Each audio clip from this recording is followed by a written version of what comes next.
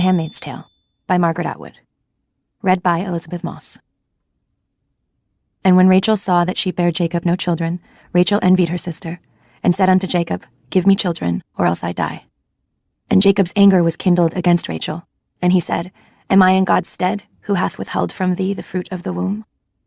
And she said, Behold my maid Bilhah, go in unto her, and she shall bear upon my knees, that I may also have children by her. Genesis, chapter 30, verse 1-3. But as to myself, having been wearied out for many years with offering vain, idle, visionary thoughts, and at length utterly despairing of success, I fortunately fell upon this proposal. Jonathan Swift, A Modest Proposal. In the desert, there is no sign that says, Thou shalt not eat stones. Sufi proverb. 1. Night. Chapter 1. We slept in what had once been the gymnasium. The floor was of varnished wood, with stripes and circles painted on it, for the games that were formerly played there. The hoops for the basketball nets were still in place, though the nets were gone. A balcony ran around the room for the spectators, and I thought I could smell, faintly like an afterimage, the pungent scent of sweat, shot through with the sweet taint of chewing gum and perfume from the watching girls, felt skirted as I knew from pictures, later in miniskirts, then pants, then in one earring, spiky green-streaked hair. Dances would have been held there. The music lingered, a palimpsest of unheard sound, style upon style, an undercurrent of drums, a forlorn wail, garlands made of tissue paper flowers, cardboard devils, a revolving ball of mirrors, powdering the dancers with a snow of light. There was old sex in the room, and loneliness, an expectation of something without a shape or name. I remember that yearning, for something that was always about to happen, and was never the same as the hands that were on us there and then, in the small of the back, or out back in the parking lot, or in the television room with the sound turned down, and only the pictures flickering over lifting flesh. We yearned for the future. How did we learn it, that talent for insatiability? It was in the air, and it was still in the air, an afterthought as we tried to sleep, in the army cots that had been set up in rows, with spaces between us so we could not talk. We had flannelette sheets like children's, and army-issue blankets, old ones that still said U.S. We folded our clothes neatly and laid them on the stools at the ends of the beds. The lights were turned down, but not out. Aunt Sarah and Aunt Elizabeth patrolled. They had electric cattle prods slung on thongs from their leather belts. No guns, though. Even they could not be trusted with guns. Guns were for the guards, specially picked from the angels. The guards weren't allowed inside the building except when called, and we weren't allowed out, except for our walks, twice daily, 2 by 2 around the football field, which was enclosed now by a chain-link fence topped with barbed wire. The angels stood outside it with their backs to us. They were objects of fear to us, but of something else as well. If only they would look. If only we could talk to them. Something could be exchanged, we thought. Some deal made, some trade-off. We still had our bodies. That was our fantasy. We learned to whisper almost without sound. In the semi-darkness, we could stretch out our arms when the ants weren't looking and touch each other's hands across space. We learned to lip-read, our heads flat on the beds, turned sideways, watching each other's mouths. In this way, we exchanged names, from bed to bed. Alma, Janine, Dolores, Moira, June. 2. Shopping. Chapter 2. A chair, a table, a lamp. Above, on the white ceiling, a relief ornament in the shape of a wreath, and in the center of it, a blank space plastered over, like the place in a face where the eye has been taken out. There must have been a chandelier once. They've removed anything you could tie a rope to. A window, 2 white curtains. Under the window, a window seat with a little cushion. When the window is partly open, it only opens partly, the air can come in and make the curtains move. I can sit in the chair or on the window seat, hands folded, and watch this. Sunlight comes in through the window too and falls on the floor, which is made of wood in narrow strips, highly polished. I can smell the polish. There's a rug on the floor, oval, of braided rags. This is the kind of touch they like. Folk art, archaic, made by women in their spare time from things that have no further use. A return to traditional values. Waste not, want not. I am not being wasted. Why do I want? On the wall above the chair, a picture, framed but with no glass, a print of flowers, blue irises, watercolor. Flowers are still allowed, Does each of us have the same print? The same chair? The same white curtains, I wonder? Government issue? Think of it as being in the army, said Aunt Lydia. A bed, single, mattress medium hard, covered with a flocked white spread. Nothing takes place in the bed but sleep. Or no sleep. I try not to think too much. Like other things now, thought must be rationed. There's a lot that doesn't bear thinking about.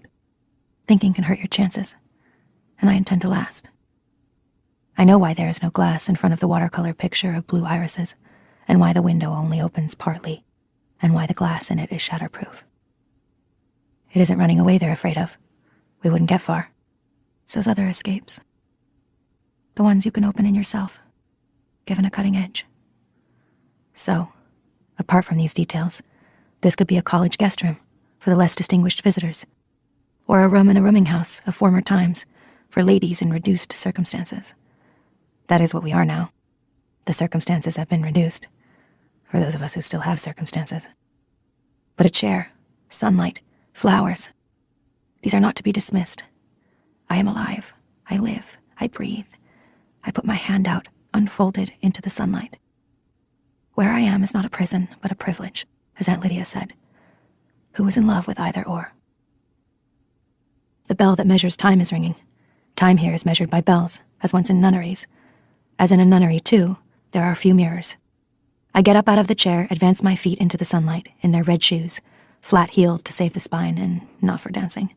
The red gloves are lying on the bed. I pick them up, pull them onto my hands, finger by finger.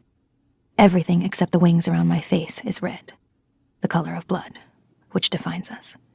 The skirt is ankle-length, full, gathered to a flat yoke that extends over the breasts. The sleeves are full. The white wings, too, are prescribed issue. They are to keep us from seeing, but also from being seen. I never looked good in red. It's not my color. I pick up the shopping basket, put it over my arm. The door of the room, not my room, I refuse to say my, is not locked. In fact, it doesn't shut properly. I go out into the polished hallway, which has a runner down the center, dusty pink, like a path through the forest, like a carpet for royalty. It shows me the way. The carpet bends and goes down the front staircase, and I go with it, one hand on the banister, once a tree, turned in another century, rubbed to a warm gloss. Late Victorian the house is, a family house, built for a large, rich family. There's a grandfather clock in the hallway which doles out time, and then the door to the motherly front sitting room with its flesh tones and hints. A sitting room in which I never sit, but stand or kneel only. At the end of the hallway, above the front door, is a fanlight of colored glass, flowers, red and blue. There remains a mirror on the hall wall. If I turn my head so that the white wings framing my face direct my vision towards it, I can see it as I go down the stairs, round, convex, a pier glass like the eye of a fish, and myself in it like a distorted shadow, a parody of something, some fairy tale figure in a red cloak, descending towards a moment of carelessness that is the same as danger, a sister dipped in blood. At the bottom of the stairs there's a hat and umbrella stand, the bentwood kind, long rounded rungs of wood curving gently up into hooks shaped like the opening fronds of a fern. There are several umbrellas in it, black for the commander, blue for the commander's wife, and the one assigned to me, which is red. I leave the red umbrella where it is because I know from the window that the day is sunny. I wonder whether or not the commander's wife is in the sitting room. She doesn't always sit. Sometimes I can hear her pacing back and forth, a heavy step, and then a light one, and the soft tap of her cane on the dusty rose carpet. I walk along the hallway past the sitting room door and the door that leads into the dining room, and open the door at the end of the hall and go through into the kitchen. Here, the smell is no longer of furniture polish. Rita is in here, standing at the kitchen table, which has a top of chipped white enamel. She's in her usual Martha's dress, which is dull green, like a surgeon's gown of the time before. The dress is much like mine in shape, long and concealing, but with a bib apron over it and without the white wings and the veil. She puts the veil on to go outside, but nobody much cares who sees the face of a Martha. Her sleeves are rolled to the elbow, showing her brown arms. She's making bread, throwing the loaves for the final brief kneading and then the shaping. Rita sees me and nods, whether in greeting or in simple acknowledgement of my presence, it's hard to say, and wipes her floury hands on her apron and rummages in the kitchen drawer for the token book. Frowning, she tears out 3 tokens and hands them to me. Her face might be kindly if she would smile, but the frown isn't personal. It's the red dress she disapproves of, and what it stands for. She thinks I may be catching, like a disease, or any form of bad luck. Sometimes I listen outside closed doors, a thing I never would have done in the time before. I don't listen long because I don't want to be caught doing it. Once, though, I heard Rita say to Cora that she wouldn't debase herself like that. Nobody asking you, Cora said. Anyways, what could you do, supposing? Go to the colonies, Rita said. They have the choice. With the unwomen and starved to death and Lord knows what else, said Cora. Catch you. They were shelling peas. Even through the almost closed door, I could hear the light clink of the hard peas falling into the metal bowl. I heard Rita, a grunt or a sigh of protest or agreement. Anyways, they're doing it for us all, said Cora, or so they say. If I hadn't have got my tubes tied, it could have been me. Say I was 10 years younger. It's not that bad. It's not what you'd call hard work. Better her than me, Rita said, and I opened the door. Their faces were the way women's faces are when they've been talking about you behind your back, and they think you've heard. Embarrassed, but also a little defiant, as if it were their right. That day, Cora was more pleasant to me than usual, Rita more surly. Today, despite Rita's closed face and pressed lips, I would like to stay here, in the kitchen. Cora might come in from somewhere else in the house, carrying her bottle of lemon oil and her duster, and Rita would make coffee. In the houses of the commanders, there is still real coffee, and we would sit at Rita's kitchen table, which is not Rita's any more than my table is mine, and we would talk about aches and pains, illnesses, our feet, our backs, all the different kinds of mischief that our bodies, like unruly children, can get up to. We would nod our heads as punctuation to each other's voices, signaling that, yes, we know all about it. We would exchange remedies and try to outdo each other in the recital of our physical miseries. Gently we would complain, our voices soft and minor key, and mournful as pigeons in the eaves troughs. I know what you mean, we'd say. Or a quaint expression you sometimes hear still from older people. I hear where you're coming from. As if the voice itself were a traveler arriving from a distant place. Which it would be, which it is. How I used to despise such talk. Now I long for it. At least it was talk. An exchange of sorts. Or we would gossip. The Marthas know things. They talk among themselves, passing the unofficial news from house to house. Like me, they listen at doors, no doubt, and see things even with their eyes averted. I've heard them at it sometimes, caught whiffs of their private conversations. Stillborn it was. Or, stabbed her with a knitting needle, right in the belly. Jealousy it must have been, eating her up. Or, tantalizingly, it was toilet cleaner she used. Worked like a charm, though you'd think he'd have tasted it. Must have been that drunk, but they found her out all right. Or I would help Rita to make the bread, sinking my hands into that soft, resistant warmth which is so much like flesh. I hunger to touch something other than cloth or wood. I hunger to commit the act of touch. But even if I were to ask, even if I were to violate decorum to that extent, Rita would not allow it. She would be too afraid. The Marthas are not supposed to fraternize with us. Fraternize means to behave like a brother. Luke told me that. He said there is no corresponding word that meant to behave like a sister. Sororize it would have to be, he said, from the Latin. He liked knowing about such details. The derivations of words, curious usages. I used to tease him about being pedantic. I take the tokens from Rita's outstretched hand. They have pictures on them of the things they can be exchanged for. 12 eggs, a piece of cheese, a brown thing that's supposed to be a steak. I place them in the zippered pocket in my sleeve, where I keep my pass. Tell them fresh for the eggs, she says. Not like last time. And a chicken, tell them, not a hen. Tell them who it's for, and then they won't mess around. All right, I say. I don't smile. Why tempt her to friendship? Chapter 3.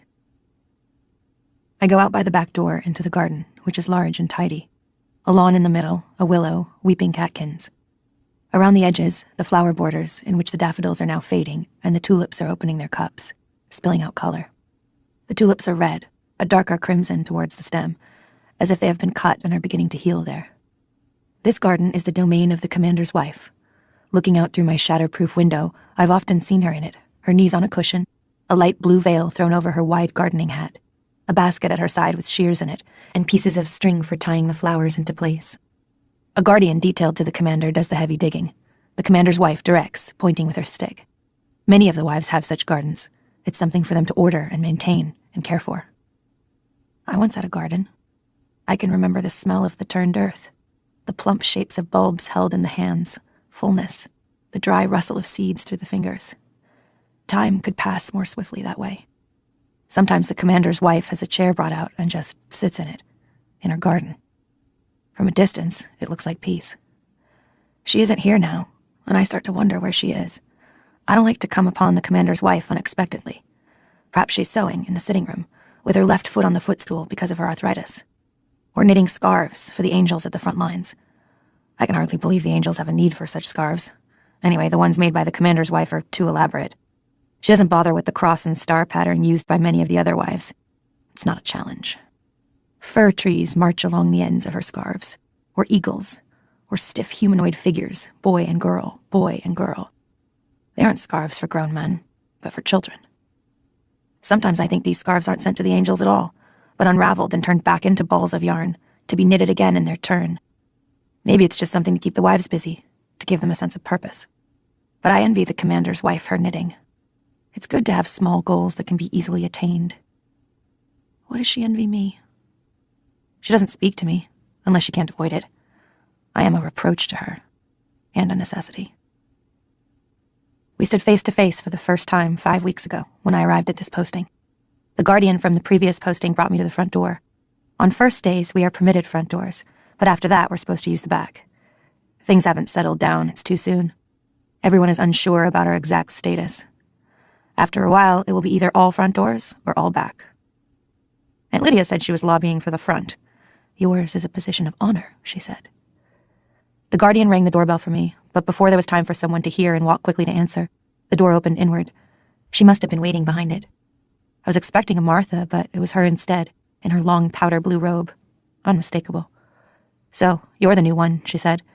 She didn't step aside to let me in. She just stood there in the doorway, blocking the entrance. She wanted me to feel that I could not come into the house unless she said so. There is push and shove these days over such toeholds. Yes, I said. Leave it on the porch. She said this to the guardian who was carrying my bag. The bag was red vinyl and not large. There was another bag with the winter cloak and heavier dresses, but that would be coming later. The guardian set down the bag and saluted her. Then I could hear his footsteps behind me, going back down the walk and the click of the front gate, and I felt as if a protective arm were being withdrawn. The threshold of a new house is a lonely place. She waited until the car started up and pulled away. I wasn't looking at her face, but at the part of her I could see with my head lowered. Her blue waist thickened, her left hand on the ivory head of her cane, the large diamonds on the ring finger, which must once have been fine and was still finely kept. The fingernail at the end of the knuckly finger filed to a gentle curving point. It was like an ironic smile on that finger, like something mocking her. You might as well come in, she said. She turned her back on me and limped down the hall. Shut the door behind you. I lifted the red bag inside, as she'd no doubt intended, then closed the door. I didn't say anything to her. Aunt Lydia said it was best not to speak unless they asked you a direct question. Try to think of it from their point of view, she said, her hands clasped and wrung together, her nervous, pleading smile. It isn't easy for them.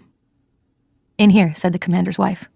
When I went into the sitting room, she was already in her chair, her left foot on the footstool, with its petty point cushion, roses in a basket. Her knitting was on the floor beside the chair, the needles stuck through it. I stood in front of her, hands folded. So, she said.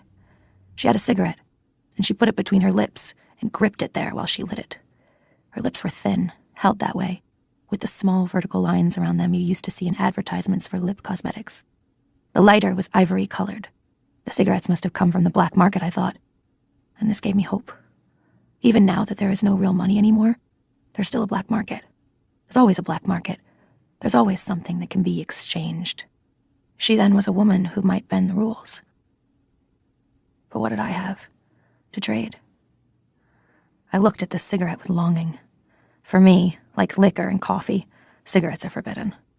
So, old what's-his-face didn't work out, she said. No, ma'am, I said. She gave what might have been a laugh, then coughed. Tough luck on him, she said. This is your second, isn't it? Third, ma'am, I said. Not so good for you either, she said. There was another coughing laugh. You can sit down.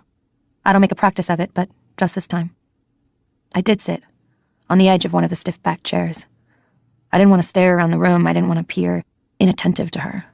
So the marble mantelpiece to my right and the mirror over it and the bunches of flowers were just shadows then, at the edges of my eyes. Later I would have more than enough time to take them in. Now her face was on a level with mine. I thought I recognized her, or at least there was something familiar about her. A little of her hair was showing from under her veil. It was still blonde. I thought then that maybe she bleached it, that hair dye was something else she could get through the black market, but I know now that it really is blonde. Her eyebrows were plucked into thin, arched lines, which gave her a permanent look of surprise, or outrage, or inquisitiveness, such as you might see on a startled child. But below them her eyelids were tired-looking. Not so her eyes, which were the flat, hostile blue of a midsummer sky in bright sunlight. A blue that shuts you out. Her nose must once have been what was called cute, but now it was too small for her face. Her face was not fat, but it was large. 2 lines led downwards from the corners of her mouth. Between them was her chin, clenched like a fist. "I want to see as little of you as possible," she said. "I expect you feel the same way about me." I didn't answer, as a yes would have been insulting, a no contradictory. "I know you aren't stupid," she went on. She inhaled, blew out the smoke. "I've read your file. As far as I'm concerned, this is like a business transaction. But if I get trouble, I'll give trouble back. You understand?" "Yes, ma'am," I said. "Don't call me ma'am," she said irritably. "You're not a Martha." I didn't ask what I was supposed to call her because I could see that she hoped I would never have the occasion to call her anything at all. I was disappointed. I wanted, then, to turn her into an older sister, a motherly figure, someone who would understand and protect me. The wife in my posting before this had spent most of her time in her bedroom. The Marthas said she drank. I wanted this one to be different. I wanted to think I would have liked her in another time and place, another life. But I could see already that I wouldn't have liked her, nor she me. She put her cigarette out, half-smoked, in a little scrolled ashtray on the lamp table beside her. She did this decisively, 1 jab and 1 grind, not the series of genteel taps favored by many of the wives. "As for my husband," she said, "he's just that, my husband. I want that to be perfectly clear. Till death do us part. It's final." "Yes, ma'am," I said again, forgetting. They used to have dolls for little girls that would talk if you pulled a string at the back. I thought I was sounding like that, voice of a monotone, voice of a doll. She probably longed to slap my face. They can hit us. There's scriptural precedent. But not with any implement, only with their hands. "It's one of the things we fought for," said the commander's wife. And suddenly she wasn't looking at me. She was looking down at her knuckled, diamond-studded hands. And I knew where I'd seen her before. The first time was on television, when I was 8 or 9. It was when my mother was sleeping in on Sunday mornings, and I would get up early and go to the television set in my mother's study and flip through the channels looking for cartoons.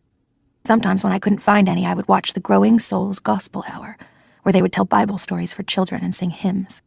One of the women was called Serena Joy. She was the lead soprano. She was ash blonde, petite, with a snub nose and huge blue eyes, which she'd turn upwards during hymns. She could smile and cry at the same time, 1 tear or 2 sliding gracefully down her cheek as if on cue, as her voice lifted through its highest notes, tremulous, effortless. It was after that she went on to other things. The woman sitting in front of me was Serena Joy, or had been, once. So, it was worse than I thought.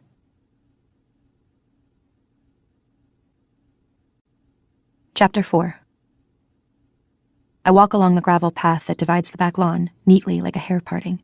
It has rained during the night. The grass to either side is damp, the air humid. Evidence of the fertility of the soil, caught by the sun, half dead, flexible and pink, like lips. I open the white picket gate and continue, past the front lawn and towards the front gate. In the driveway, one of the guardians assigned to our household is washing the car. That must mean the commander is in the house, in his own quarters, past the dining room and beyond, where he seems to stay most of the time. The car is a very expensive one, a whirlwind. Better than the Chariot, much better than the chunky, practical behemoth. It's black, of course, the color of prestige, or a hearse, and long and sleek. The driver is going over it with a chamois, lovingly. This at least hasn't changed, the way men caress good cars. He's wearing the uniform of the Guardians, but his cap is tilted at a jaunty angle, and his sleeves are rolled to the elbow, showing his forearms, tanned, but with a stipple of dark hairs. He has a cigarette stuck in the corner of his mouth, which shows that he too has something he can trade on the black market. I know this man's name. Nick. I know this because I've heard Rita and Cora talking about him, and once I heard the commander speaking to him. Nick, I won't be needing the car. He lives here, in the household, over the garage. Low status. He hasn't been issued a woman. Not even one. He doesn't rate. Some defect, lack of connections. But he acts as if he doesn't know this. Or care. He's too casual. He's not servile enough. It may be stupidity, but I don't think so. Smells fishy, they used to say. Or I smell a rat. Misfit as odor. Despite myself, I think of how he might smell. Not fish, or decaying rat. Tanned skin, moist in the sun, filmed with smoke. I sigh, inhaling. He looks at me and sees me looking. He has a French face, lean, whimsical, all planes and angles, with creases around the mouth where he smiles. He takes a final puff of the cigarette, lets it drop to the driveway, and steps on it. He begins to whistle. Then, he winks. I drop my head and turn so that the white wings hide my face and keep walking. He's just taking a risk. But for what? What if I were to report him? Perhaps he was merely being friendly. Perhaps he saw the look on my face and mistook it for something else. Really what I wanted was a cigarette. Perhaps it was a test, to see what I would do. Perhaps he's an eye. I open the front gate and close it behind me, looking down but not back. The sidewalk is red brick. That is the landscape I focus on, a field of oblongs, gently undulating where the earth beneath has buckled, from decade after decade of winter frost. The color of the bricks is old yet fresh and clear. Sidewalks are kept much cleaner than they used to be. I walk to the corner and wait. I used to be bad at waiting. They also serve who only stand and wait, said Aunt Lydia. She made us memorize it. She also said, not all of you will make it through. Some of you will fall on dry ground or thorns. Some of you are shallow-rooted. She had a mole on her chin that went up and down while she talked. She said, think of yourself as seeds. And right then her voice was wheedling, conspiratorial, like the voices of those women who used to teach ballet classes to children, and who would say, arms up in the air now, let's pretend we're trees. I stand on the corner, pretending I am a tree.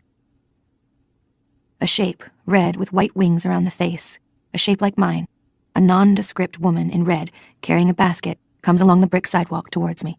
She reaches me, and we peer at each other's faces, looking down the white tunnels of cloth that enclose us. She is the right one. Blessed be the fruit, she says to me, the accepted greeting among us. May the Lord open, I answer, the accepted response. We turn and walk together past the large houses, towards the central part of town. We aren't allowed to go there except in twos. This is supposed to be for our protection, though the notion is absurd. We are well protected already. The truth is that she is my spy, as I am hers.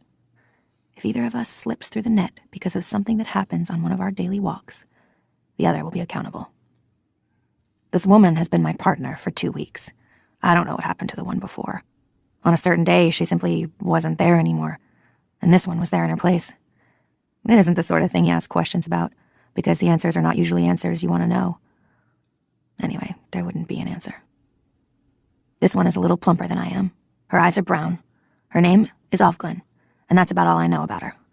She walks demurely, head down, red-gloved hands clasped in front, with short little steps like a trained pig's on its hind legs. During these walks, she has never said anything that was not strictly orthodox. But then, neither have I. She may be a real believer, a handmaid in more than name. I can't take the risk. The war is going well, I hear, she says. Praise be, I reply. We've been sent good weather, which I receive with joy. They've defeated more of the rebels since yesterday. Praise be, I say. I don't ask her how she knows. What were they? Baptists. They had a stronghold in the Blue Hills. They smoked them out. Praise be. Sometimes I wish she would just shut up and let me walk in peace. But I'm ravenous for news, any kind of news. Even if it's false news, it must mean something. We reached the first barrier, which is like the barriers blocking off roadworks or dug-up sewers. A wooden crisscross painted in yellow and black stripes. A red hexagon, which means stop. Near the gateway there are some lanterns, not lit because it isn't night.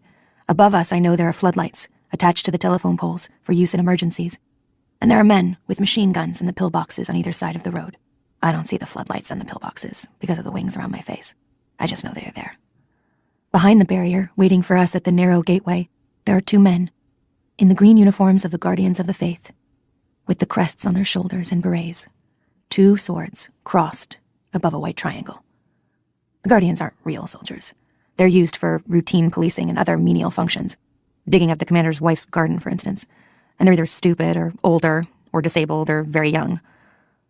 Apart from the ones that are eyes incognito. These 2 are very young. One mustache is still sparse. One face is still blotchy. Their youth is touching, but I know I can't be deceived by it. The young ones are often the most dangerous, the most fanatical, the jumpiest with their guns. They haven't yet learned about existence through time. You have to go slowly with them. Last week, they shot a woman. Right about here. She was a Martha. She was fumbling in her robe for her pass, and they thought she was hunting for a bomb. They thought she was a man in disguise. There have been such incidents. Rita and Cora knew the woman. I heard them talking about it in the kitchen. "Doing their job," said Cora, "keeping us safe." "Nothing safer than dead," said Rita, angrily. "She was minding her own business. No call to shoot her." "It was an accident," said Cora. "No such thing," said Rita. "Everything is meant." I could hear her thumping the pots around in the sink. "Well, someone will think twice before blowing up this house anyways," said Cora. "All the same," said Rita. "She worked hard. That was a bad death." "I can think of worse," said Cora. "At least it was quick." "You can say that," said Rita. "I'd choose to have some time, before, to set things right." The two young guardians salute us, raising 3 fingers to the rims of their berets. Such tokens are accorded to us. They are supposed to show respect, because of the nature of our service. We produce our passes from the zippered pockets in our wide sleeves, and they are inspected and stamped. One man goes into the right-hand pillbox to punch our numbers into the CompuCheck. In returning my pass, the one with the peach-colored mustache bends his head to try to get a look at my face. I raise my head a little, to help him, and he sees my eyes, and I see his, and he blushes. His face is long and mournful, like a sheep's, but with the large, full eyes of a dog, spaniel, not terrier. His skin is pale, and looks unwholesomely tender, like the skin under a scab. Nevertheless, I think of placing my hand on it, this exposed face. He is the one who turns away. It's an event, a small defiance of rule, so small as to be undetectable, but such moments are the rewards I hold out for myself, like the candy I hoarded as a child at the back of a drawer. Such moments are possibilities, tiny peepholes. What if I were to come at night when he's on duty alone, though he would never be allowed such solitude, and permit him beyond my white wings? What if I were to peel off my red shroud and show myself to him, to them, by the uncertain light of the lanterns? This is what they must think about sometimes, as they stand endlessly beside this barrier, past which nobody ever comes except the commanders of the faithful in their long black murmurous cars, or their blue wives and white-veiled daughters on their dutiful way to salvagings or pravaganzas, or their dumpy green Marthas, or the occasional birthmobile, or their red handmaids on foot, or sometimes a black-painted van with the winged eye in white on the side. The windows of the vans are dark-tinted, and the men in the front seats wear dark glasses, a double obscurity. The vans are surely more silent than the other cars. When they pass, we avert our eyes. If there are sounds coming from inside, we try not to hear them. Nobody's heart is perfect. When the black vans reach a checkpoint, they're waved through without a pause. The guardians would not want to take the risk of looking inside, searching, doubting their authority. Whatever they think. If they do think, you can't tell by looking at them. But more likely, they don't think in terms of clothing discarded on the lawn. If they think of a kiss, they must then think immediately of the floodlights going on, the rifle shots. They think instead of doing their duty and of promotion to the angels, and of being allowed possibly to marry, and then, if they are able to gain enough power and live to be old enough, of being allotted a handmaid of their own. The one with the mustache opens the small pedestrian gate for us and stands back, well out of the way, and we pass through. As we walk away, I know they're watching, these 2 men who aren't yet permitted to touch women. They touch with their eyes instead, and I move my hips a little, feeling the full red skirt sway around me. It's like thumbing your nose from behind a fence, or teasing a dog with a bone held out of reach.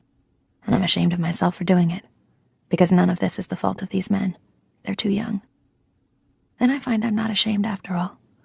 I enjoy the power of a dog bone, passive but there. I hope they get hard at the sight of us, and have to rub themselves against the painted barriers, surreptitiously. They will suffer, later, at night, in their regimented beds. They have no outlets now except themselves, and that's a sacrilege. There are no more magazines, no more films, no more substitutes.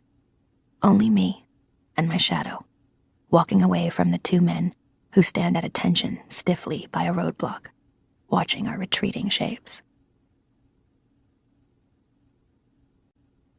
Chapter 5. Doubled, I walk the street.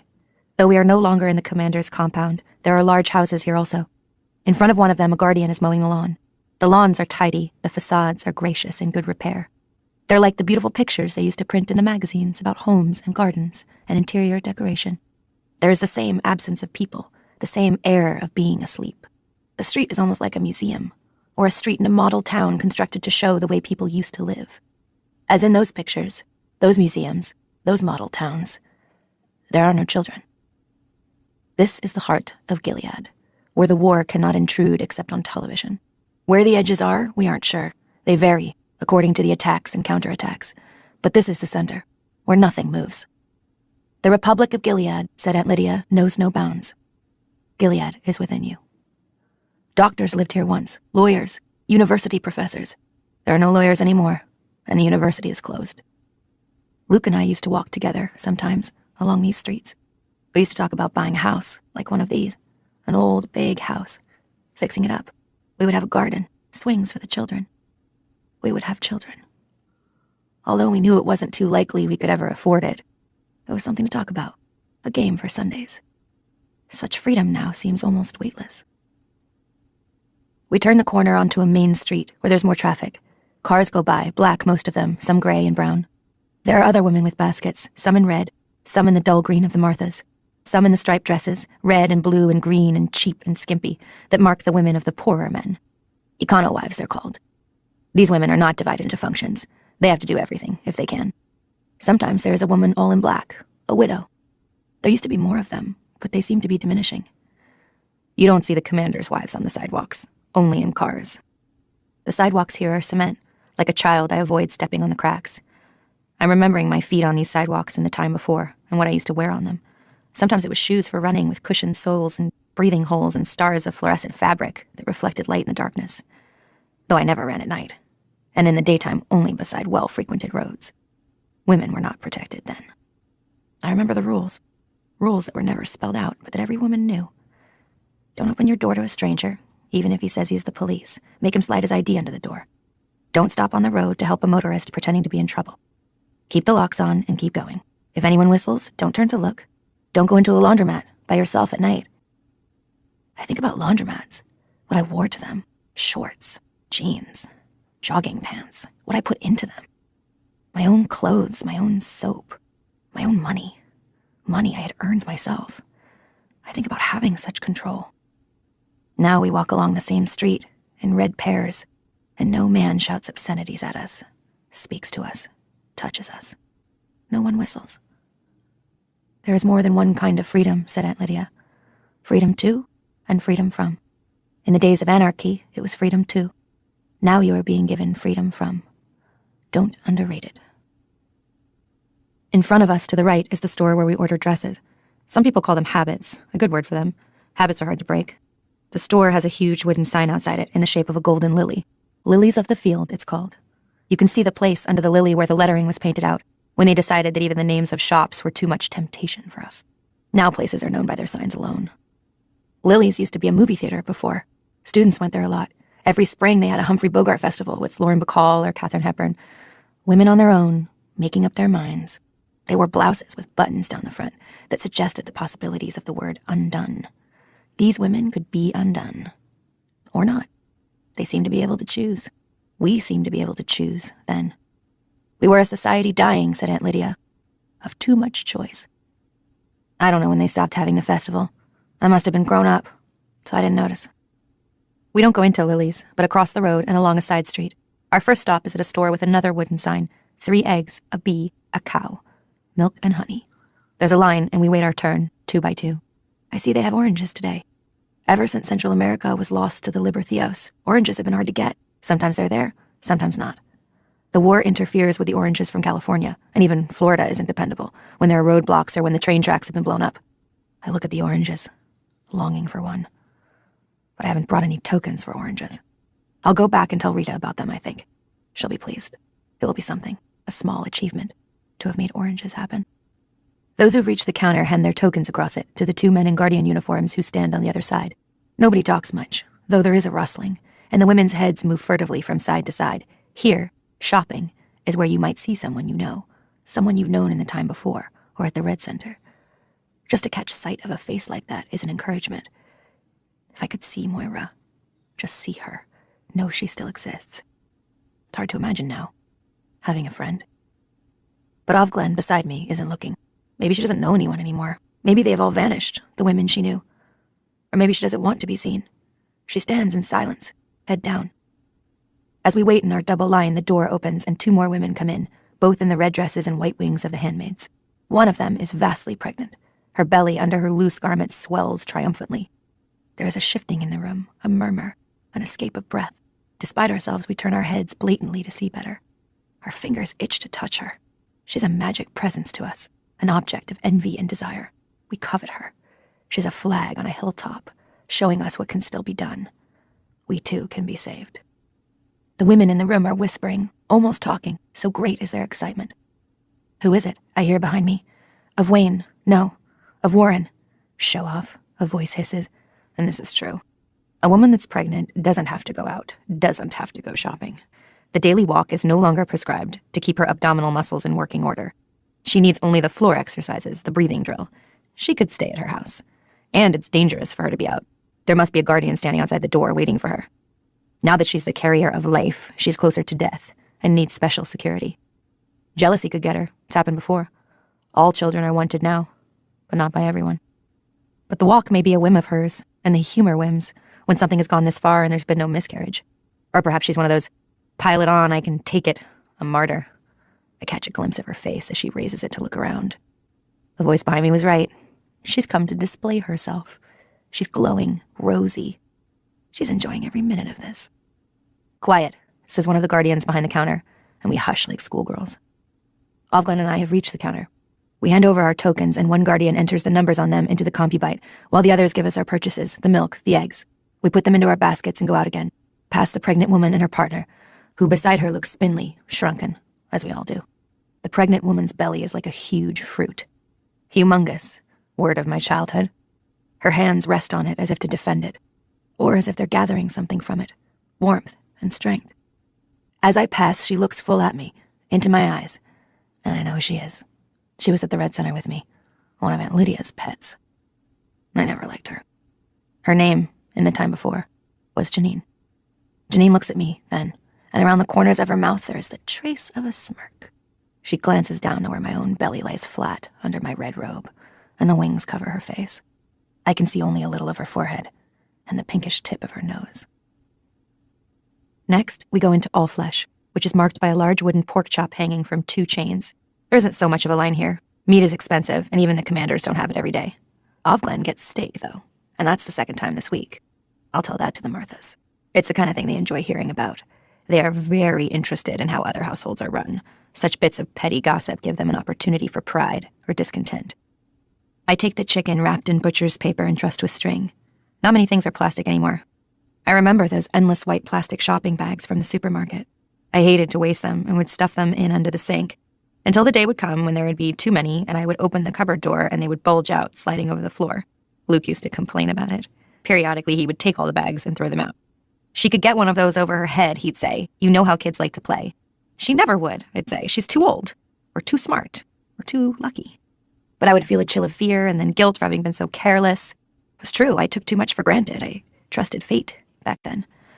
I'll keep them in a higher cupboard, I'd say. Don't keep them at all, he'd say. We never use them for anything. Garbage bags, I'd say. He'd say, not here. And no, not where people are looking. I turn, see my silhouette in the plate glass window. We have come outside then. We are on the street. A group of people is coming towards us. They're tourists from Japan, it looks like. A trade delegation, perhaps. On a tour of the historic landmarks or out for local color. They're diminutive and neatly turned out. Each has his or her camera, his or her smile. They look around, bright-eyed, cocking their heads to one side like robins. Their very cheerfulness aggressive. I can't help staring. It's been a long time since I've seen skirts that short on women. The skirts reach just below the knee and the legs come out from beneath them, nearly naked in their thin stockings, blatant. The high-heeled shoes with their straps attached to the feet like delicate instruments of torture. The women teeter on their spiked feet as if on stilts, but off balance. Their backs arch at the waist, thrusting the buttocks out. Their heads are uncovered, and their hair, too, is exposed, in all its darkness and sexuality. They wear lipstick, red, outlining the damp cavities of their mouths, like scrawls on a washroom wall of the time before. I stop walking. Ovglen stops beside me, and I know that she too cannot take her eyes off these women. We are fascinated, but also repelled. They seem undressed. It has taken so little time to change our minds about things like this. Then I think, I used to dress like that. That was freedom. Westernized, they used to call it. The Japanese tourists come towards us, twittering, and we turn our heads away too late. Our faces have been seen. There's an interpreter in the standard blue suit and red patterned tie with the winged eye tie pin. He's the one who steps forward out of the group in front of us, blocking our way. The tourists bunch behind him. One of them raises a camera.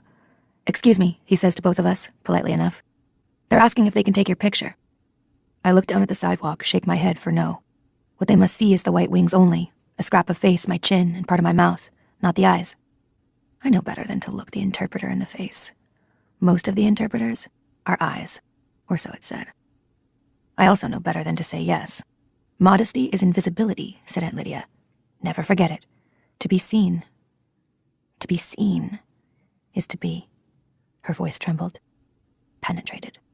What you must be, girls, is impenetrable. She called us girls. Beside me, Ovglen is also silent. She's tucked her red-gloved hands up into her sleeves to hide them. The interpreter turns back to the group, chatters at them in staccato. I know what he'll be saying. I know the line. He'll be telling them that the women here have different customs, that to stare at them through the lens of a camera is, for them, an experience of violation. I'm looking down at the sidewalk, mesmerized by the women's feet. One of them is wearing open-toed sandals, the toenails painted pink. I remember the smell of nail polish, the way it wrinkled if you put the second coat on too soon, the satiny brushing of sheer pantyhose against the skin, the way the toes felt, pushed towards the opening in the shoe by the whole weight of the body. The woman with painted toes shifts from one foot to the other. I can feel her shoes on my own feet. The smell of nail polish has made me hungry. "Excuse me," says the interpreter again to catch our attention. I nod to show I've heard him.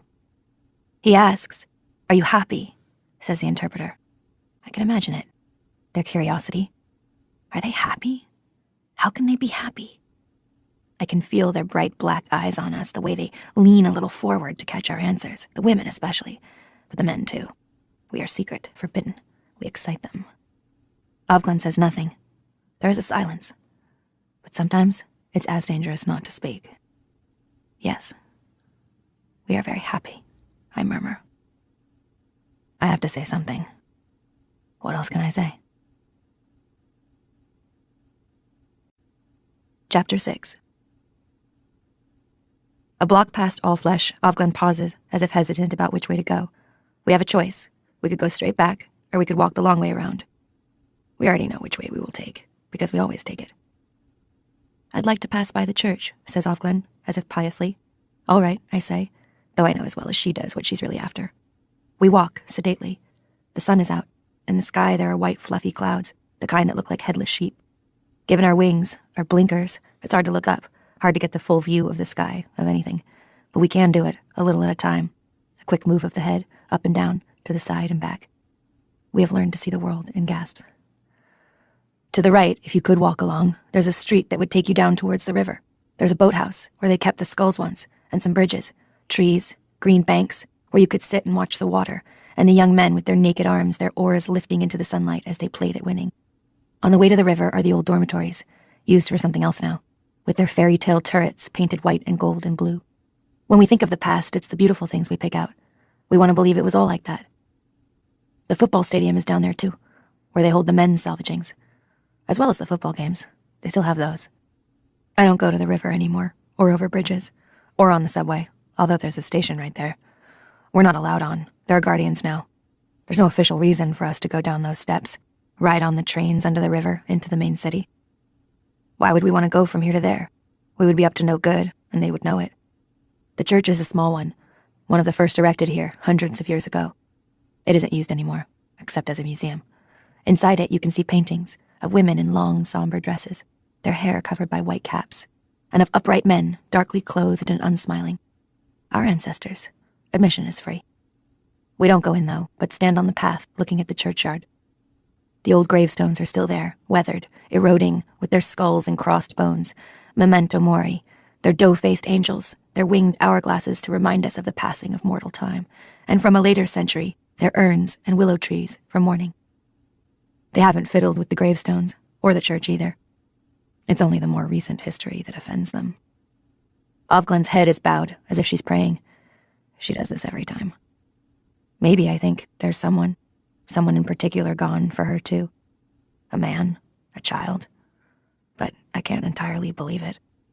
I think of her as a woman for whom every act is done for show, is acting rather than a real act. She does such things to look good, I think. She's out to make the best of it. But that is what I must look like to her, as well. How can it be otherwise? Now we turn our backs on the church, and there is the thing we've in truth come to see. The wall. The wall is hundreds of years old, too. Or over 100, at least. Like the sidewalks, it's red brick, and must once have been plain but handsome. Now the gates have sentries, and there are ugly new floodlights mounted on metal posts above it, and barbed wire along the bottom, and broken glass set in concrete along the top. No one goes through those gates willingly. The precautions are for those trying to get out. Though, to make it even as far as the wall from the inside, past the electronic alarm system, would be next to impossible. Beside the main gateway, there are 6 more bodies hanging, by the necks, their hands tied in front of them, their heads in white bags tipped sideways onto their shoulders. There must have been a men salvaging early this morning. I didn't hear the bells. Perhaps I've become used to them. We stop, together, as if on signal, and stand and look at the bodies. It doesn't matter if we look. We're supposed to look. This is what they are there for, hanging on the wall. Sometimes they'll be there for days, until there's a new batch, so as many people as possible will have the chance to see them. What they are hanging from is hooks. The hooks have been set into the brickwork of the wall for this purpose. Not all of them are occupied. The hooks look like appliances for the armless, or steel question marks, upside down and sideways. It's the bags over the heads that are the worst. Worse than the faces themselves would be. It makes the men look like dolls on which faces have not yet been painted, like scarecrows, which in a way is what they are, since they are meant to scare. Or as if their heads are sacks, stuffed with some undifferentiated material, like flour or dough. It's the obvious heaviness of the heads, their vacancy, the way gravity pulls them down, and there's no life anymore to hold them up. The heads are zeros. Though if you look and look, as we are doing, you can see the outlines of the features under the white cloth, like gray shadows. The heads are the heads of snowmen, with the coal eyes and the carrot noses fallen out. The heads are melting. But on one bag, there's blood, which has seeped through the white cloth, where the mouth must have been. It makes another mouth, a small red one, like the mouths painted with thick brushes by kindergarten children. A child's idea of a smile. This smile of blood is what fixes the attention, finally. These are not snowmen after all. The men wear white coats, like those worn by doctors or scientists. Doctors and scientists aren't the only ones, there are others, but they must have had a run on them this morning.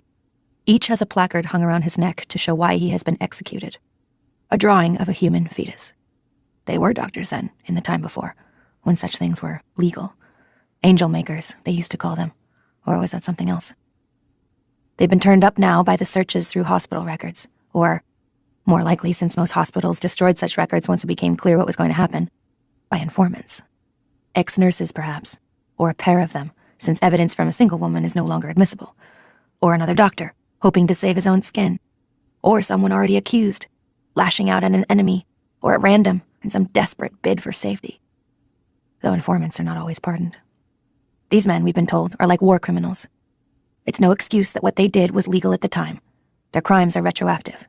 They have committed atrocities, and must be made into examples for the rest. Though this is hardly needed. No woman in her right mind these days would seek to prevent a birth, should she be so lucky as to conceive. What we are supposed to feel towards these bodies is hatred and scorn. This isn't what I feel. These bodies hanging on the wall are time travelers, anachronisms. They've come here from the past. What I feel towards them is blankness. What I feel is that I must not feel. What I feel is partly relief, because none of these men is Luke. Luke wasn't a doctor. Isn't. I look at the one red smile. The red of the smile is the same as the red of the tulips in Serena Joy's garden, towards the base of the flowers where they are beginning to heal. The red is the same, but there is no connection. The tulips are not tulips of blood. The red smiles are not flowers. Neither thing makes a comment on the other.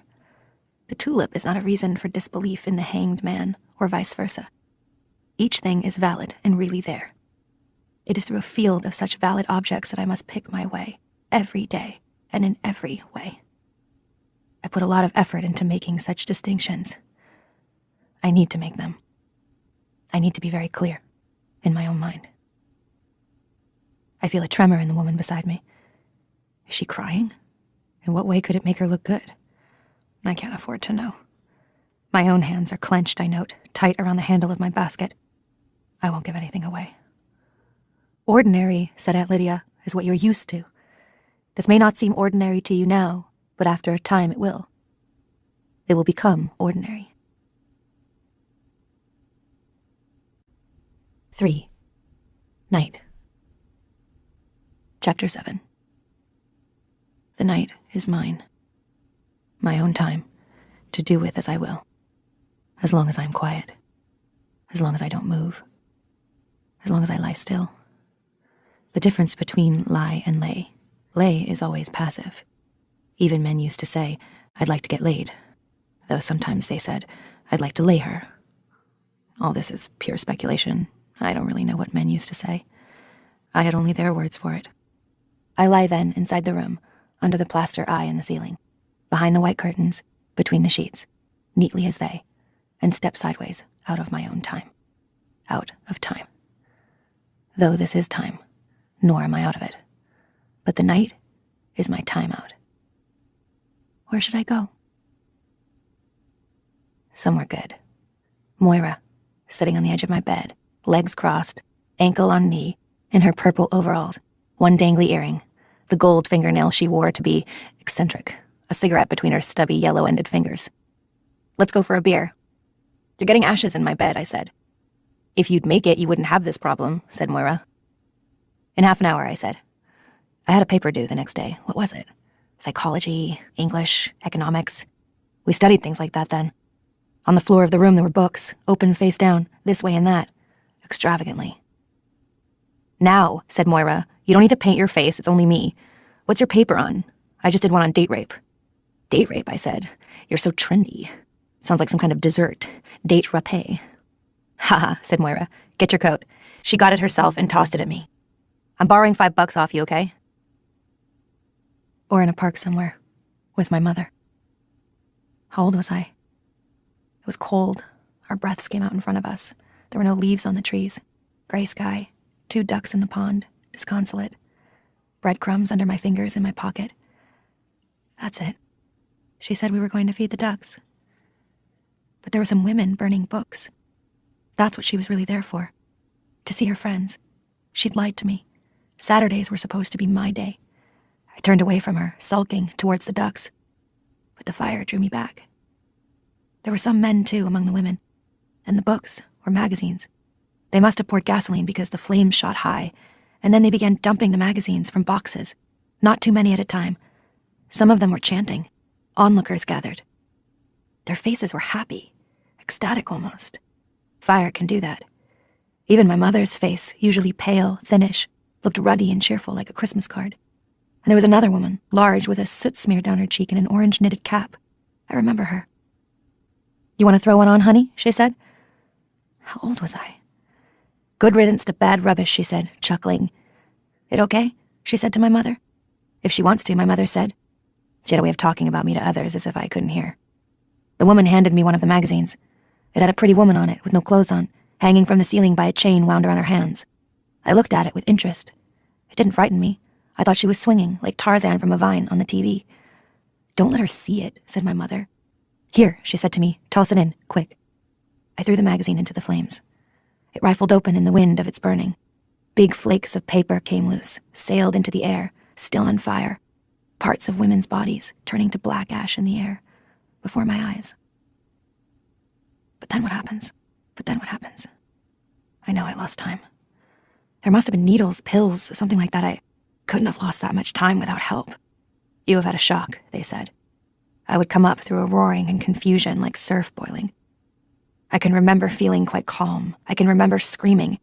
It felt like screaming, though it may have been only a whisper. Where is she? What have you done with her? There was no night or day, only a flickering. After a while, there were chairs again, and a bed, and after that, a window. She's in good hands, they said, with people who are fit. You are unfit, but you want the best for her, don't you? They showed me a picture of her, standing outside on a lawn, her face a closed oval. Her light hair was pulled back tight behind her head. Holding her hand was a woman I didn't know. She was only as tall as the woman's elbow. You've killed her, I said. She looked like an angel, solemn, compact, made of air. She was wearing a dress I'd never seen, white, and down to the ground. I would like to believe this is a story I'm telling.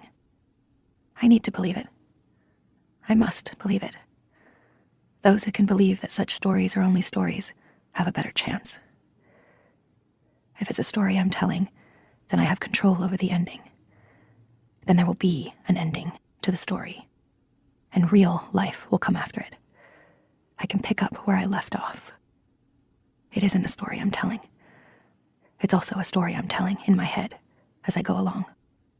Tell rather than write, because I have nothing to write with, and writing is in any case forbidden. But if it's a story, even in my head, I must be telling it to someone. You don't tell a story only to yourself. There's always someone else, even when there is no one. A story is like a letter. Dear you, I'll say. Just you, without a name. Attaching a name attaches you to the world of fact, which is riskier, more hazardous. Who knows what the chances are out there of survival? Yours? I will say you, like an old love song. You can mean more than one. You can mean thousands. I'm not in any immediate danger, I'll say to you. I'll pretend you can hear me. But it's no good. Because I know you can't. 4. Waiting Room. Chapter 8. The good weather holds. It's almost like June, when we would get out our sundresses and our sandals and go for an ice cream cone. There are 3 new bodies on the wall. One is a priest, still wearing the black cassock.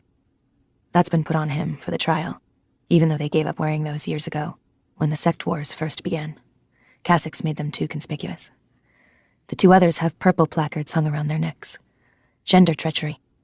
Their bodies still wear the guardian uniforms. Got together, they must have been. But where? A barracks? A shower?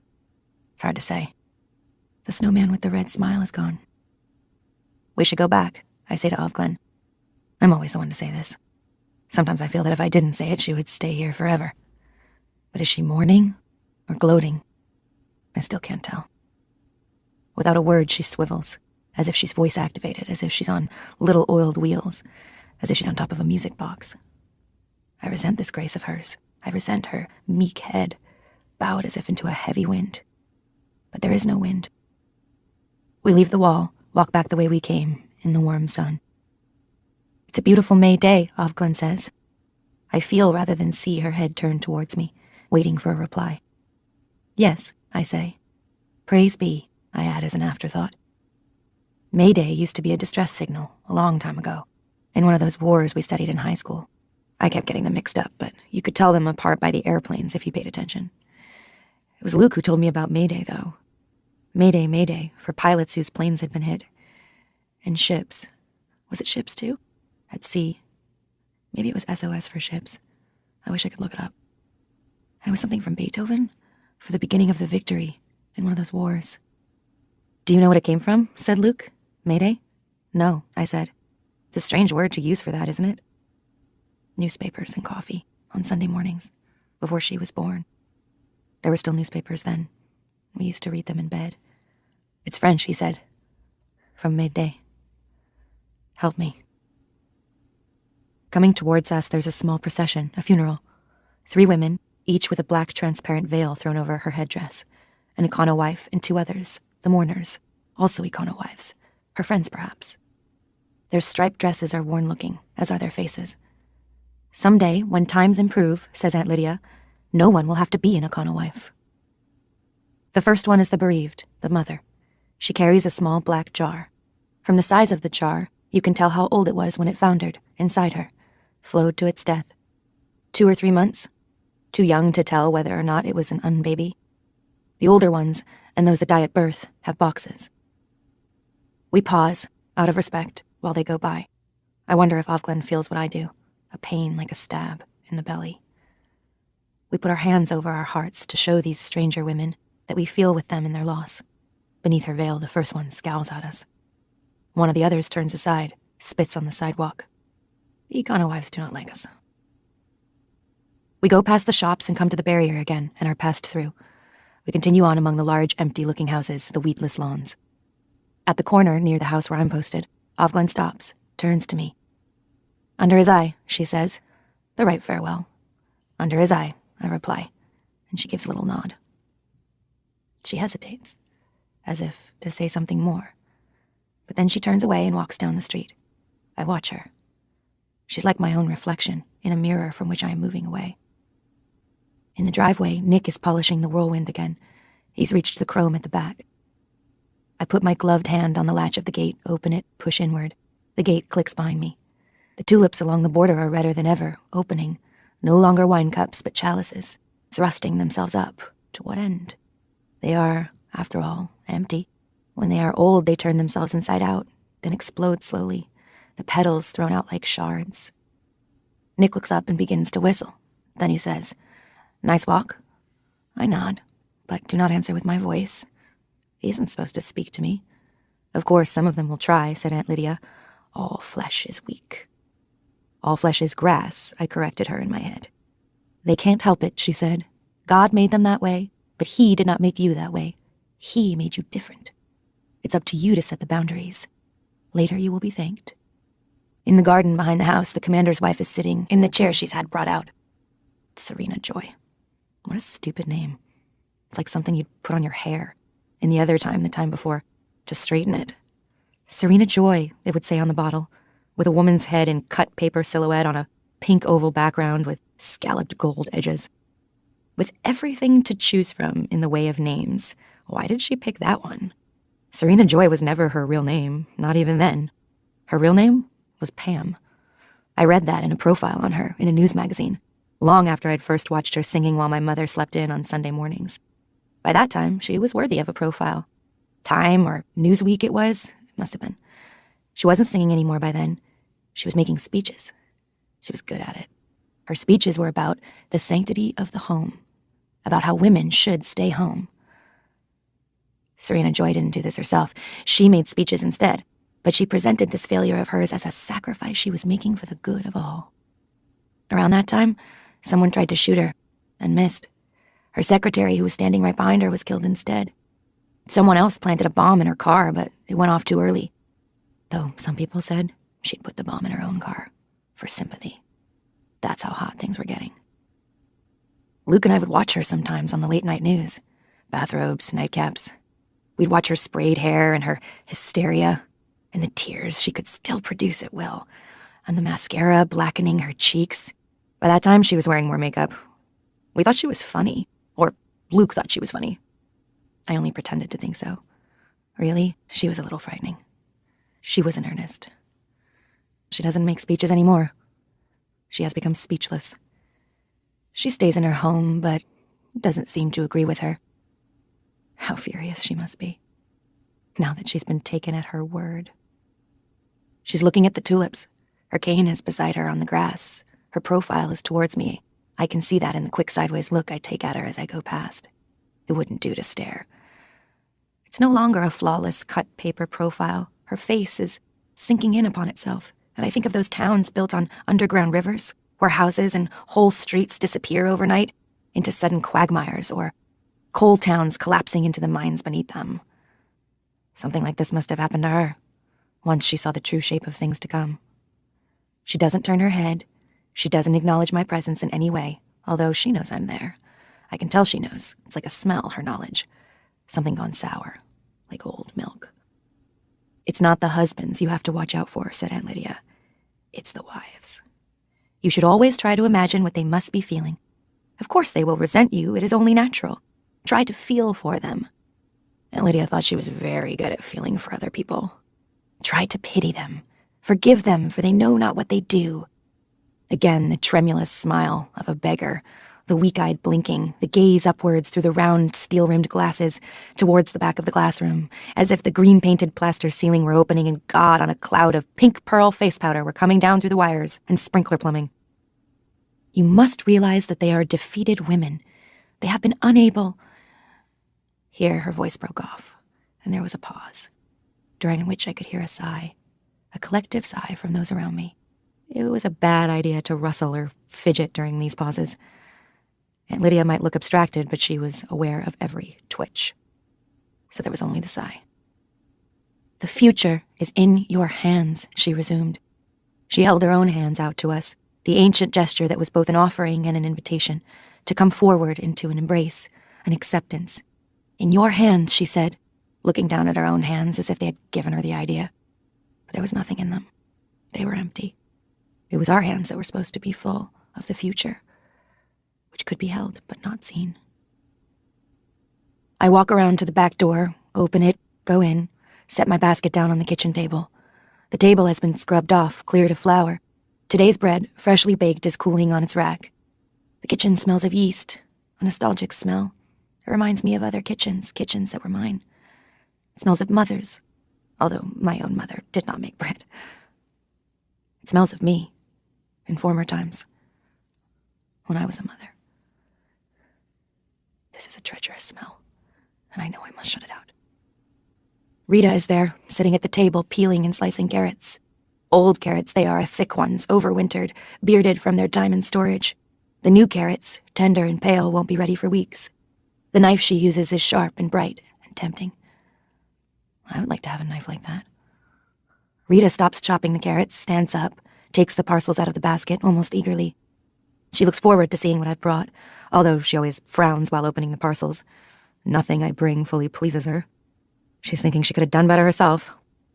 She would rather do the shopping, get exactly what she wants. She envies me the walk.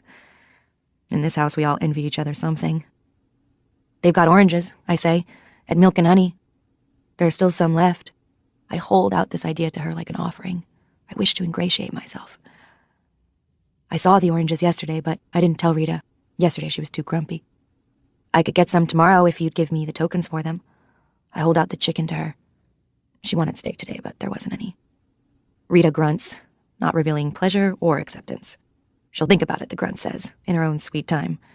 She undoes the string on the chicken and the glazed paper. She prods the chicken, flexes a wing, pokes a finger into the cavity, fishes out the giblets. The chicken lies there, headless and without feet, goose-pimpled as though shivering.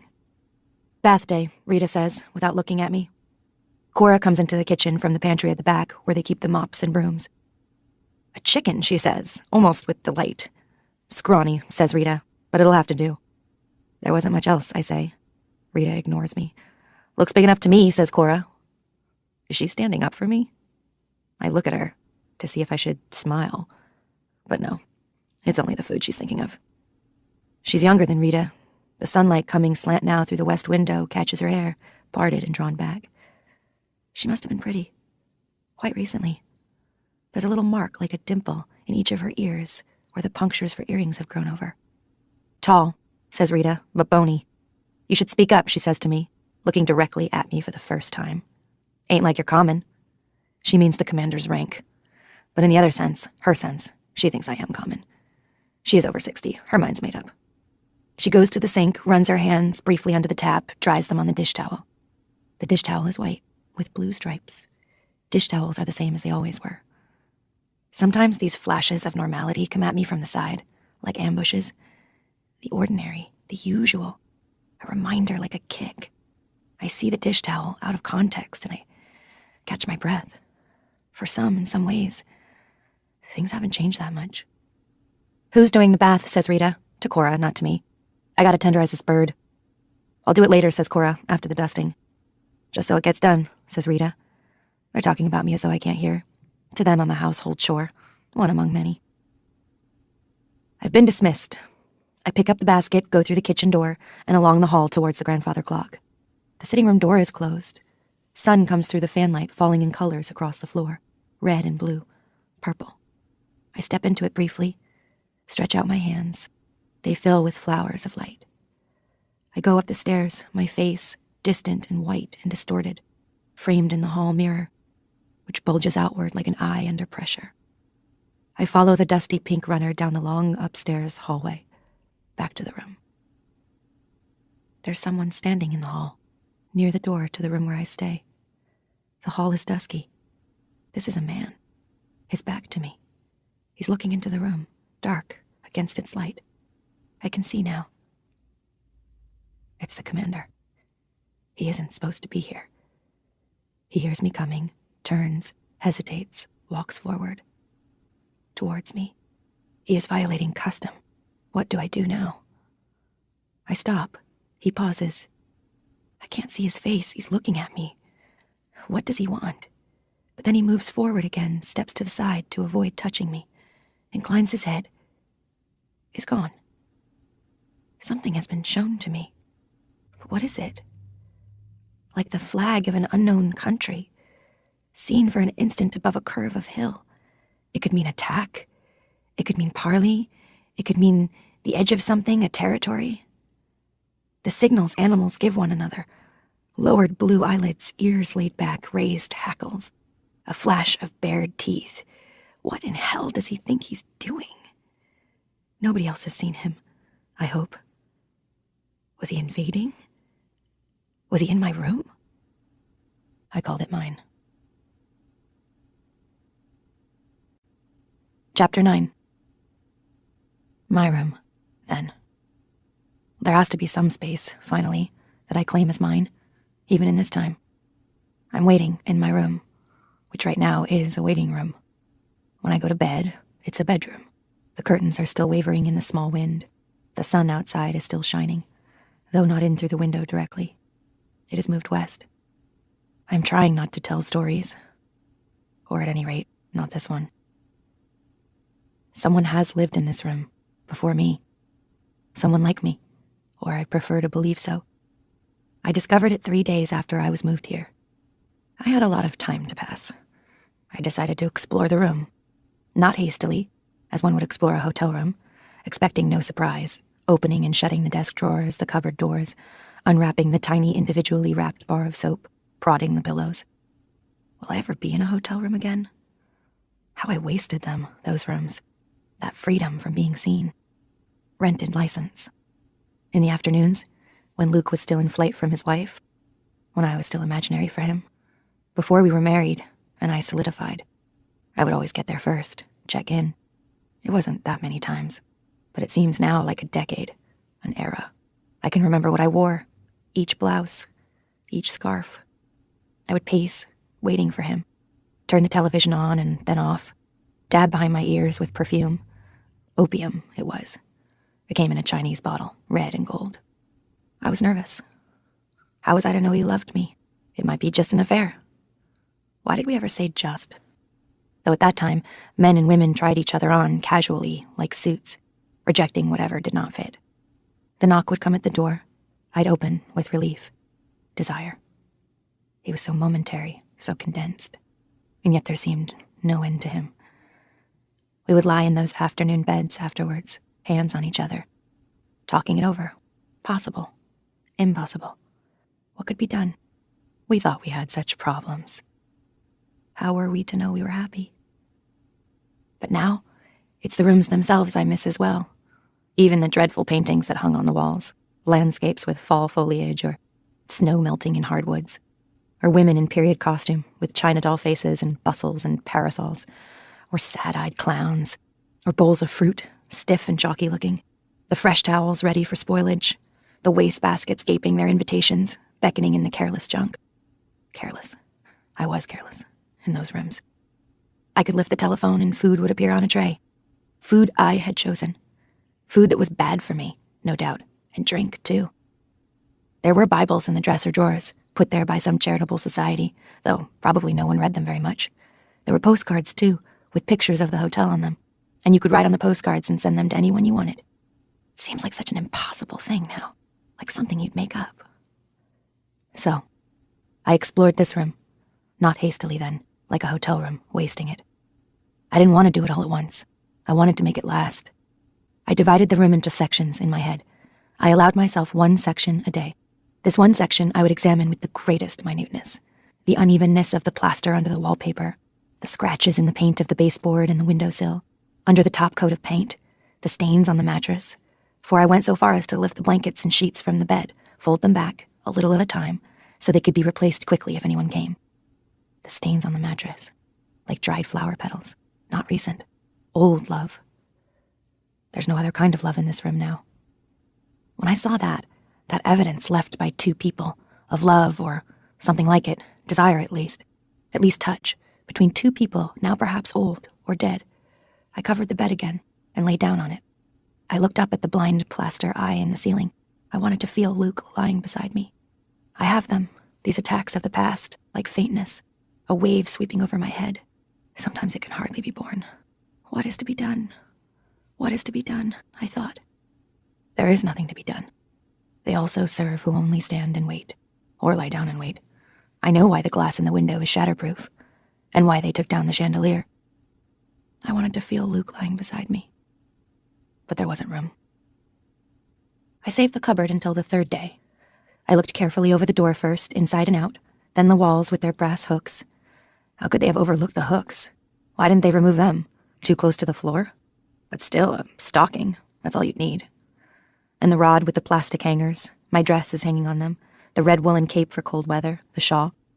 I knelt to examine the floor, and there it was, in tiny writing. Quite fresh, it seemed. Scratched with a pin, or maybe just a fingernail. In the corner where the darkest shadow fell.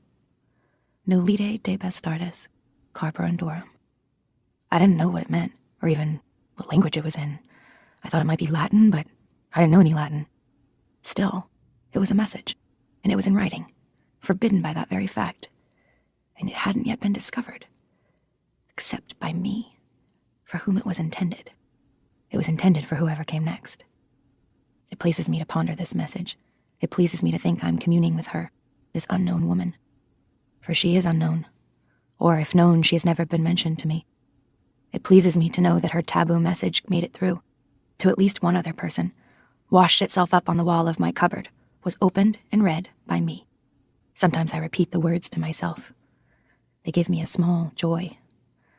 When I imagine the woman who wrote them, I think of her as about my age, maybe a little younger. I turn her into Moira. Moira as she was when she was in college, in the room next to mine, quirky, jaunty, athletic, with a bicycle once, and a knapsack for hiking. Freckles, I think. Irreverent, resourceful. I wonder who she was, or is, and what's become of her. I tried that out on Rita the day I found the message. Who was the woman who stayed in that room, I said, before me? If I'd asked it differently, if I had said, was there a woman who stayed in that room before me, I might not have got anywhere. Which one? She said. She sounded grudging, suspicious, but then she almost always sounds like that when she speaks to me. So there have been more than one. Some haven't stayed their full term of posting, their full 2 years. Some have been sent away, for one reason or another. Or maybe not sent. Gone? The lively one, I was guessing. The one with freckles. You knew her? Rita asked, more suspicious than ever. I knew her before, I lied. I heard she was here. Rita accepted this. She knows there must be a grapevine, an underground of sorts. She didn't work out, she said. In what way? I asked, trying to sound as neutral as possible. But Rita clamped her lips together. I'm like a child here. There are some things I must not be told. What you don't know won't hurt you, was all she would say. Chapter 10. Sometimes I sing to myself, in my head, something lugubrious, mournful, Presbyterian. Amazing grace, how sweet the sound could save a wretch like me, who once was lost but now am found, was bound but now am free. I don't know if the words are right, I can't remember. Such songs are not sung anymore in public, especially the ones that use words like free. They are considered too dangerous. They belong to outlawed sects. I feel so lonely, baby. I feel so lonely, baby. I feel so lonely I could die. This too is outlawed. I know it from an old cassette tape of my mother's. She had a scratchy and untrustworthy machine, too, that could still play such things. She used to put the tape on when her friends came over and they'd had a few drinks. I don't sing like this often. It makes my throat hurt. There isn't much music in this house, except what we hear on the TV. Sometimes Rita will hum while kneading or peeling, a wordless humming, tuneless, unfathomable. And sometimes from the front sitting room there will be the thin sound of Serena's voice, from a disc made long ago, and played now with the volume low, so she won't be caught listening as she sits there knitting, remembering her own former and now amputated glory. Hallelujah. It's warm for this time of year. Houses like this heat up in the sun. There's not enough insulation. Around me, the air is stagnant, despite the little current, the breath coming in past the curtains. I'd like to be able to open the window as wide as it could go. Soon we'll be allowed to change into the summer dresses. The summer dresses are unpacked and hanging in the closet. 2 of them, pure cotton, which is better than synthetics like the cheaper ones. Though even so, when it's muggy, in July and August, you sweat inside them. No worry about sunburn, though, said Aunt Lydia. The spectacles women used to make of themselves, oiling themselves like roast meat on a spit, and bare backs and shoulders on the street in public, and legs, not even stockings on them. No wonder those things used to happen. Things. The word she used when whatever it stood for was too distasteful, or filthy, or horrible to pass her lips. A successful life for her was one that avoided things, excluded things. Such things do not happen to nice women. And not good for the complexion, not at all. Wrinkle you up like a dried apple. But we weren't supposed to care about our complexions anymore. She'd forgotten that. In the park, said Aunt Lydia, lying on blankets, men and women together sometimes. And at that she began to cry, standing up there in front of us, in full view. I'm doing my best, she said. I'm trying to give you the best chance you can have. She blinked. The light was too strong for her. Her mouth trembled around her front teeth, teeth that stuck out a little and were long and yellowish. And I thought about the dead mice we would find on our doorstep when we lived in a house, all 3 of us, 4 counting our cat, who was the one making these offerings. Aunt Lydia pressed her hand over her mouth of a dead rodent. After a minute, she took her hand away. I wanted to cry too because she reminded me. If only she wouldn't eat half of them first, I said to Luke. Don't think it's easy for me either, said Aunt Lydia. Moira, breezing into my room, dropping her denim jacket on the floor. Got any cigs? She said. In my purse, I said. No matches, though.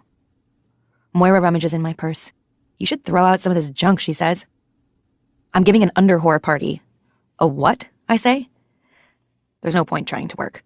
Moira won't allow it. She's like a cat that crawls onto the page when you're trying to read. You know, like Tupperware, only with underwear. Tart stuff, lace crotches, snap garters, bras that push your tits up. She finds my lighter, lights the cigarette she's extracted from my purse. Want one? Tosses the package, with great generosity considering they're mine. Thanks, Piles, I say sourly. You're crazy. Where'd you get an idea like that? Working my way through college, says Moira. I've got connections. Friend of my mother's. It's big in the suburbs. Once they start getting age spots, they figure they've got to beat the competition. The porno marts and what have you. I'm laughing. She always made me laugh. But here, I say, who'll come? Who needs it? You're never too young to learn, she says. Come on, it'll be great. We'll all pee our pants laughing. Is that how we lived then? But we lived as usual. Everyone does, most of the time. Whatever is going on is as usual. Even this is as usual now. We lived as usual by ignoring. Ignoring isn't the same as ignorance. You have to work at it. Nothing changes instantaneously. In a gradually heating bathtub, you'd be boiled to death before you knew it. There were stories in the newspapers, of course. Corpses in ditches or the woods, bludgeoned to death or mutilated, interfered with, as they used to say. But they were about other women, and the men who did such things were other men. None of them were the men we knew. The newspaper stories were like dreams to us. Bad dreams dreamt by others. How awful, we would say. And they were. But they were awful without being believable. They were too melodramatic. They had a dimension that was not the dimension of our lives. We were the people who were not in the papers. We lived in the blank white spaces at the edges of print. It gave us more freedom.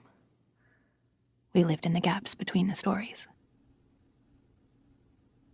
From below, from the driveway, comes the sound of the car being started. It's quiet in this area. There isn't a lot of traffic. You can hear things like that very clearly. Car motors, lawnmowers, the clipping of a hedge, the slam of a door. You could hear a shout clearly, or a shot, if such noises were ever made here. Sometimes there are distant sirens. I go to the window and sit on the window seat, which is too narrow for comfort. There's a hard little cushion on it with a petty point cover. Faith, in square print, surrounded by a wreath of lilies. Faith is a faded blue, the leaves of the lilies a dingy green. This is a cushion once used elsewhere, worn, but not enough to throw out. Somehow it's been overlooked. I can spend minutes, tens of minutes, running my eyes over the print. Faith. It's the only thing they've given me to read. If I were caught doing it, would it count? I didn't put the cushion here myself. The motor turns and I lean forward, pulling the white curtain across my face like a veil. It's semi-sheer, I can see through it. If I press my forehead against the glass and look down, I can see the back half of the whirlwind. Nobody is there, but as I watch, I see Nick come around to the back door of the car, open it, stand stiffly beside it. His cap is straight now, and his sleeves rolled down and buttoned. I can't see his face because I'm looking down on him. Now the commander is coming out. I glimpse him only for an instant, foreshortened, walking to the car. He doesn't have his hat on, so it's not a formal event he's going to. His hair is gray. Silver, you might call it if you were being kind. I don't feel like being kind. The one before this was bald, so I suppose he's an improvement. If I could spit out the window or throw something, the cushion for instance, I might be able to hit him. Moira and I, with paper bags filled with water. Water bombs, they were called. Leaning out my dorm window, dropping them on the heads of the boys below. It was Moira's idea. What were they trying to do? Climb a ladder for something? For our underwear? That dormitory had once been coeducational. There were still urinals in one of the washrooms on our floor. But by the time I'd got there, they'd put the men and women back the way they were. The commander stoops, gets into the car, disappears, and Nick shuts the door. A moment later, the car moves backwards, down the driveway and onto the street, and vanishes behind the hedge. I ought to feel hatred for this man. I know I ought to feel it. But it isn't what I do feel. What I feel is more complicated than that. I don't know what to call it. It isn't love. Chapter 11. Yesterday morning, I went to the doctor. Was taken by a guardian, one of those with the red armbands who are in charge of such things. We rode in a red car, him in the front, me in the back. No twin went with me. On these occasions, I'm solitaire. I'm taken to the doctors once a month for tests. Urine, hormones, cancer smear, blood test. The same as before, except that now it's obligatory. The doctor's office is in a modern office building. We ride up in the elevator, silently, the guardian facing me. In the black mirror wall of the elevator, I can see the back of his head. At the office itself, I go in. He waits, outside in the hall with the other guardians, on one of the chairs placed there for that purpose. Inside the waiting room, there are other women, 3 of them, in red. This doctor is a specialist. Covertly, we regard each other, sizing up each other's bellies. Is anyone lucky? The nurse records our names and the numbers from our passes on the CompuDoc, to see if we are who we are supposed to be. He's 6 feet tall, about 40, a diagonal scar across his cheek. He sits typing, his hands too big for the keyboard, still wearing his pistol in the shoulder holster. When I'm called, I go through the doorway into the inner room. It's white, featureless, like the outer one, except for a folding screen, red cloth stretched on a frame, a gold eye painted on it, with a snake-twined sword upright beneath it, like a sort of handle. The snakes and the sword are bits of broken symbolism left over from the time before. After I've filled the small bottle left ready for me in the little washroom, I take off my clothes behind the screen and leave them folded on the chair. When I'm naked, I lie down on the examining table, on the sheet of chilly, crackling, disposable paper. I pull the second sheet, the cloth one, up over my body. At neck level, there's another sheet, suspended from the ceiling. It intersects me so that the doctor will never see my face. He deals with a torso only. When I'm arranged, I reach my hand out, fumble for the small lever at the right side of the table, pull it back. Somewhere else a bell rings, unheard by me. After a minute, the door opens, footsteps come in, there is breathing. He isn't supposed to speak to me except when it's absolutely necessary. But this doctor is talkative. "How are we getting along?" he says. Some tick of speech from the other time. The sheet is lifted from my skin. A draft pimples me. A cold finger, rubber-clad and jellied, slides into me. I am poked and prodded. The finger retreats, enters otherwise, withdraws. "Nothing wrong with you," the doctor says, as if to himself. "Any pain, honey?" He calls me honey. "No," I say. My breasts are fingered in their turn, a search for ripeness, rot. The breathing comes nearer. I smell old smoke, aftershave, tobacco dust on hair. Then the voice, very soft, close to my head. That's him, bulging the sheet. "I could help you," he says, whispers. "What?" I say. "Shh," he says. "I could help you. I've helped others." "Help me?" I say, my voice as low as his. "How? Does he know something? Has he seen Luke? Has he found? Can he bring back?" "How do you think?" he says, still barely breathing it. Is that his hand? Sliding up my leg? He's taken off the glove. The door is locked. No one will come in. They'll never know it isn't his. He lifts the sheet. The lower part of his face is covered by the white gauze mask, regulation. 2 brown eyes, a nose, a head with brown hair on it. His hand is between my legs. "Most of those old guys can't make it anymore," he says. "Or they're sterile." I almost gasp. He said a forbidden word. Sterile. There is no such thing as a sterile man anymore, not officially. There are only women who are fruitful and women who are barren. That's the law. "Lots of women do it," he goes on. "You want a baby, don't you?" "Yes," I say. "It's true. And I don't ask why. Because I know. Give me children, or else I die." There's more than one meaning to it. "You're soft," he says. "It's time. Today or tomorrow would do it. Why waste it? It'd only take a minute, honey." What he called his wife once. Maybe still does. But really, it's a generic term. We are all honey. I hesitate. He's offering himself to me, his services, at some risk to himself. "I hate to see what they put you through," he murmurs. It's genuine sympathy, and yet he's enjoying this, sympathy and all. His eyes are moist with compassion. His hand is moving on me, nervously and with impatience. "It's too dangerous," I say. "No, I can't. The penalty is death, but they have to catch you in the act, with 2 witnesses. What are the odds? Is the room bugged? Who's waiting just outside the door?" His hand stops. "Think about it," he says. "I've seen your chart. You don't have a lot of time left. But it's your life." "Thank you," I say. I must leave the impression that I'm not offended, that I'm open to suggestion. He takes his hand away, lazily almost, lingeringly. This is not the last word as far as he's concerned. He could fake the tests, report me for cancer, for infertility, have me shipped off to the colonies with the unwomen.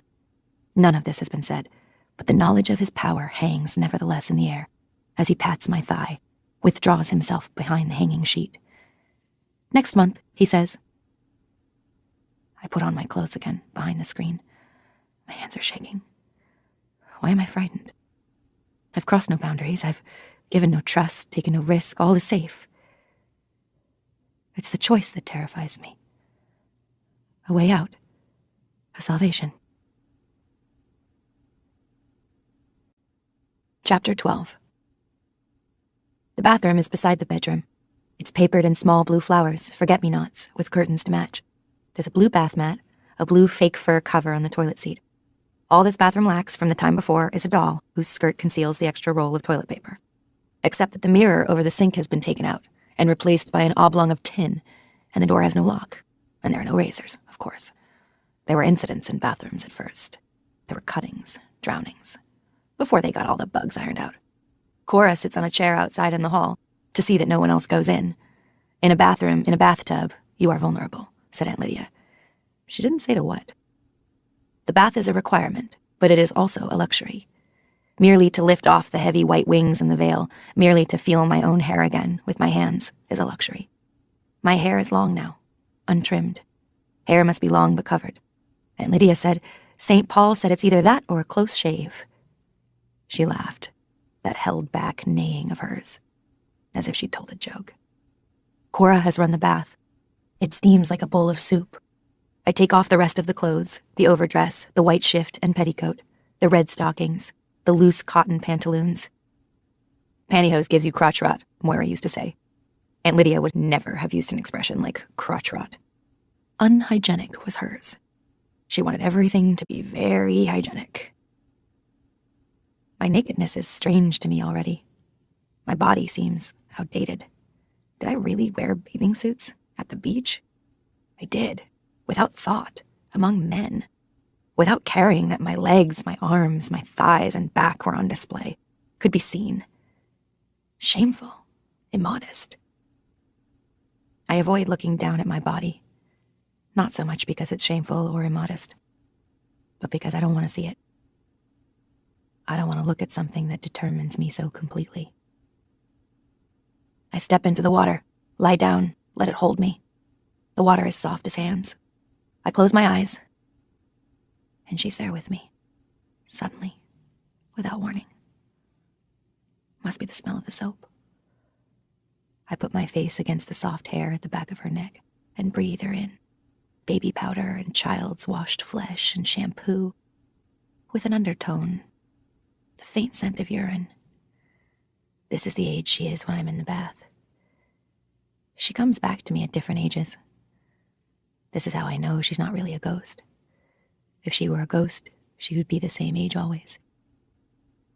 One day, when she was 11 months old, just before she began to walk, a woman stole her out of a supermarket cart. It was a Saturday, which was when Luke and I did the week shopping because both of us had jobs. She was sitting in the little baby seats they had then in supermarket carts, with holes for the legs. She was happy enough, and I turned my back, the cat food section I think it was. Luke was over at the side of the store out of sight, at the meat counter. He liked to choose what kind of meat we were going to eat during the week. He said men needed more meat than women did, and that it wasn't a superstition, and he wasn't being a jerk. Studies had been done. There are some differences, he said.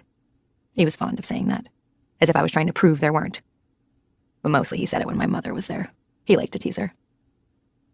I heard her start to cry.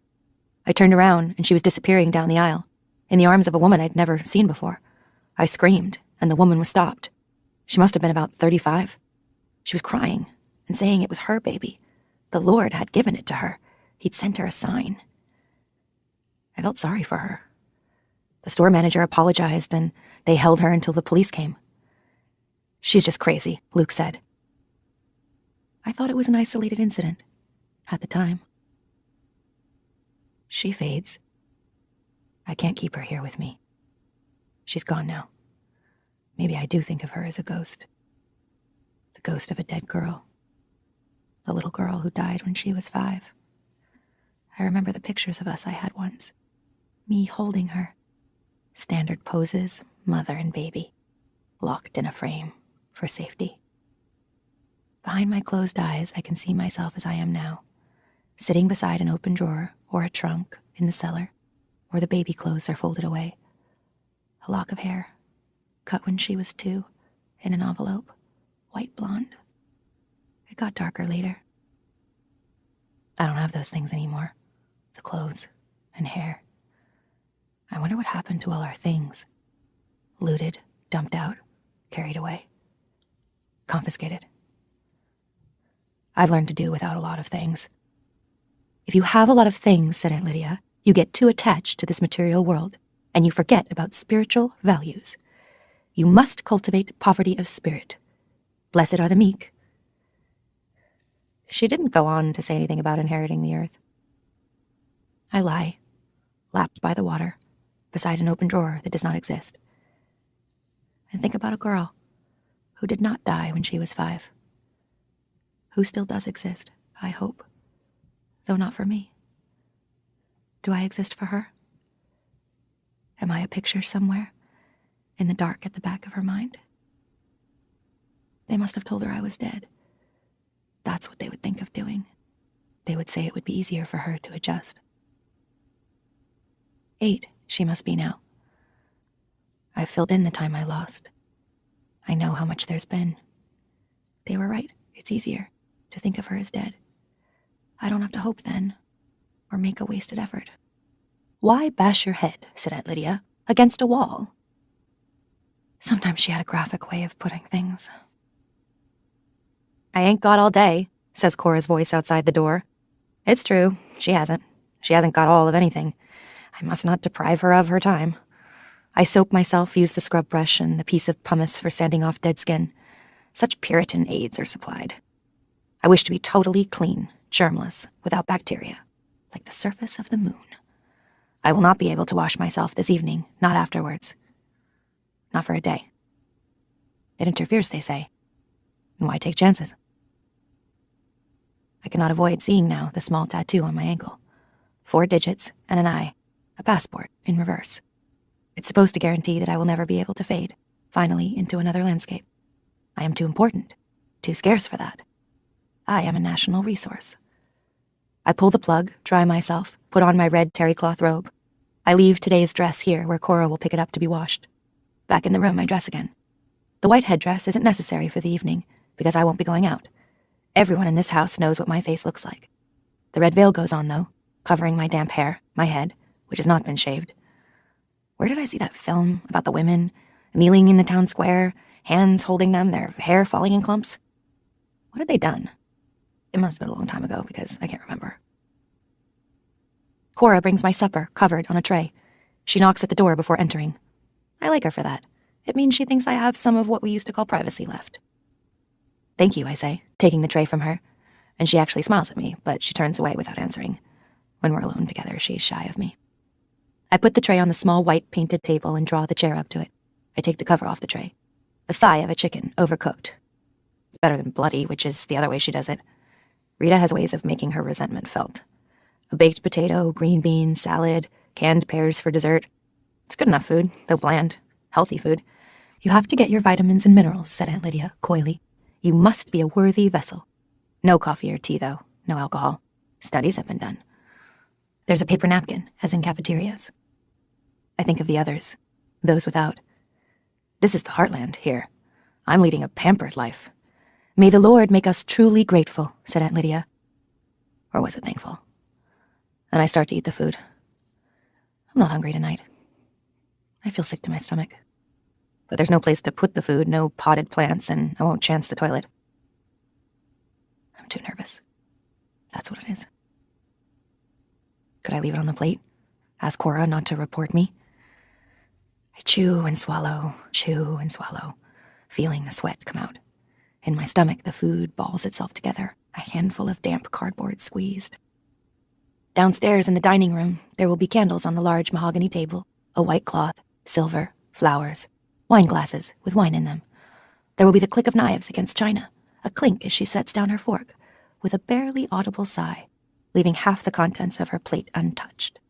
Possibly she will say she has no appetite. Possibly she won't say anything. If she says something, does he comment? If she doesn't say anything, does he notice? I wonder how she manages to get herself noticed. I think it must be hard. There's a pat of butter on the side of the plate. I tear off a corner of the paper napkin, wrap the butter in it, take it to the cupboard, and slip it into the toe of my right shoe, from the extra pair, as I have done before. I crumple up the rest of the napkin. No one surely will bother to smooth it out, to check if any is missing. I will use the butter later tonight. It would not do, this evening, to smell of butter. I wait. I compose myself. Myself is a thing I must now compose, as one composes a speech. What I must present is a made thing, not something born. 5. Nap. Chapter 13. There's time to spare. This is one of the things I wasn't prepared for. The amount of unfilled time, the long parentheses of nothing. Time as white sound. If only I could embroider, weave, knit, something to do with my hands. I want a cigarette. I remember walking in art galleries through the 19th century. The obsession they had then with harems. Dozens of paintings of harems. Fat women lolling on divans. Turbans on their heads or velvet caps, being fanned with peacock tails. A eunuch in the background standing guard. Studies of sedentary flesh, painted by men who'd never been there. These pictures were supposed to be erotic, and I thought they were at the time. But I see now what they were really about. They were paintings about suspended animation, about waiting, about objects not in use. They were paintings about boredom. But maybe boredom is erotic when women do it, for men. I wait, washed, brushed, fed, like a prize pig. Sometime in the 80s, they invented pig balls for pigs who were being fattened in pens. Pig balls were large colored balls. The pigs rolled them around with their snouts. The pig marketers said this improved their muscle tone. The pigs were curious. They liked to have something to think about. I read about that in Introduction to Psychology. That and the chapter on caged rats who'd give themselves electric shocks for something to do. And the one on the pigeons, trained to peck a button which made a grain of corn appear. 3 groups of them. The first got 1 grain per peck. The second, 1 grain every other peck. The third was random. When the man in charge cut off the grain, the first group gave up quite soon. The second group a little later. The third group never gave up. They'd peck themselves to death, rather than quit. Who knew what worked? I wish I had a pig ball. I lie down on the braided rug. You can always practice, said Aunt Lydia. Several sessions a day, fit it into your daily routine. Arms at the sides, knees bent, lift the pelvis, roll the backbone down. Tuck again. Breathe in to the count of 5. Hold, expel. We do that in what used to be the domestic science room, cleared now of sewing machines and washer-dryers. In unison, lying on little Japanese mats, a tape playing, Les Sylphides. That's what I hear now in my head, as I lift, tilt, breathe. Behind my closed eyes, thin white dancers flit gracefully among the trees, their legs fluttering like the wings of held birds. In the afternoons, we lay on our beds for an hour in the gymnasium, between 3 and 4. They said it was a period of rest and meditation. I thought then they did it because they wanted some time off themselves from teaching us. And I know the aunts not on duty went off to the teacher's room for a cup of coffee or whatever they called by that name. But now I think that the rest also was practice. They were giving us a chance to get used to blank time. A catnap, Aunt Lydia called it, in her coy way. The strange thing is we needed the rest. Many of us went to sleep. We were tired there a lot of the time. We were on some kind of pill or drug, I think. They put it in the food to keep us calm. But maybe not. Maybe it was the place itself. After the first shock, after you'd come to terms, it was better to be lethargic. You could tell yourself you were saving up your strength. I must have been there 3 weeks when Moira came. She was brought into the gymnasium by 2 of the aunts, in the usual way, while we were having our nap. She still had her other clothes on, jeans and a blue sweatshirt. Her hair was short. She defied fashion, as usual. So I recognized her at once. She saw me too, but she turned away. She already knew what was safe. There was a bruise on her left cheek, turning purple. The aunts took her to a vacant bed where the red dress was already laid out. She undressed, began to dress again, in silence, the aunts standing at the end of the bed, the rest of us watching from inside our slitted eyes. As she bent over, I could see the knobs on her spine. I couldn't talk to her for several days. We looked only, small glances, like sips. Friendships were suspicious, we knew it. We avoided each other during the mealtime lineups in the cafeteria and in the halls between classes. But on the 4th day, she was beside me during the walk, 2 by 2 around the football field. We weren't given the white wings until we graduated. We had only the veils, so we could talk, as long as we did it quietly, and didn't turn to look at one another. The aunts walked at the head of the line and at the end, so the only danger was from the others. Some were believers, and might report us. "This is a loony bin," Moira said. "I'm so glad to see you," I said. "Where can we talk?" said Moira. "Washroom," I said. "Watch the clock and install 2:30. That was all we said. It makes me feel safer that Moira is here. We can go to the washroom if we put our hands up, though there's a limit to how many times a day. They mark it down on a chart. I watch the clock, electric and round, at the front over the green blackboard. 2:30 comes during testifying. Aunt Helena is here, as well as Aunt Lydia, because testifying is special. Aunt Helena is fat. She once had a Weight Watchers franchise operation in Iowa. She's good at testifying. It's Janine, telling about how she was gang-raped at 14 and had an abortion. She told the same story last week. She seemed almost proud of it while she was telling. It may not even be true. At testifying, it's safer to make things up than to say you have nothing to reveal. But since it's Janine, it's probably more or less true. But whose fault was it?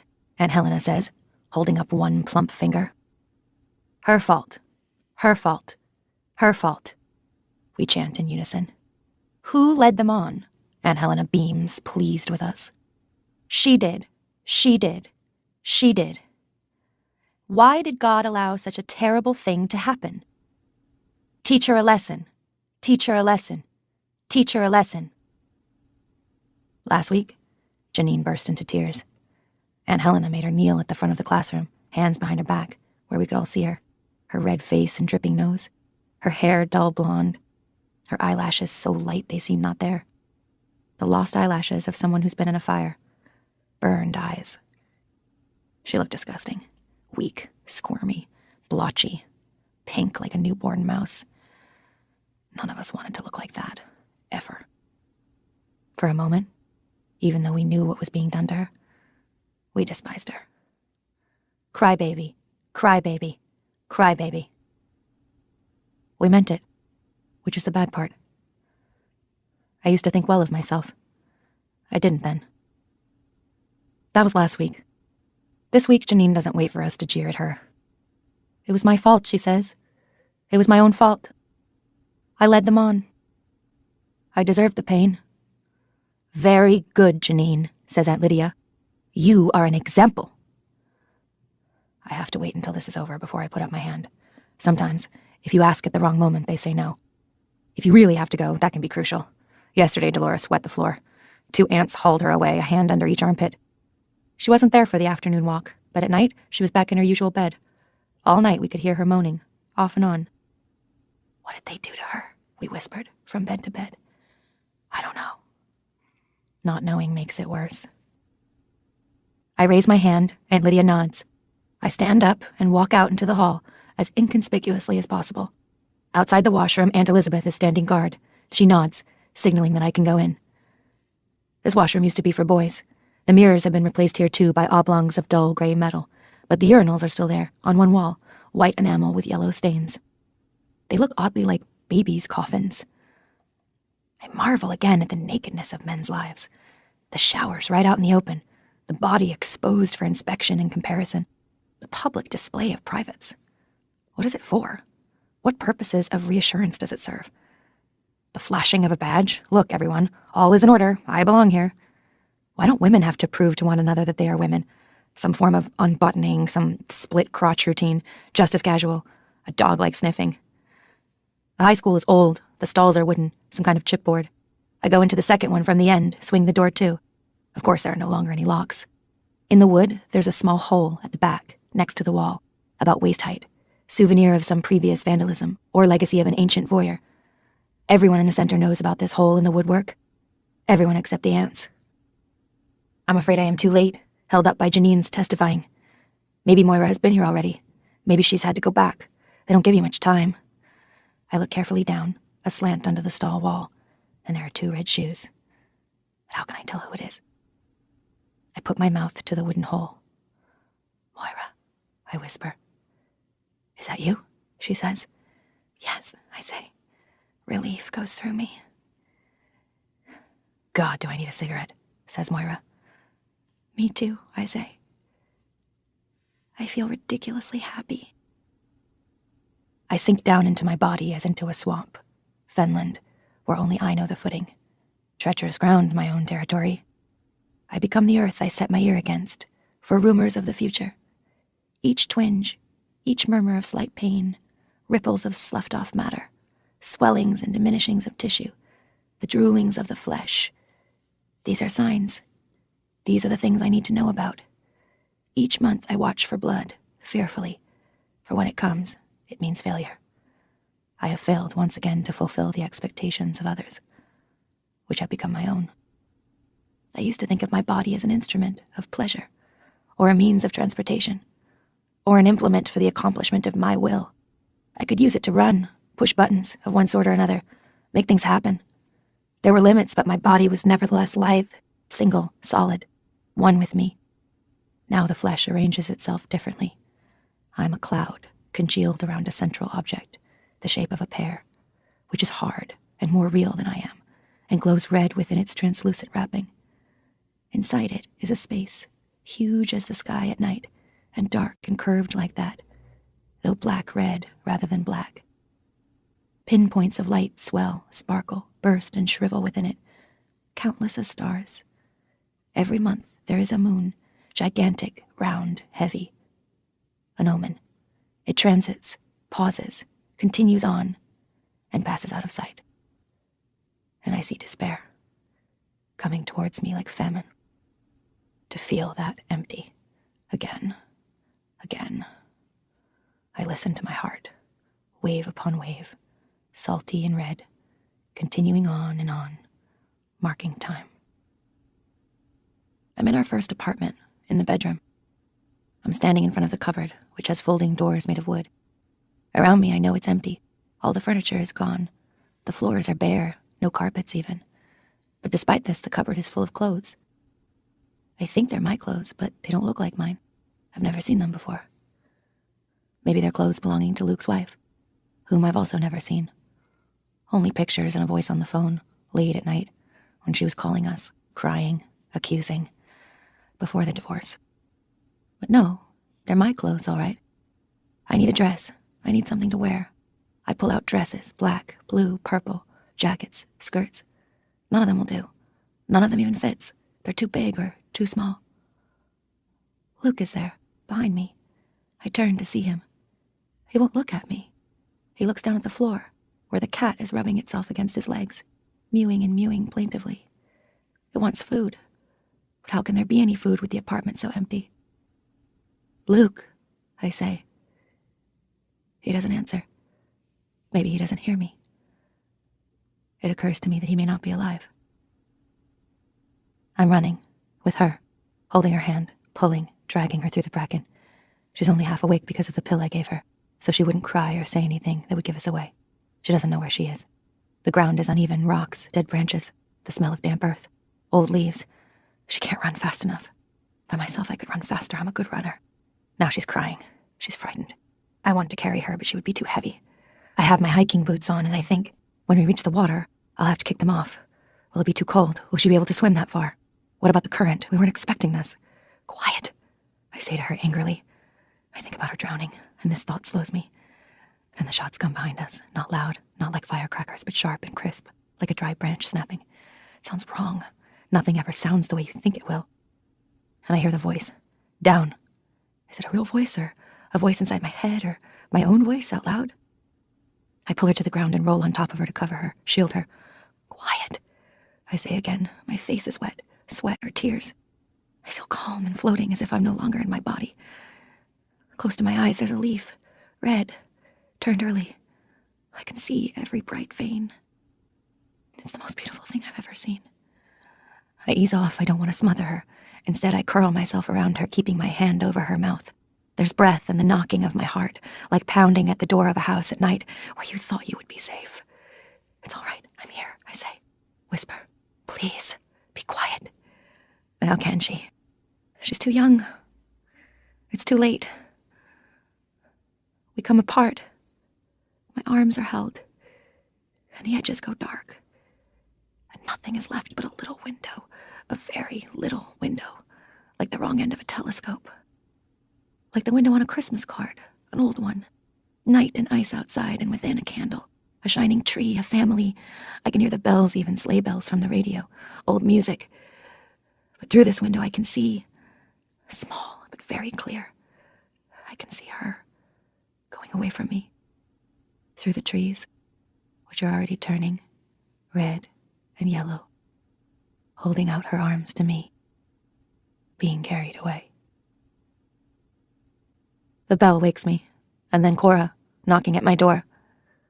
I sit up, on the rug, wipe my wet face with my sleeve. Of all the dreams, this is the worst. 6. Household. Chapter 14. When the bell is finished, I descend the stairs, a brief waif in the eye of glass that hangs on the downstairs wall. The clock ticks with its pendulum, keeping time.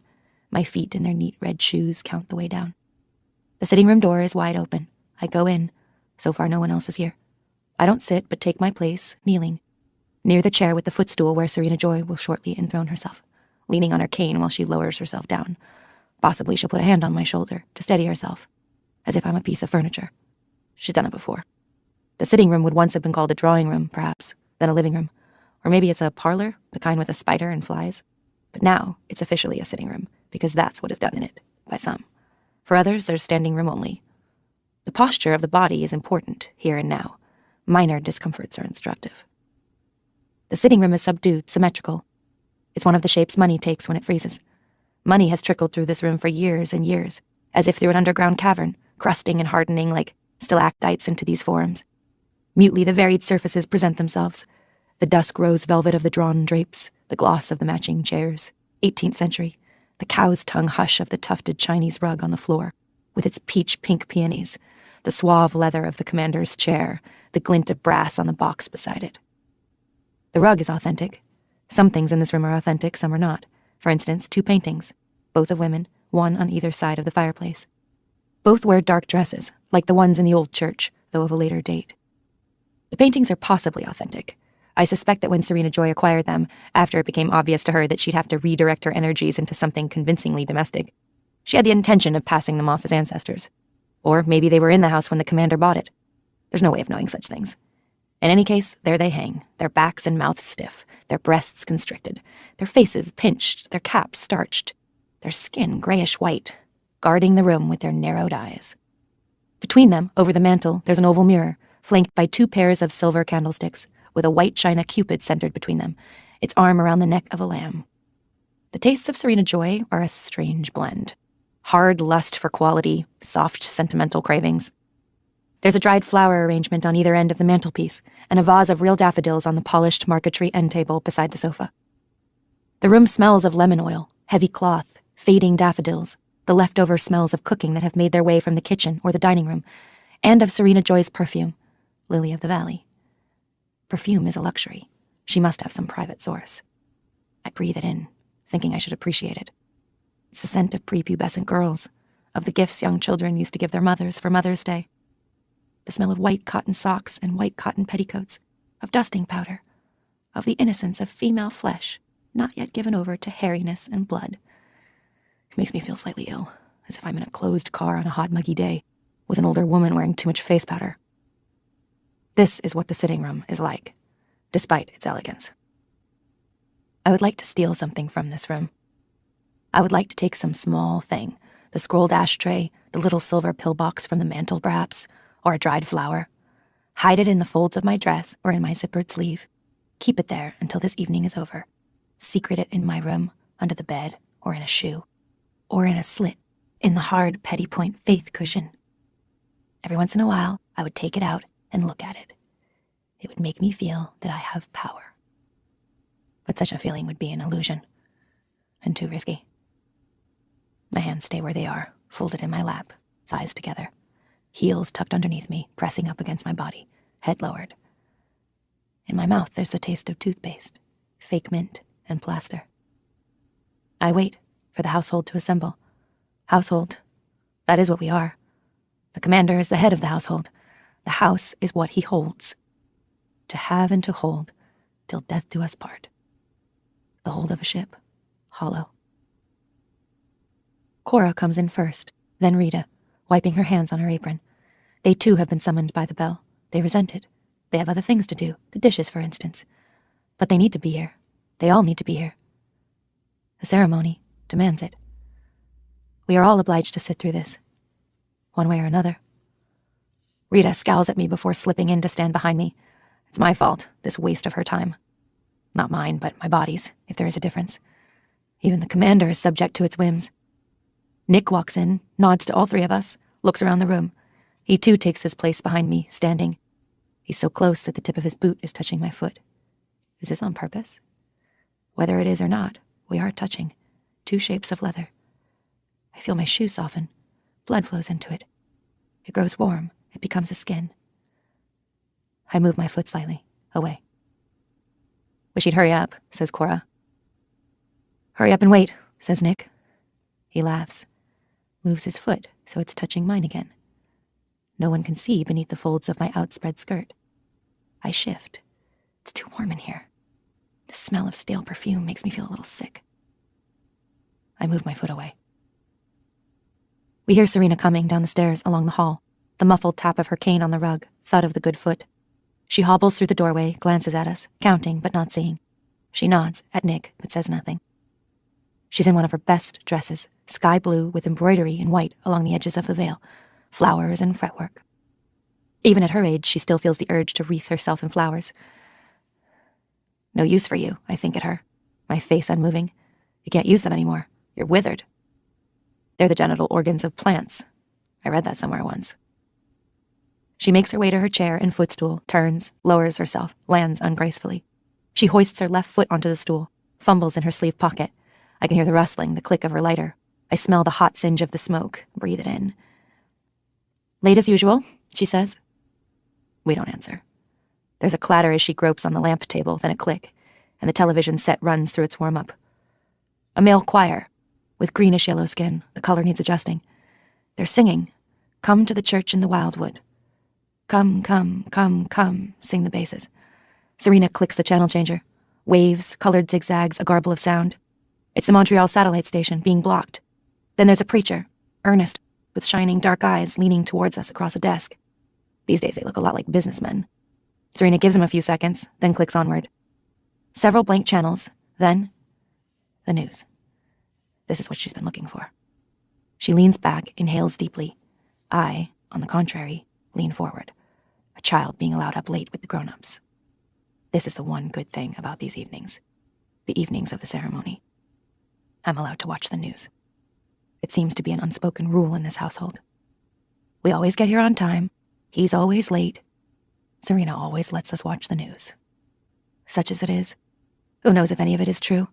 It could be old clips, it could be faked. But I watch it anyway, hoping to be able to read beneath it. Any news now is better than none. First, the front lines. They're not lines, really. The war seems to be going on in many places at once. Wooded hills, seen from above, the trees a sickly yellow. I wish he'd fix the color. The Appalachian Highlands, says the voiceover, where the Angels of the Apocalypse, 4th Division, are smoking out a pocket of Baptist guerrillas, with air support from the 21st Battalion of the Angels of Light. We are shown 2 helicopters, black ones with silver wings painted on the sides. Below them, a clump of trees explodes. Now a close shot of a prisoner, with a stubbled and dirty face, flanked by 2 angels in their neat black uniforms. The prisoner accepts a cigarette from one of the angels, puts it awkwardly to his lips with his bound hands. He gives a lopsided little grin. The announcer is saying something, but I don't hear it. I look into this man's eyes, trying to decide what he's thinking. He knows the camera is on him. Is the grin a show of defiance, or is it submission? Is he embarrassed at having been caught? They show us only victories, never defeats. Who wants bad news? Possibly he's an actor. The anchorman comes on now.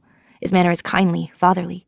He gazes out at us from the screen, looking, with his tan and his white hair and candid eyes, wise wrinkles around them, like everybody's ideal grandfather. What he's telling us, his level smile implies, is for our own good. Everything will be all right soon. I promise.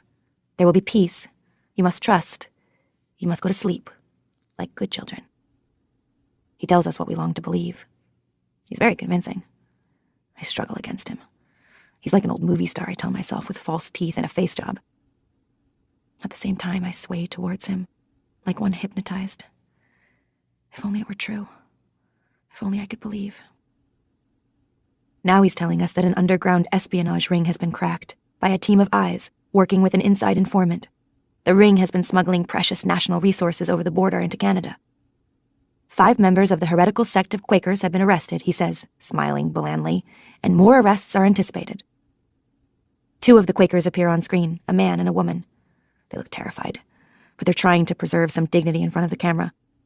The man has a large dark mark on his forehead. The woman's veil has been torn off and her hair falls in strands over her face. Both of them are about 50. Now we can see a city again from the air. This used to be Detroit.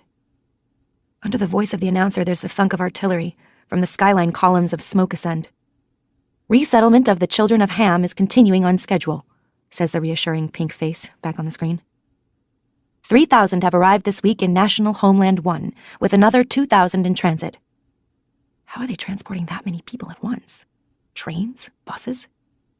We are not shown any pictures of this. National Homeland 1 is in North Dakota. Lord knows what they're supposed to do once they get there. Farm is the theory. Serena Joy has had enough of the news. Impatiently, she clicks the button for a station change, comes up with an aging bass baritone, his cheeks like emptied udders. Whispering hope is what he's singing. Serena turns him off. We wait. The clock in the hall ticks. Serena lights another cigarette. I get into the car. It's a Saturday morning. It's a September. We still have a car. Other people have had to sell theirs. My name isn't Offred. I have another name, which nobody uses now because it's forbidden. I tell myself it doesn't matter. Your name is like your telephone number, useful only to others.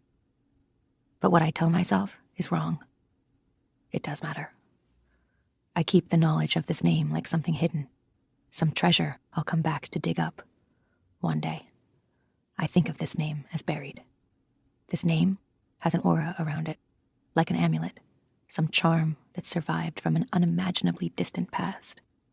I lie in my single bed at night, with my eyes closed, and the name floats there behind my eyes, not quite within reach, shining in the dark. It's a Saturday morning in September. I'm wearing my shining name.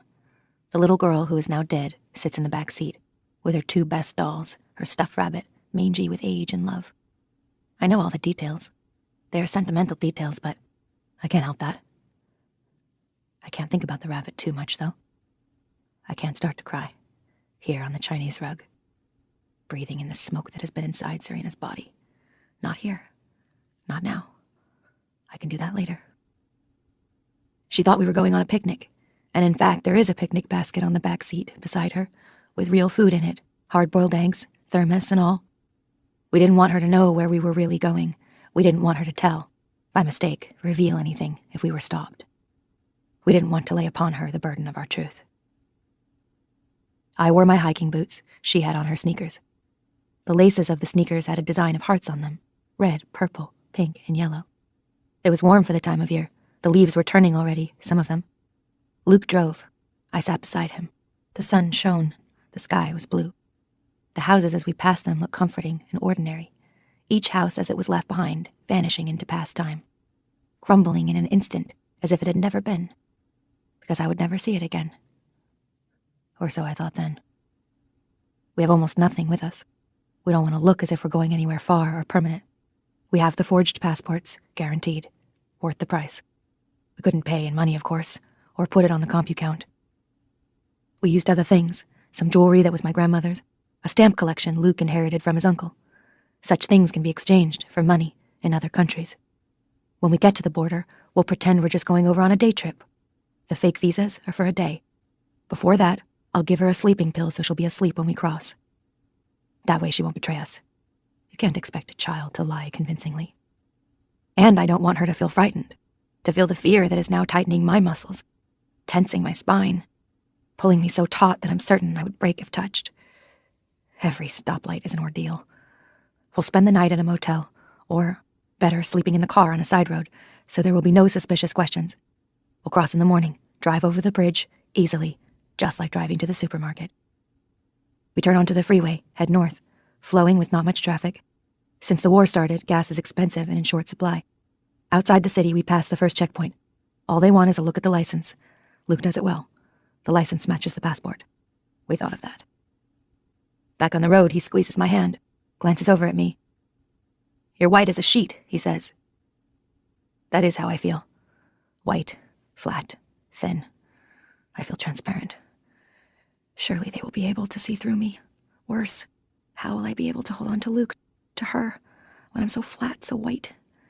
I feel as if there's not much left of me. They will slip through my arms as if I'm made of smoke, as if I'm a mirage, fading before their eyes. Don't think that way, Moira would say.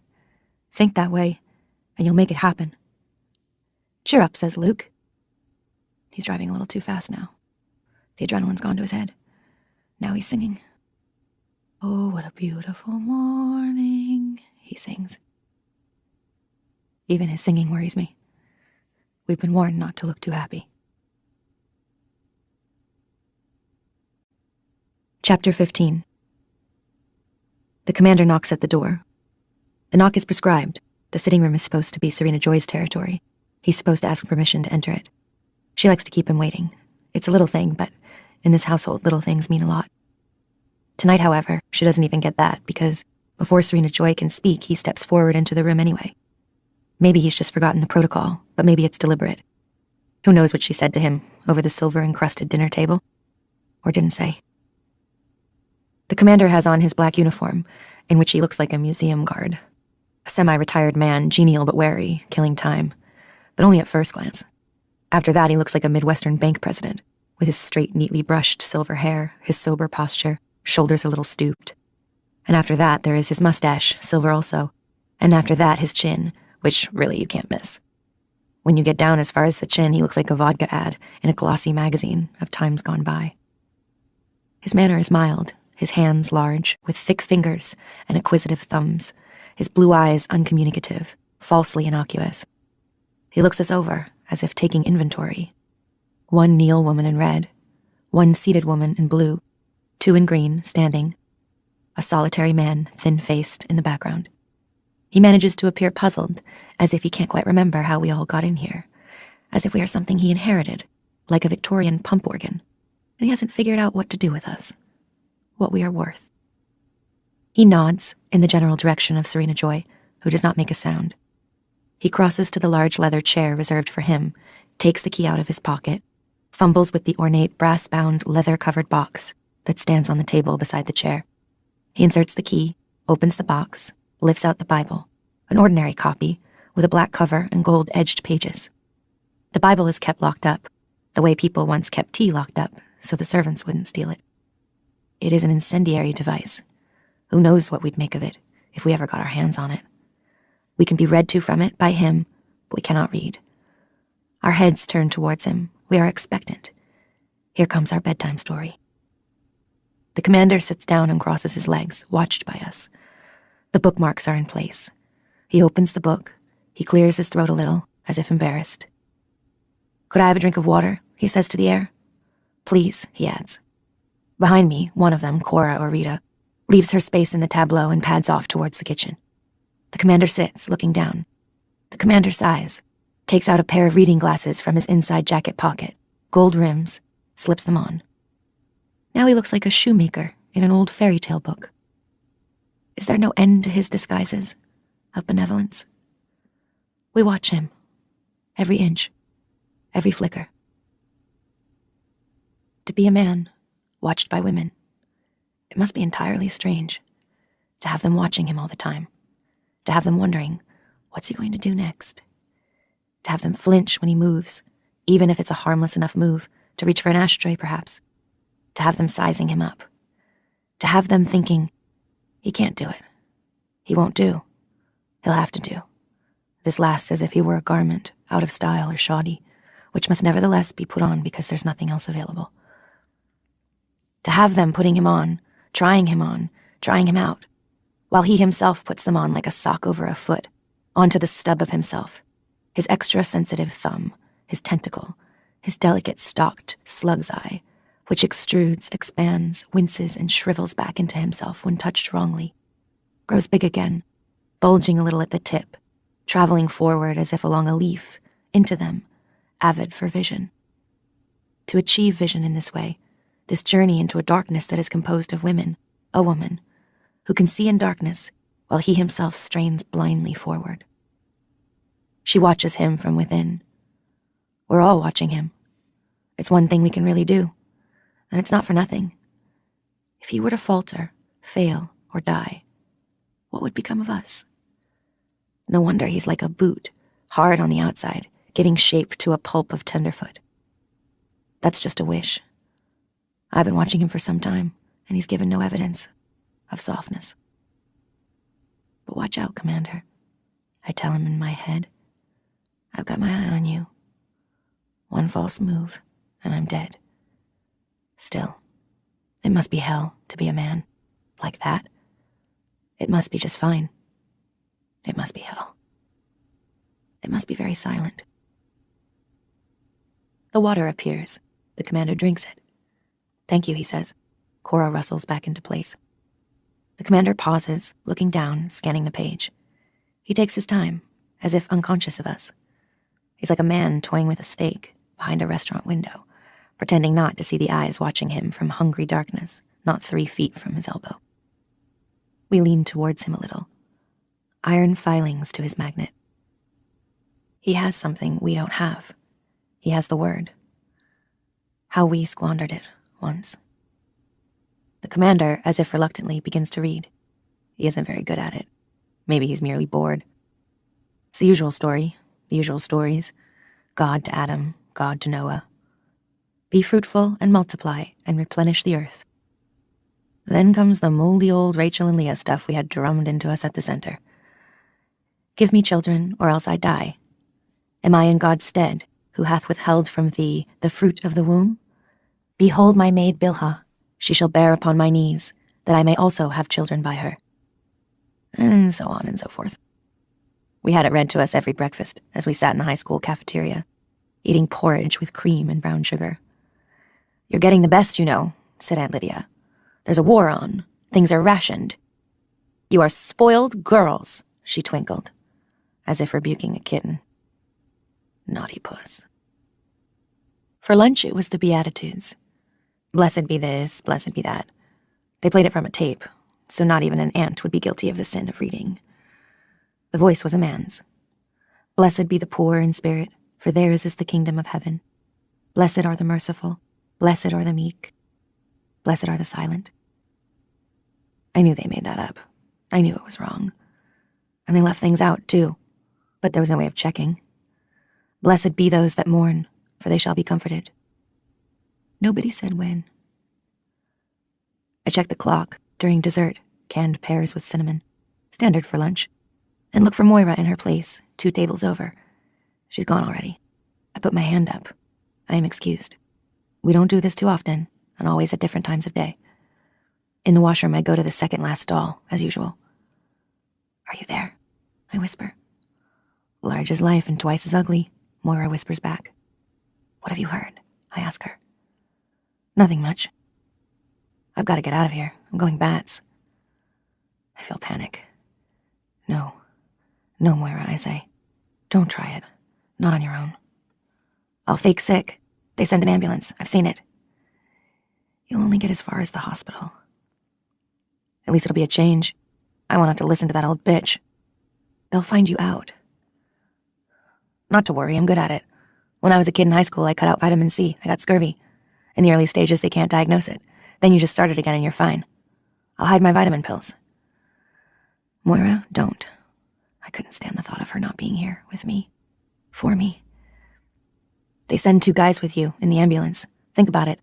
They must be starved for it. Shit, they aren't even allowed to put their hands in their pockets. The possibilities are. You in there. Time's up, said the voice of Aunt Elizabeth from the doorway. I stood up, flushed the toilet. 2 of Moira's fingers appeared through the hole in the wall. It was only large enough for 2 fingers. I touched my own fingers to them, quickly, held on, let go. And Leah said, God hath given me my hire, because I have given my maiden to my husband, says the commander. He lets the book fall closed. It makes an exhausted sound, like a padded door shutting by itself at a distance. A puff of air. The sound suggests the softness of the thin, oniony pages, how they would feel under the fingers, soft and dry, like papier poudre, pink and powdery from the time before. You'd get it in booklets for taking the shine off your nose, in those stores that sold candles and soap in the shapes of things. Seashells, mushrooms. Like cigarette paper, like petals. The commander sits with his eyes closed for a moment, as if tired. He works long hours. He has a lot of responsibilities. Serena has begun to cry. I can hear her, behind my back. It isn't the first time. She always does this, the night of the ceremony. She's trying not to make a noise. She's trying to preserve her dignity in front of us. The upholstery and the rugs muffle her, but we can hear her clearly despite that. The tension between her lack of control and her attempt to suppress it is horrible. It's like a fart in church. I feel, as always, the urge to laugh, but not because I think it's funny. The smell of her crying spreads over us, and we pretend to ignore it. The commander opens his eyes, Notices, frowns, ceases to notice. "Now we will have a moment of silent prayer," says the commander. "We will ask for a blessing and for success in all our ventures." I bow my head and close my eyes. I listen to the held breath, the almost inaudible gasps, the shaking going on behind my back.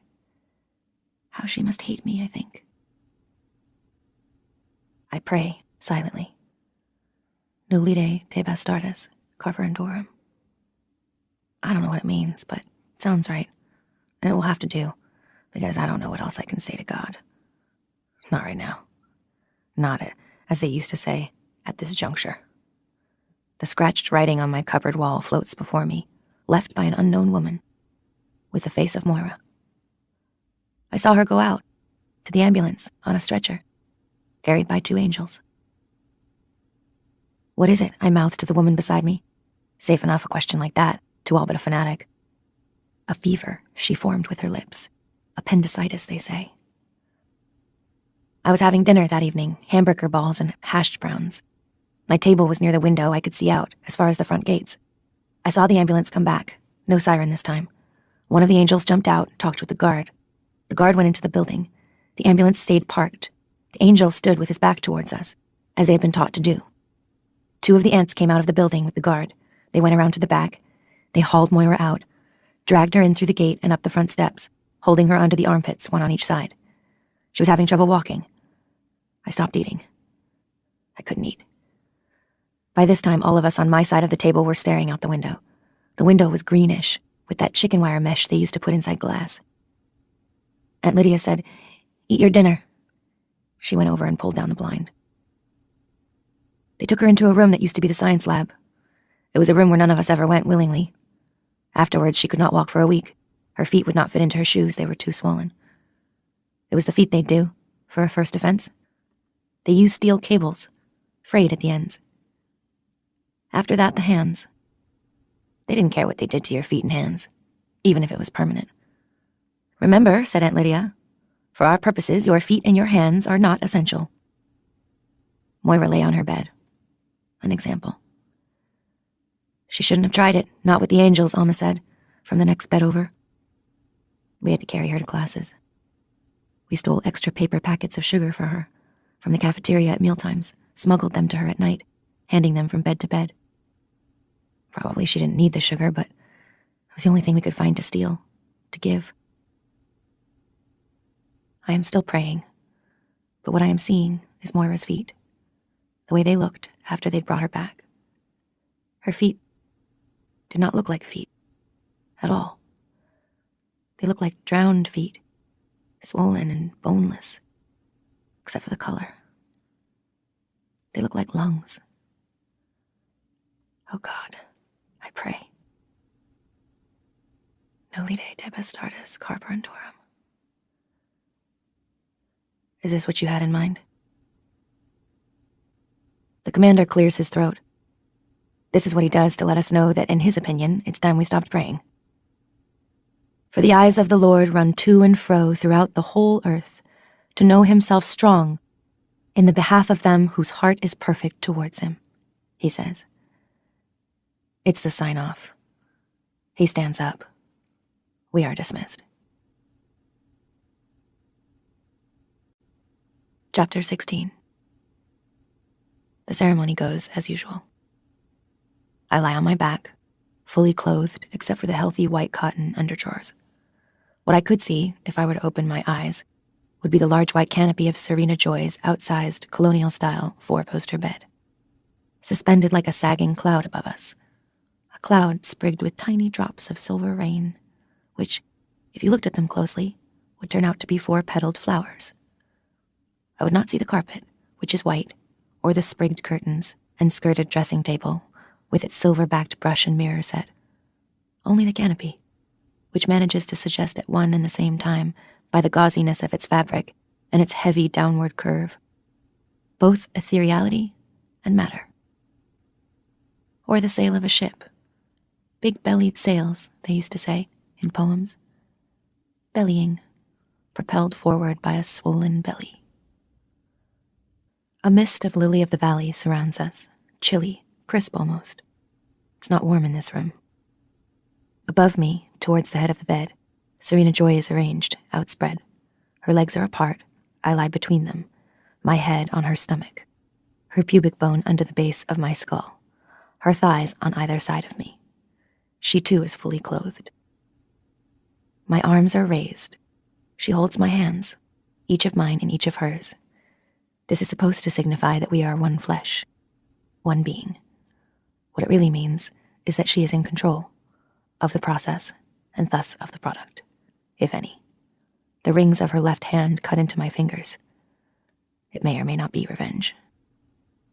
My red skirt is hitched up to my waist, though no higher. Below it, the commander is fucking.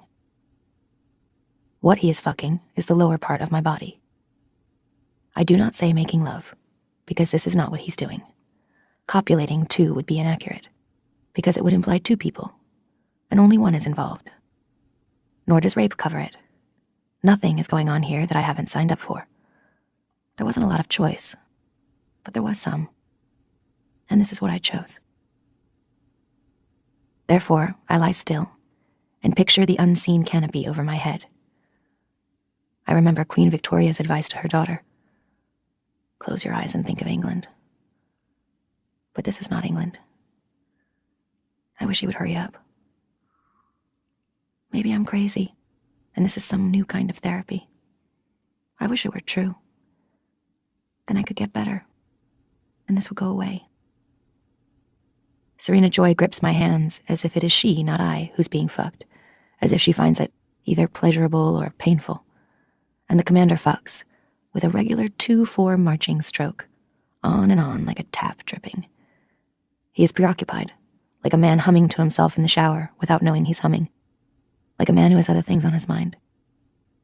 It's as if he's somewhere else, waiting for himself to come, drumming his fingers on the table while he waits. There's an impatience in his rhythm now. But isn't this everyone's wet dream? 2 women at once? They used to say that. Exciting, they used to say. What's going on in this room, under Serena Joy's silvery canopy, is not exciting. It has nothing to do with passion, or love, or romance, or any of those other notions we used to titillate ourselves with. It has nothing to do with sexual desire, at least for me, and certainly not for Serena. Arousal and orgasm are no longer thought necessary. They would be a symptom of frivolity merely, like jazz garters or beauty spots. Superfluous distractions for the light-minded. Outdated. It seems odd that women once spent such time and energy reading about such things, thinking about them, worrying about them, writing about them. They are so obviously recreational. This is not recreation, even for the commander. This is serious business. The commander, too, is doing his duty. If I were to open my eyes a slit, I would be able to see him, his not unpleasant face hanging over my torso, with a few strands of his silver hair falling perhaps over his forehead, intent on his inner journey, that place he is hurrying towards, which recedes as in a dream at the same speed with which he approaches it. I would see his open eyes. If he were better looking, would I enjoy this more? At least he's an improvement on the previous one, who smelled like a church cloakroom in the rain, like your mouth when the dentist starts picking at your teeth, like a nostril. The commander, instead, smells of mothballs. Or is this odor some punitive form of aftershave? Why does he have to wear that stupid uniform? But would I like his white, tufted, raw body any better? Kissing is forbidden between us. This makes it bearable. One detaches oneself. One describes. He comes at last, with a stifled groan as of relief. Serena Joy, who has been holding her breath, expels it. The commander, who has been propping himself on his elbows, away from our combined bodies, doesn't permit himself to sink down into us. He rests a moment, withdraws, recedes, rezippers. He nods, then turns and leaves the room, closing the door with exaggerated care behind him, as if both of us are his ailing mother. There's something hilarious about this, but I don't dare laugh. Serena Joy lets go of my hands. "You can get up now," she says. "Get up and get out." She's supposed to have me rest for 10 minutes, with my feet on a pillow to improve the chances. This is meant to be a time of silent meditation for her, but she's not in the mood for that. There is loathing in her voice. as if the touch of my flesh sickens and contaminates her. I untangle myself from her body, stand up. The juice of the commander runs down my legs. Before I turn away, I see her straighten her blue skirt, clench her legs together. She continues lying on the bed, gazing up at the canopy above her, stiff and straight as an effigy. Which of us is it worse for? Her or me? Chapter 17. This is what I do when I'm back in my room. I take off my clothes and put on my nightgown. I look for the pat of butter in the toe of my right shoe, where I hid it after dinner. The cupboard was too warm. The butter is semi-liquid. Much of it has sunk into the paper napkin I wrapped it in. Now I'll have butter in my shoe. Not the first time, because whenever there is butter or even margarine, I save some in this way. I can get most of the butter off the shoe lining with a washcloth or some toilet paper from the bathroom tomorrow. I rub the butter over my face, work it into the skin of my hands. There's no longer any hand lotion or face cream, not for us. Such things are considered vanities. We are containers. It's only the insides of our bodies that are important. The outside can become hard and wrinkled for all they care, like the shell of a nut. This was a decree of the wives, this absence of hand lotion. They don't want us to look attractive. For them, things are bad enough as it is. The butter is a trick I learned at the Rachel and Leah Center. The Red Center, we called it, because there was so much red. My predecessor in this room, my friend with the freckles and the good laugh, must have done this too, this buttering. We all do it. As long as we do this, butter our skin to keep it soft, we can believe that we will someday get out, that we will be touched again, in love or desire.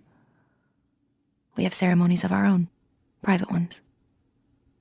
The butter is greasy, and it will go rancid, and I will smell like an old cheese. But at least it's organic, as they used to say. To such devices have we descended. Buttered, I lie on my single bed, flat, like a piece of toast. I can't sleep. In the semi-dark, I stare up at the blind plaster eye in the middle of the ceiling, which stares back down at me, even though it can't see. There's no breeze. My white curtains are like gauze bandages, hanging limp, glimmering in the aura cast by the searchlight that illuminates this house at night. Or is there a moon? I fold back the sheet, get carefully up, on silent bare feet, in my nightgown. Go to the window like a child. I want to see. The moon on the breast of the new fallen snow. The sky is clear, but hard to make out because of the searchlight. But yes, in the obscured sky a moon does float, newly. A wishing moon, a sliver of ancient rock, a goddess, a wink. The moon is a stone, and the sky is full of deadly hardware. But oh God, how beautiful anyway. I want Luke here so badly. I want to be held and told my name. I want to be valued in ways that I am not. I want to be more than valuable. I repeat my former name, remind myself of what I once could do, how others saw me. I want to steal something. In the hall, the nightlight's on, the long space glows gently pink. I walk, one foot set carefully down, then the other, without creaking, along the runner, as if on a forest floor, sneaking, my heart quick, through the night house. I am out of place. This is entirely illegal. Down past the fisheye on the hall wall, I can see my white shape of tented body, hair down my back like a mane, my eyes gleaming. I like this. I am doing something, on my own. The active, is it a tense? Tensed. What I would like to steal is a knife from the kitchen, but I'm not ready for that. I reach the sitting room, doors ajar, slip in, leave the door a little open, a squeak of wood, but who's near enough to hear? I stand in the room, letting the pupils of my eyes dilate, like a cat's or owl's. Old perfume, cloth, dust fill my nostrils. There's a slight mist of light coming through the cracks around the closed drapes, from the searchlight outside. Where two men doubtless patrol, I've seen them from above, from behind my curtains. Dark shapes, cutouts. Now I can see outlines, gleams. From the mirror, the bases of the lamps, the vases, the sofa looming like a cloud at dusk. What should I take? Something that will not be missed. In the wood at midnight, a magic flower. A withered daffodil, not one from the dried arrangement. The daffodils will soon be thrown out, they're beginning to smell. Along with Serena's stale fumes, the stench of her knitting. I grope, find an end table, feel. There's a clink. I must have knocked something. I find the daffodils, crisp at the edges where they've dried, limp towards the stems, use my fingers to pinch. I will press this somewhere, under the mattress. Leave it there for the next woman, the one who comes after me, to find. But there's someone in the room, behind me. I hear the step, quiet as mine, the creaking of the same floorboard. The door closes behind me with a little click, cutting the light. I freeze. White was a mistake. I'm snow and moonlight, even in the dark. Then a whisper. Don't scream. It's all right. As if I'd scream. As if it's all right. I turn. A shape, that's all. Dull glint of cheekbone, devoid of color. He steps towards me. Nick. What are you doing in here? I don't answer. He too is illegal. Here with me, he can't give me away. Nor I him. For the moment, we're mirrors.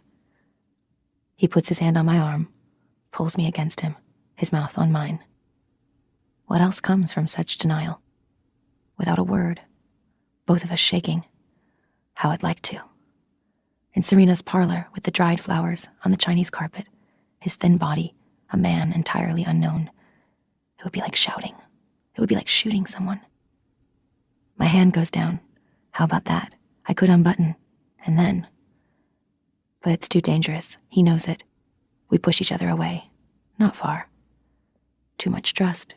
Too much risk. Too much already. I was coming to find you, he says. Breathes, almost into my ear. I want to reach up, taste his skin. He makes me hungry. His fingers move, feeling my arm under the nightgown sleeve, as if his hand won't listen to reason. It's so good to be touched by someone, to be felt so greedily, to feel so greedy. Luke, you'd know. You'd understand. It's you here, in another body. Bullshit. Why, I say, is it so bad for him that he'd take the risk of coming to my room at night? I think of the hanged men hooked on the wall. I can hardly stand up. I have to get away, back to the stairs before I dissolve entirely. His hands on my shoulder now, held still, heavy, pressing down on me like warm lead. Is this what I would die for? I'm a coward. I hate the thought of pain. He told me to, Nick says. He wants to see you, in his office. What do you mean, I say. The commander, it must be.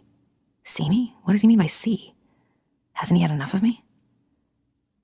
Tomorrow, he says, just audible. In the dark parlor, we move away from each other, slowly, as if pulled towards each other by a force, current, pulled apart also by hands equally strong. I find the door, turn the knob, fingers on cool porcelain, open. It's all I can do. 7. Night. Chapter 18. I lie in bed, still trembling. You can wet the rim of a glass and run your finger around the rim, and it will make a sound. This is what I feel like, this sound of glass. I feel like the word shatter. I want to be with someone.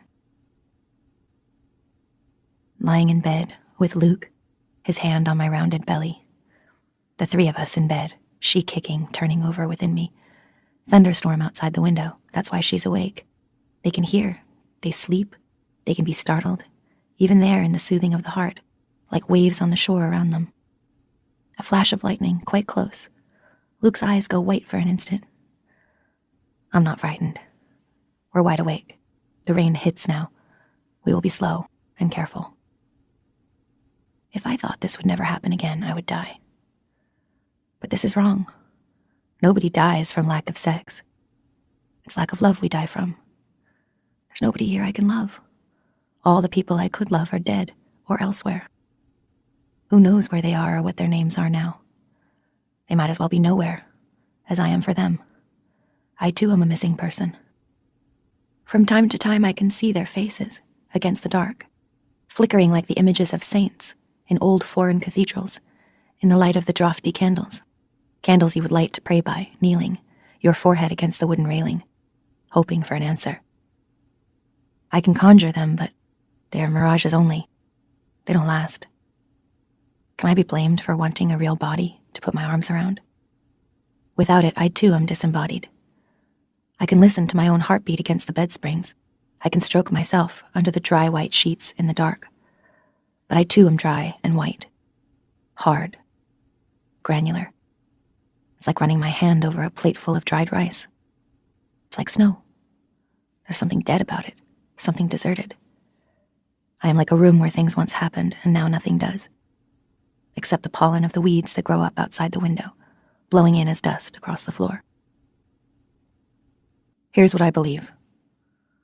I believe Luke is lying face down in a thicket, a tangle of bracken, the brown fronds from last year under the green ones just unrolled, or ground hemlock perhaps, although it's too early for the red berries. What is left of him? His hair, the bones, the plaid wool shirt, green and black, the leather belt, the work boots. I know exactly what he was wearing. I can see his clothes in my mind, bright as a lithograph or a full-color advertisement from an ancient magazine.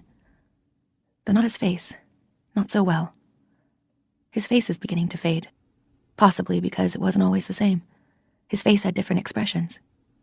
His clothes did not. I pray that the hole, or two, or three, there was more than one shot, they were close together. I pray that at least one hole is neatly, quickly, and finally through the skull, through the place where all the pictures were, so that there would have been only the one flash of darkness or pain, dull, I hope, like the word thud, only the one, and then silence. I believe this. I also believe that Luke is sitting up in a rectangle somewhere, gray cement, on a ledge, or the edge of something, a bed or chair. God knows what he's wearing. God knows what they've put him in. God isn't the only one who knows, so maybe there could be some way of finding out. He hasn't shaved for a year, though they cut his hair short, whenever they feel like it. For lice, they say. I'll have to revise that. If they cut the hair for lice, they cut the beard too, you'd think. Anyway, they don't do it well. The hair is ragged, the back of his neck is nicked. That's hardly the worst. He looks 10 years older, 20. He's bent like an old man. His eyes are pouched, small purple veins have burst in his cheeks. There's a scar. No, a wound. It isn't yet healed, the color of tulips. Near the stem end, down the left side of his face where the flesh split recently. The body is so easily damaged, so easily disposed of. Water and chemicals is all it is. Hardly more to it than a jellyfish, drying on sand. He finds it painful to move his hands, painful to move. He doesn't know what he's accused of. A problem. There must be something. Some accusation. Otherwise, why are they keeping him? Why isn't he already dead? He must know something they want to know. I can't imagine. I can't imagine he hasn't already said whatever it is. I would. He is surrounded by a smell, his own, the smell of a cooped-up animal in a dirty cage. I imagine him resting because I can't bear to imagine him at any other time. Just as I can't imagine anything below his collar, above his cuffs. I don't want to think what they've done to his body. Does he have shoes? No. And the floor is cold and wet. Does he know I'm here, alive, that I'm thinking about him? I have to believe so. In reduced circumstances, you have to believe all kinds of things. I believe in thought transference now, vibrations in the ether, that sort of junk. I never used to. I also believe that they didn't catch him, or catch up with him after all. Then he made it, reached the bank, swam the river, crossed the border, dragged himself up on the far shore, an island, teeth chattering, found his way to a nearby farmhouse, was allowed in, with suspicion at first, but then when they understood who he was, they were friendly, not the sort who would turn him in. Perhaps they were Quakers. They will smuggle him inland from house to house. The woman made him some hot coffee and gave him a set of her husband's clothes. I picture the clothes. It comforts me to dress him warmly. He made contact with the others. There must be a resistance, a government in exile. Someone must be out there, taking care of things. I believe in the resistance as I believe there can be no light without shadow, or rather, no shadow unless there is also light. There must be a resistance. Or where do all the criminals come from on the television? Any day now there may be a message from him. It will come in the most unexpected way, from the least likely person, someone I never would have suspected.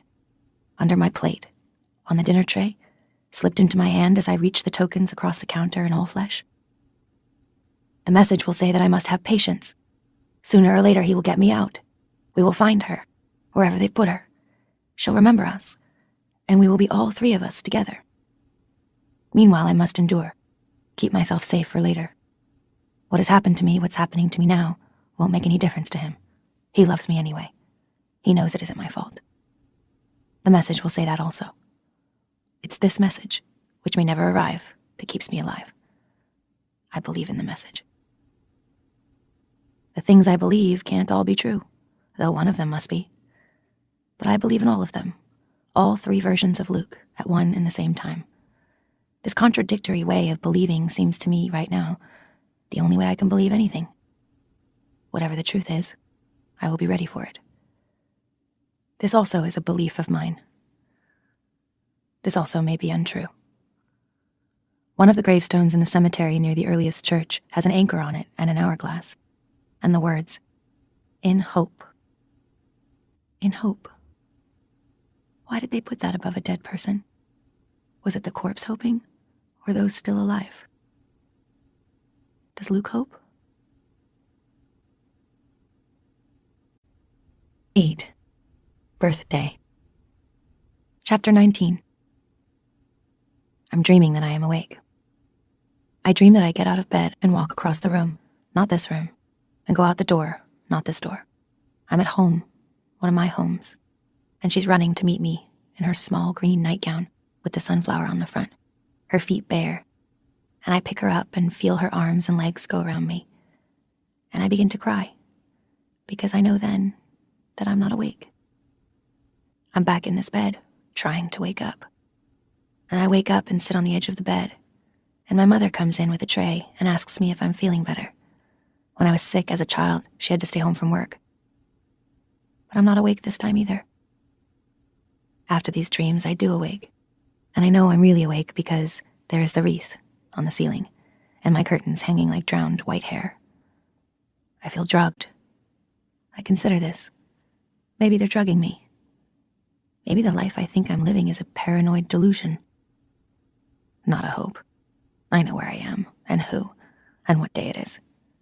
These are the tests. And I am sane. Sanity is a valuable possession. I hoard it the way people once hoarded money. I save it, so I will have enough when the time comes. Grayness comes through the curtains, hazy bright, not much sun today. I get out of bed, go to the window, kneel on the window seat, the hard little cushion, faith, and look out. There is nothing to be seen. I wonder what has become of the other 2 cushions. There must have been 3 once. Hope and charity. Where have they been stowed? Serena Joy has tidy habits. She wouldn't throw away anything not quite worn out. One for Rita, one for Cora. The bell goes. I'm up before it, ahead of time. I dress, not looking down. I sit in the chair and think about the word, chair. It can also mean the leader of a meeting. It can also mean a mode of execution. It is the first syllable in charity. It is the French word for flesh. None of these facts has any connection with the others. These are the kinds of litanies I use to compose myself. In front of me is a tray, and on the tray are a glass of apple juice, a vitamin pill, a spoon, a plate with 3 slices of brown toast on it, a small dish containing honey, and another plate with an egg cup on it, the kind that looks like a woman's torso, in a skirt. Under the skirt is the second egg, being kept warm. The egg cup is white china with a blue stripe. The first egg is white. I move the egg cup a little, so it's now in the watery sunlight that comes through the window, and falls, brightening, waning, brightening again on the tray. The shell of the egg is smooth but also grained. Small pebbles of calcium are defined by the sunlight, like craters on the moon. It's a barren landscape, yet perfect. It's the sort of desert the saints went into, so their minds would not be distracted by profusion. I think that this is what God must look like. An egg. The life of the moon may not be on the surface, but inside. The egg is glowing now, as if it had an energy of its own. To look at the egg gives me intense pleasure.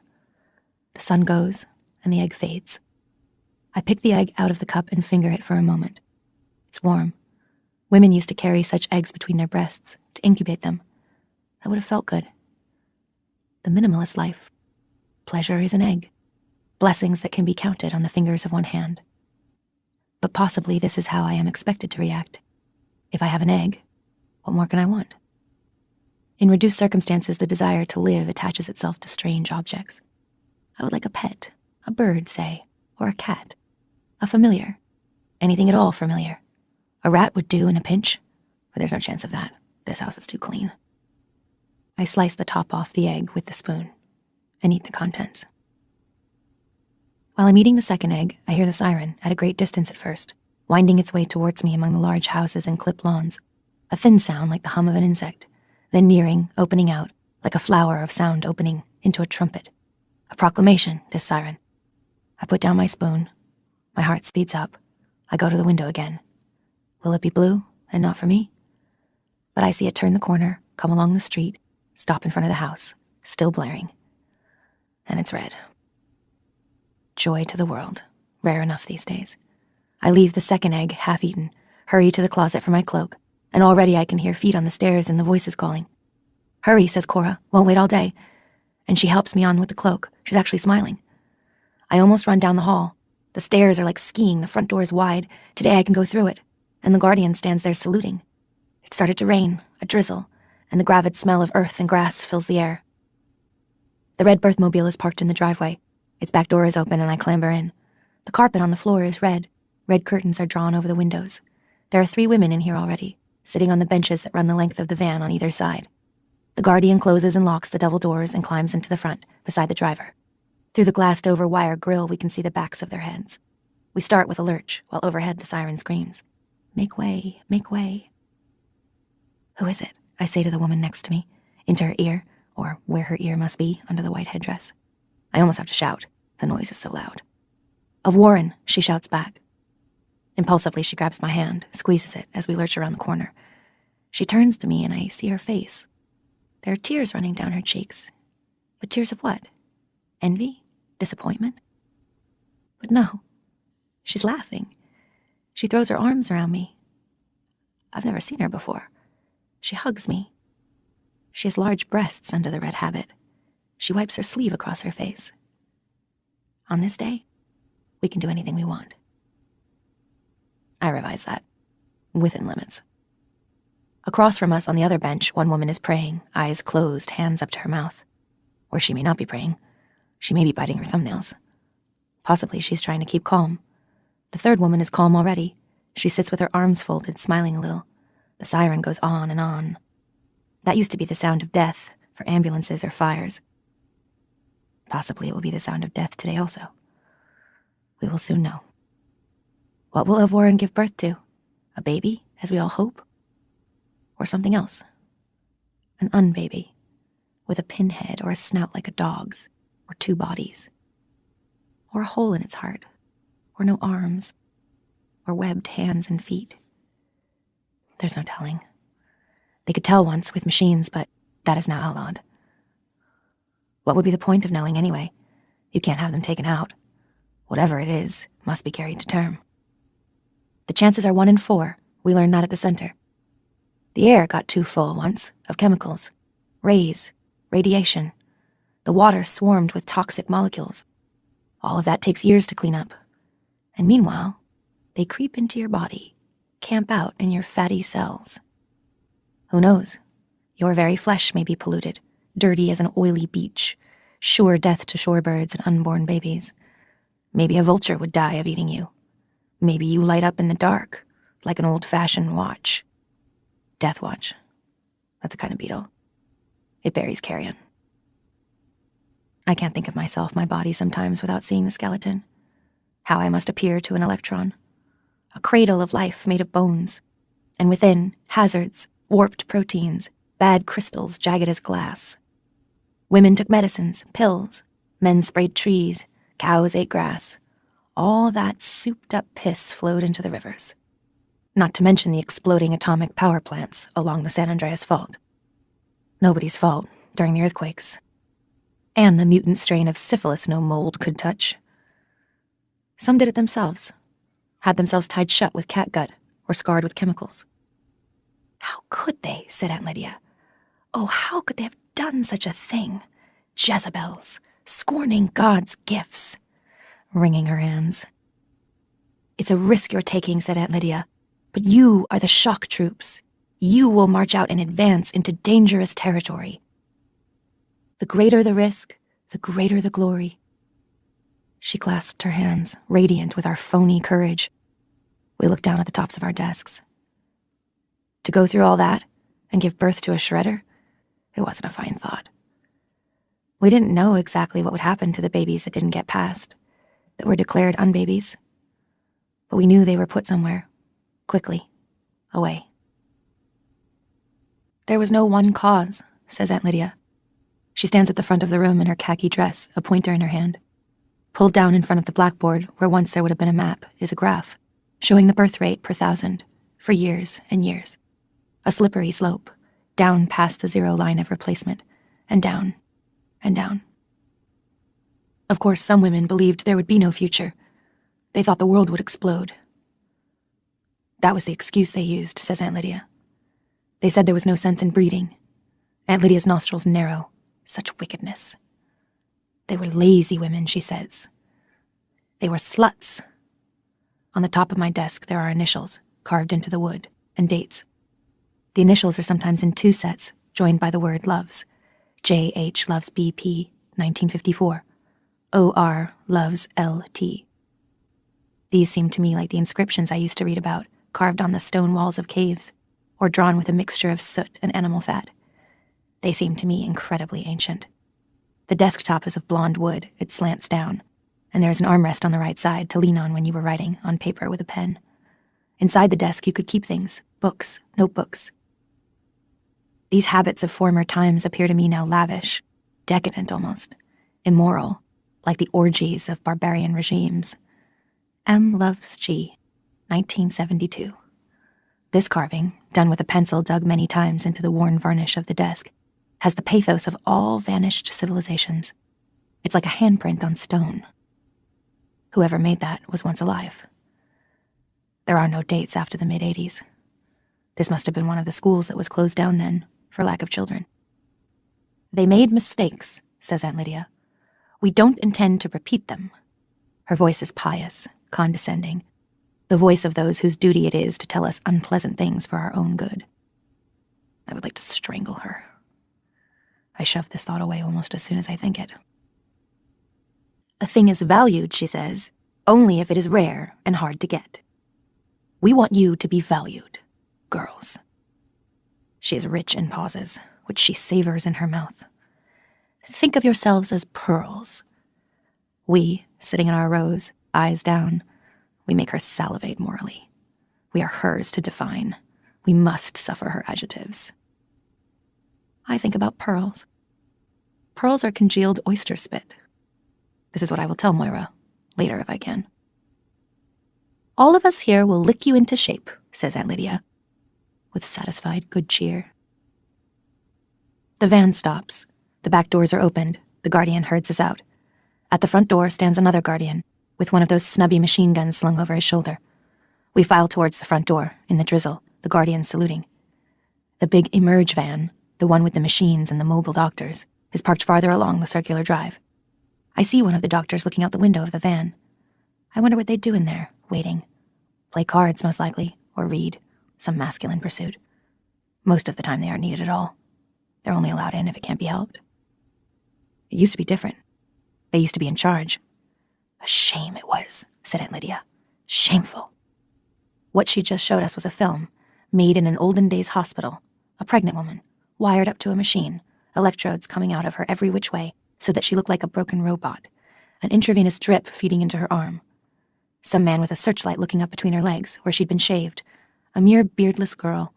A tray full of bright, sterilized knives. Everyone with masks on. A cooperative patient. Once they drugged women, induced labor, cut them open, sewed them up. No more. No anesthetics even. Aunt Elizabeth said it was better for the baby, but also, I will greatly multiply thy sorrow and thy conception. In sorrow thou shalt bring forth children. At lunch we got that. brown bread and lettuce sandwiches. As I'm going up the steps, wide steps with a stone urn on either side, of Warren's commander must be higher status than ours, I hear another siren. It's the Blue Birthmobile, for wives. That will be Serena Joy, arriving in state. No benches for them. They get real seats, upholstery. They face front, and are not curtained off. They know where they're going. Probably Serena Joy has been here before, to this house, for tea. Probably of Warren, formerly that whiny bitch Janine, was paraded out in front of her and the other wives, so they could see her belly, feel it perhaps, and congratulate the wife. A strong girl, good muscles. No Agent Orange in her family, we checked the records. You can never be too careful. And perhaps one of the kinder ones. Would you like a cookie, dear? Oh no, you'll spoil her. Too much sugar is bad for them. Surely one won't hurt, just this once, Mildred. And sucky Janine. Oh yes, can I, ma'am? Please? So well behaved. Not surly like some of them. Do their job and that's that. More like a daughter to you, as you might say. One of the family. Comfortable matronly chuckles. That's all, dear. You can go back to your room. And after she's gone, little whores, all of them. But still, you can't be choosy. You take what they hand out, right, girls? That from the commander's wife. Oh, but you've been so lucky. Some of them, why, they aren't even clean. And won't give you a smile, mope in their rooms, don't wash their hair. The smell. I have to get the Marthas to do it. Almost have to hold her down in the bathtub. You practically have to bribe her to get her to take a bath even. You have to threaten her. I had to take stern measures with mine, and now she doesn't eat her dinner properly. And as for the other thing, not a nibble. And we've been so regular. But yours, she's a credit to you. And any day now, oh, you must be so excited. She's big as a house. I bet you can hardly wait. More tea? Modestly changing the subject. I know the sort of thing that goes on. And Janine, up in her room, what does she do? Sits with the taste of sugar still in her mouth, licking her lips, stares out the window, breathes in and out, caresses her swollen breasts, thinks of nothing. Chapter 20. The central staircase is wider than ours, with a curved banister on either side. From above, I can hear the chanting of the women who are already there.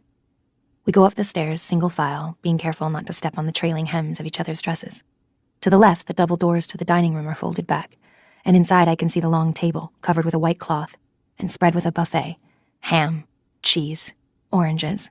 They have oranges. And fresh-baked breads and cakes. As for us, we'll get milk and sandwiches, on a tray, later. But they have a coffee urn, and bottles of wine. For why shouldn't the wives get a little drunk on such a triumphant day? First they'll wait for the results, then they'll pig out. They're gathered in the sitting room on the other side of the stairway now, cheering on this commander's wife, the wife of Warren. A small, thin woman. She lies on the floor in a white cotton nightgown, her graying hair spreading like mildew over the rug. They massage her tiny belly, just as if she's really about to give birth herself. The commander, of course, is nowhere in sight. He's gone wherever men go on such occasions.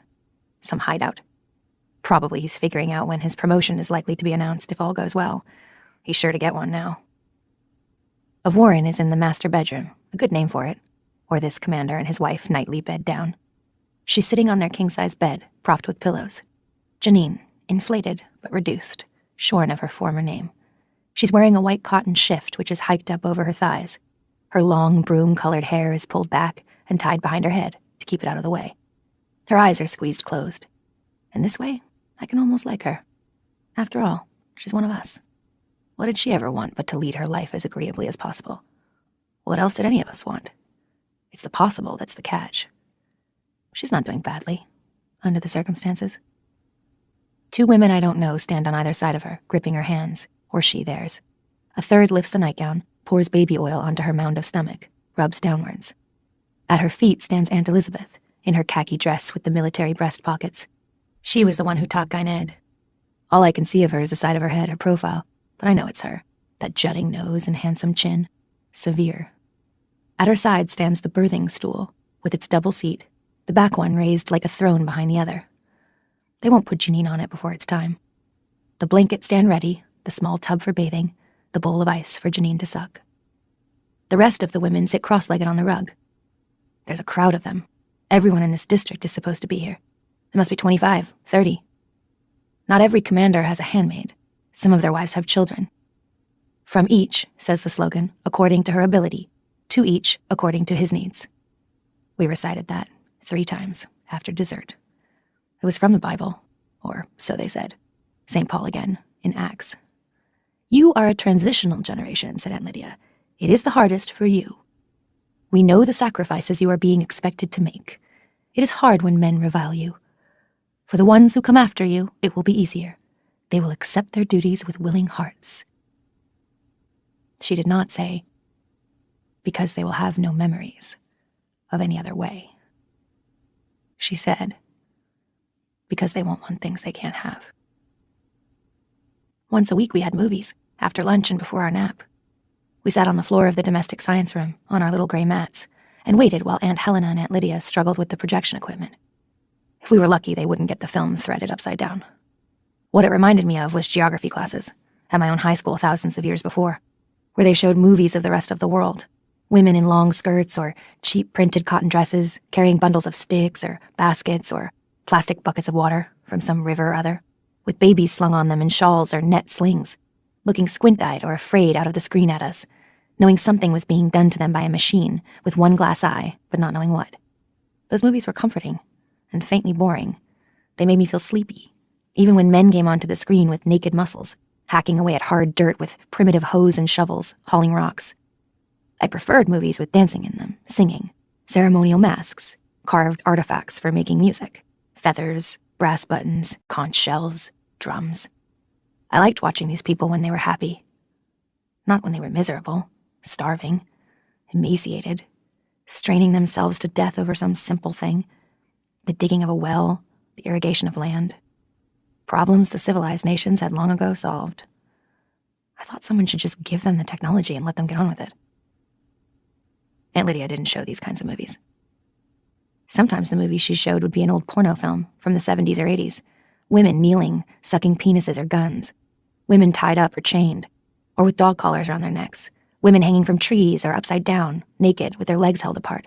Women being raped, beaten up, killed. Once, we had to watch a woman being slowly cut into pieces.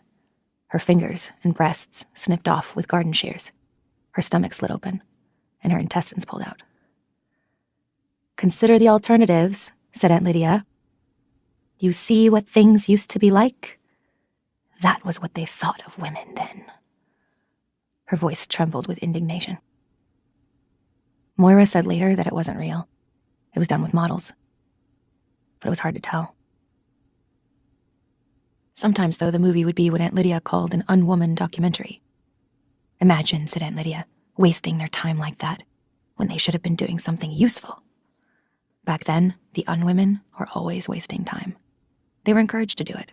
The government gave them money to do that very thing. Mind you, some of their ideas were sound enough, she went on, with the smug authority in her voice of one who is in a position to judge. We would have to condone some of their ideas, even today. Only some, mind you, she said coyly, raising her index finger, waggling it at us. But they were godless, and that can make all the difference, don't you agree?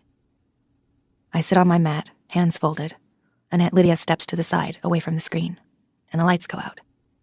And I wonder whether I can, in the dark, lean far over to the right without being seen and whisper to the woman next to me. What will I whisper? I will say, have you seen Moira? Because nobody has. She wasn't at breakfast. But the room, although dim, isn't dark enough. So I switch my mind into the holding pattern that passes for attention. They don't play the soundtrack on movies like these, though they do on the porno films. They want us to hear the screams and grunts and shrieks of what is supposed to be either extreme pain or extreme pleasure, or both at once. But they don't want us to hear what the unwomen are saying. First come the title and some names, blacked out on the film with a crayon so we can't read them. And then I see my mother. My young mother. Younger than I remember her. As young as she must have been once before I was born. She's wearing the kind of outfit Aunt Lydia had told us was typical of unwomen in those days. Overall jeans, with a green and mauve plaid shirt underneath, and sneakers on her feet. The sort of thing Moira once wore. The sort of thing I can remember wearing long ago, myself.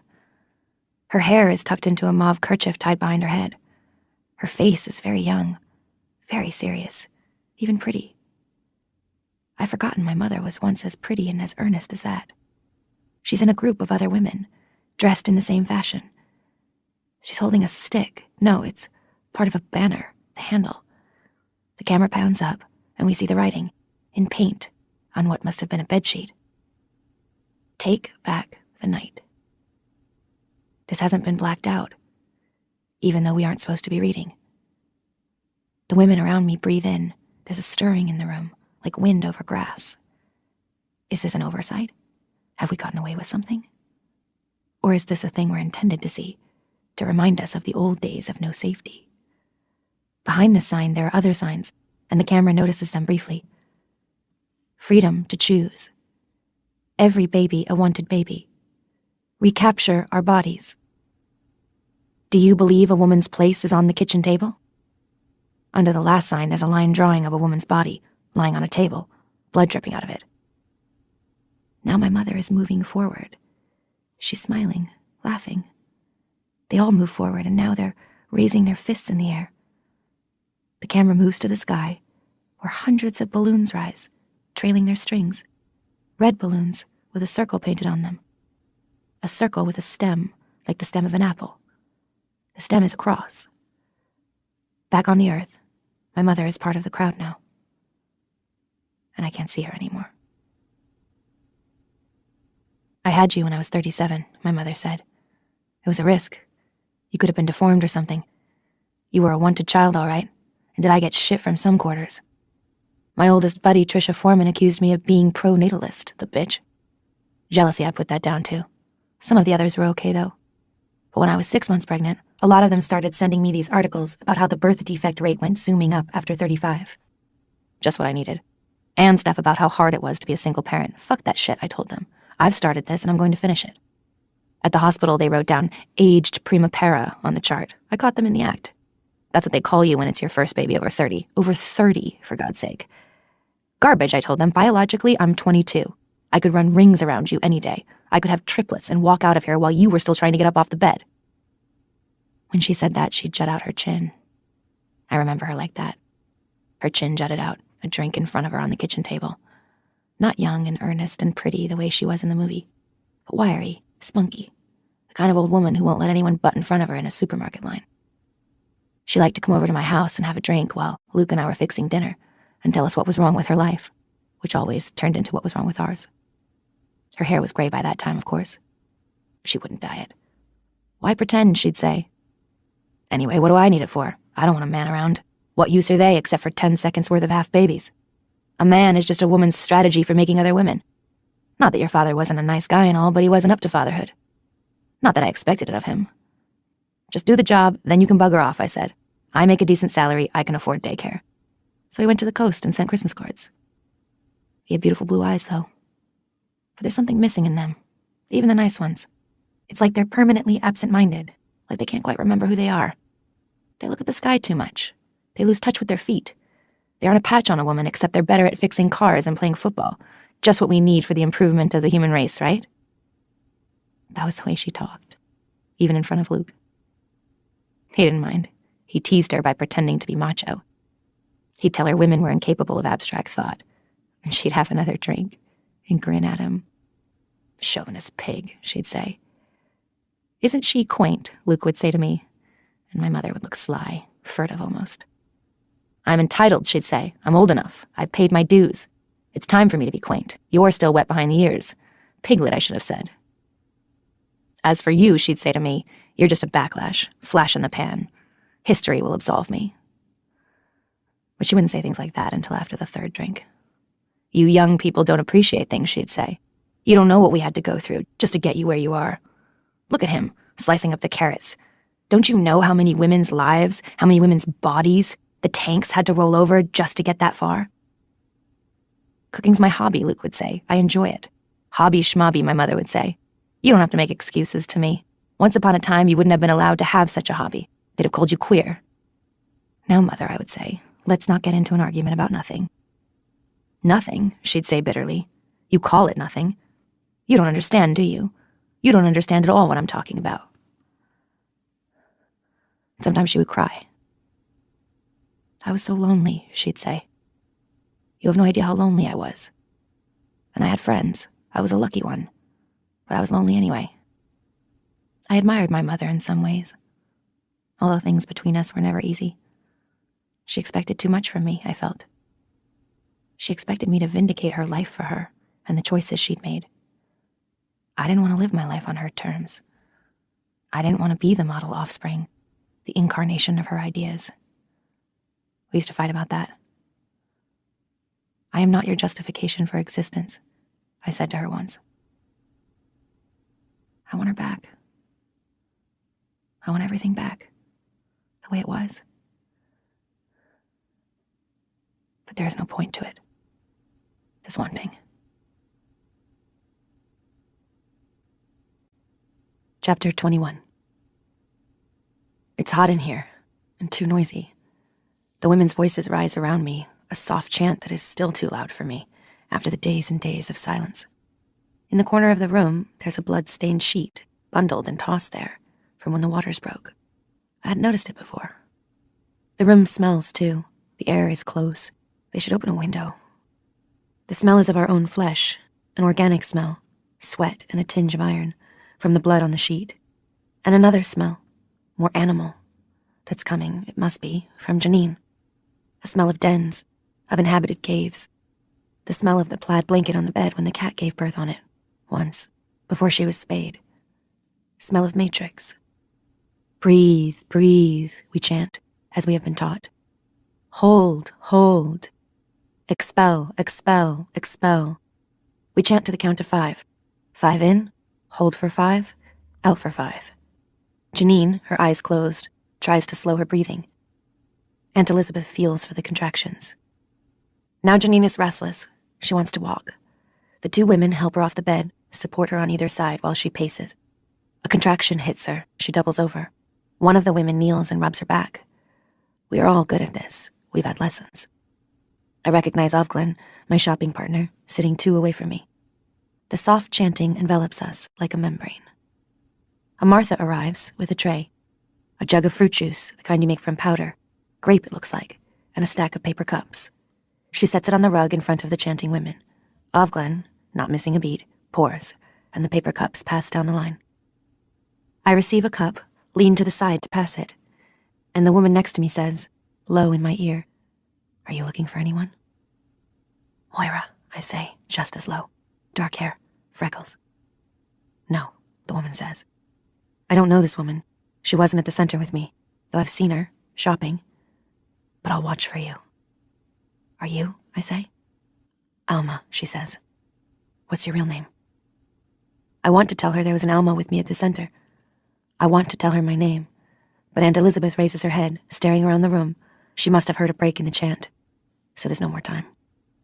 Sometimes you can find things out on birthdays, but there would be no point in asking about Luke. He wouldn't be where any of these women would be likely to see him. The chanting goes on. It begins to catch me. It's hard work. You're supposed to concentrate. "Identify with your body," said Aunt Elizabeth. Already I can feel slight pains in my belly, and my breasts are heavy.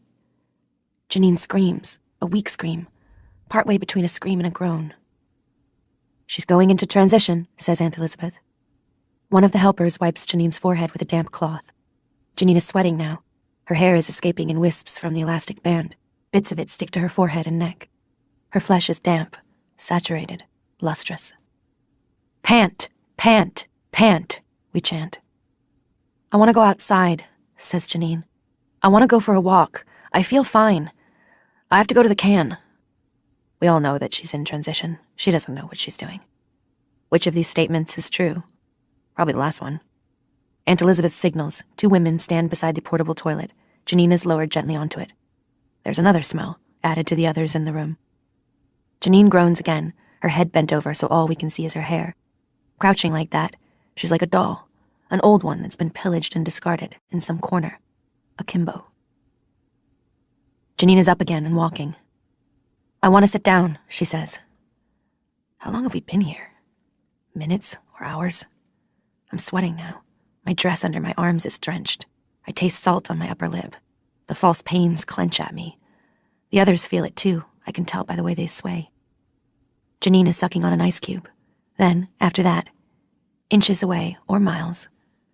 No, she screams. Oh no, oh no, oh no. It's her second baby. She had another child once. I know that from the center, when she used to cry about it at night. Like the rest of us, only more noisily. So she ought to be able to remember this, what it's like, what's coming. But who can remember pain, once it's over? All that remains of it is a shadow, not in the mind even, in the flesh. Pain marks you, but too deep to see. Out of sight, out of mind. Someone has spiked the grape juice. Someone has pinched a bottle from downstairs. It won't be the first time at such a gathering, but they'll turn a blind eye. We too need our orgies. Dim the lights, says Aunt Elizabeth. Tell her it's time. Someone stands, moves to the wall. The light in the room fades to twilight. Our voices dwindle to a chorus of creaks, of husky whispers, like grasshoppers in a field at night. 2 leave the room. 2 others lead Janine to the birthing stool, where she sits on the lower of the 2 seats. She's calmer now. Air sucks evenly into her lungs. We lean forward, tensed. The muscles in our backs and bellies hurt from the strain. It's coming. It's coming. Like a bugle, a call to arms, like a wall falling. We can feel it like a heavy stone moving down, pulled down inside us. We think we will burst. We grip each other's hands. We are no longer single. The commander's wife hurries in her ridiculous white cotton nightgown, her spindly legs sticking out beneath it. 2 of the wives in their blue dresses and veils hold her by the arms, as if she needs it. She has a tight little smile on her face, like a hostess at a party she'd rather not be giving. She must know what we think of her. She scrambles onto the birthing stool, sits on the seat behind and above Janine, so that Janine is framed by her. Her skinny legs come down on either side, like the arms of an eccentric chair. Oddly enough, she's wearing white cotton socks and bedroom slippers, blue ones, made of fuzzy material, like toilet seat covers. But we pay no attention to the wife. We hardly even see her. Our eyes are on Janine. In the dim light, in her white gown, she glows like a moon in cloud. She's grunting now, with the effort. Push, push, push, we whisper. Relax, pant. Push, push, push. We're with her. We're the same as her. We're drunk. Aunt Elizabeth kneels with an outspread towel to catch the baby. Here's the crowning, the glory, the head, purple and smeared with yogurt. Another push, and it slithers out, slick with fluid and blood, into our waiting. Oh, praise. We hold our breath as Aunt Elizabeth inspects it. A girl. Poor thing. But so far so good. At least there's nothing wrong with it that can be seen. Hands, feet, eyes. We silently count. Everything is in place. Aunt Elizabeth, holding the baby, looks up at us and smiles. We smile too. We are one smile. Tears run down our cheeks. We are so happy. Our happiness is part memory. What I remember is Luke with me in the hospital, standing beside my head, holding my hand, in the green gown and white mask they gave him. Oh, he said.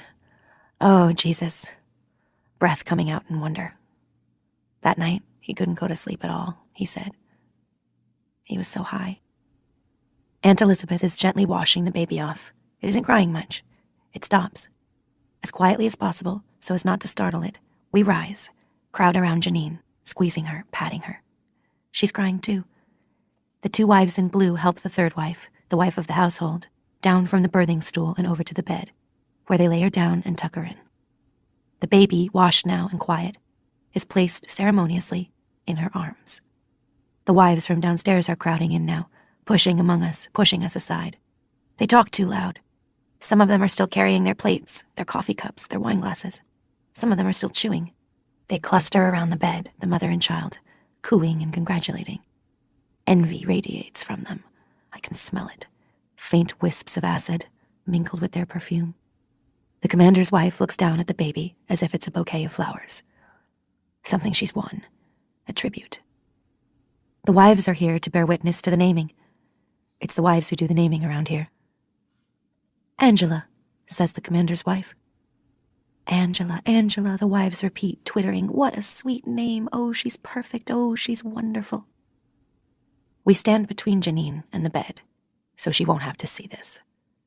Someone gives her a drink of grape juice. I hope there's wine in it. She's still having the pains for the afterbirth. She's crying helplessly, burnt out, miserable tears. Nevertheless, we are jubilant. It's a victory for all of us. We've done it. She'll be allowed to nurse the baby for a few months. They believe in mother's milk. After that, she'll be transferred to see if she can do it again with someone else who needs a turn. But she'll never be sent to the colonies. She'll never be declared unwoman. That is her reward. The birthmobile is waiting outside to deliver us back to our own households. The doctors are still in their van. Their faces appear at the window, white blobs, like the faces of sick children confined to the house. One of them opens the door and comes towards us. Was it all right? He asks, anxious. Yes, I say. By now I'm wrung out, exhausted. My breasts are painful. They're leaking a little. Fake milk. It happens this way with some of us. We sit on our benches facing one another as we are transported. We're without emotion now, almost without feeling. We might be bundles of red cloth. We ache. Each of us holds in her lap a phantom, a ghost baby. What confronts us, now the excitement's over, is our own failure. Mother, I think, wherever you may be. Can you hear me? You wanted a women's culture. Well, now there is one. It isn't what you meant, but it exists. Be thankful for small mercies. Chapter 22. By the time the birthmobile arrives in front of the house, it's late afternoon. The sun is coming weakly through the clouds. The smell of wet grass warming up is in the air. I've been at the birth all day. You lose track of time. Cora will have done the shopping today. I'm excused from all duties. I go up the stairs, lifting my feet heavily from one step to the next, holding onto the banister. I feel as if I've been awake for days and running hard. My chest hurts. My muscles cramp as if they're out of sugar. For once, I welcome solitude. I lie on the bed. I would like to rest, go to sleep. But I'm too tired. At the same time, too excited. My eyes won't close. I look up at the ceiling, tracing the foliage of the wreath. Today, it makes me think of a hat. The large-brimmed hats women used to wear at some period during the old days. Hats like enormous halos, festooned with fruit and flowers, and the feathers of exotic birds. Hats like an idea of paradise, floating just above the head, a thought solidified. In a minute, their wreath will start to color, and I will begin seeing things. That's how tired I am. As when you'd driven all night into the dawn for some reason. I won't think about that now. Keeping each other awake with stories and taking turns at the wheel. And as the sun would begin to come up, you'd see things at the sides of your eyes. Purple animals in the bushes beside the road. The vague outlines of men, which would disappear when you looked at them straight. I'm too tired to go on with this story. I'm too tired to think about where I am. Here is a different story, a better one. This is the story of what happened to Moira. Part of it I can fill in myself. Part of it I heard from Alma, who heard it from Dolores, who heard it from Janine. Janine heard it from Aunt Lydia. There can be alliances even in such places, even under such circumstances. This is something you can depend upon. There will always be alliances of one kind or another. Aunt Lydia called Janine into her office. Blessed be the fruit, Janine, Aunt Lydia would have said, without looking up from her desk where she was writing something. For every rule, there is always an exception. This too can be depended upon. The aunts are allowed to read and write.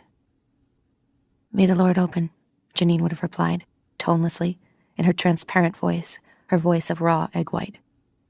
I feel I can rely on you, Janine, Aunt Lydia would have said, raising her eyes from the page at last and fixing Janine with that look of hers through the spectacles, a look that managed to be both menacing and beseeching all at once. Help me, that look said. We are all in this together. You are a reliable girl, she went on, not like some of the others. She thought all Janine's sniveling and repentance meant something. She thought Janine had been broken. She thought Janine was a true believer. But by that time, Janine was like a puppy that's been kicked too often by too many people at random. She'd roll over for anyone. She'd tell anything, just for a moment of approbation. So Janine would have said, "I hope so, Aunt Lydia. I hope I have become worthy of your trust," or some such thing. "Janine," said Aunt Lydia, "something terrible has happened." Janine looked down at the floor. Whatever it was, she knew she would not be blamed for it. She was blameless. But what use had that been to her in the past, to be blameless? So at the same time, she felt guilty, and as if she was about to be punished. "Do you know about it, Janine?" said Aunt Lydia softly. "No, Aunt Lydia," said Janine. She knew that at this moment it was necessary to look up, to look Aunt Lydia straight in the eyes.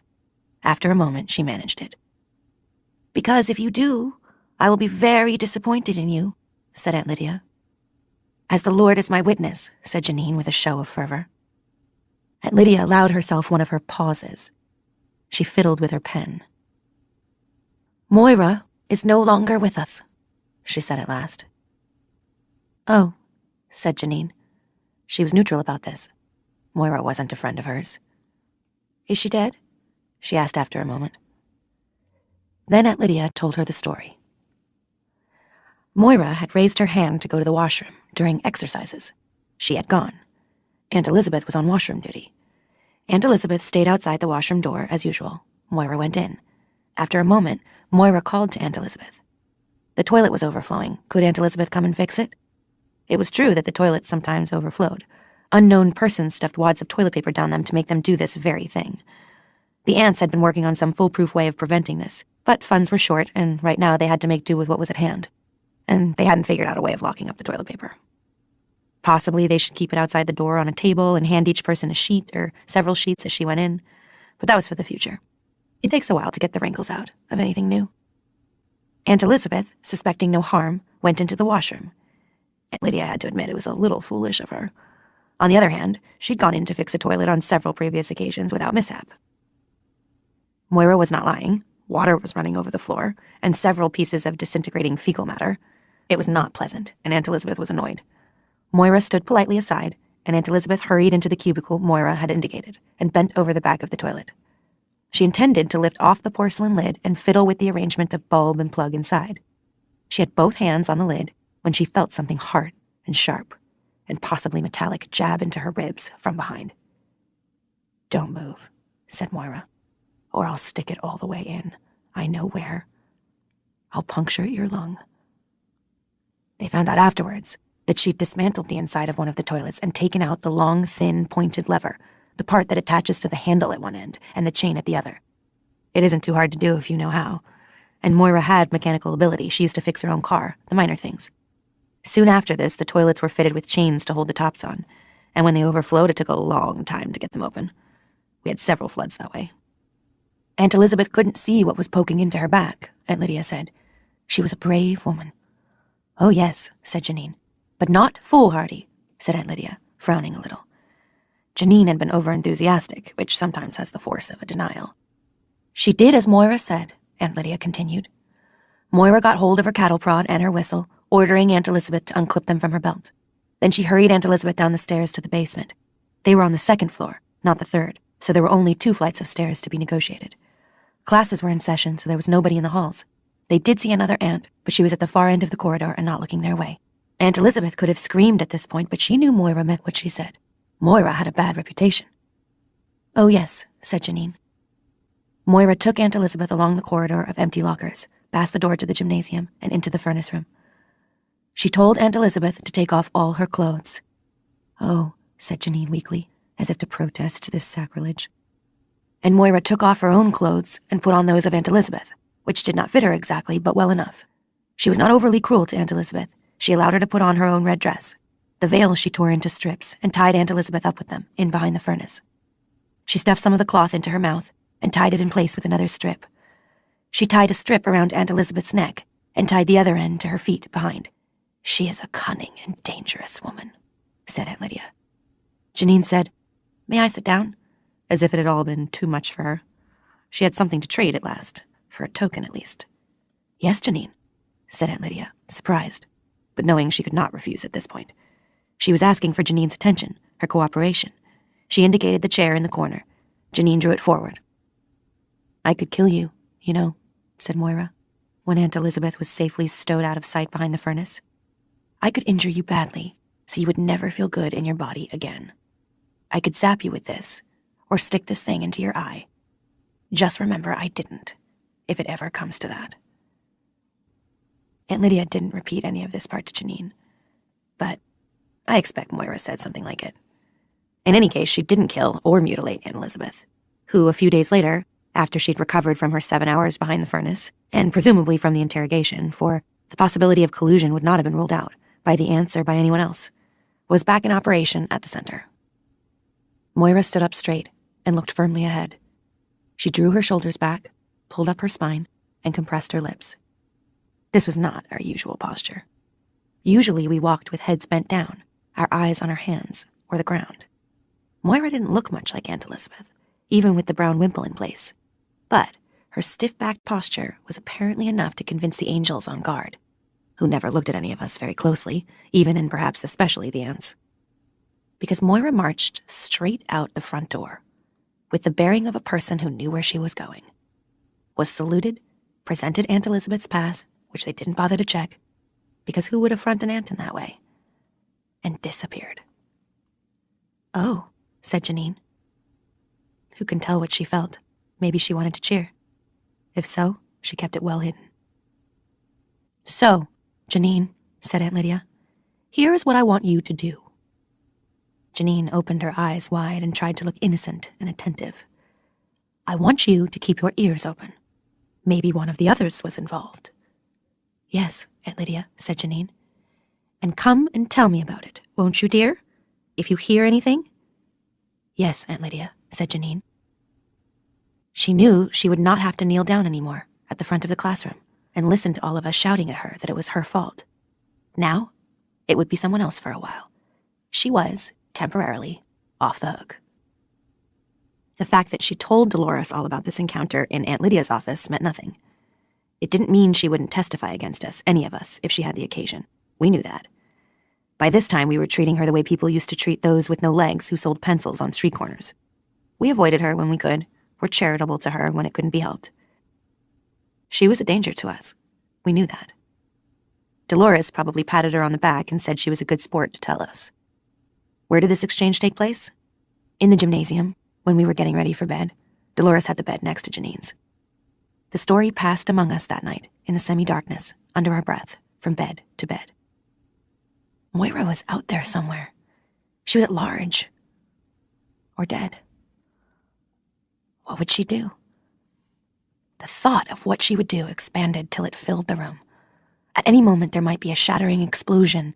The glass of the windows would fall inwards. The doors would swing open. Moira had power now. She'd been set loose. She'd set herself loose. She was now a loose woman. I think we found this frightening. Moira was like an elevator with open sides. She made us dizzy. Already we were losing the taste for freedom. Already we were finding these walls secure.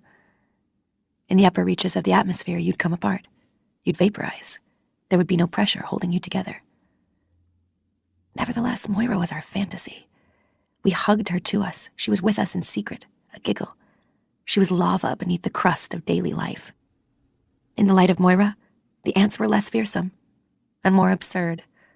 Their power had a flaw to it. They could be shanghaied in toilets. The audacity was what we liked. We expected her to be dragged in at any minute, as she had been before. We could not imagine what they might do to her this time. It would be very bad, whatever it was. But nothing happened. Moira didn't reappear. She hasn't yet. Chapter 23. This is a reconstruction. All of it is a reconstruction. It's a reconstruction now, in my head, as I lie flat on my single bed, rehearsing what I should or shouldn't have said, what I should or shouldn't have done, how I should have played it.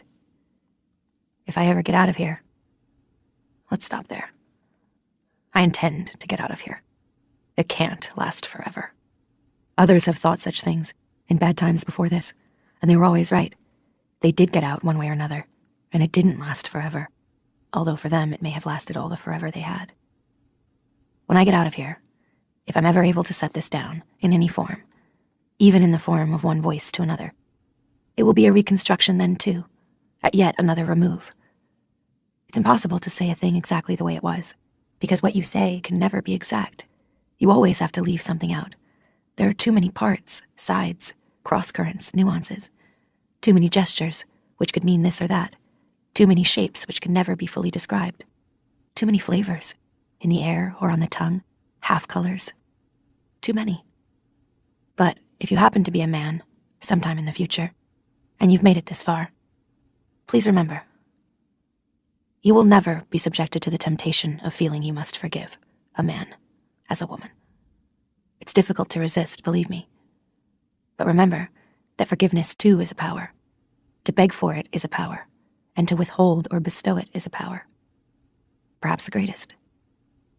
Maybe none of this is about control. Maybe it isn't really about who can own whom, who can do what to whom, and get away with it, even as far as death. Maybe it isn't about who can sit and who has to kneel or stand or lie down, legs spread open.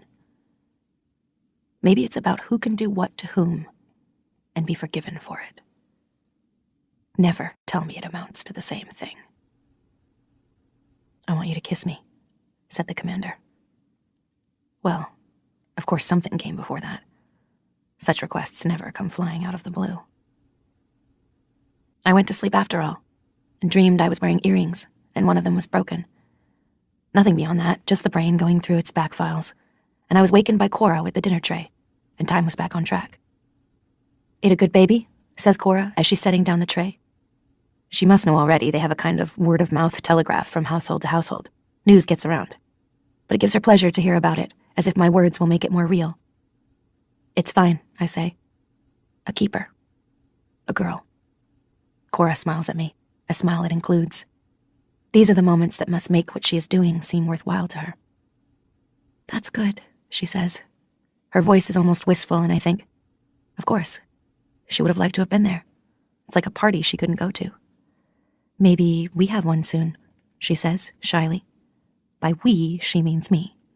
It's up to me to repay the team, justify my food and keep, like a queen ant with eggs. Rita may disapprove of me, but Cora does not. Instead, she depends on me. She hopes, and I am the vehicle for her hope. Her hope is of the simplest kind. She wants a birthday, here, with guests and food and presents. She wants a little child to spoil in the kitchen, to iron clothes for, to slip cookies into when no one's watching. I am to provide these joys for her. I would rather have the disapproval. I feel more worthy of it. The dinner is beef stew. I have some trouble finishing it because halfway through it I remember what the day has erased right out of my head. It's true what they say. It's a trance state giving birth, or being there. You lose track of the rest of your life. You focus only on that one instant. But now it comes back to me. And I know I'm not prepared. The clock in the hall downstairs strikes 9. I press my hands against the sides of my thighs, breathe in, set out along the hall and softly down the stairs. Serena Joy may still be at the house where the birth took place. That's lucky. He couldn't have foreseen it. On these days, the wives hang around for hours helping to open the presents, gossiping, getting drunk. Something has to be done to dispel their envy. I follow the downstairs corridor back, past the door that leads into the kitchen, along to the next door. His. I stand outside it, feeling like a child who's been summoned, at school, to the principal's office. What have I done wrong? My presence here is illegal. It's forbidden for us to be alone with the commanders. We are for breeding purposes. We aren't concubines, geisha girls, courtesans. On the contrary, everything possible has been done to remove us from that category. There is supposed to be nothing entertaining about us. No room is to be permitted for the flowering of secret lusts. No special favors are to be wheedled by them or us. There are to be no toeholds for love. We are two-legged wombs, that's all. Sacred vessels, ambulatory chalices. So why does he want to see me? At night, alone? If I'm caught, it's to Serena's tender mercies I'll be delivered.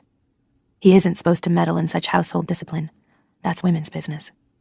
After that, reclassification. I could become an unwoman. But to refuse to see him could be worse. There's no doubt about who holds the real power. But there must be something he wants from me. To want is to have a weakness. It's this weakness, whatever it is, that entices me. It's like a small crack in a wall, before now impenetrable. If I press my eye to it, this weakness of his, I may be able to see my way clear. I want to know what he wants. I raise my hand, knock on the door of this forbidden room where I have never been, where women do not go. Not even Serena Joy comes here, and the cleaning is done by guardians. What secrets, what male totems are kept in here? I'm told to enter. I open the door, step in. What is on the other side is normal life. I should say, what is on the other side looks like normal life. There is a desk, of course, with a compute-talk on it, and a black leather chair behind it. There's a potted plant on the desk, a pen holder set, papers. There's an oriental rug on the floor, and a fireplace without a fire in it. There's a small sofa covered in brown plush, a television set, an end table, a couple of chairs. But all around the walls, there are bookcases. They're filled with books. Books and books and books. Right out in plain view. No locks, no boxes. No wonder we can't come in here. It's an oasis of the forbidden. I try not to stare. The commander is standing in front of the fireless fireplace, back to it. One elbow on the carved wooden overmantel, other hand in his pocket.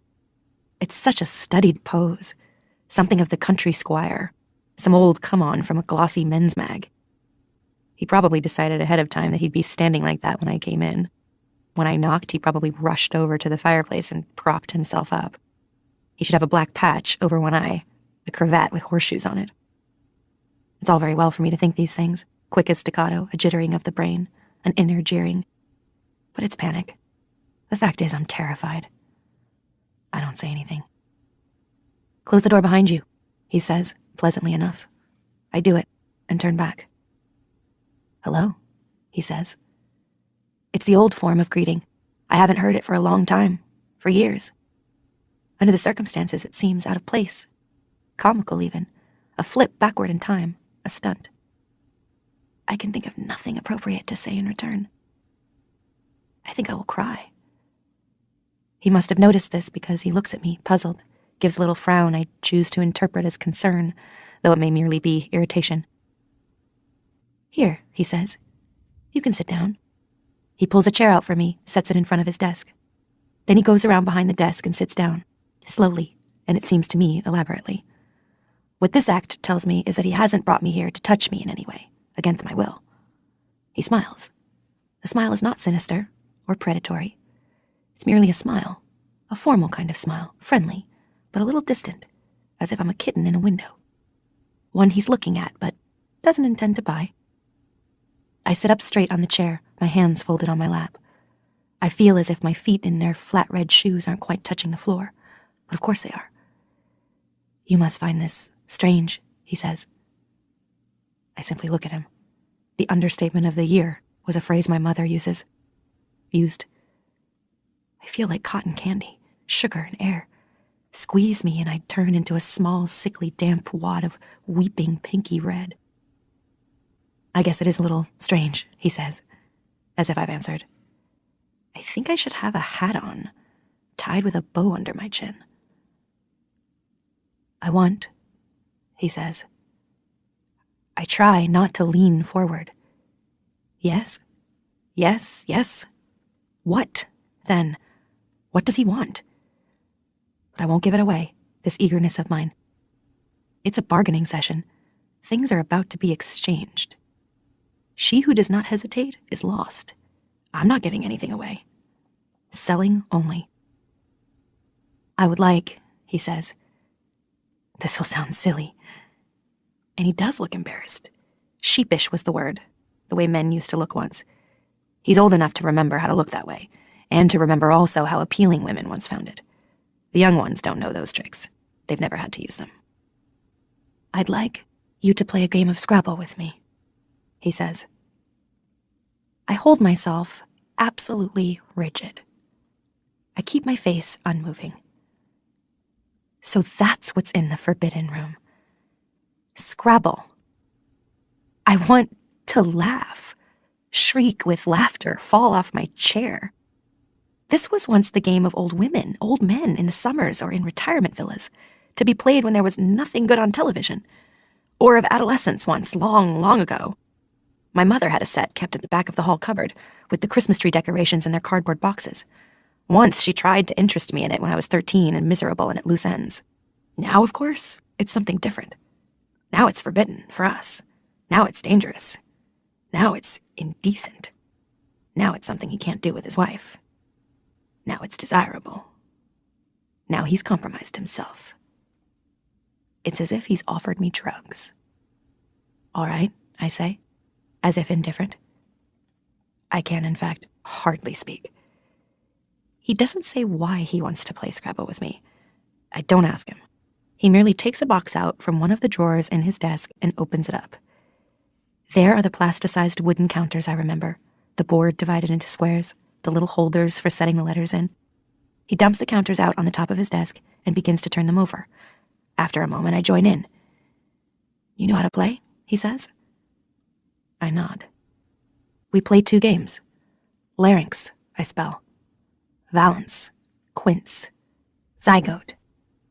I hold the glossy counters with their smooth edges, finger the letters. The feeling is voluptuous. This is freedom, an eye blink of it. Limp, I spell. Gorge. What a luxury. The counters are like candies made of peppermint, cool like that. Humbugs, those were called. I would like to put them into my mouth. They would taste also of lime. The letter C, crisp, slightly acid on the tongue, delicious. I win the first game. I let him win the second. I still haven't discovered what the terms are, what I will be able to ask for in exchange. Finally, he tells me it's time for me to go home. Those are the words he uses. Go home. He means to my room. He asks me if I will be all right, as if the stairway is a dark street. I say yes. We open his study door just a crack and listen for noises in the hall. This is like being on a date. This is like sneaking into the dorm after hours. This is conspiracy. "Thank you," he says, "for the game." Then he says, "I want you to kiss me." I think about how I could take the back of the toilet apart, the toilet in my own bathroom on a bath night, quickly and quietly, so Cora outside on the chair would not hear me. I could get the sharp lever out and hide it in my sleeve and smuggle it into the commander's study the next time. Because after a request like that, there's always a next time, whether you say yes or no. I think about how I could approach the commander to kiss him here alone and take off his jacket as if to allow or invite something further, some approach to true love, and put my arms around him and slip the lever out from the sleeve and drive the sharp end into him suddenly, between his ribs. I think about the blood coming out of him, hot as soup, sexual, over my hands. In fact, I don't think about anything of the kind. I put it in only afterwards. Maybe I should have thought about that at the time, but I didn't. As I said, this is a reconstruction. "All right," I say. I go to him and place my lips, closed, against his. I smell the shaving lotion, the usual kind, the hint of mothballs, familiar enough to me. But he's like someone I've only just met. He draws away, looks down at me. There's the smile again, the sheepish one. Such candor. "Not like that," he says. "As if you meant it." He was so sad. That is a reconstruction, too. 9. Night. Chapter 24. I go back along the dimmed hall and up the muffled stairs, stealthily to my room. There I sit in the chair, with the lights off, in my red dress, hooked and buttoned. You can think clearly only with your clothes on. What I need is perspective, the illusion of depth created by a frame, the arrangement of shapes on a flat surface. Perspective is necessary. Otherwise, there are only 2 dimensions. Otherwise, you live with your face squashed against a wall, everything a huge foreground of details, close-ups, hairs, the weave of the bedsheet, the molecules of the face. Your own skin like a map, a diagram of futility, crisscrossed with tiny roads that lead nowhere. Otherwise, you live in the moment, which is not where I want to be. But that's where I am. There's no escaping it. Time's a trap. I'm caught in it. I must forget about my secret name and all ways back. My name is offered now, and here is where I live. Live in the present. Make the most of it. It's all you've got. Time to take stock. I am 33 years old. I have brown hair. I stand 5'7" without shoes. I have trouble remembering what I used to look like. I have viable ovaries. I have one more chance. But something has changed now, tonight. Circumstances have altered. I can ask for something. Possibly not much, but something. Men are sex machines, said Aunt Lydia, and not much more. They only want one thing. You must learn to manipulate them for your own good. Lead them around by the nose. That is a metaphor. It's nature's way. It's God's device. It's the way things are. Aunt Lydia did not actually say this, but it was implicit in everything she did say. It hovered over her head like the golden mottos over the saints of the darker ages. Like them too, she was angular and without flesh. But how to fit the commander into this, as he exists in his study with his word games and his desire? For what? To be played with, to be gently kissed, as if I meant it. I know I need to take it seriously, this desire of his. It could be important. It could be a passport. It could be my downfall. I need to be earnest about it. I need to ponder it. But no matter what I do, sitting here in the dark, with the searchlights illuminating the oblong of my window from outside, through the curtains gauzy as a bridal dress, as ectoplasm, one of my hands holding the other, rocking back and forth a little. No matter what I do, there's something hilarious about it. He wanted me to play Scrabble with him and kiss him as if I meant it. This is one of the most bizarre things that's happened to me, ever. Context is all. I remember a television program I saw once, a rerun made years before. I must have been 7 or 8, too young to understand it. It was the sort of thing my mother liked to watch, historical, educational. She tried to explain it to me afterwards, to tell me that the things in it had really happened. But to me it was only a story. I thought someone had made it up. I suppose all children think that, about any history before their own. If it's only a story, it becomes less frightening. The program was a documentary about one of those wars. They interviewed people and showed clips from films of the time, black and white, and still photos. I don't remember much about it, but I remember the quality of the pictures, the way everything in them seemed to be coated with a mixture of sunlight and dust, and how dark the shadows were under people's eyebrows and along their cheekbones. The interviews with people still alive then were in color. The one I remember best was with a woman who had been the mistress of a man who had supervised one of the camps where they put the Jews, before they killed them. In ovens, my mother said. But there weren't any pictures of the ovens, so I got some confused notion that these deaths had taken place in kitchens.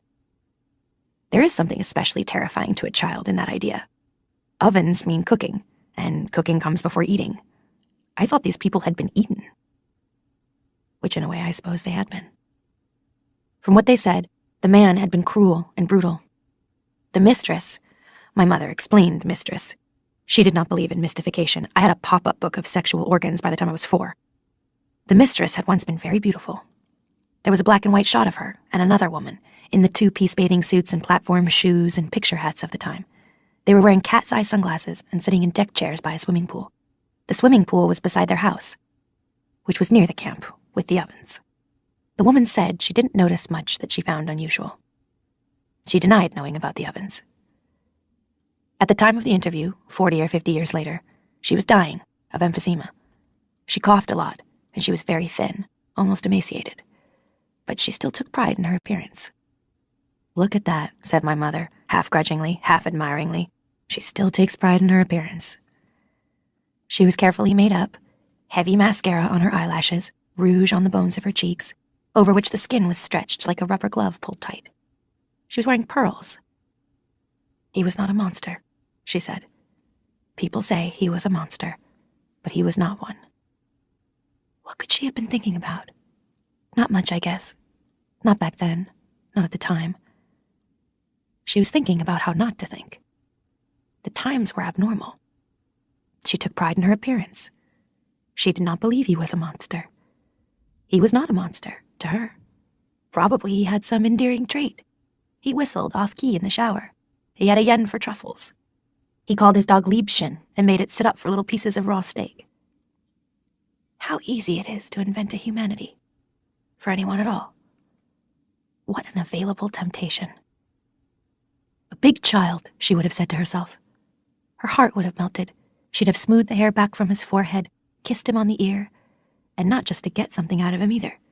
The instinct to soothe, to make it better. There, she'd say, as he woke from a nightmare. Things are so hard for you. All this she would have believed, because otherwise, how could she have kept on living? She was very ordinary under that beauty. She believed in decency. She was nice to the Jewish maid, or nice enough, nicer than she needed to be. Several days after this interview with her was filmed, she killed herself. It said that, right on television. Nobody asked her whether or not she had loved him. What I remember now, most of all, is the makeup. I stand up, in the dark, start to unbutton. Then I hear something inside my body. I've broken. Something has cracked. That must be it. Noise is coming out, of the broken place in my face. Without warning, I wasn't thinking about here or there or anything. If I let the noise get out into the air, it will be laughter. Too loud, too much of it. Someone is bound to hear. And then there will be hurrying footsteps and commands and who knows. Judgment. Emotion inappropriate to the occasion. The wandering womb, they used to think. Hysteria. And then a needle, a pill. It could be fatal. I cram both hands over my mouth as if I'm about to be sick, drop to my knees, the laughter boiling like lava in my throat. I crawl into the cupboard, draw up my knees. I'll choke on it.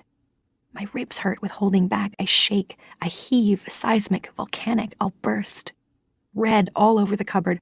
Mirth rhymes with birth. Oh, to die of laughter. I stifle it in the folds of the hanging cloak, clench my eyes from which tears are squeezing. Try to compose myself. After a while, it passes, like an epileptic fit. Here I am in the closet. Nolite de bastardes carborundorum. I can't see it in the dark, but I trace the tiny scratched writing with the ends of my fingers, as if it's a code in Braille. It sounds in my head now, less like a prayer, more like a command. But to do what? Useless to me in any case, an ancient hieroglyph to which the key's been lost. Why did she write it? Why did she bother? There's no way out of here. I lie on the floor, breathing too fast, then slower, evening out my breathing, as in the exercises for giving birth. All I can hear now is the sound of my own heart, opening and closing, opening and closing, opening. 10. Soul Scrolls. Chapter 25. What I heard first the next morning was a scream and a crash. Cora dropping the breakfast tray. It woke me up. I was still half in the cupboard, head on the bundled cloak. I must have pulled it off the hanger and gone to sleep there. For a moment I couldn't remember where I was. Cora was kneeling beside me. I felt her hand touch my back. She screamed again when I moved. "What's wrong?" I said. I rolled over, pushed myself up. "Oh," she said. "I thought..." She thought what? "Like," she said. The eggs had broken on the floor. There was orange juice and shattered glass. "I'll have to bring another one," she said. "Such a waste. What was you doing on the floor like that?" She was pulling at me to get me up, respectably onto my feet. I didn't want to tell her I'd never been to bed at all. There would be no way of explaining that. I told her I must have fainted. That was almost as bad because she seized on it. "It's one of the early signs," she said, pleased. "That and throwing up." She should have known there hadn't been time enough, but she was very hopeful. "No, it's not that," I said. I was sitting in the chair. "I'm sure it isn't that. I was just dizzy. I was just standing here and things went dark." "It must have been the strain," she said, "of yesterday and all. Takes it out of you." She meant the birth, and I said it did. By this time I was sitting in the chair and she was kneeling on the floor, picking up the pieces of broken glass and egg, gathering them onto the tray. She blotted some of the orange juice with the paper napkin. "I'll have to bring a cloth," she said. "They'll want to know why the extra eggs, unless you could do without." She looked up at me sideways, slyly. and I saw that it would be better if we could both pretend I'd eaten my breakfast after all. If she said she'd found me lying on the floor, there would be too many questions. She'd have to account for the broken glass in any case. But Rita would get surly if she had to cook a second breakfast. "I'll do without," I said. "I'm not that hungry." This was good. It fit in with the dizziness. "But I could manage the toast," I said. I didn't want to go without breakfast altogether. "It's been on the floor," she said. "I don't mind," I said. I sat there eating the piece of brown toast while she went into the bathroom and flushed the handful of egg, which could not be salvaged, down the toilet. Then she came back. "I'll say I dropped the tray on the way out," she said. It pleased me that she was willing to lie for me. Even in such a small thing, even for her own advantage. It was a link between us. I smiled at her. "I hope nobody heard you," I said. "It did give me a turn," she said, as she stood in the doorway with the tray. "At first I thought it was just your clothes, like. Then I said to myself, what are they doing there on the floor? I thought maybe you'd..." "Run off," I said. "Well, but," she said, "but it was you." "Yes," I said, "it was." And it was. And she went out with the tray and came back with a cloth for the rest of the orange juice. And Rita that afternoon made a grumpy remark about some folks being all thumbs. "Too much on their minds. Don't look where they're going," she said. And we continued on from there as if nothing had happened. That was in May. Spring has now been undergone. The tulips have had their moment and are done, shedding their petals one by one, like teeth. One day I came upon Serena Joy, kneeling on a cushion in the garden, her cane beside her on the grass. She was snipping off the seed pods with a pair of shears. I watched her sideways as I went past, with my basket of oranges and lamb chops. She was aiming, positioning the blades of the shears, then cutting with a convulsive jerk of the hands. Was it the arthritis creeping up? Or some blitzkrieg, some kamikaze, committed on the swelling genitalia of the flowers? The fruiting body. To cut off the seed pods is supposed to make the bulb store energy. Saint Serena, on her knees, doing penance. I often amused myself this way, with small, mean-minded, bitter jokes about her, but not for long. It doesn't do to linger watching Serena Joy from behind. What I coveted was the shears. Well, then we had the irises, rising beautiful and cool on their tall stalks, like blown glass, like pastel water momentarily frozen in a splash, light blue, light mauve, and the darker ones, velvet and purple, black cat's ears in the sun, indigo shadow, and the bleeding hearts, so female in shape, it was a surprise they'd not long since been rooted out. There is something subversive about this garden of Serena's, a sense of buried things bursting upwards, wordlessly, into the light, as if to point, to say, whatever is silenced will clamor to be heard, though silently. A Tennyson garden, heavy with scent, languid. The return of the word swoon. Light pours down upon it from the sun, true, but also heat rises from the flowers themselves. You can feel it, like holding your hand an inch above an arm, a shoulder. It breathes in the warmth, breathing itself in. To walk through it in these days of peonies, of pinks and carnations, makes my head swim. The willow is in full plumage and is no help, with its insinuating whispers. Rendezvous, it says, terraces.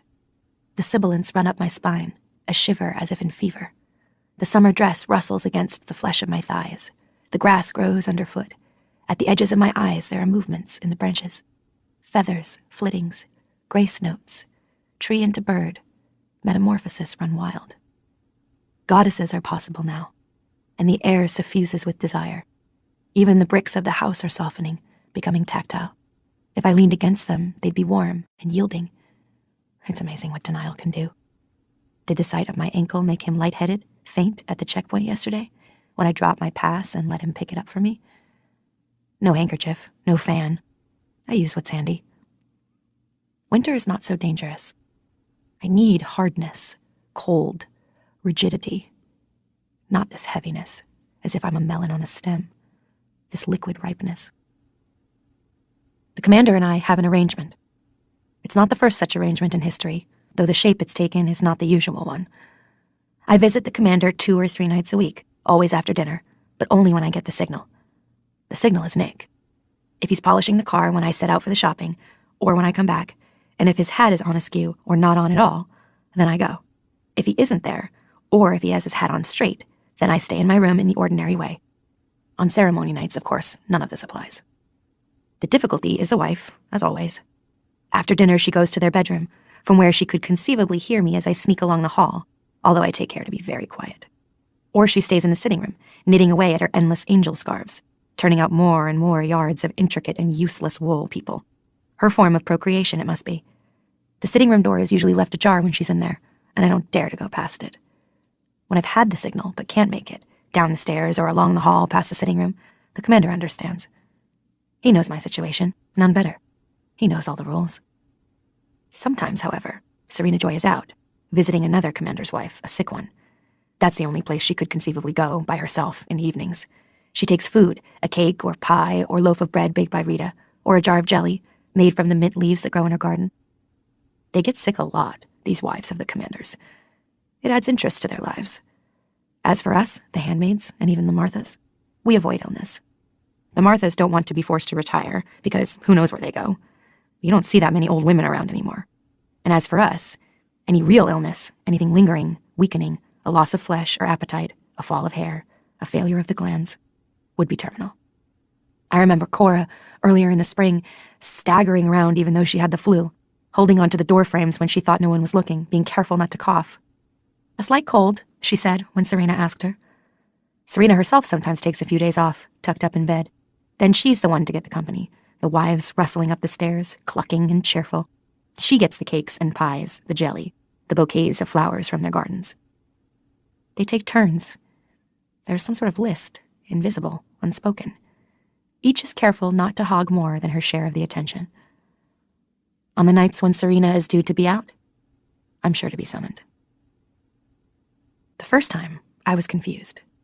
His needs were obscure to me, and what I could perceive of them seemed to me ridiculous, laughable, like a fetish for lace-up shoes. Also, there had been a letdown of sorts. What had I been expecting behind that closed door the first time? Something unspeakable? Down on all fours, perhaps? Perversions? Whips? Mutilations? At the very least, some minor sexual manipulation. Some bygone peccadillo now denied him, prohibited by law and punishable by amputation. To be asked to play Scrabble instead, as if we were an old married couple or two children, seemed kinky in the extreme. A violation, too, in its own way. As a request, it was opaque. So when I left the room, it still wasn't clear to me what he wanted, or why, or whether I could fulfill any of it for him. If there's to be a bargain, the terms of exchange must be set forth. This was something he certainly had not done. I thought he might be toying, some cat and mouse routine.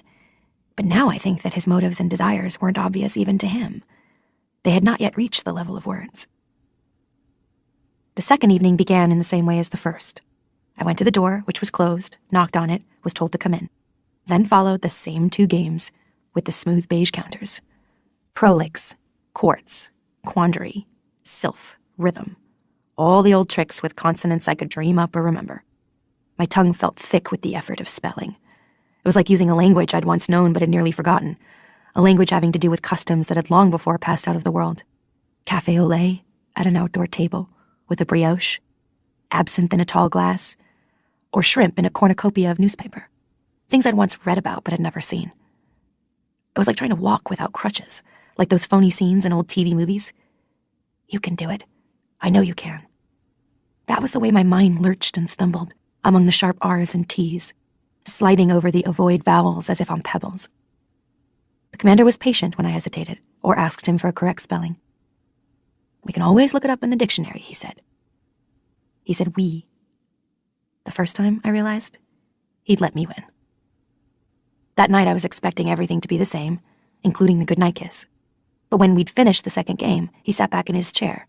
He placed his elbows on the arms of the chair, the tips of his fingers together, and looked at me. "I have a little present for you," he said. He smiled a little. Then he pulled open the top drawer of his desk and took something out. He held it a moment, casually enough between thumb and finger, as if deciding whether or not to give it to me. Although it was upside down from where I was sitting, I recognized it. They were once common enough. It was a magazine. A women's magazine, it looked like from the picture. A model on glossy paper, hair blown, neck scarfed, mouth lipsticked. The fall fashions. I thought such magazines had all been destroyed, but here was one, left over, in a commander's private study, where you'd least expect to find such a thing. He looked down at the model, who was right side up to him. He was still smiling, that wistful smile of his. It was a look you'd give to an almost extinct animal at the zoo. Staring at the magazine as he dangled it before me like fish bait, I wanted it. I wanted it with a force that made the ends of my fingers ache. At the same time, I saw this longing of mine as trivial and absurd, because I'd taken such magazines lightly enough once. I'd read them in dentist's office, and sometimes on planes. I'd bought them to take to hotel rooms, a device to fill in empty time while I was waiting for Luke. After I'd leafed through them, I would throw them away, for they were infinitely discardable, and a day or two later, I wouldn't be able to remember what had been in them. Though I remembered now. What was in them was promise. They dealt in transformations. They suggested an endless series of possibilities, extending like the reflections in two mirrors set facing one another, stretching on, replica after replica, to the vanishing point.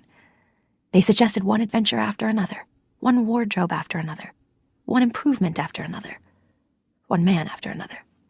They suggested rejuvenation, pain overcome and transcended, endless love. The real promise in them was immortality. This was what he was holding without knowing it. He rifled the pages. I felt myself leaning forward. "It's an old one," he said. "A curio of sorts, from the 70s, I think. A Vogue." This like a wine connoisseur dropping a name. "I thought you might like to look at it." I hung back. He might be testing me to see how deep my indoctrination had really gone. "It's not permitted," I said. "In here, it is," he said quietly. I saw the point. Having broken the main taboo, why should I hesitate over another one, something minor? Or another? Or another? Who could tell where it might stop? Behind this particular door, taboo dissolved. I took the magazine from him and turned it the right way round. There they were again, the images of my childhood. Bold, striding, confident, their arms flung out as if to claim space, their legs apart, feet planted squarely on the earth. There was something Renaissance about the pose. But it was princes I thought of, not coiffed and ringleted maidens. Those candid eyes, shadowed with makeup, yes, but like the eyes of cats, fixed for the pounce. No quailing, no clinging there. Not in those capes and rough tweeds, those boots that came to the knee. Pirates, these women, with their ladylike briefcases for the loot, and their horsey, acquisitive teeth. I felt the commander watching me as I turned the pages. I knew I was doing something I shouldn't have been doing, and that he found pleasure in seeing me do it. I should have felt evil. By Aunt Lydia's lights, I was evil. But I didn't feel evil. Instead, I felt like an old Edwardian seaside postcard. Naughty. What was he going to give me next? A girdle? "Why do you have this?" I asked him. "Some of us," he said, "retain an appreciation for the old things." "But these were supposed to have been burned," I said. "There were house-to-house searches, bonfires." "What's dangerous in the hands of the multitudes," he said, with what may or may not have been irony, "is safe enough for those whose motives are beyond reproach," I said. He nodded gravely. Impossible to tell whether or not he meant it. "But why show it to me?" I said, and then felt stupid. What could he possibly say? That he was amusing himself at my expense? For he must have known how painful it was to me to be reminded of the former time. I wasn't prepared for what he actually did say. "Who else could I show it to?" he said. And there it was again, that sadness. Should I go further, I thought. I didn't want to push him too far, too fast. I knew I was dispensable. Nevertheless, I said, too softly, "How about your wife?" He seemed to think about that. "No," he said. "She wouldn't understand. Anyway, she won't talk to me much anymore. We don't seem to have much in common these days." So there it was, out in the open. His wife didn't understand him. That's what I was there for then. The same old thing. It was too banal to be true. On the third night, I asked him for some hand lotion. I didn't want to sound begging, but I wanted what I could get. "Some what?" he said, courteous as ever. He was across the desk from me. He didn't touch me much, except for that one obligatory kiss. No pawing, no heavy breathing, none of that. It would have been out of place somehow, for him as well as for me. "Hand lotion," I said. "Or face lotion. Our skin gets very dry. For some reason, I said our instead of my. I would have liked to ask also for some bath oil and those little colored globules you used to be able to get that were so much like magic to me when they existed in the round glass bowl in my mother's bathroom at home. But I thought he wouldn't know what they were. Anyway, they probably weren't made anymore. Dry? The commander said, as if he'd never thought about that before. What do you do about it? We use butter, I said, when we can get it. Or margarine. A lot of the time it's margarine. Butter, he said, musing. That's very clever. Butter. He laughed. I could have slapped him. I think I could get some of that, he said, as if indulging a child's wish for bubble gum. But she might smell it on you. I wondered if this fear of his came from past experience. Long past. Lipstick on the collar, perfume on the cuffs, a scene late at night in some kitchen or bedroom. A man devoid of such experience wouldn't think of that. Unless he's craftier than he looks. I'd be careful, I said. Besides, she's never that close to me. Sometimes she is, he said. I looked down. I'd forgotten about that. I could feel myself blushing. I won't use it on those nights, I said. On the fourth evening, he gave me the hand lotion, in an unlabeled plastic bottle. It wasn't very good quality. It smelled faintly of vegetable oil. No lily of the valley for me. It may have been something they made up for use in hospitals, on bed sores. But I thanked him anyway. The trouble is, I said, I don't have anywhere to keep it. In your room, he said, as if it were obvious. They'd find it, I said. Someone would find it. Why? He asked, as if he really didn't know. Maybe he didn't. It wasn't the first time he gave evidence of being truly ignorant of the real conditions under which we lived. They look, I said. They look in all our rooms. What for? He said. I think I lost control then, a little.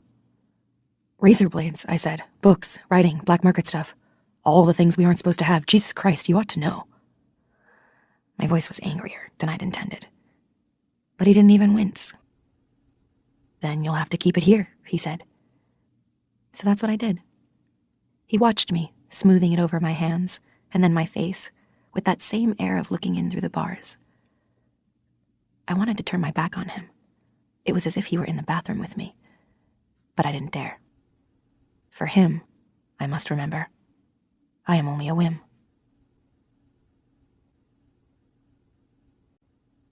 Chapter 26. When the night for the ceremony came round again, 2 or 3 weeks later, I found that things were changed. There was an awkwardness now that there hadn't been before. Before, I'd treated it as a job, an unpleasant job to be gone through as fast as possible so it could be over with. Steel yourself, my mother used to say, before examinations I didn't want to take or swims in cold water. I never thought much at the time about what the phrase meant, but it had something to do with metal, with armor. And that's what I would do. I would steel myself. I would pretend not to be present, not in the flesh. This state of absence, of existing apart from the body, had been true of the commander too, I knew now. Probably he thought about other things the whole time he was with me, with us, for of course Serena Joy was there on those evenings also. He might have been thinking about what he did during the day, or about playing golf, or about what he'd had for dinner. The sexual act, although he performed it in a perfunctory way, must have been largely unconscious for him, like scratching himself. But that night, the first since the beginning of whatever this new arrangement was between us, I had no name for it, I felt shy of him. I felt, for one thing, that he was actually looking at me, and I didn't like it. The lights were on, as usual, since Serena Joy always avoided anything that would have created an aura of romance or eroticism, however slight. Overhead lights, harsh, despite the canopy. It was like being on an operating table in the full glare, like being on a stage. I was conscious that my legs were hairy, in the straggly way of legs that have once been shaved but have grown back. I was conscious of my armpits, too, although, of course, he couldn't see them. I felt uncouth. This act of copulation, fertilization perhaps, which should have been no more to me than a bee is to a flower, had become for me indecorous, an embarrassing breach of propriety, which it hadn't been before. He was no longer a thing to me. That was the problem. I realized it that night, and the realization has stayed with me. It complicates. Serena Joy had changed for me, too. Once I'd merely hated her for her part in what was being done to me, and because she hated me too and resented my presence, and because she would be the one to raise my child, should I be able to have one after all. But now, although I still hated her, no more so than when she was gripping my hands so hard that her rings bit my flesh, pulling my hands back as well, which she must have done on purpose to make me as uncomfortable as she could, the hatred was no longer pure and simple. Partly I was jealous of her, but how could I be jealous of a woman so obviously dried up and unhappy? You can only be jealous of someone who has something you think you ought to have yourself. Nevertheless, I was jealous. But I also felt guilty about her. I felt I was an intruder in a territory that ought to have been hers. Now that I was seeing the commander on the sly, if only to play his games and listen to him talk, our functions were no longer as separate as they should have been in theory. I was taking something away from her, although she didn't know it. I was filching. Never mind that it was something she apparently didn't want or had no use for, had rejected even. Still, it was hers. And if I took it away, this mysterious it I couldn't quite define. For the commander wasn't in love with me. I refused to believe he felt anything for me as extreme as that. What would be left for her? Why should I care? I told myself. She's nothing to me. She dislikes me. She'd have me out of the house in a minute, or worse, if she could think up any excuse at all. If she were to find out, for instance. He wouldn't be able to intervene to save me. The transgressions of women in the household, whether Martha or Handmaid, are supposed to be under the jurisdiction of the wives alone. She was a malicious and vengeful woman. I knew that. Nevertheless, I couldn't shake it, that small compunction towards her. Also, I now had power over her, of a kind, although she didn't know it. And I enjoyed that. Why pretend? I enjoyed it a lot. But the commander could give me away so easily, by a look, by a gesture, some tiny slip that would reveal to anyone watching that there was something between us now. He almost did it the night of the ceremony. He reached his hand up as if to touch my face. I moved my head to the side to warn him away, hoping Serena Joy hadn't noticed, and he withdrew his hand again, withdrew into himself and his single-minded journey. "Don't do that again," I said to him the next time we were alone. "Do what?" he said. "Try to touch me like that when she's there." "Did I?" he said. "You could get me transferred," I said, "to the colonies, you know that, or worse." I thought he should continue to act in public as if I were a large vase or a window, part of the background, inanimate or transparent. "I'm sorry," he said. "I didn't mean to, but I find it—" "What?" I said, when he didn't go on. "Impersonal," he said. "How long did it take you to find that out?" I said. You can see from the way I was speaking to him that we were already on different terms.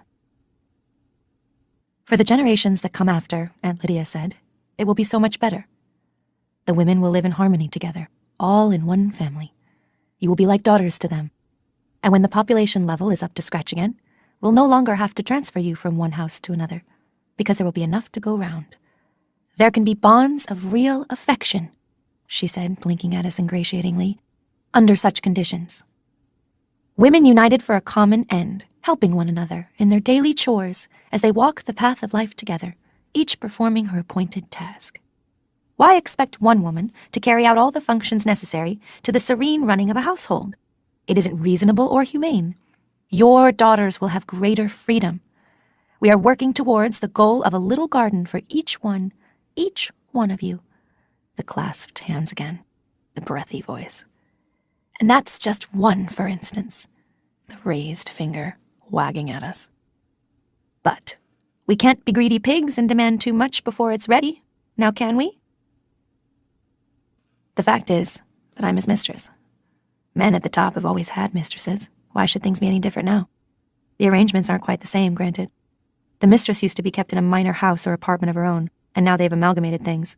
But underneath it's the same, more or less. Outside woman, they used to be called in some countries. I am the outside woman. It's my job to provide what is otherwise lacking, even the Scrabble. It's an absurd as well as an ignominious position. Sometimes I think she knows. Sometimes I think they're in collusion. Sometimes I think she put him up to it and is laughing at me, as I laugh from time to time and with irony at myself. Let her take the weight, she can say to herself. Maybe she's withdrawn from him, almost completely. Maybe that's her version of freedom. But even so, and stupidly enough, I'm happier than I was before. It's something to do, for one thing. Something to fill the time at night, instead of sitting alone in my room. It's something else to think about. I don't love the commander or anything like it. But he's of interest to me. He occupies space. He is more than a shadow. An eye for him. To him, I'm no longer merely a usable body.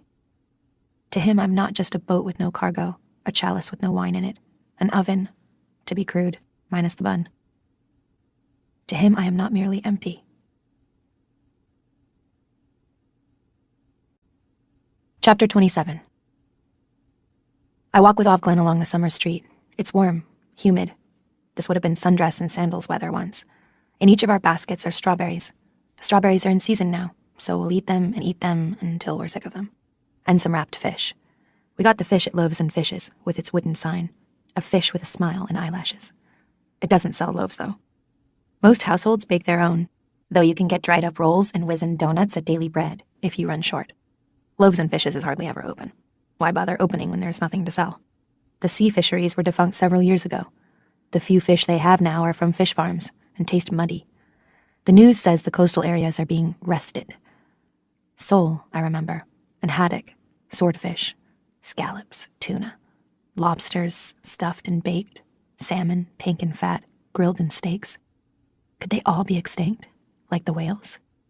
I've heard that rumor, passed on to me in soundless words, the lips hardly moving, as we stood in line outside waiting for the store to open, lured by the picture of succulent white fillets in the window.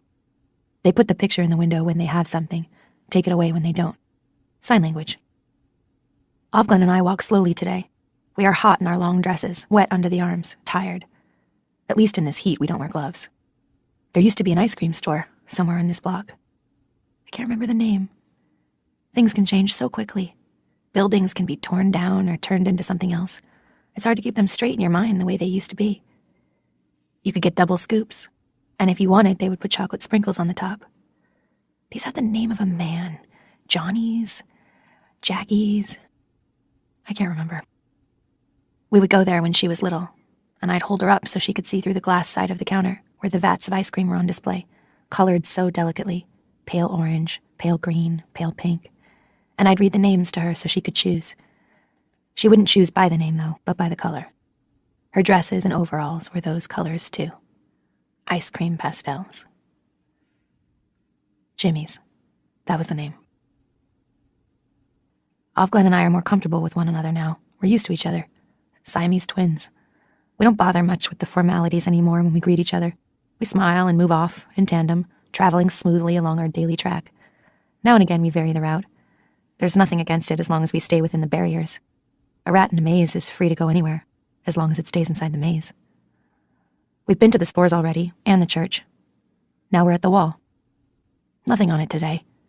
They don't leave the bodies hanging as long in summer as they do in winter, because of the flies and the smell.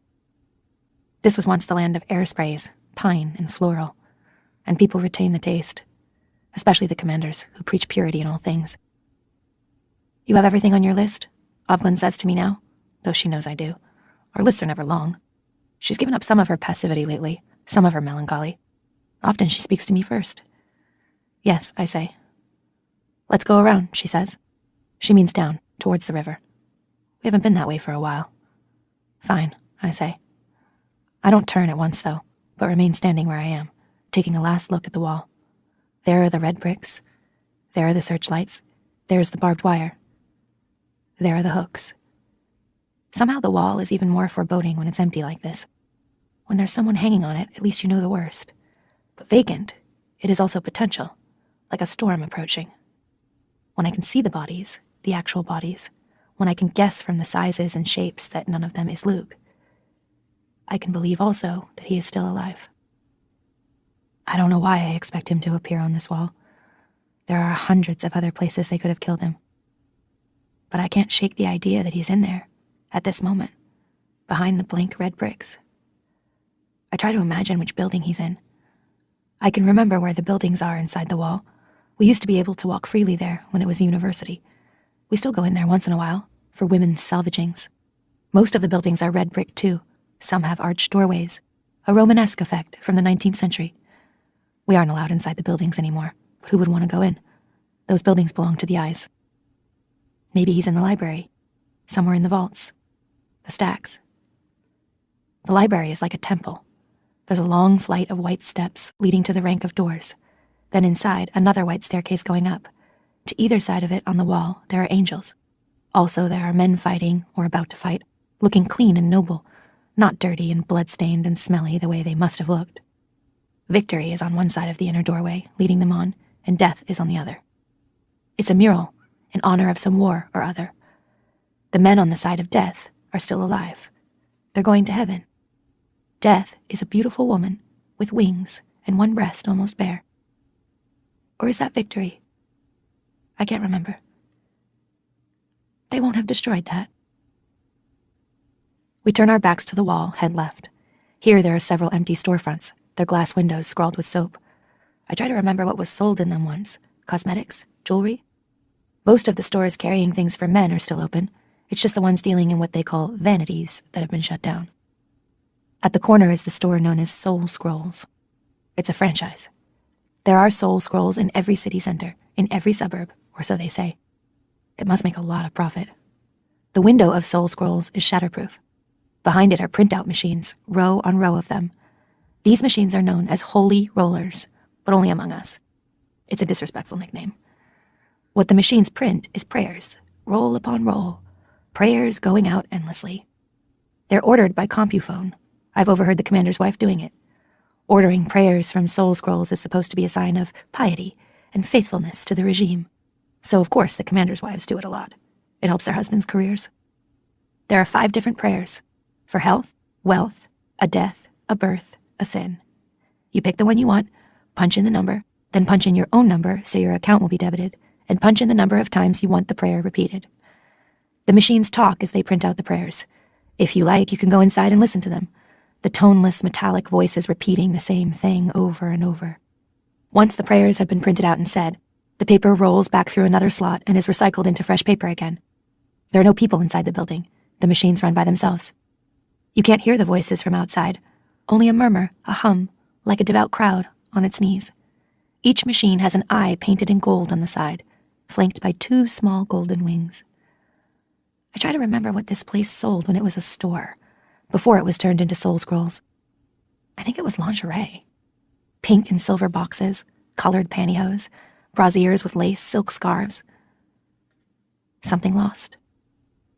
Ovglen and I stand outside Soul Scrolls, looking through the shatterproof windows, watching the prayers well out from the machines and disappear again through the slot, back to the realm of the unsaid. Now I shift my gaze. What I see is not the machines, but Ovglen, reflected in the glass of the window. She's looking straight at me. We can see into each other's eyes. This is the first time I've ever seen Ovglen's eyes, directly, steadily, not aslant. Her face is oval, pink, plump but not fat. Her eye is roundish.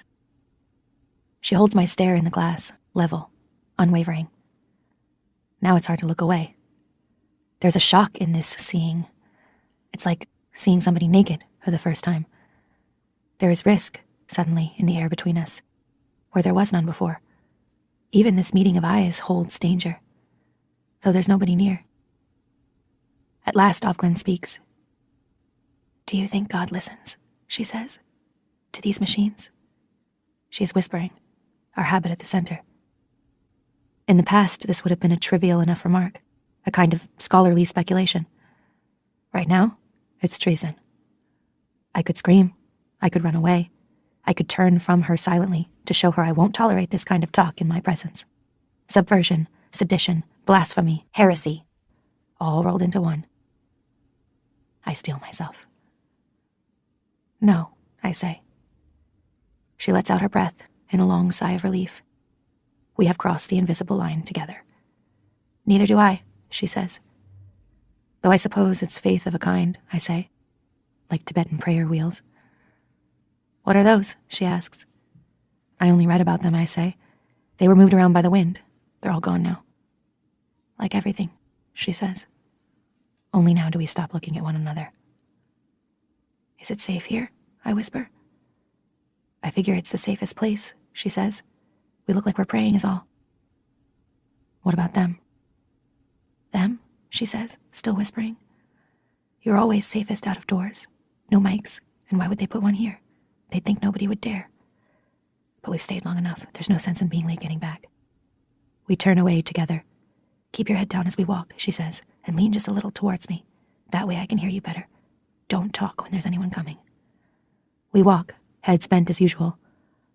I'm so excited I can hardly breathe, but I keep a steady pace. Now more than ever, I must avoid drawing attention to myself. I thought you were a true believer, Ofglin says.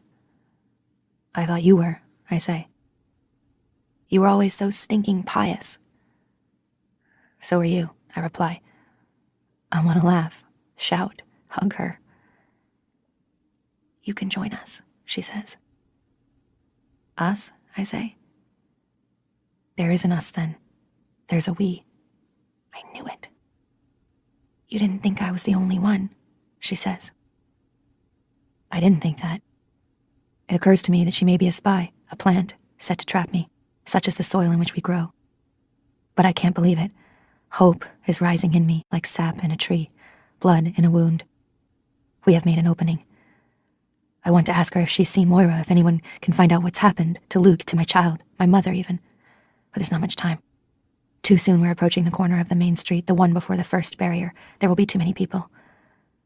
Don't say a word, Ofglin warns me, though she doesn't need to. In any way. Of course I won't, I say. Who could I tell? Shedding their street in silence, past Lily's, past All Flesh.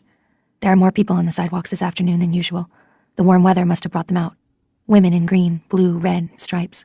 Men too, some in uniform, some only in civilian suits. The sun is free. It is still there to be enjoyed, though no one bathes in it anymore. Not in public. There are more cars too, whirlwinds with their chauffeurs and their cushioned occupants, lesser cars driven by lesser men. Something is happening. There's a commotion, a flurry among the shoals of cars. Some are pulling over to the side, as if to get out of the way. I look up quickly. It's a black van, with the white-winged eye on the side. It doesn't have the siren on, but the other cars avoid it anyway. It cruises slowly along the street, as if looking for something. Shark on the prowl. I freeze. Cold travels through me, down to my feet. There must have been microphones. They've heard us after all. Ofglin, under cover of her sleeve, grips my elbow. Keep moving, she whispers. Pretend not to see. But I can't help seeing. Right in front of us, the van pulls up. Two eyes, in gray suits, leap from the opening double doors at the back.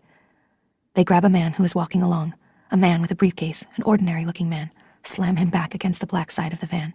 He's there a moment, splayed out against the metal as if stuck to it. Then one of the eyes moves in on him, does something sharp and brutal that doubles him over, into a limp cloth bundle. They pick him up and heave him into the back of the van like a sack of mail. Then they are inside also, and the doors are closed, and the van moves on. It's over in seconds, and the traffic on the street resumes as if nothing has happened. What I feel is relief. It wasn't me. Chapter 28. I don't feel like a nap this afternoon. There's still too much adrenaline. I sit on the window seat, looking out through the semi-sheer of the curtains. White nightgown. The window is as open as it goes. There's a breeze, hot in the sunlight, and the white cloth blows across my face. From the outside, I must look like a cocoon, a spook, face enshrouded like this. Only the outlines visible of nose, bandaged mouth, blind eyes. But I like the sensation, the soft cloth brushing my skin. It's like being in a cloud. They've given me a small electric fan, which helps in this humidity. It whirs on the floor, in the corner, its blades encased in grillwork. If I were Moira, I'd know how to take it apart, reduce it to its cutting edges. I have no screwdriver, but if I were Moira, I could do it without a screwdriver. I'm not Moira. What would she tell me about the commander, if she were here? Probably she'd disapprove. She disapproved of Luke back then. Not of Luke, but of the fact that he was married. She said I was poaching on another woman's ground.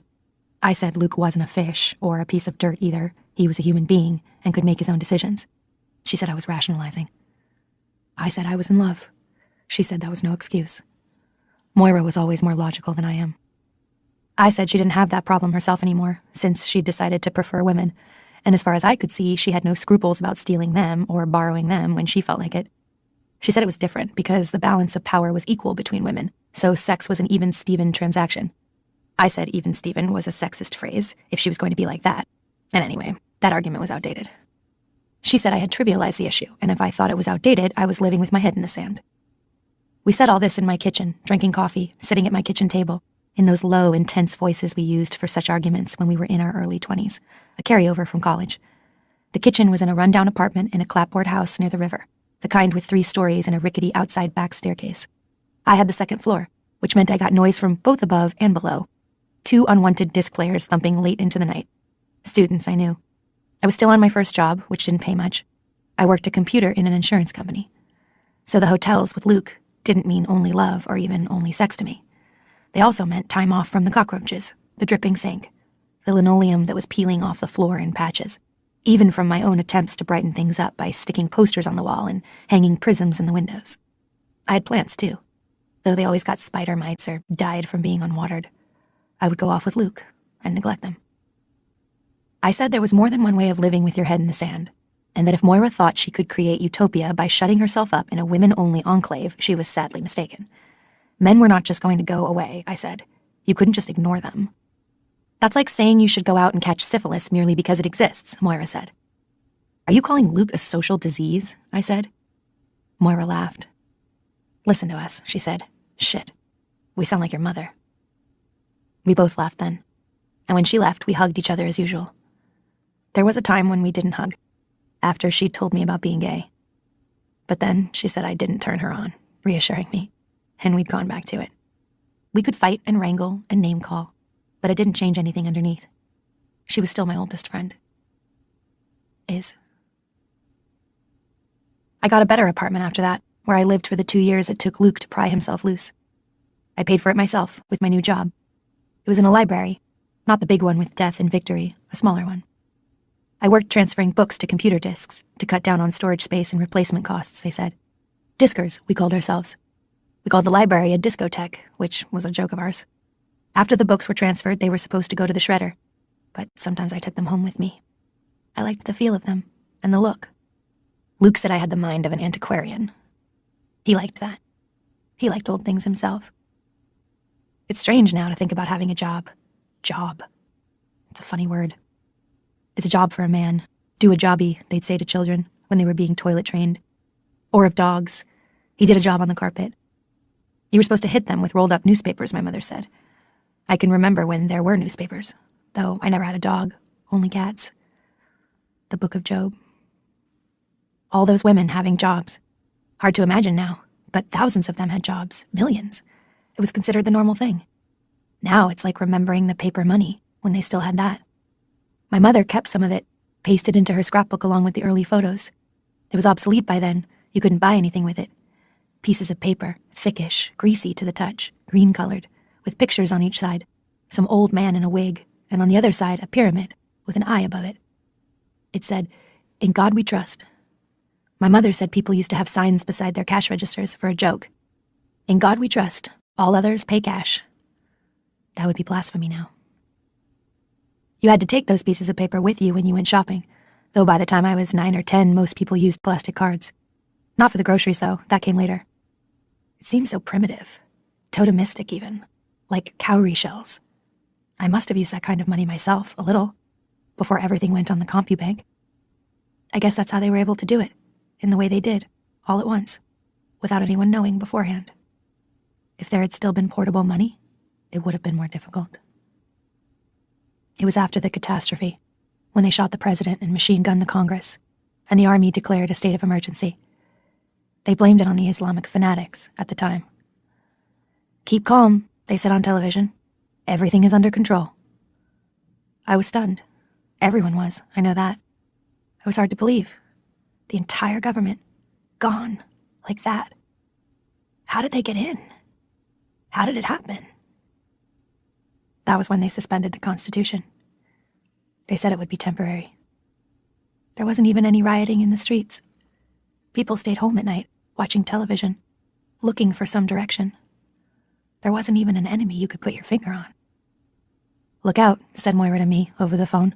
"Here it comes." "Here what comes?" I said. "You wait," she said. "They've been building up to this.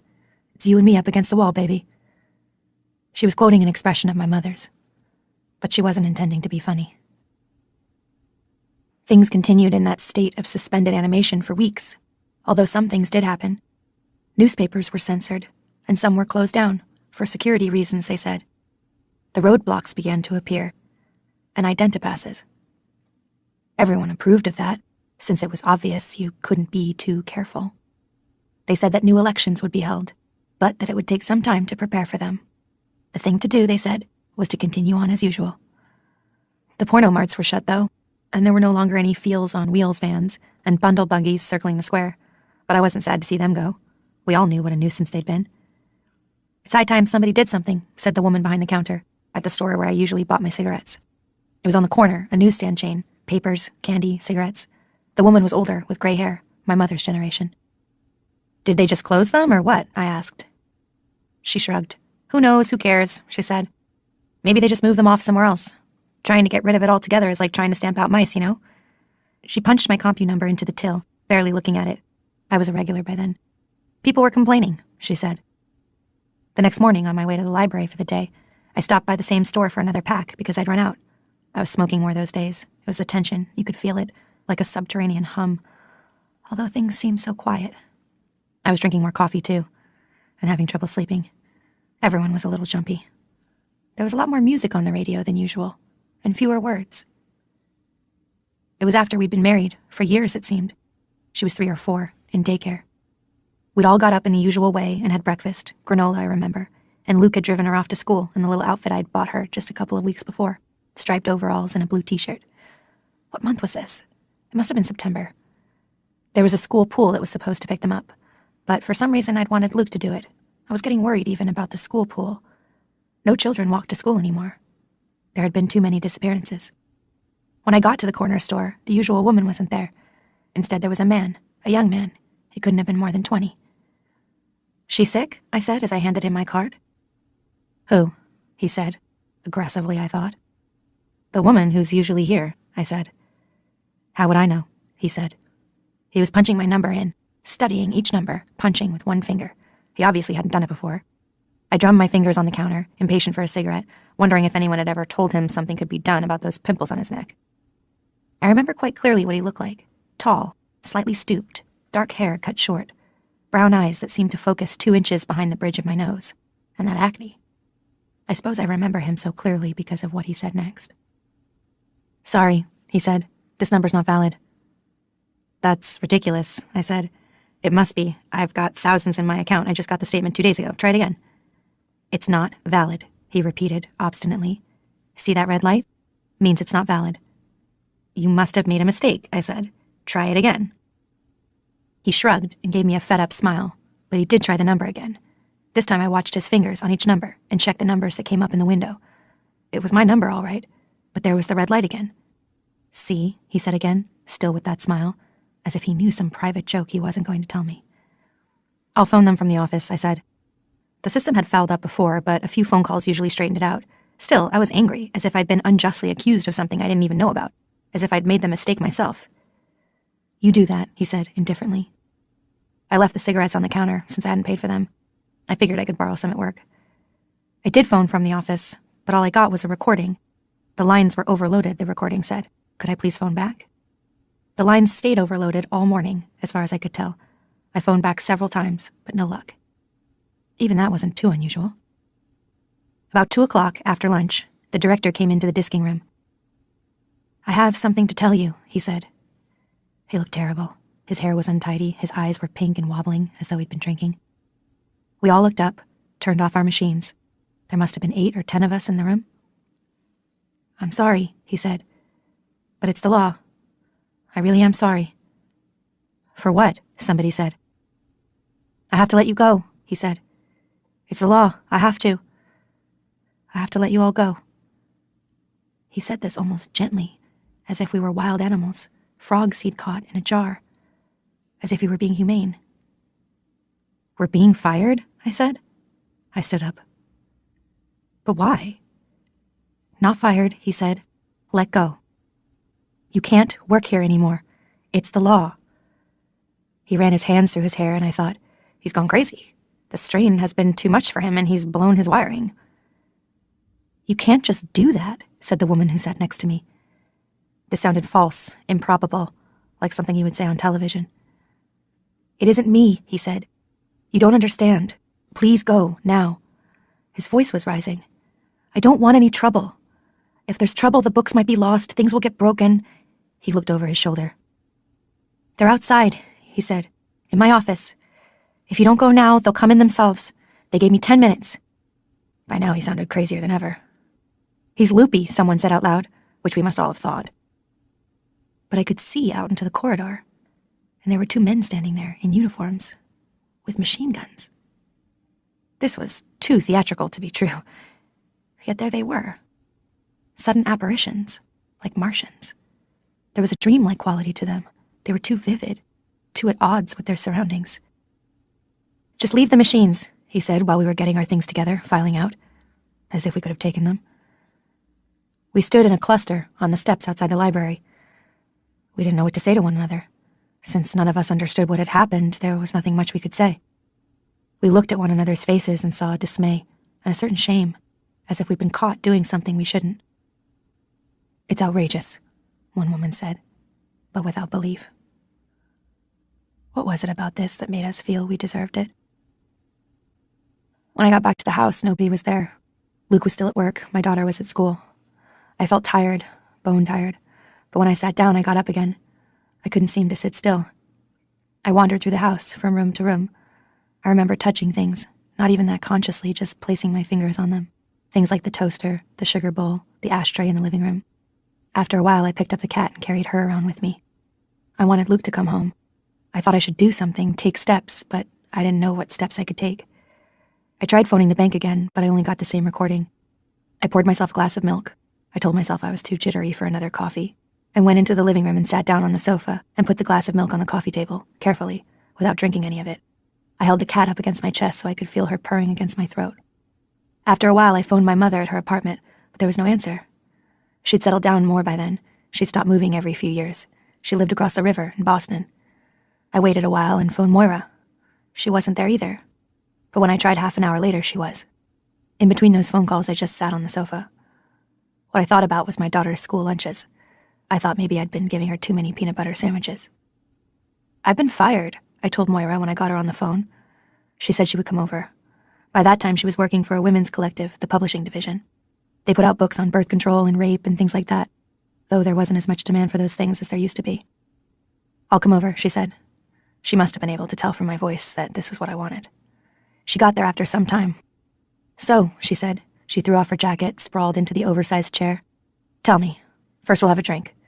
She got up and went to the kitchen and poured us a couple of scotches, and came back and sat down, and I tried to tell her what had happened to me. When I'd finished, she said, "Tried getting anything on your CompuCard today?" "Yes," I said. I told her about that too. "They've frozen them," she said. "Mine too. The collectives too. Any account with an F on it instead of an M. All they needed to do is push a few buttons. We're cut off." "But I've got over $2,000 in the bank," I said, as if my own account was the only one that mattered. "Women can't hold property anymore," she said. "It's a new law. Turned on the TV today?" "No," I said. "It's on there," she said, "all over the place." She was not stunned the way I was. In some strange way, she was gleeful, as if this was what she'd been expecting for some time, and now she'd been proven right. She even looked more energetic, more determined. "Luke can use your CompuCount for you," she said. "They'll transfer your number to him, or that's what they say, husband or male next of kin." "But what about you?" I said. She didn't have anyone. "I'll go underground," she said. "Some of the gays can take over our numbers and buy us things we need." "But why?" I said. "Why did they?" "Ours is not to reason why," said Moira. "They had to do it that way, the CompuCounts and the jobs both at once. Can you picture the airports otherwise? They don't want us going anywhere, you can bet on that." I went to pick my daughter up from school. I drove with exaggerated care. By the time Luke got home, I was sitting at the kitchen table. She was drawing with felt pens at her own little table in the corner, where her paintings were taped up next to the refrigerator. Luke knelt beside me and put his arms around me. "I heard," he said, on the car radio, driving home. "Don't worry, I'm sure it's temporary." "Did they say why?" I said. He didn't answer that. "We'll get through it," he said, hugging me. "You don't know what it's like," I said. "I feel as if somebody cut off my feet." I wasn't crying. Also, I couldn't put my arms around him. "It's only a job," he said, trying to soothe me. "I guess you get all my money," I said. "And I'm not even dead." I was trying for a joke, but it came out sounding macabre. "Hush," he said. He was still kneeling on the floor. "You know I'll always take care of you." I thought, already he's starting to patronize me. Then I thought, already you're starting to get paranoid. "I know," I said. "I love you." Later, after she was in bed and we were having supper, and I wasn't feeling so shaky, I told him about the afternoon. I described the director coming in, blurting out his announcement. "It would have been funny if it wasn't so awful," I said. "I thought he was drunk." Maybe he was. The army was there and everything. Then I remembered something I'd seen and hadn't noticed at the time. It wasn't the army. It was some other army. There were marches, of course, a lot of women and some men, but they were smaller than you might have thought. I guess people were scared. And when it was known that the police or the army or whoever they were would open fire almost as soon as any of the marches even started, the marches stopped. A few things were blown up, post offices, subway stations, but you couldn't even be sure who was doing it. It could have been the army to justify the computer searches, and the other ones, the door-to-doors. I didn't go on any of the marches.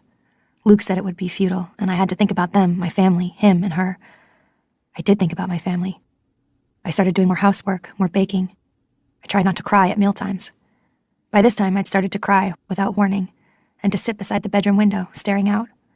I didn't know many of the neighbors, and when we met, outside on the street, we were careful to exchange nothing more than the ordinary greetings. Nobody wanted to be reported for disloyalty. Remembering this, I remember also my mother, years before. I must have been 14, 15, that age when daughters are most embarrassed by their mothers. I remember her coming back to one of our many apartments with a group of other women, part of her ever-changing circle of friends. They'd been in a march that day. It was during the time of the porn riots, or was it the abortion riots? They were close together.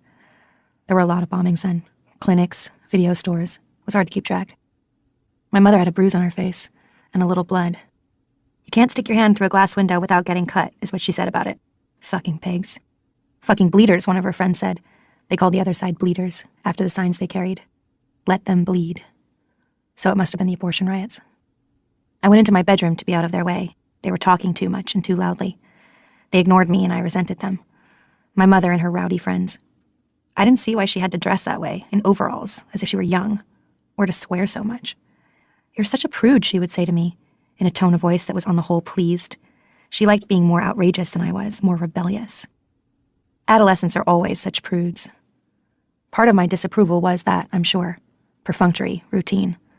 But also I wanted from her a life more ceremonious, less subject to makeshift and decampment. "You were a wanted child, God knows," she would say at other moments, lingering over the photo albums in which she had me framed. These albums were thick with babies, but my replicas thinned out as I grew older, as if the population of my duplicates had been hit by some plague. She would say this a little regretfully, as though I hadn't turned out entirely as she had expected.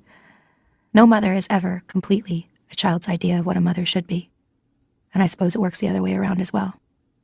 But despite everything, we didn't do badly by one another. We did as well as most. I wish she were here, so I could tell her I finally know this. Someone has come out of the house. I hear the distant closing of a door, around at the side, footsteps on the walk. It's Nick. I can see him now. He stepped off the path onto the lawn to breathe in the humid air which stinks of flowers, of pulpy growth, of pollen thrown into the wind in handfuls, like oysters spawn into the sea. All this prodigal breeding. He stretches in the sun. I feel the ripple of muscles go along him, like a cat's back arching. He's in his shirt sleeves, bare arms sticking shamelessly out from the rolled cloth. Where does the tan end? I haven't spoken to him since that one night, dreamscape in the moon-filled sitting room. He's only my flag, my semaphore, body language. Right now, his cap's on sideways. Therefore, I am sent for. What does he get for it, his role as page boy? How does he feel, pimping in this ambiguous way for the commander? Does it fill him with disgust, or make him want more of me, want me more? Because he has no idea what really goes on in there, among the books. Acts of perversion, for all he knows.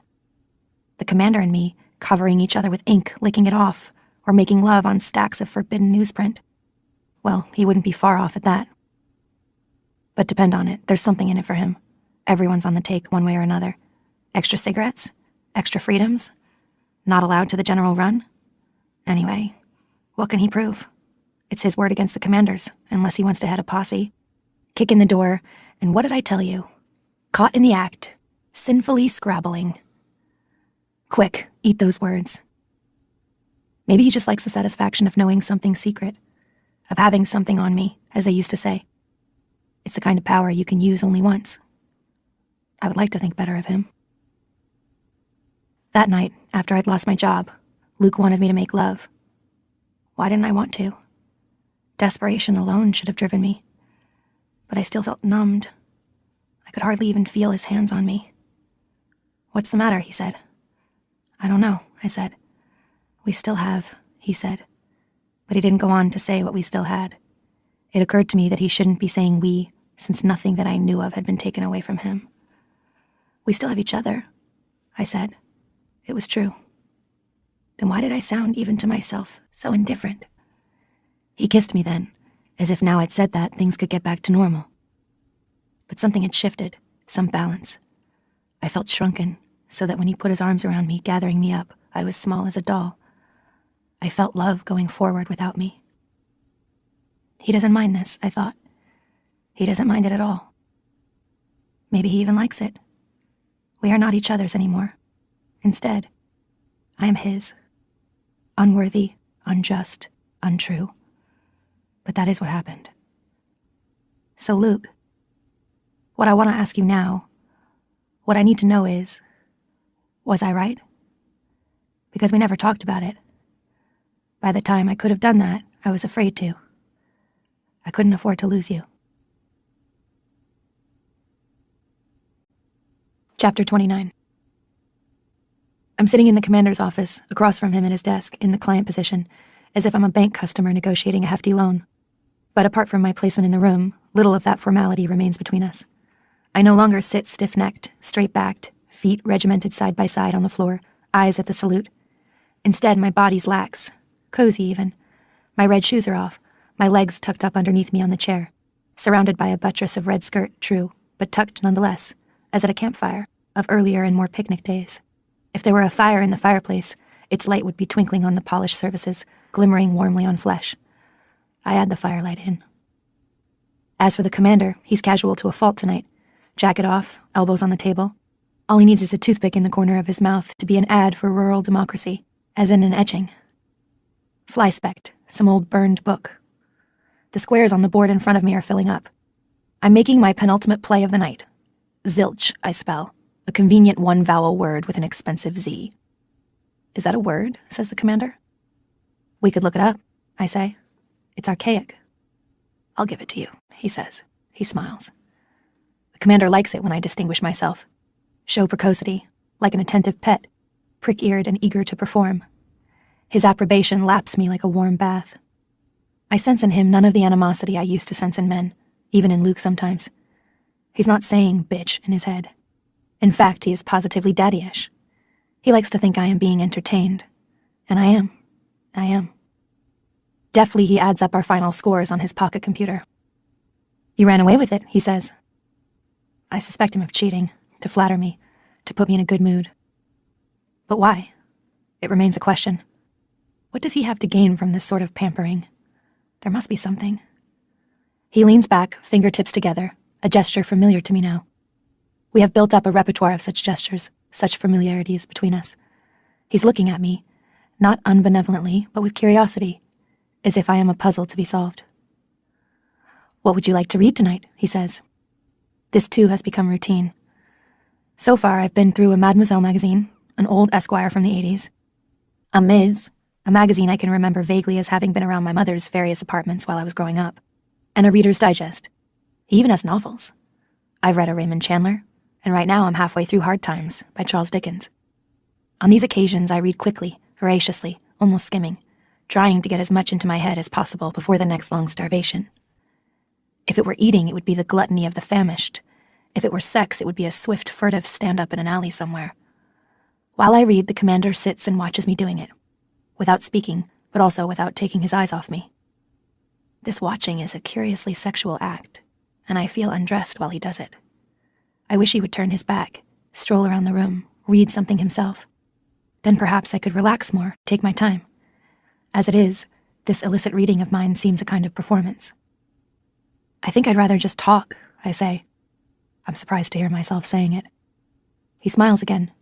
He doesn't appear surprised. Possibly he's been expecting this, or something like it.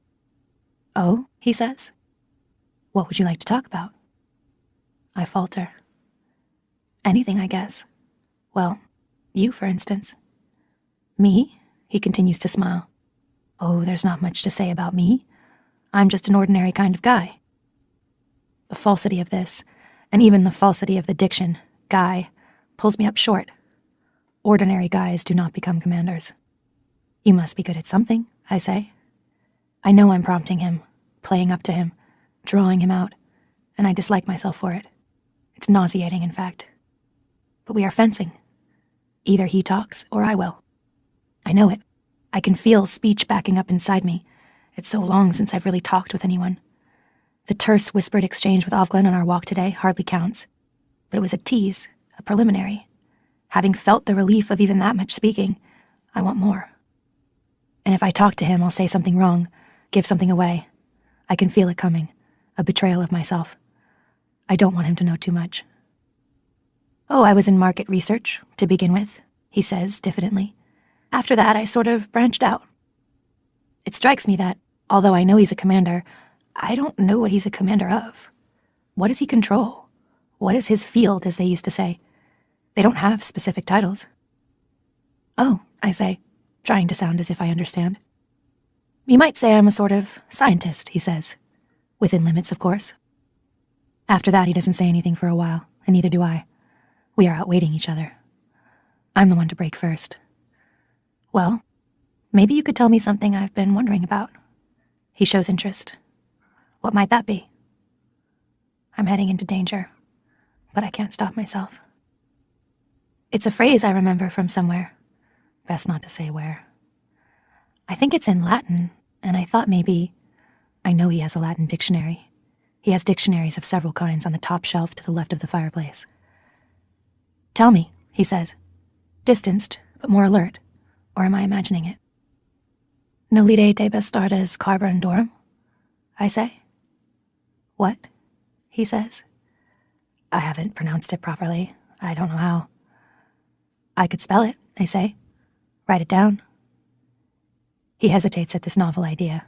Possibly he doesn't remember I can. I've never held a pen or a pencil in this room, not even to add up the scores. Women can't add, he said once jokingly. When I asked him what he meant, he said, for them, 1 and 1 and 1 and 1 don't make 4. What do they make? I said, expecting 5 or 3.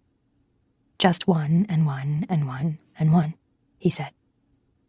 But now he says, all right, and thrusts his roller-tip pen across the desk at me, almost defiantly, as if taking a dare. I look around for something to write on, and he hands me the score pad, a desktop notepad with a little smile button face printed at the top of the page. They still make those things. I print the phrase carefully, copying it down from inside my head, from inside my closet. Nolite te bastardes carborundorum. Here, in this context, it's neither prayer nor command, but a sad graffiti, scrawled once, abandoned. The pen between my fingers is sensuous, alive almost. I can feel its power, the power of the words it contains.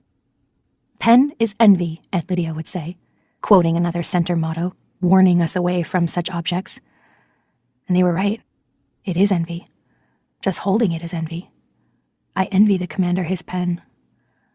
It's one more thing I would like to steal. The commander takes the smile button page from me and looks at it. Then he begins to laugh. And is he blushing? That's not real Latin, he says.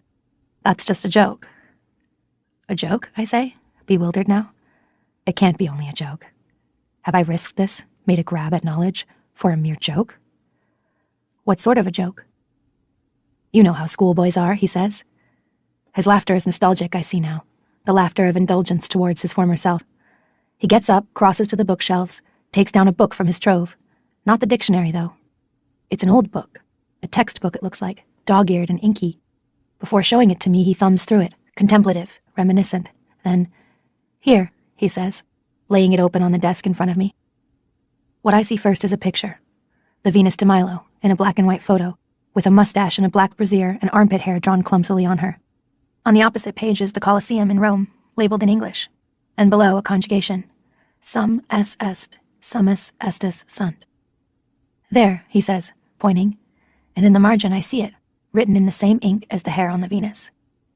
Noli te bastardes carborundorum. It's sort of hard to explain why it's funny unless you know Latin, he says. We used to write all kinds of things like that. I don't know where we got them, from older boys perhaps. Forgetful of me and of himself, he's turning the pages. Look at this, he says. The picture is called The Sabine Women, and in the margin is scrawled, Pim pis pit, pimus pistis pants. There was another one, he says. Sim, sis, sit. He stops, returning to the present, embarrassed. Again he smiles. This time you could call it a grin. I imagine freckles on him, a cowlick. Right now I almost like him.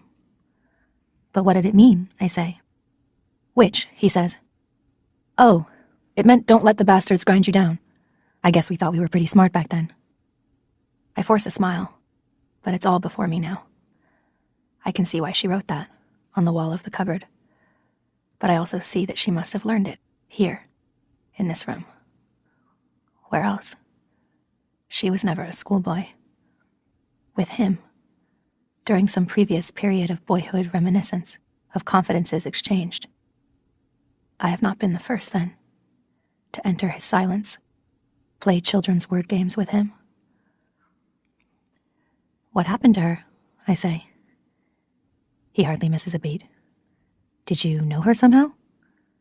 Somehow, I say. She hanged herself, he says, thoughtfully, not sadly. That's why we had the light fixture removed, in your room. He pauses. Serena found out, he says, as if this explains it. And it does. If your dog dies, get another. What with? I say. He doesn't want to give me any ideas. Does it matter? He says. Torn bedsheet, I figure. I've considered the possibilities. I suppose it was Cora who found her, I say. That's why she screamed. Yes, he says. Poor girl. He means Cora. Maybe I shouldn't come here anymore, I say. I thought you were enjoying it, he says lightly, watching me, however, with intent, bright eyes. If I didn't know better, I would think it was fear. I wish you would. You want my life to be bearable to me, I say. It comes out not as a question, but as a flat statement, flat and without dimension. If my life is bearable, maybe what they're doing is all right after all. Yes, he says, I do. I would prefer it. Well then, I say. Things have changed. I have something on him now. What I have on him is the possibility of my own death. What I have on him is his guilt. At last. What would you like, he says, still with that lightness, as if it's a money transaction merely, and a minor one at that. Candy, cigarettes. Besides hand lotion, you mean? I say. Besides hand lotion, he agrees. I would like, I say. I would like to know.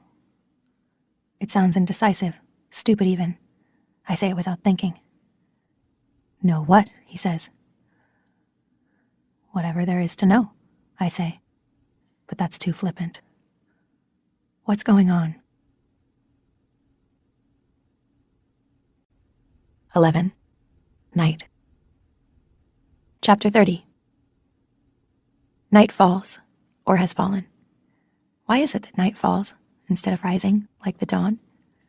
Yet if you look east at sunset, you can see night rising, not falling. Darkness lifting into the sky, up from the horizon, like a black sun behind cloud cover. Like smoke from an unseen fire, a line of fire just below the horizon. Brush fire, or a burning city. Maybe night falls because it's heavy, a thick curtain pulled up over the eyes. Wool blanket. I wish I could see in the dark, better than I do. Night has fallen then. I feel it pressing down on me like a stone. No breeze. I sit by the partly open window, curtains tucked back because there's no one out there. No need for modesty. In my nightgown, long-sleeved even in summer, to keep us from the temptations of our own flesh, to keep us from hugging ourselves, bare-armed. Nothing moves in the searchlight moonlight. The scent from the garden rises like heat from a body. There must be night-blooming flowers. It's so strong. I can almost see it, red radiation, wavering upwards like the shimmer above highway tarmac at noon. Down there on the lawn, someone emerges from the spill of darkness under the willow, steps across the light, his long shadow attached sharply to his heels. Is it Nick? Or is it someone else? Someone of no importance? He stops, looks up at this window, and I can see the white oblong of his face. Nick. We look at each other. I have no rose to toss. He has no loot. But it's the same kind of hunger, which I can't indulge. I pull the left-hand curtain so that it falls between us, across my face, and after a moment, he walks on, into the invisibility around the corner. What the commander said is true. 1 and 1 and 1 and 1 doesn't equal 4. Each one remains unique. There is no way of joining them together. They cannot be exchanged, one for the other.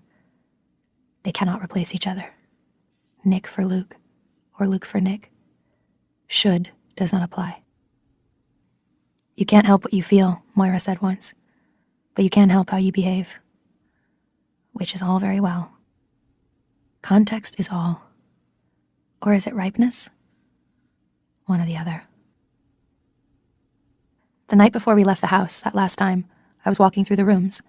Nothing was packed up because we weren't taking much with us, and we couldn't afford even then to give the least appearance of leaving. So I was just walking through, here and there, looking at things, at the arrangement we had made together for our life. I had some idea that I would be able to remember afterwards what it had looked like. Luke was in the living room. He put his arms around me. We were both feeling miserable. How were we to know we were happy, even then? Because we at least had that. Arms around. The cat, is what he said. Cat, I said, against the wool of his sweater. We can't just leave her here. I hadn't thought about the cat. Neither of us had. Our decision had been sudden, and then there had been the planning to do. I must have thought she was coming with us, but she couldn't. You don't take a cat on a day trip across the border. Why not outside, I said. We could just leave her. She'd hang around and mew at the door. Someone would notice we were gone. We could give her away, I said. One of the neighbors. Even as I said this, I saw how foolish that would be. I'll take care of it, Luke said. And because he said it instead of her, I knew he meant kill. That is what you have to do before you kill, I thought. You have to create an it where none was before. You do that first in your head, and then you make it real. So that's how they do it, I thought. I seemed never to have known that before. Luke found the cat, who was hiding under our bed. They always know. He went into the garage with her. I don't know what he did, and I never asked him. I sat in the living room, hands folded in my lap. I should have gone out with him, taken that small responsibility. I should at least have asked him about it afterwards, so he didn't have to carry it alone. Because that little sacrifice, that snuffing out of love, was done for my sake as well. That's one of the things they do. They force you to kill, within yourself. Useless, as it turned out. I wonder who told them. It could have been a neighbor, watching our car pull out from the driveway in the morning, acting on a hunch, tipping them off for a gold star on someone's list. It could even have been the man who got us the passports. Why not get paid twice? Like them, even, to plant the passport forgers themselves, a net for the unwary. The eyes of God run over all the earth. Because they were ready for us, and waiting. The moment of betrayal is the worst. The moment when you know, beyond any doubt, that you've been betrayed. That some other human being has wished you that much evil. It was like being in an elevator cut loose at the top, falling, and not knowing when you will hit. I try to conjure, to raise my own spirits from wherever they are. I need to remember what they look like. I try to hold them still behind my eyes, their faces, like pictures in an album. But they won't stay still for me. They move. There's a smile and it's gone. Their features curl and bend as if the paper's burning. Blackness eats them. A glimpse, a pale shimmer on the air, a glow, aurora, dance of electrons.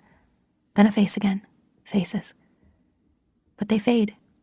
though I stretch out my arms towards them, they slip away from me, ghosts at daybreak, back to wherever they are. Stay with me, I want to say. But they won't. It's my fault. I am forgetting too much. Tonight, I will say my prayers. No longer kneeling at the foot of the bed, knees on the hard wood of the gym floor, Aunt Elizabeth standing by the double doors, arms folded, cattle prod hung on her belt, while Aunt Lydia strides along the rows of kneeling nightgown women, hitting our backs or feet or bums or arms lightly, just a flick, a tap, with her wooden pointer if we slouch or slacken. She wanted our heads bowed just right, our toes together and pointed, our elbows at the proper angle. Part of her interest in this was aesthetic. She liked the look of the thing.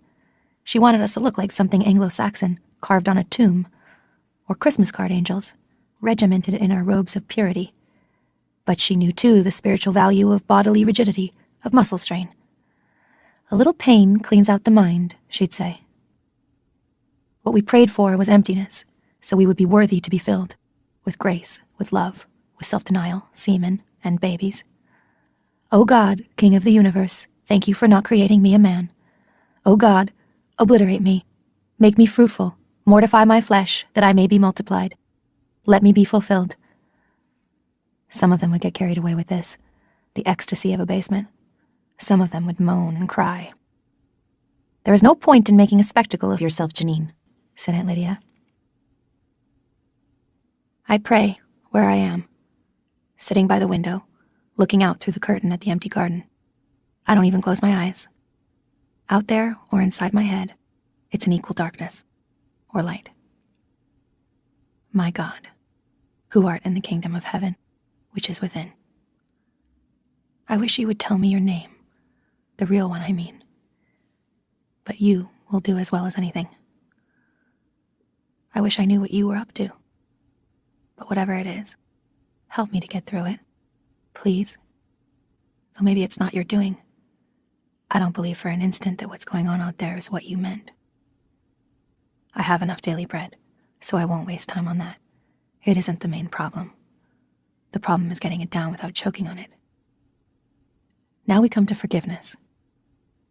Don't worry about forgiving me right now. There are more important things. For instance, keep the others safe, if they are safe. Don't let them suffer too much. If they have to die, let it be fast. You might even provide a heaven for them. We need you for that. Hell we can make for ourselves. I suppose I should say I forgive whoever did this, and whatever they're doing now. I'll try, but it isn't easy. Temptation comes next. At the center, temptation was anything much more than eating and sleeping. Knowing was a temptation. What you don't know won't tempt you, Aunt Lydia used to say. Maybe I don't really want to know what's going on. Maybe I'd rather not know. Maybe I couldn't bear to know. The fall was a fall from innocence to knowledge. I think about the chandelier too much, though it's gone now. But you could use a hook in the closet. I've considered the possibilities. All you'd have to do after attaching yourself would be to lean your weight forward and not fight. Deliver us from evil. Then there's kingdom, power, and glory. It takes a lot to believe in those right now. But I'll try it anyway. In hope, as they say on the gravestones. You must feel pretty ripped off. I guess it's not the first time. If I were you, I'd be fed up. I'd really be sick of it. I guess that's the difference between us. I feel very unreal, talking to you like this. I feel as if I'm talking to a wall. I wish you'd answer. I feel so alone. All alone by the telephone. Except I can't use the telephone, and if I could, who could I call? Oh God. It's no joke. Oh God. Oh God. How can I keep on living?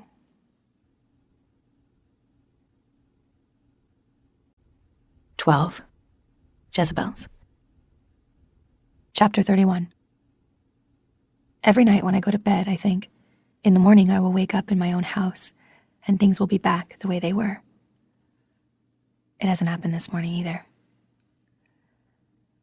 I put on my clothes, summer clothes. It's still summer. It seems to have stopped at summer. July. It's breathless days and sauna nights. Hard to sleep. I make a point of keeping track. I should scratch marks on the wall, one for each day of the week, and run a line through them when I have 7. But what would be the use? This isn't a jail sentence. There's no time here that can be done and finished with. Anyway, all I have to do is ask to find out what day it is. Yesterday was July the 4th, which used to be Independence Day before they abolished it. September 1st will be Labor Day. They still have that, though it didn't used to have anything to do with mothers. But I tell time by the moon. Lunar, not solar. I bend over to do up my red shoes, lighter weight these days, with discreet slits cut in them, though nothing so daring as sandals. It's an effort to stoop. Despite the exercises, I can feel my body gradually seizing up, refusing. Being a woman this way is how I used to imagine it would be to be very old. I feel I even walk like that, crouched over, my spine constricting to a question mark, my bones leached of calcium and porous as limestone. When I was younger, imagining age, I would think, maybe you appreciate things more when you don't have much time left. I forgot to include the loss of energy. Some days I do appreciate things more. Eggs, flowers. But then I decide I'm only having an attack of sentimentality. My brain going pastel technicolor. Like the beautiful sunset greeting cards they used to make so many of in California. High-gloss hearts. The danger is gray out. I'd like to have Luke here, in this bedroom while I'm getting dressed, so I could have a fight with him. Absurd, but that's what I want. An argument about who should put the dishes in the dishwasher, whose turn it is to sort the laundry, clean the toilet, something daily and unimportant in the big scheme of things. We could even have a fight about that, about unimportant, important. What a luxury it would be. Not that we did it much. These days I script whole fights in my head, and the reconciliations afterwards too. I sit in my chair, the wreath on the ceiling floating above my head, like a frozen halo, a zero. A hole in space where a star exploded. A ring on water where a stone's been thrown. All things white and circular. I wait for the day to unroll, for the earth to turn, according to the round face of the implacable clock. The geometrical days which go around and around, smoothly and oiled. Sweat already on my upper lip, I wait for the arrival of the inevitable egg, which will be lukewarm like the room and will have a green film on the yolk, and will taste faintly of sulfur. Today, later, with Ovglen, on our shopping walk. We go to the church, as usual, and look at the graves, then to the wall. Only 2 hanging on it today. 1 Catholic, not a priest though, placarded with an upside-down cross, and some other sect I don't recognize. The body is marked only with a J, in red. It doesn't mean Jewish. Those would be yellow stars. Anyway, there haven't been many of them. Because they were declared sons of Jacob, and therefore special, they were given a choice. They could convert or immigrate to Israel. A lot of them immigrated, if you can believe the news. I saw a boatload of them on the TV, leaning over the railings in their black coats and hats and their long beards, trying to look as Jewish as possible, in costumes fished up from the past. The women with shawls over their heads, smiling and waving, a little stiffly, it's true, as if they were posing. And another shot of the richer ones lining up for the planes. Ovglen says some other people got out that way, by pretending to be Jewish, but it wasn't easy because of the tests they gave you, and they've tightened up on that now. You don't get hanged only for being a Jew, though. You get hanged for being a noisy Jew who won't make the choice, or for pretending to convert. That's been on the TV, too. Raids at night, secret hordes of Jewish things dragged out from under beds, Torahs, Taliths, Mogen Davids, and the owners of them, sullen-faced, unrepentant, pushed by the eyes against the walls of their bedrooms, while the sorrowful voice of the announcer tells us voiceover about their perfidy and ungratefulness. So the J isn't for Jew. What could it be? Jehovah's Witness? Jesuit? Whatever it meant. He's just as dead. After this ritual viewing, we continue on our way, heading as usual for some open space we can cross so we can talk. If you can call it talking, these clipped whispers, projected through the funnels of our white wings. It's more like a telegram, a verbal semaphore, amputated speech. We can never stand long in any one place. We don't want to be picked up for loitering. Today we turn in the opposite direction from Soul Scrolls, to where there's an open park of sorts, with a large old building on it, ornate late Victorian with stained glass. It used to be called Memorial Hall, though I never knew what it was a memorial for. Dead people of some kind? Moira told me once that it used to be where the undergraduates ate in the earlier days of the university. If a woman went in there, they'd throw buns at her, she said. Why? I said. Moira became, over the years, increasingly versed in such anecdotes. I didn't much like it, this grudge holding against the past. To make her go out, said Moira. Maybe it was more like throwing peanuts at elephants, I said. Moira laughed. She could always do that. Exotic monsters, she said. We stand looking at this building, which is in shape more or less like a church, a cathedral. Ovglen says, I hear that's where the eyes hold their banquets. Who told you? I say. There's no one near. We can speak more freely, but out of habit we keep our voices low. The grapevine, she says. She pauses, looks sideways at me. I can sense the blur of white as her wings move. There's a password, she says. A password? I ask. What for? So you can tell, she says, who is and who isn't. Although I can't see what use it is for me to know, I ask. What is it then?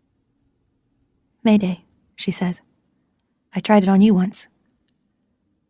Mayday, I repeat. I remember that day. Mayday. Don't use it unless you have to, says Offglen. It isn't good for us to know about too many of the others in the network, in case you get caught. I find it hard to believe in these whisperings, these revelations, though I always do at the time.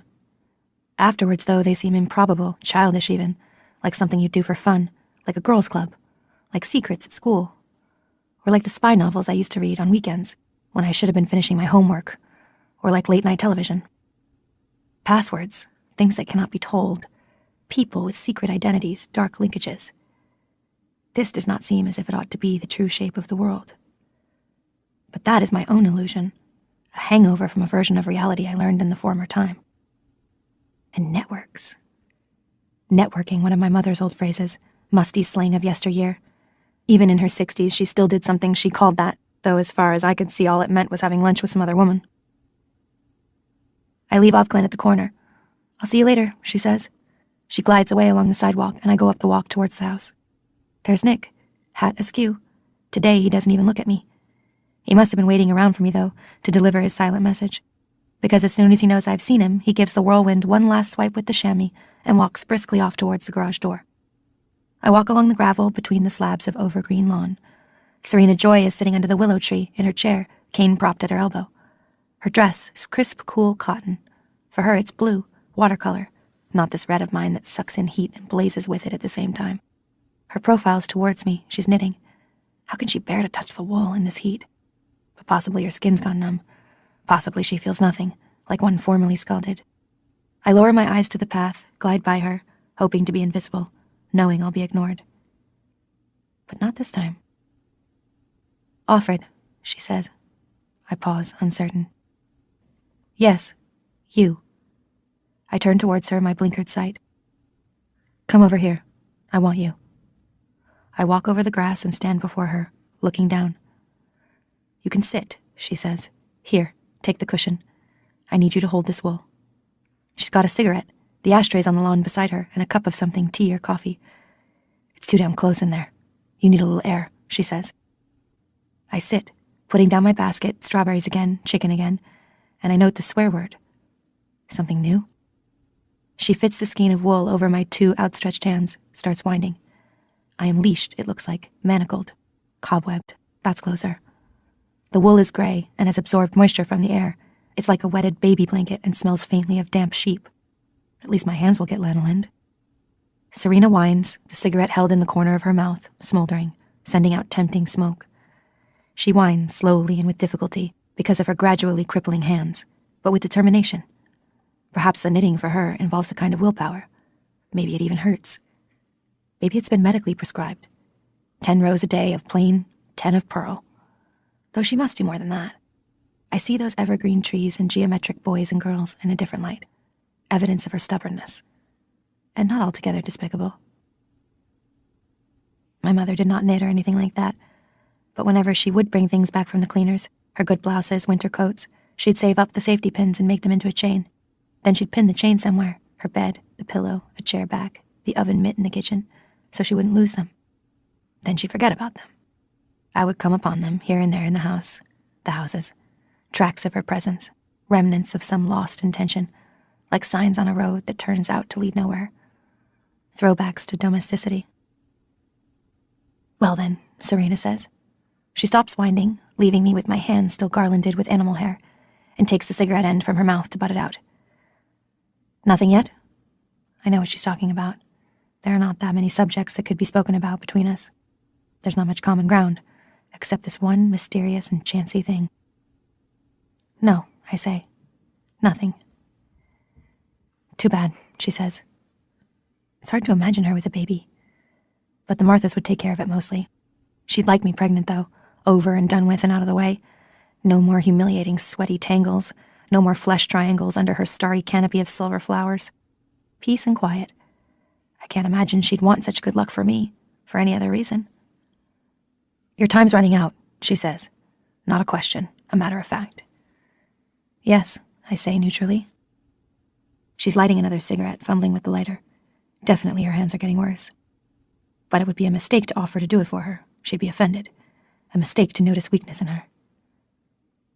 Maybe he can't, she says. I don't know who she means. Does she mean the commander? Or God? If it's God, she should say won't. Either way, it's heresy. It's only women who can't, who remain stubbornly closed, damaged, defective. No, I say. Maybe he can't. I look up at her. She looks down. It's the first time we've looked into each other's eyes in a long time. Since we met, the moment stretches out between us, bleak and level. She's trying to see whether or not I'm up to reality. Maybe, she says, holding the cigarette, which she has failed to light. Maybe you should try it another way. Does she mean on all fours? What other way, I say. I must keep serious. Another man, she says. You know I can't, I say, careful not to let my irritation show. It's against the law. You know the penalty. Yes, she says. She's ready for this. She's thought it through. I know you can't officially, but it's done. Women do it frequently. All the time. With doctors, you mean? I say, remembering the sympathetic brown eyes, the gloveless hand. The last time I went, it was a different doctor. Maybe someone caught him out, or a woman reported him. Not that they'd take her word without evidence. Some do that, she says, her tone almost affable now, though distanced. It's as if we're considering a choice of nail polish. That's how Warren did it. The wife knew, of course. She pauses to let this sink in. I would help you. I would make sure nothing went wrong.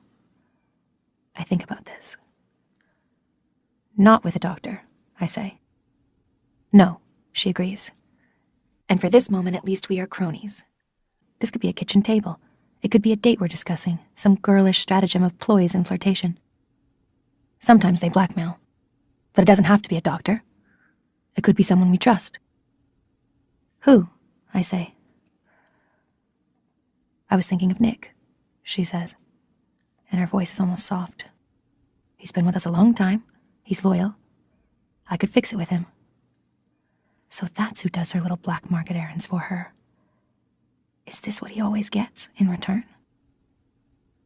What about the commander? I say. Well, she says with firmness. No, more than that, a clenched look, like a purse snapping shut. We just won't tell him, will we? This idea hangs between us, almost visible, almost palpable. Heavy, formless, dark.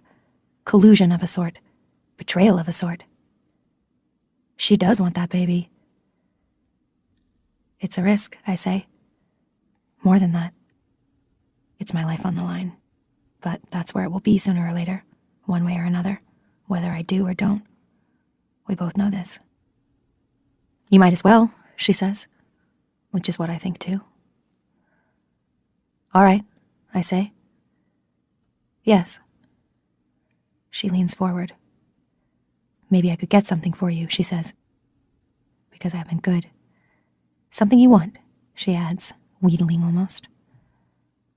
What's that? I say. I can't think of anything I truly want that she'd be likely or able to give me.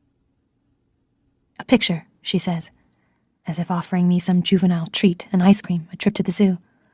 I look up at her again, puzzled. Of her, she says. You're a little girl, but only maybe. She knows where they've put her then, where they're keeping her. She's known all along. Something chokes in my throat. The bitch. Not to tell me, bring me news, any news at all, not even to let on. She's made of wood or iron. She can't imagine. But I can't say this. I can't lose sight, even of so small a thing. I can't let go of this hope.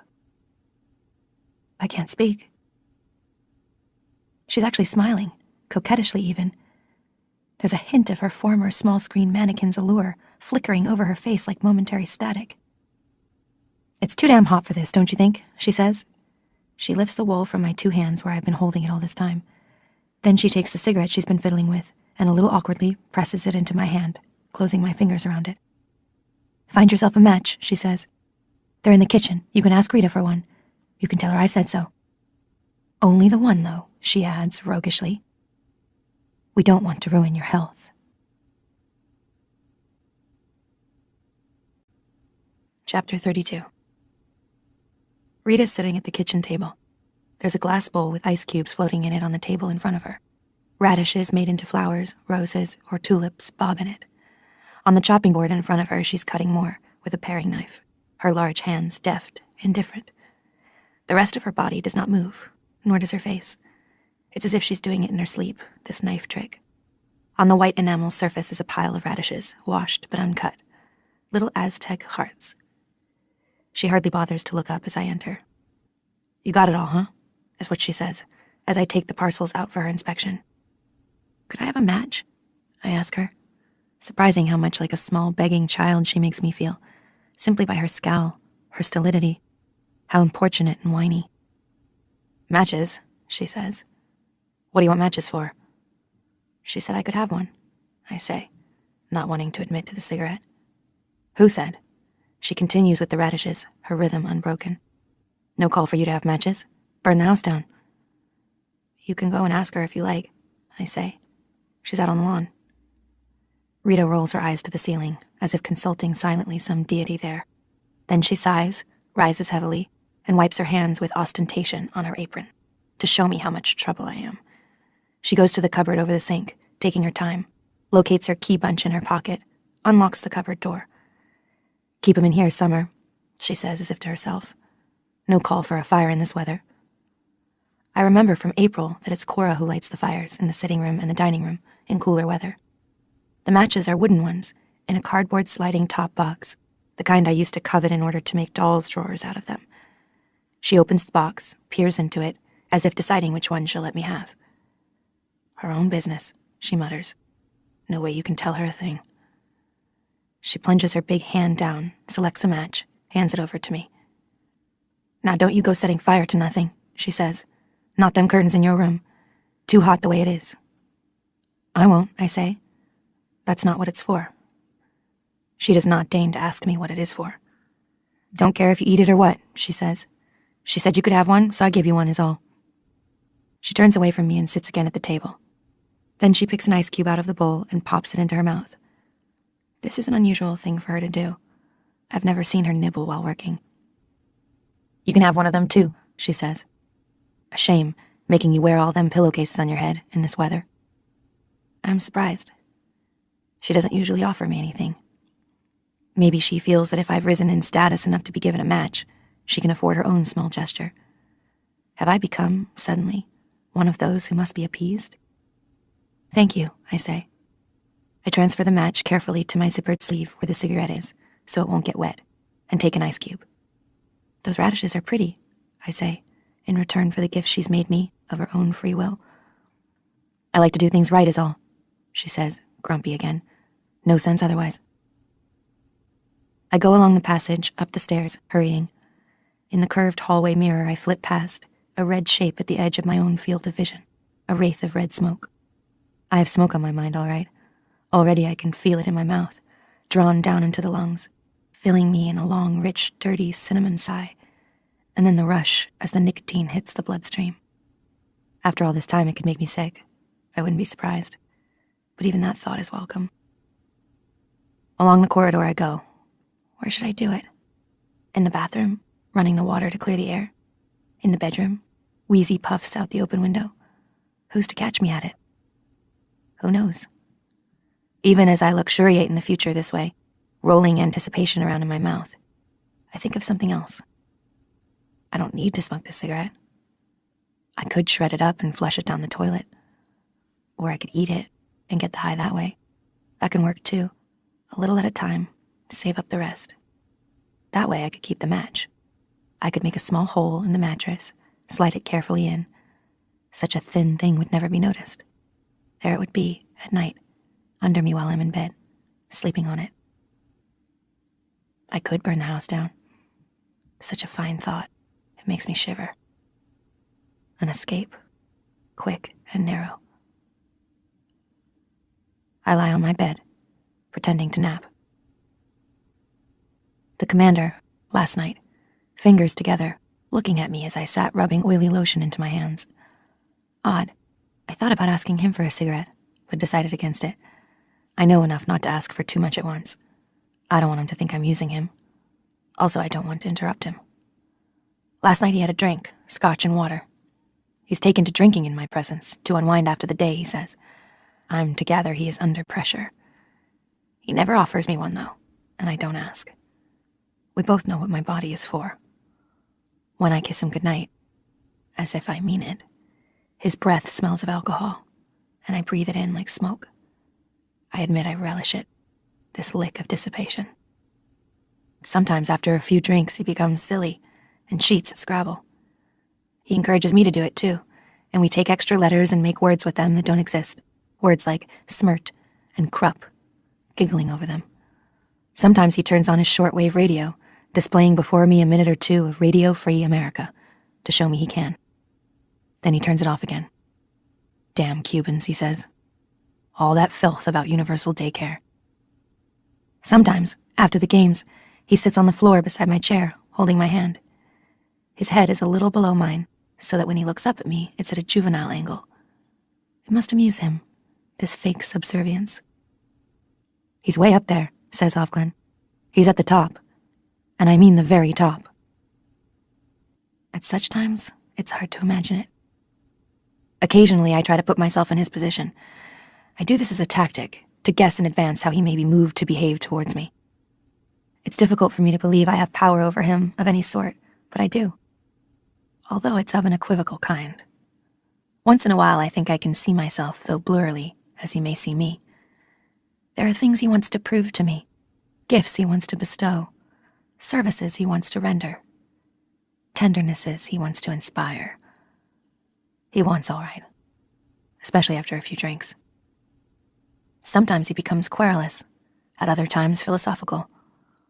Or he wishes to explain things, justify himself, as last night. The problem wasn't only with the women, he says. The main problem was with the men. There was nothing for them anymore. Nothing, I say. But they had. There was nothing for them to do, he says.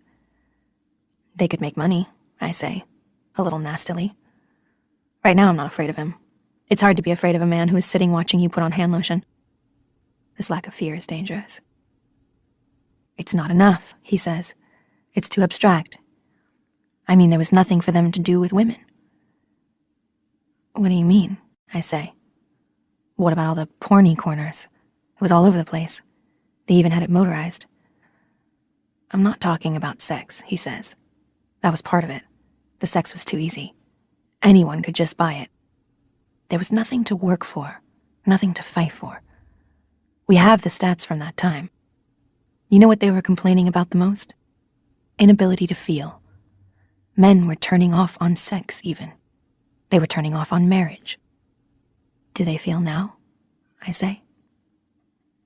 Yes, he says, looking at me. They do.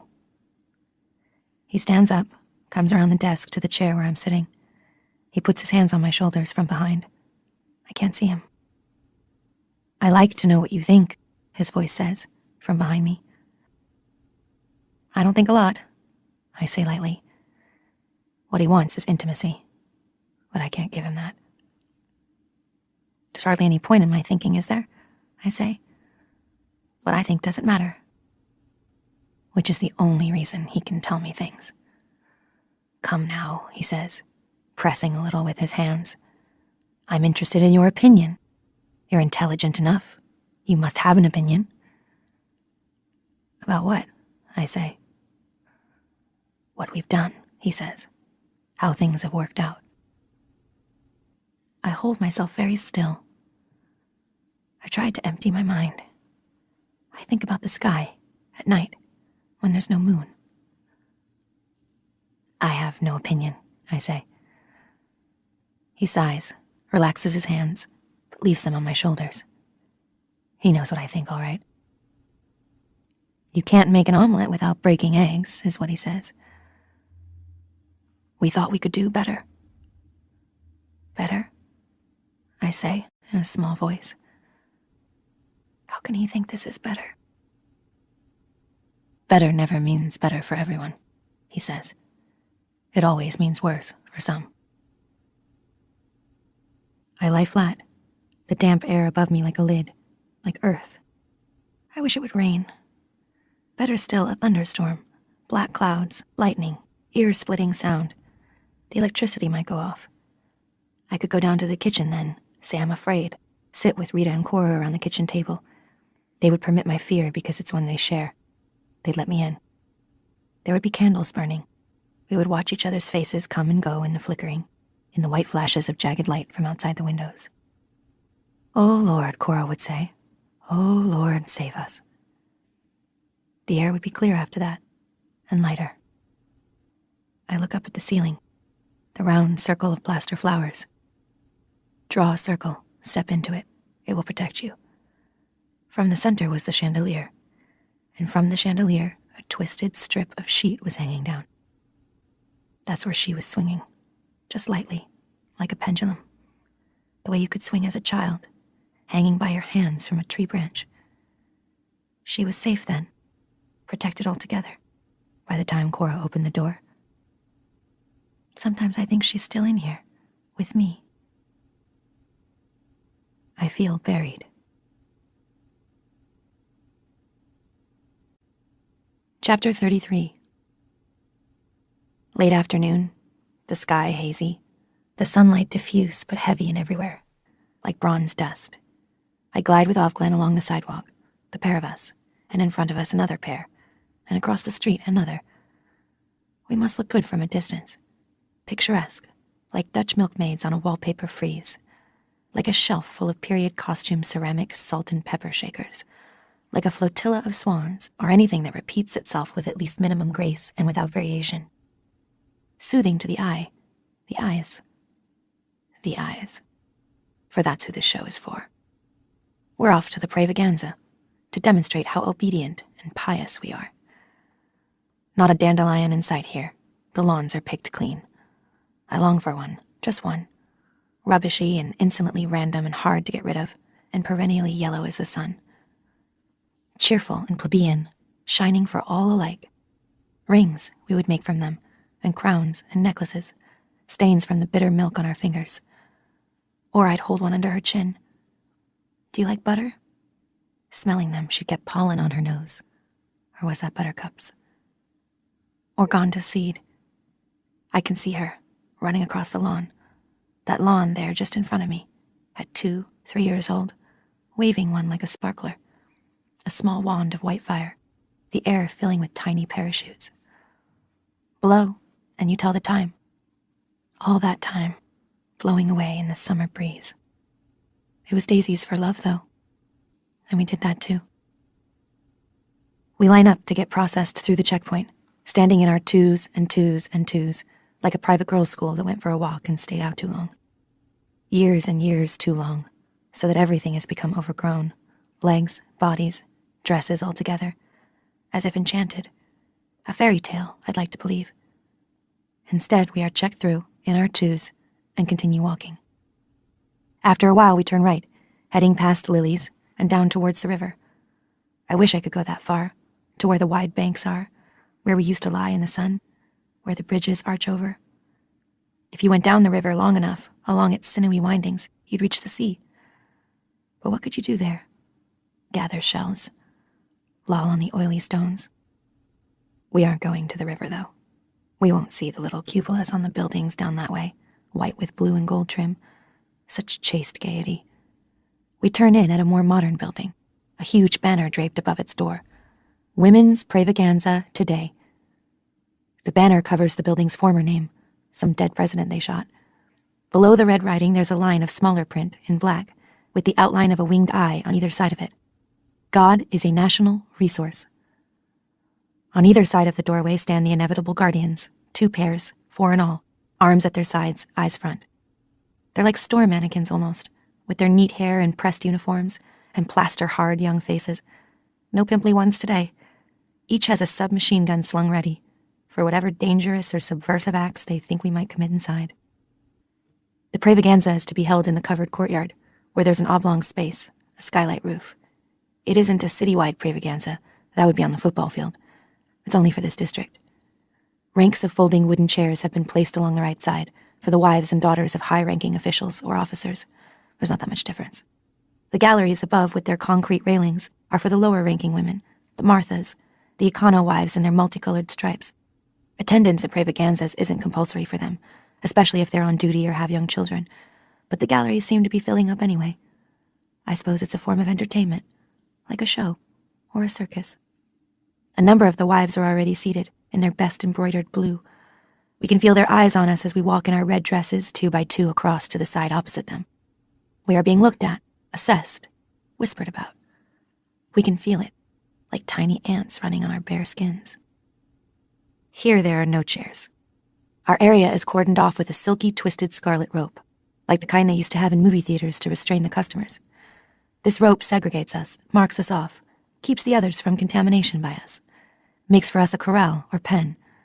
So into it we go, arranging ourselves in rows, which we know very well how to do, kneeling then on the cement floor. Head for the back, Ofglin murmurs at my side. We can talk better. And when we are kneeling, heads bowed slightly, I can hear from all around us a susurration, like the rustling of insects in tall, dry grass, a cloud of whispers. This is one of the places where we can exchange news more freely, pass it from one to the next. It's hard for them to single out any one of us or hear what's being said, and they wouldn't want to interrupt the ceremony, not in front of the television cameras. Ofglin digs me in the side with her elbow to call my attention, and I look up, slowly and stealthily. From where we're kneeling, we have a good view of the entrance to the courtyard, where people are coming steadily in. It must be Janine she meant me to see, because there she is, paired with a new woman, not the former one. Someone I don't recognize. Janine must have been transferred then to a new household, a new posting. It's early for that. Has something gone wrong with her breast milk? That would be the only reason they'd move her, unless there's been a fight over the baby, which happens more than you'd think. Once she had it, she may have resisted giving it up. I can see that. Her body under the red dress looks very thin, skinny almost, and she's lost that pregnant glow. Her face is white and peaked, as if the juice is being sucked out of her. It was no good, you know, Ofglin says near the side of my head. It was a shredder, after all. She means Janine's baby, the baby that passed through Janine on its way to somewhere else. The baby Angela. It was wrong to name her too soon. I feel an illness in the pit of my stomach. Not an illness, an emptiness. I don't want to know what was wrong with it. My God, I say. To go through all that for nothing. Worse than nothing. It's her second, Ofglin says, not counting her own before. She had an 8th-month miscarriage, didn't you know? We watch as Janine enters the roped-off enclosure, in her veil of untouchability, of bad luck. She sees me. She must see me. But she looks right through me. No smile of triumph this time. She turns, kneels, and all I can see now is her back and the thin, bowed shoulders. She thinks it's her fault, Ofglin whispers. 2 in a row. For being sinful.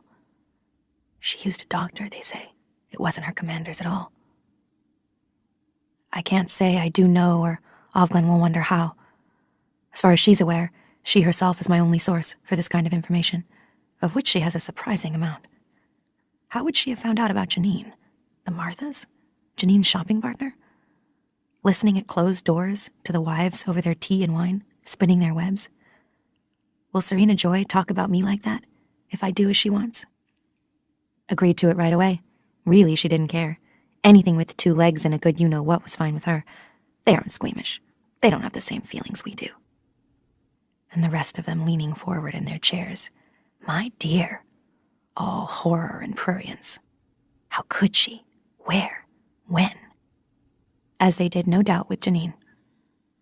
That's terrible, I say. It's like Janine, though, to take it upon herself, to decide the baby's flaws were due to her alone. But people will do anything rather than admit that their lives have no meaning. No use, that is. No plot. One morning while we were getting dressed, I noticed that Janine was still in her white cotton nightgown. She was just sitting there on the edge of her bed. I looked over towards the double doors of the gymnasium, where the aunt usually stood, to see if she'd noticed. But the aunt wasn't there. By that time, they were more confident about us. Sometimes they left us unsupervised in the classroom, and even the cafeteria, for minutes at a time. Probably she'd ducked out for a smoke or a cup of coffee. Look, I said to Alma, who had the bed next to mine. Alma looked at Janine. Then we both walked over to her. Get your clothes on, Janine, Alma said, to Janine's white back. We don't want extra prayers on account of you. But Janine didn't move. By that time, Moira had come over too. It was before she'd broken free the second time. She was still limping from what they'd done to her feet. She went around the bed so she could see Janine's face. Come here, she said to Alma and me. The others were beginning to gather too. There was a little crowd. Go on back, Moira said to them. Don't make a thing of it. What if she walks in? I was looking at Janine. Her eyes were open, but they didn't see me at all. They were rounded, wide, and her teeth were bared in a fixed smile. Through the smile, through her teeth, she was whispering to herself. I had to lean down close to her. Hello, she said, but not to me. My name's Janine. I'm your wait person for this morning. Can I get you some coffee to begin with? Christ, said Moira beside me. Don't swear, said Alma. Moira took Janine by the shoulders and shook her. Snap out of it, Janine, she said roughly, and don't use that word. Janine smiled. You have a nice day now, she said. Moira slapped her across the face, twice, back and forth. Get back here, she said. Get right back here. You can't stay there. You aren't there anymore. That's all gone. Janine's smile faltered. She put her hand up to her cheek. What did you hit me for? She said. Wasn't it good? I can bring you another. You didn't have to hit me. Don't you know what they'll do? Moira said. Her voice was low, but hard, intent. Look at me. My name is Moira, and this is the Red Center. Look at me. Janine's eyes began to focus. Moira? She said. I don't know any Moira. They won't send you to the infirmary, so don't even think about it, Moira said. They won't mess around with trying to cure you. They won't even bother to ship you to the colonies. You go too far away, and they just take you up to the chemistry lab and shoot you. Then they burn you up with the garbage like an unwoman. So forget it. I want to go home, Janine said. She began to cry. Jesus God, Moira said. That's enough. She'll be here in 1 minute, I promise you. So put your goddamn clothes on and shut up. Janine kept whimpering, but she also stood up and started to dress. She does that again and I'm not here, Moira said to me. You just have to slap her like that. You can't let her go slipping over the edge. That stuff is catching. She must have already been planning then, how she was going to get out. Chapter 34. The sitting space in the courtyard is filled now. We rustle and wait. At last the commander in charge of this service comes in. He's balding and squarely built and looks like an aging football coach. He's dressed in his uniform, sober black with the rows of insignia and decorations. It's hard not to be impressed, but I make an effort. I try to imagine him in bed with his wife and his handmaid, fertilizing away like mad, like a rutting salmon, pretending to take no pleasure in it. When the Lord said, "Be fruitful and multiply," did he mean this man? This commander ascends the steps to the podium, which is draped with a red cloth embroidered with a large white-winged eye. He gazes over the room, and our soft voices die. He doesn't even have to raise his hands. Then his voice goes into the microphone and out through the speakers, robbed of its lower tones so that it's sharply metallic, as if it's being made not by his mouth, his body, but by the speakers themselves. His voice is metal-colored, horn-shaped. "Today is a day of thanksgiving," he begins. "A day of praise." I tune out through the speech about victory and sacrifice. Then there's a long prayer about unworthy vessels, then a hymn. There is a balm in Gilead. There is a bomb in Gilead, was what Moira used to call it. Now comes the main item. The 20 angels enter, newly returned from the fronts, newly decorated, accompanied by their honor guard, marching 1-2, 1-2 into the central open space. Attention, at ease. And now the 20 veiled daughters, in white, come shyly forward, their mothers holding their elbows. It's mothers, not fathers, who give away daughters these days, and help with the arrangement of the marriages. The marriages are, of course, arranged. These girls haven't been allowed to be alone with a man for years. For however many years we've all been doing this. Are they old enough to remember anything of the time before? Playing baseball, in jeans and sneakers, riding their bicycles, reading books, all by themselves? Even though some of them are no more than 14. Start them soon, is the policy. There's not a moment to be lost. Still, they'll remember. And the ones after them will, for 3 or 4 or 5 years. But after that, they won't. They'll always have been in white, in groups of girls. They'll always have been silent. "We've given them more than we've taken away," said the commander. "Think of the trouble they had before. Don't you remember the singles bars, the indignity of high school blind dates, the meat market? Don't you remember the terrible gap between the ones who could get a man easily and the ones who couldn't? Some of them were desperate. They starved themselves thin or pumped their breasts full of silicone, had their noses cut off. Think of the human misery." He waved a hand at his stacks of old magazines. They were always complaining. Problems this, problems that. Remember the ads in the personal columns. Bright, attractive woman, 35. This way they all get a man. Nobody's left out. And then if they did marry, they could be left with a kid, 2 kids. The husband might just get fed up and take off, disappear. They'd have to go on welfare. Or else he'd stay around and beat them up. Or if they had a job, the children in daycare or left with some brutal, ignorant woman, and they'd have to pay for that themselves, out of their wretched little paychecks. Money was the only measure of worth for everyone. They got no respect as mothers. No wonder they were giving up on the whole business. This way they're protected. They can fulfill their biological destinies in peace, with full support and encouragement. Now tell me, you're an intelligent person. I like to hear what you think. What did we overlook? "Love," I said. "Love," said the commander. "What kind of love?" "Falling in love," I said. The commander looked at me with his candid boy's eyes. "Oh, yes," he said. "I've read the magazines. That's what they were pushing, wasn't it? But look at the stats, my dear. Was it really worth it, falling in love? Arranged marriages have always worked out just as well, if not better." "Love," said Aunt Lydia, with distaste. "Don't let me catch you at it. No mooning and juning around here, girls," wagging her finger at us. "Love is not the point." "Those years were just an anomaly, historically speaking," the commander said. "Just a fluke. All we've done is return things to nature's norm." Women's pravaganzas are for group weddings like this, usually. The men's are for military victories. These are the things we are supposed to rejoice in the most, respectively. Sometimes, though, for the women, they're for a nun who recants. Most of that happened earlier, when they were rounding them up, but they still unearth a few these days, dredge them up from underground, where they've been hiding like moles. They have that look about them, too, weak-eyed, stunned by too much light. The old ones they send off to the colonies right away, but the young, fertile ones they try to convert. And when they succeed, we all come here to watch them go through the ceremony, renounce their celibacy, sacrifice it to the common good. They kneel, and the commander prays, and then they take the red veil, as the rest of us have done. They aren't allowed to become wives, though. They are considered still too dangerous for positions of such power. There's an odor of witch about them, something mysterious and exotic. It remains despite the scrubbing and the welts on their feet and the time they've spent in solitary. They always have those welts. They've always done that time, so rumor goes. They don't let go easily. Many of them choose the colonies instead. None of us likes to draw one for a shopping partner. They are more broken than the rest of us. It's hard to feel comfortable with them. The mothers have stood the white-veiled girls in place and have returned to their chairs. There's a little crying going on among them, some mutual patting and hand-holding, the ostentatious use of handkerchiefs. The commander continues with the service.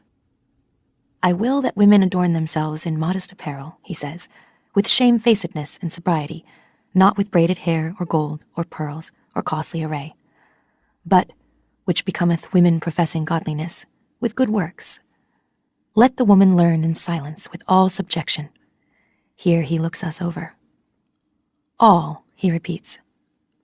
But I suffer not a woman to teach, nor to usurp authority over the man, but to be in silence. For Adam was first formed, then Eve, and Adam was not deceived, but the woman being deceived was in the transgression. Notwithstanding she shall be saved by childbearing, if they continue in faith and charity and holiness with sobriety. Saved by childbearing, I think. What did we suppose would save us in the time before? He should tell that to the wives, Elfglin murmurs, when they're into the sherry. She means the part about sobriety. It's safe to talk again. The commander has finished the main ritual, and they're doing the rings, lifting the veils. Boo, I think in my head. Take a good look, because it's too late now. The angels will qualify for handmaids later, especially if their new wives can't produce. But you girls are stuck.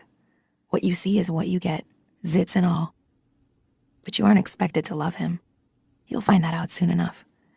Just do your duty in silence. When in doubt, when flat on your back, you can look at the ceiling. Who knows what you may see up there? Funeral wreaths and angels, constellations of dust, stellar or otherwise, the puzzles left by spiders. There's always something to occupy the inquiring mind. Is anything wrong, dear? The old joke went. No, why? You moved. Just don't move. What we're aiming for, says Aunt Lydia, is a spirit of camaraderie among women. We must all pull together. Camaraderie shit, says Moira through the hole in the toilet cubicle. Right fucking on, Aunt Lydia, as they used to say. How much you want to bet she's got Janine down on her knees? What do you think they get up to in that office of hers? I bet she's got her working away on that dried-up, hairy old, withered... Moira, I say. Moira what? She whispers. You know you've thought it. It doesn't do any good to talk like that, I say, feeling nevertheless the impulse to giggle. But I still pretended to myself then that we should try to preserve something resembling dignity. You were always such a wimp, Moira says, but with affection. It does so do good. It does. And she's right. I know that now as I kneel on this undeniably hard floor, listening to the ceremony drone on. There is something powerful in the whispering of obscenities, about those in power. There's something delightful about it, something naughty, secretive, forbidden, thrilling. It's like a spell of sorts. It deflates them, reduces them to the common denominator where they can be dealt with. In the paint of the washroom cubicle someone unknown had scratched, Aunt Lydia sucks. It was like a flag waved from a hilltop in rebellion. The mere idea of Aunt Lydia doing such a thing was in itself heartening. So now I imagine, among these angels and their drained white brides, momentous grunts and sweating, damp, furry encounters, or better, ignominious failures, cocks like 3-week-old carrots, anguished fumblings upon flesh cold and unresponding as uncooked fish. When it's over at last and we are walking out, Ovglin says to me in her light, penetrating whisper, "We know you're seeing him alone." "Who?" I say, resisting the urge to look at her. I know who. "Your commander," she says. "We know you have been." I ask her how. "We just know," she says. "What does he want? Kinky sex?" It would be hard to explain to her what he does want, because I still have no name for it. How can I describe what really goes on between us? She would laugh, for one thing. It's easier for me to say, in a way. That at least has the dignity of coercion. She thinks about this. You'd be surprised, she says, how many of them do. I can't help it, I say. I can't say I won't go. She ought to know that. We're on the sidewalk now, and it's not safe to talk. We're too close to the others, and the protective whispering of the crowd is gone. We walk in silence, lagging behind, until finally she judges she can say, Of course you can't, but find out and tell us. Find out what? I say. I feel rather than see the slight turning of her head. Anything you can.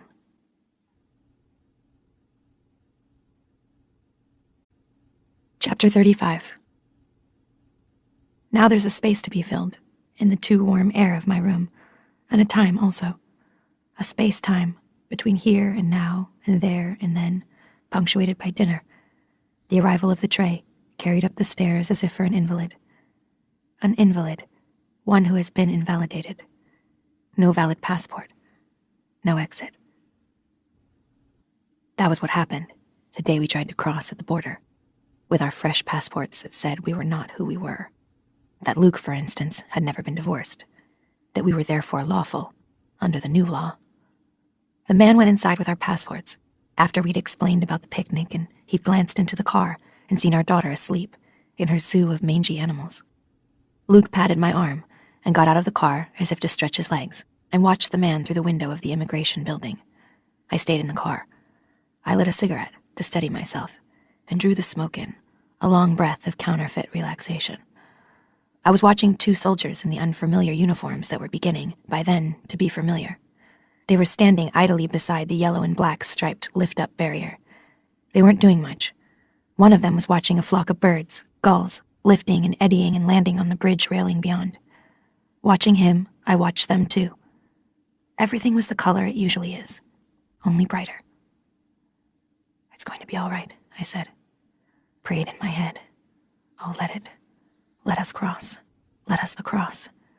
Just this once, and I'll do anything. What I thought I could do for whoever was listening that would be of the least use or even interest, I'll never know. Then Luke got back into the car, too fast, and turned the key and reversed. He was picking up the phone, he said. And then he began to drive very quickly.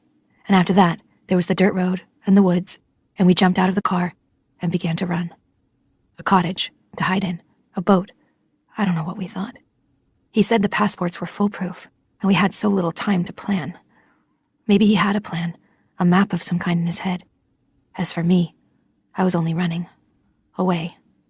Away. I don't want to be telling this story. I don't have to tell it. I don't have to tell anything, to myself or to anyone else.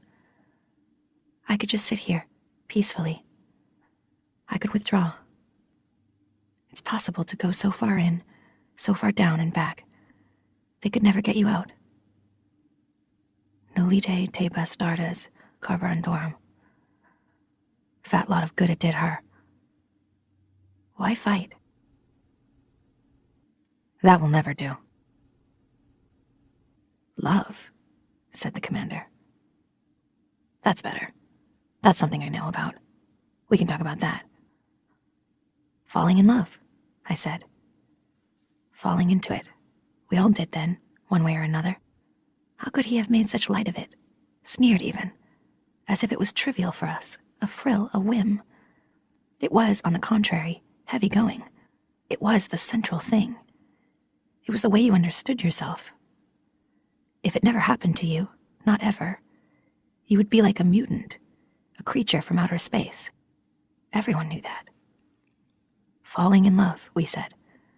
I fell for him. We were falling women. We believed in it, this downward motion. So lovely, like flying, and yet at the same time so dire, so extreme, so unlikely. God is love, they said once. But we reversed that, and love, like heaven, was always just around the corner.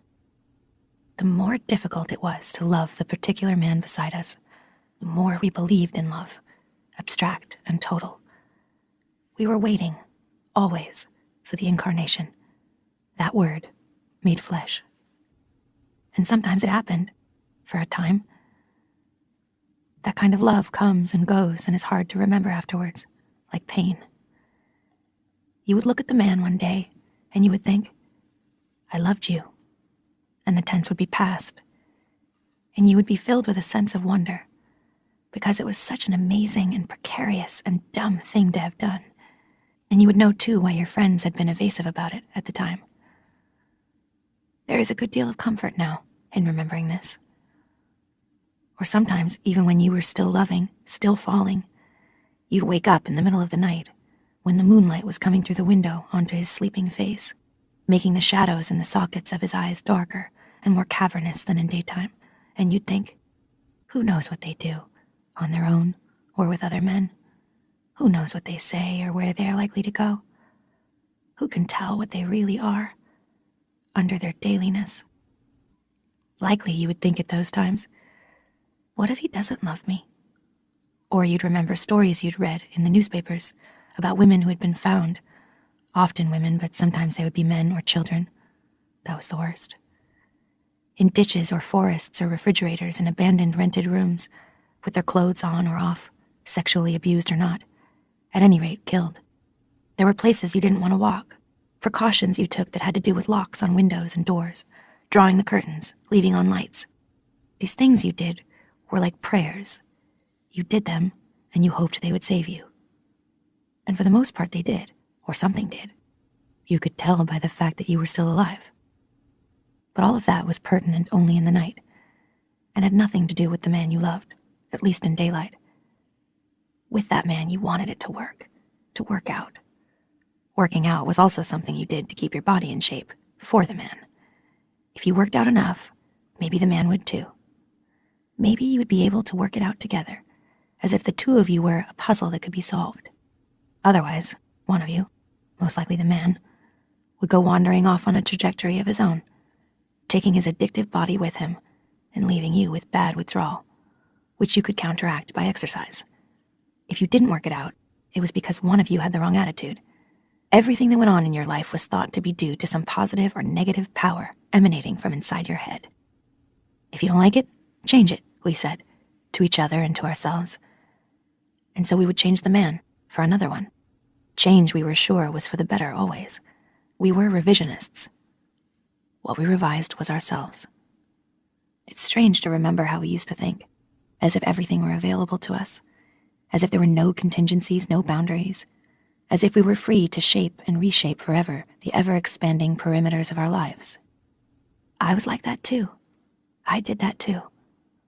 Luke was not the first man for me, and he might not have been the last, if he hadn't been frozen that way, stopped dead in time, in midair, among the trees back there, in the act of falling. In former times they would send you a little package of the belongings, what he had with him when he died. That's what they would do in wartime, my mother said. How long were you supposed to mourn? And what did they say? Make your life a tribute to the loved one. And he was the loved one. Is, I say. Is. Only 2 letters, you stupid shit. Can't you manage to remember it? Even a short word like that? I wipe my sleeve across my face. Once I wouldn't have done that, for fear of smearing, but now nothing comes off. Whatever expression is there, unseen by me, is real. You'll have to forgive me. I'm a refugee from the past, and like other refugees, I go over the customs and habits of being I've left, or been forced to leave behind me, and it all seems just as quaint from here, and I am just as obsessive about it. Like a white Russian drinking tea in Paris, marooned in the 20th century, I wander back, try to regain those distant pathways. I become too maudlin, lose myself, weep. Weeping is what it is, not crying. I sit in this chair and ooze like a sponge. So, more waiting. Lady in waiting. That's what they used to call those stores where you could buy maternity clothes. Woman in waiting sounds more like someone in a train station. Waiting is also a place. It is wherever you wait. For me, it's this room. I am a blank here, between parentheses, between other people. The knock comes at my door, Cora with the tray. But it isn't Cora. "I've brought it for you," says Serena Joy. And then I look up and around and get out of my chair and come towards her. She's holding it, a Polaroid print, square and glossy. So they still make them, cameras like that. And there will be family albums, too, with all the children in them. No handmaids, though. From the point of view of future history, this kind will be invisible. But the children will be in them, all right. Something for the wives to look at, downstairs, nibbling at the buffet and waiting for the birth. You can only have it for a minute, Serena Joy says, her voice low and conspiratorial. I have to return it before they know it's missing. It must have been a Martha who got it for her. There's a network of the Marthas, then, with something in it for them. That's nice to know. I take it from her, turn it around, so I can see it right side up. Is this her? Is this what she's like? My treasure. So tall and changed. Smiling a little now, so soon, and in her white dress as if for an olden days first communion. Time has not stood still. It has washed over me, washed me away, as if I'm nothing more than a woman of sand, left by a careless child too near the water. I have been obliterated for her. I am only a shadow now, far back behind the glib, shiny surface of this photograph. A shadow of a shadow, as dead mothers become. You can see it in her eyes. I am not there. But she exists, in her white dress. She grows and lives. Isn't that a good thing? A blessing? Still, I can't bear it. To have been erased like that. Better she'd brought me nothing. I sit at the little table, eating creamed corn with a fork. I have a fork and a spoon, but never a knife. When there's meat, they cut it up for me ahead of time, as if I'm lacking manual skills or teeth. I have both, however. That's why I'm not allowed a knife. Chapter 36. I knock on his door, hear his voice, adjust my face, go in. He's standing by the fireplace. In his hand, he's got an almost empty drink. He usually waits till I get here to start on the hard liquor, though I know they have wine with dinner. His face is a little flushed. I try to estimate how many he's had. Greetings, he says. How is the fair little one this evening? A few. I can tell by the elaborateness of the smile he composes and aims. He's in the courtly phase. I'm fine, I say. Up for a little excitement? Pardon, I say. Behind this act of his, I sense embarrassment, an uncertainty about how far he can go with me, and in what direction. Tonight I have a little surprise for you, he says. He laughs. It's more like a snigger. I notice that everything this evening is little. He wishes to diminish things, myself included. Something you'll like. What's that, I say. Chinese checkers? I can take these liberties. He appears to enjoy them, especially after a couple of drinks. He prefers me frivolous. Something better, he says, attempting to be tantalizing. I can hardly wait. Good, he says. He goes to his desk, fumbles with a drawer. Then he comes towards me, one hand behind his back. Guess, he says. Animal, vegetable, or mineral, I say. Oh, animal, he says with mock gravity. Definitely animal, I'd say. He brings his hand out from behind his back. He's holding a handful, it seems, of feathers, mauve and pink. Now he shakes this out. It's a garment, apparently, and for a woman. There are the cups for the breasts, covered in purple sequins. The sequins are tiny stars. The feathers are around the thigh holes and along the top. So I wasn't that wrong about the girdle after all. I wonder where he found it. All such clothing was supposed to have been destroyed. I remember seeing that on television, in news clips filmed in one city after another. In New York, it was called the Manhattan Cleanup. There were bonfires in Times Square, crowds chanting around them, women throwing their arms up thankfully into the air when they felt the cameras on them, clean-cut, stony-faced young men tossing things onto the flames, armfuls of silk and nylon and fake fur, lime green, red, violet, black satin, gold lame, glittering silver, bikini underpants, see-through brasiers with pink satin hearts sewn on to cover the nipples. And the manufacturers and importers and salesmen, down on their knees, repenting in public. Conical paper hats like dunce hats on their heads. Shame printed on them in red. But some items must have survived the burning. They couldn't possibly have got it all. He must have come by this in the same way he came by the magazines. Not honestly. It reeks of black market. And it's not new.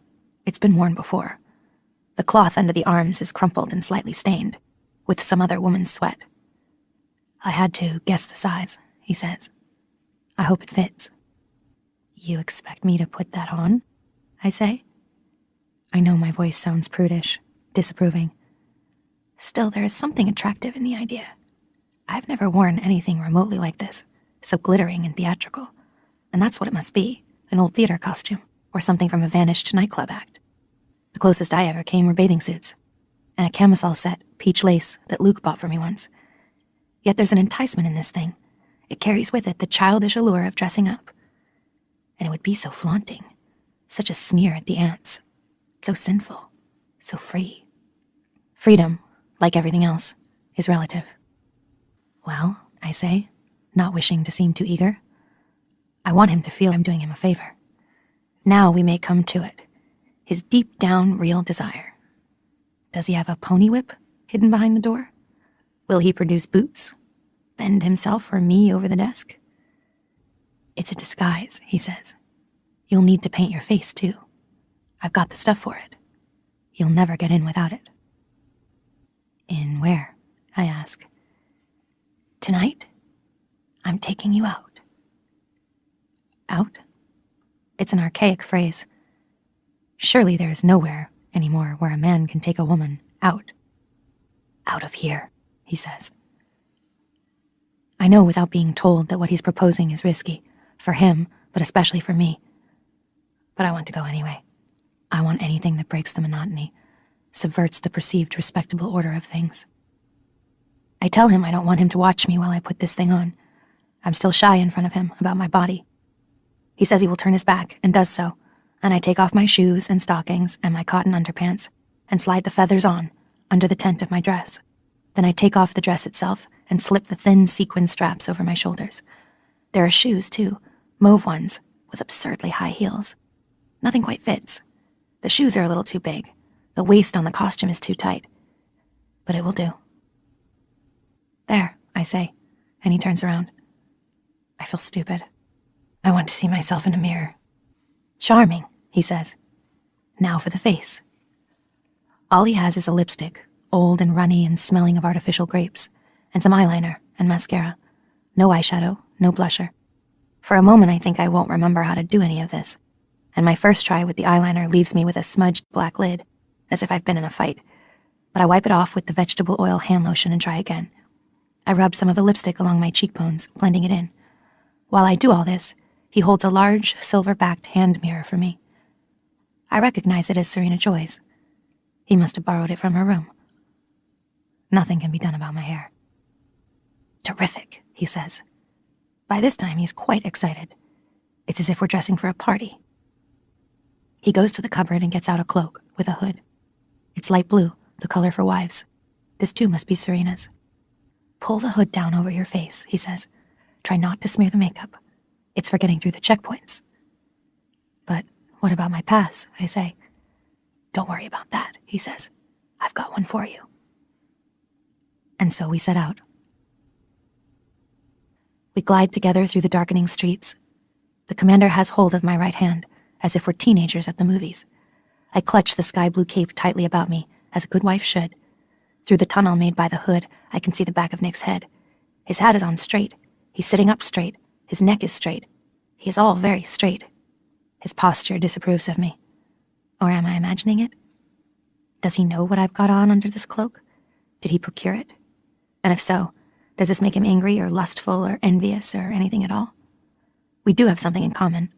Both of us are supposed to be invisible. Both of us are functionaries. I wonder if he knows this. When he opened the door of the car for the commander, and by extension, for me, I tried to catch his eye, make him look at me. But he acted as if he didn't see me. Why not? It's a soft job for him, running little errands, doing little favors. and there's no way he'd want to jeopardize it. The checkpoints are no problem. Everything goes as smoothly as the commander said it would, despite the heavy pounding, the pressure of blood in my head. Chicken shit, Moira would say. Past the second checkpoint, Nick says, "Here, sir?" And the commander says yes. The car pulls over and the commander says, "Now, I'll have to ask you to get down onto the floor of the car." "Down?" I say. "We have to go through the gateway," he says, as if this means something to me. I tried to ask him where we were going, but he said he wanted to surprise me. Wives aren't allowed. So I flatten myself, and the car starts again, and for the next few minutes I see nothing. Under the cloak, it's stifling hot. It's a winter cloak, not a cotton summer one, and it smells of mothballs. He must have borrowed it from storage, knowing she wouldn't notice. He has considerately moved his feet to give me room. Nevertheless, my forehead is against his shoes. I have never been this close to his shoes before. They feel hard, unwinking, like the shells of beetles. Black, polished, inscrutable.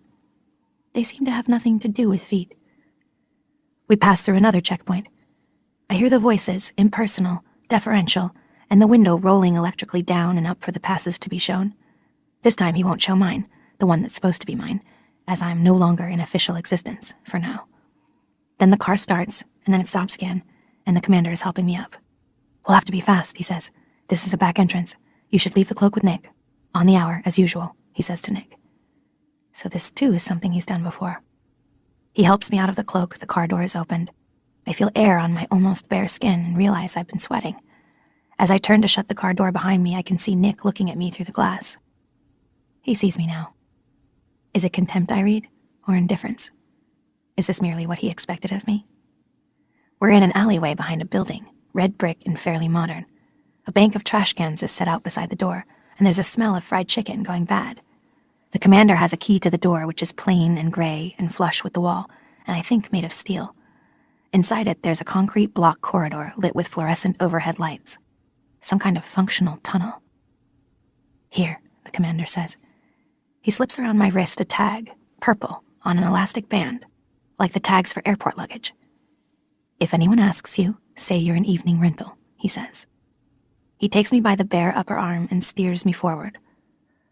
What I want is a mirror, to see if my lipstick is all right, whether the feathers are too ridiculous, too frowsy. In this light, I must look lurid, though it's too late now. "Idiot," says Moira. Chapter 37. We go along the corridor and through another flat gray door and along another corridor, softly lit and carpeted this time, in a mushroom color, browny pink. Doors open off it, with numbers on them, 101, 102, the way you count during a thunderstorm, to see how close you are to being struck. It's a hotel, then. From behind one of the doors comes laughter, a man's, and also a woman's. It's a long time since I've heard that. We emerge into a central courtyard. It's wide and also high. It goes up several stories to a skylight at the top. There's a fountain in the middle of it, a round fountain spraying water in the shape of a dandelion gone to seed. Potted plants and trees sprout here and there, vines hang down from the balconies. Oval-sided glass elevators slide up and down the walls like giant mollusks. I know where I am. I've been here before. With Luke, in the afternoons, a long time ago. It was a hotel then. Now it's full of women. I stand still and stare at them. I can stare here, look around me. There are no white wings to keep me from it. My head, shorn of them, feels curiously light, as if a weight has been removed from it, or substance. The women are sitting, lounging, strolling, leaning against one another. There are men mingled with them, a lot of men, but in their dark uniforms or suits, so similar to one another, they form only a kind of background. The women, on the other hand, are tropical. They are dressed in all kinds of bright festive gear. Some of them have on outfits like mine, feathers and glister, cut high up the thighs, low over the breasts. Some are in olden days lingerie, shorty nightgowns, baby doll pajamas, the occasional see-through negligee. Some are in bathing suits, one-piece or bikini. One, I see, is wearing a crocheted affair, with big scalloped shells covering the tits. Some are in jogging shorts and sun halters. Some in exercise costumes like the ones they used to show on television, body tight, with knitted pastel leg warmers. There are even a few in cheerleaders' outfits, little pleated skirts, outsized letters across the chest. I guess they've had to fall back on a melange. whatever they could scrounge or salvage. All wear makeup, and I realize how unaccustomed I've become to seeing it on women, because their eyes look too big to me, too dark and shimmering, their mouths too red, too wet, blood-dipped and glistening. Or, on the other hand, too clownish. At first glance, there's a cheerfulness to this scene. It's like a masquerade party. They are like oversized children, dressed up in togs they've rummaged from trunks. Is there joy in this? There could be. But have they chosen it? You can't tell by looking. There are a great many buttocks in this room. I am no longer used to them. It's like walking into the past, says the commander. His voice sounds pleased, delighted even. Don't you think? I try to remember if the past was exactly like this. I'm not sure now. I know it contained these things, but somehow the mix is different. A movie about the past is not the same as the past. Yes, I say. What I feel is not one simple thing. Certainly I am not dismayed by these women, not shocked by them. I recognize them as truants. The official creed denies them, denies their very existence. Yet here they are. That is at least something. Don't gawk, says the commander. You'll give yourself away. Just act natural. Again, he leads me forward. Another man has spotted him, has greeted him, and set himself in motion towards us. The commander's grip tightens on my upper arm. Steady, he whispers. Don't lose your nerve. All you have to do, I tell myself, is keep your mouth shut and look stupid. It shouldn't be that hard. The commander does the talking for me, to this man and to the others who follow him. He doesn't say much about me. He doesn't need to. He says I'm new, and they look at me and dismiss me and confer together about other things. My disguise performs its function. He retains hold of my arm, and as he talks, his spine straightens imperceptibly, his chest expands, his voice assumes more and more the sprightliness and jocularity of youth. It occurs to me, he is showing off. He is showing me off to them, and they understand that. They are decorous enough. They keep their hands to themselves, but they review my breasts, my legs, as if there's no reason why they shouldn't. But also he is showing off to me. He is demonstrating to me his mastery of the world. He's breaking the rules, under their noses, thumbing his nose at them, getting away with it. Perhaps he's reached that state of intoxication which power is said to inspire, the state in which you believe you are indispensable and can therefore do anything, absolutely anything you feel like, anything at all. Twice, when he thinks no one is looking, he winks at me.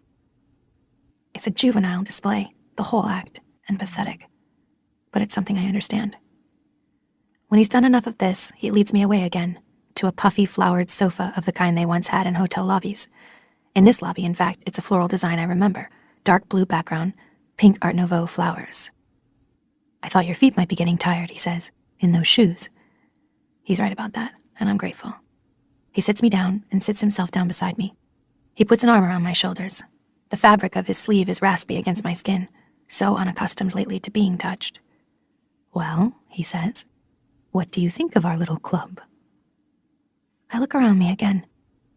The men are not homogeneous, as I first thought. Over by the fountain, there's a group of Japanese, in lightish gray suits, and in the far corner there's a splash of white. Arabs, in those long bathrobes they wear, the headgear, the striped sweatbands. It's a club, I say. Well, that's what we call it, among ourselves. The club. I thought this sort of thing was strictly forbidden, I say. Well, officially, he says. But everyone's human, after all. I wait for him to elaborate on this, but he doesn't. So I say, what does that mean? It means you can't cheat nature, he says.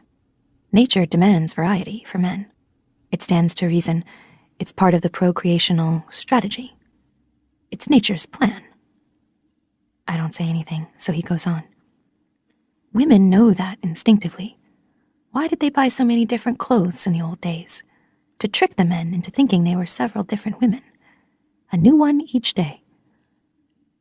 He says this as if he believes it, but he says many things that way. Maybe he believes it, maybe he doesn't.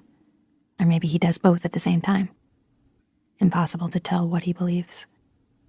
So, now that we don't have different clothes, I say, you merely have different women.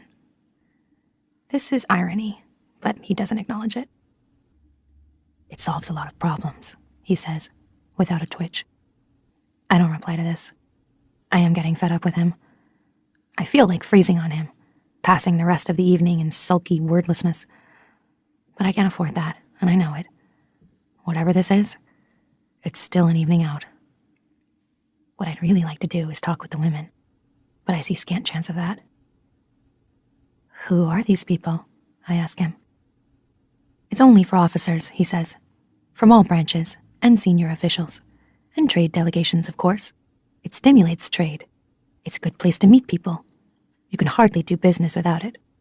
We try to provide at least as good as they can get elsewhere. You can overhear things too, information.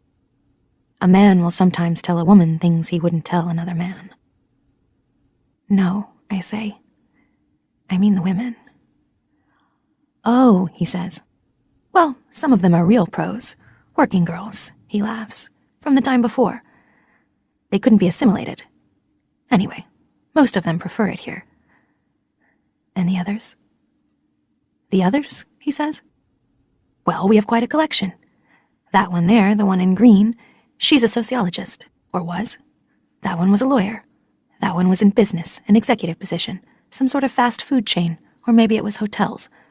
I'm told you can have quite a good conversation with her if all you feel like is talking. They prefer it here, too. Prefer it to what? I say. To the alternatives, he says. You might even prefer it yourself, to what you've got. He says this coyly. He's fishing. He wants to be complimented. And I know that the serious part of the conversation has come to an end.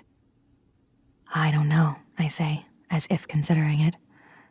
It might be hard work. You'd have to watch your weight, that's for sure, he says.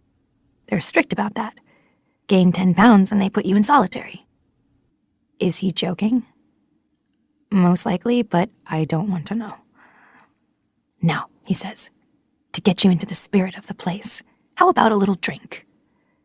I'm not supposed to, I say, as you know. Once won't hurt, he says. Anyway, it wouldn't look right if you didn't. No nicotine and alcohol taboos here. You see, they do have some advantages here. All right, I say.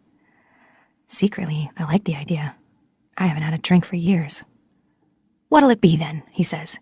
They've got everything here, imported. Gin and tonic, I say. But weak, please. I wouldn't want to disgrace you. You won't do that, he says, grinning. He stands up, then surprisingly takes my hand and kisses it on the palm. Then he moves off, heading for the bar. He could have called over a waitress. There are some of these, in identical black miniskirts with pom-poms on their breasts. But they seem busy and hard to flag down. Then I see her. Moira. She's standing with 2 other women, over near the fountain. I have to look hard, again, to make sure it's her. I do this in pulses, quick flickers of the eyes, so no one will notice. She's dressed absurdly, in a black outfit of once shiny satin that looks the worse for wear. It's strapless, wired from the inside, pushing up the breasts, but it doesn't quite fit Moira, it's too large, so that one breast is plumped out and the other one isn't. She's tugging absent-mindedly at the top, pulling it up. There's a wad of cotton attached to the back. I can see it as she half turns. It looks like a sanitary pad that's been popped like a piece of popcorn. I realize that it's supposed to be a tail. Attached to her head are 2 ears, of a rabbit or deer. It's not easy to tell. One of the ears has lost its starch or wiring and is flopping halfway down. She has a black bow tie around her neck, and is wearing black net stockings and black high heels. She always hated high heels. The whole costume, antique and bizarre, reminds me of something from the past, but I can't think what. A stage play, a musical comedy? Girls dressed for Easter in rabbit suits? What is the significance of it here? Why are rabbits supposed to be sexually attractive to men? How can this bedraggled costume appeal? Moira is smoking a cigarette. She takes a drag, passes it to the woman on her left, who's in red spangles with a long pointed tail attached, and silver horns, a devil outfit. Now she has her arms folded across her front, under her wired-up breasts. She stands on one foot, then the other. Her feet must hurt. Her spine sags slightly. She gazes without interest or speculation around the room. This must be familiar scenery. I will her to look at me, to see me, but her eyes slide over me as if I'm just another palm tree, another chair. Surely she must turn. I'm willing so hard. She must look at me before one of the men comes over to her, before she disappears. Already the other woman with her, the blonde in the short pink bed jacket with the tatty fur trim, has been appropriated, has entered the glass elevator, has ascended out of sight. Moira swivels her head around again, checking perhaps for prospects. It must be hard to stand there unclaimed, as if she's at a high school dance being looked over. This time her eyes snag on me. She sees me. She knows enough not to react. We stare at one another, keeping our faces blank, apathetic. Then she makes a small motion of her head, a slight jerk to the right. She takes the cigarette back from the woman in red, holds it to her mouth, lets her hand rest in the air a moment, all 5 fingers outspread. Then she turns her back on me. Our old signal. I have 5 minutes to get to the women's washroom, which must be somewhere to her right. I look around, no sign of it. Nor can I risk getting up and walking anywhere without the commander. I don't know enough, I don't know the ropes. I might be challenged. A minute, 2. Moira begins to saunter off, not glancing around. She can only hope I've understood her and will follow. The commander comes back with 2 drinks. He smiles down at me, places the drinks on the long black coffee table in front of the sofa, sits. Enjoying yourself? He says. He wants me to. This, after all, is a treat. I smile at him. Is there a washroom? I say. Of course, he says. He sips at his drink. He does not volunteer directions. I need to go to it. I'm counting in my head now. Seconds, not minutes. It's over there. He nods. What if someone stops me? Just show them your tag, he says. It'll be all right. They'll know you're taken. I get up, wobble across the room. I lurch a little, near the fountain, almost fall. It's the heels. Without the commander's arm to steady me, I'm off balance. Several of the men look at me, with surprise, I think, rather than lust. I feel like a fool. I hold my left arm conspicuously in front of me, bent at the elbow, with the tag turned outwards. Nobody says anything.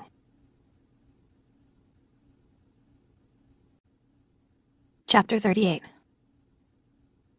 I find the entrance to the women's washroom. It still says ladies in scrolly gold script. There's a corridor leading into the door, and a woman seated at a table beside it, supervising the entrances and exits. She's an older woman, wearing a purple caftan and gold eyeshadow, but I can tell she is nevertheless an aunt. The cattle prod's on the table, its thong around her wrist. No nonsense here. 15 minutes, she says to me. She gives me an oblong of purple cardboard from a stack of them on the table. It's like a fitting room in the department stores of the time before. To the woman behind me, I hear her say, "You were just here." "I need to go again," the woman says. "Rest break once an hour," says the aunt. "You know the rules." The woman begins to protest in a whiny, desperate voice. I push open the door. I remember this. There's a rest area, gently lit in pinkish tones, with several easy chairs and a sofa in lime green bamboo shoot print, with a wall clock above it in a gold filigree frame.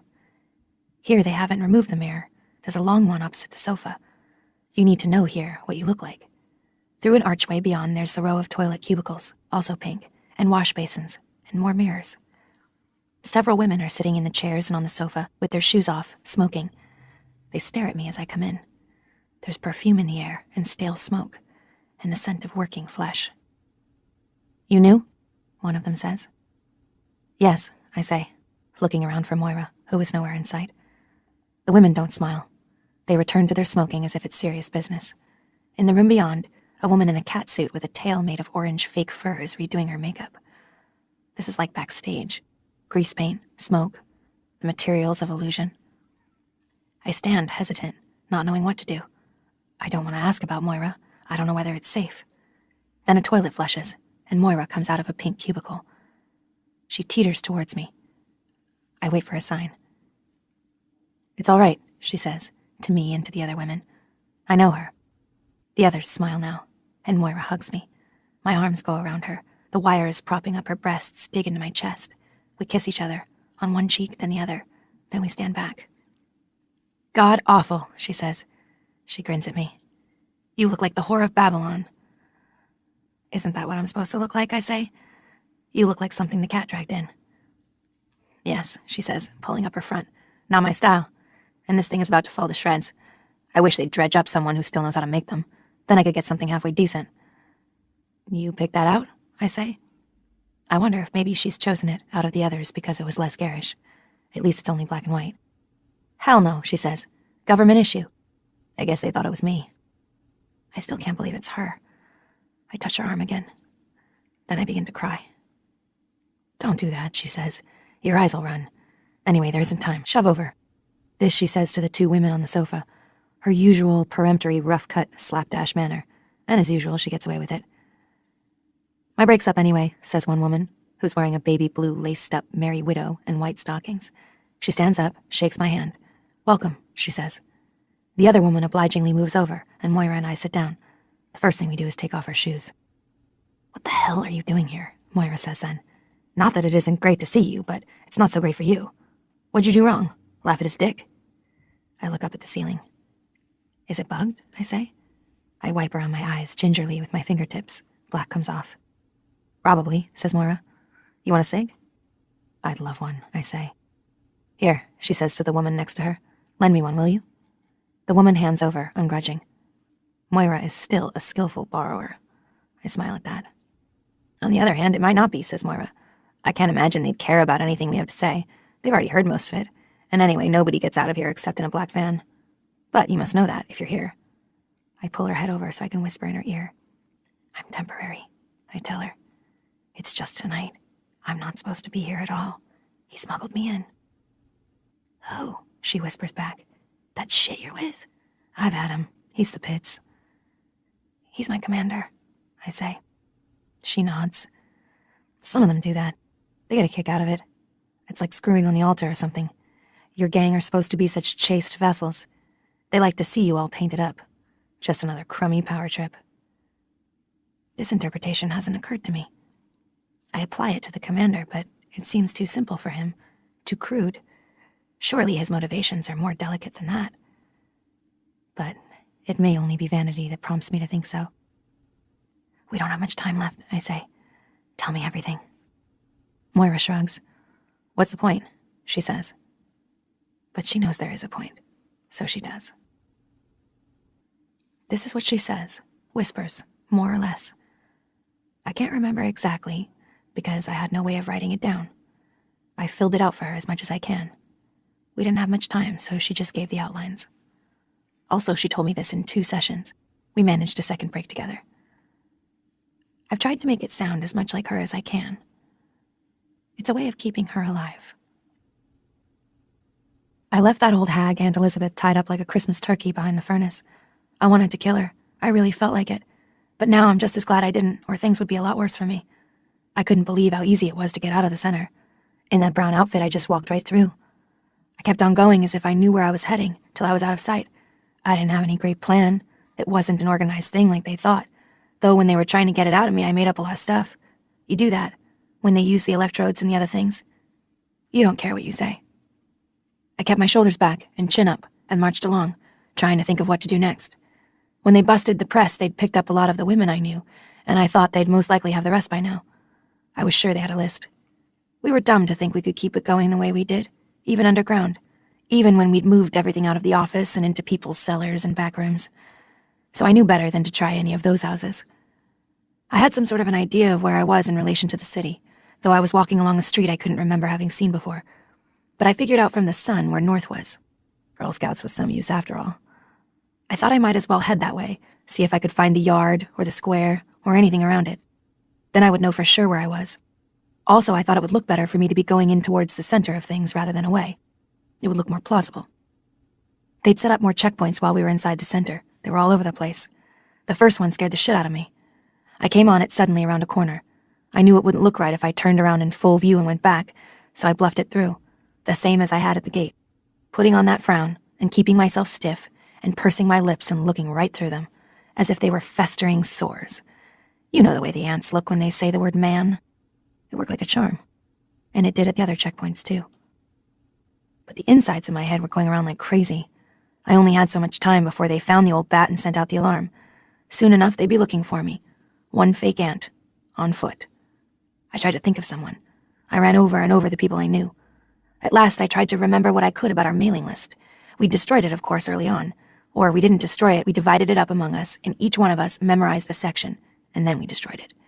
We were still using the mails then, but we didn't put our logo on the envelopes anymore. It was getting far too risky. So I tried to recall my section of the list. I won't tell you the name I chose, because I don't want them to get in trouble, if they haven't already. It could be I've spilled all this stuff. It's hard to remember what you say when they're doing it. You'll say anything. I chose them because they were a married couple, and those were safer than anyone single, and especially anyone gay. Also, I remembered the designation beside their name, Q, it said, which meant Quaker. We had the religious denominations marked where there were any, for marches. That way you could tell who might turn out to what. It was no good calling on the C's to do abortion stuff, for instance. Not that we'd done much of that lately. I remembered their address, too. We'd grilled each other on those addresses. It was important to remember them exactly, zip code and all. By this time, I'd hit Mass Avenue and I knew where I was. And I knew where they were, too. Now I was worrying about something else. When these people saw an ant coming up the walk, wouldn't they just lock the door and pretend not to be home? But I had to try it anyway. It was my only chance. I figured they weren't likely to shoot me. It was about 5 o'clock by this time. I was tired of walking, especially that ant's way like a goddamn soldier, poker up the ass. And I hadn't had anything to eat since breakfast. What I didn't know, of course, was that in those early days the ants, and even the center, were hardly common knowledge. It was all secret at first, behind barbed wire. There might have been objections to what they were doing, even then. So although people had seen the odd ant around, they weren't really aware of what they were for.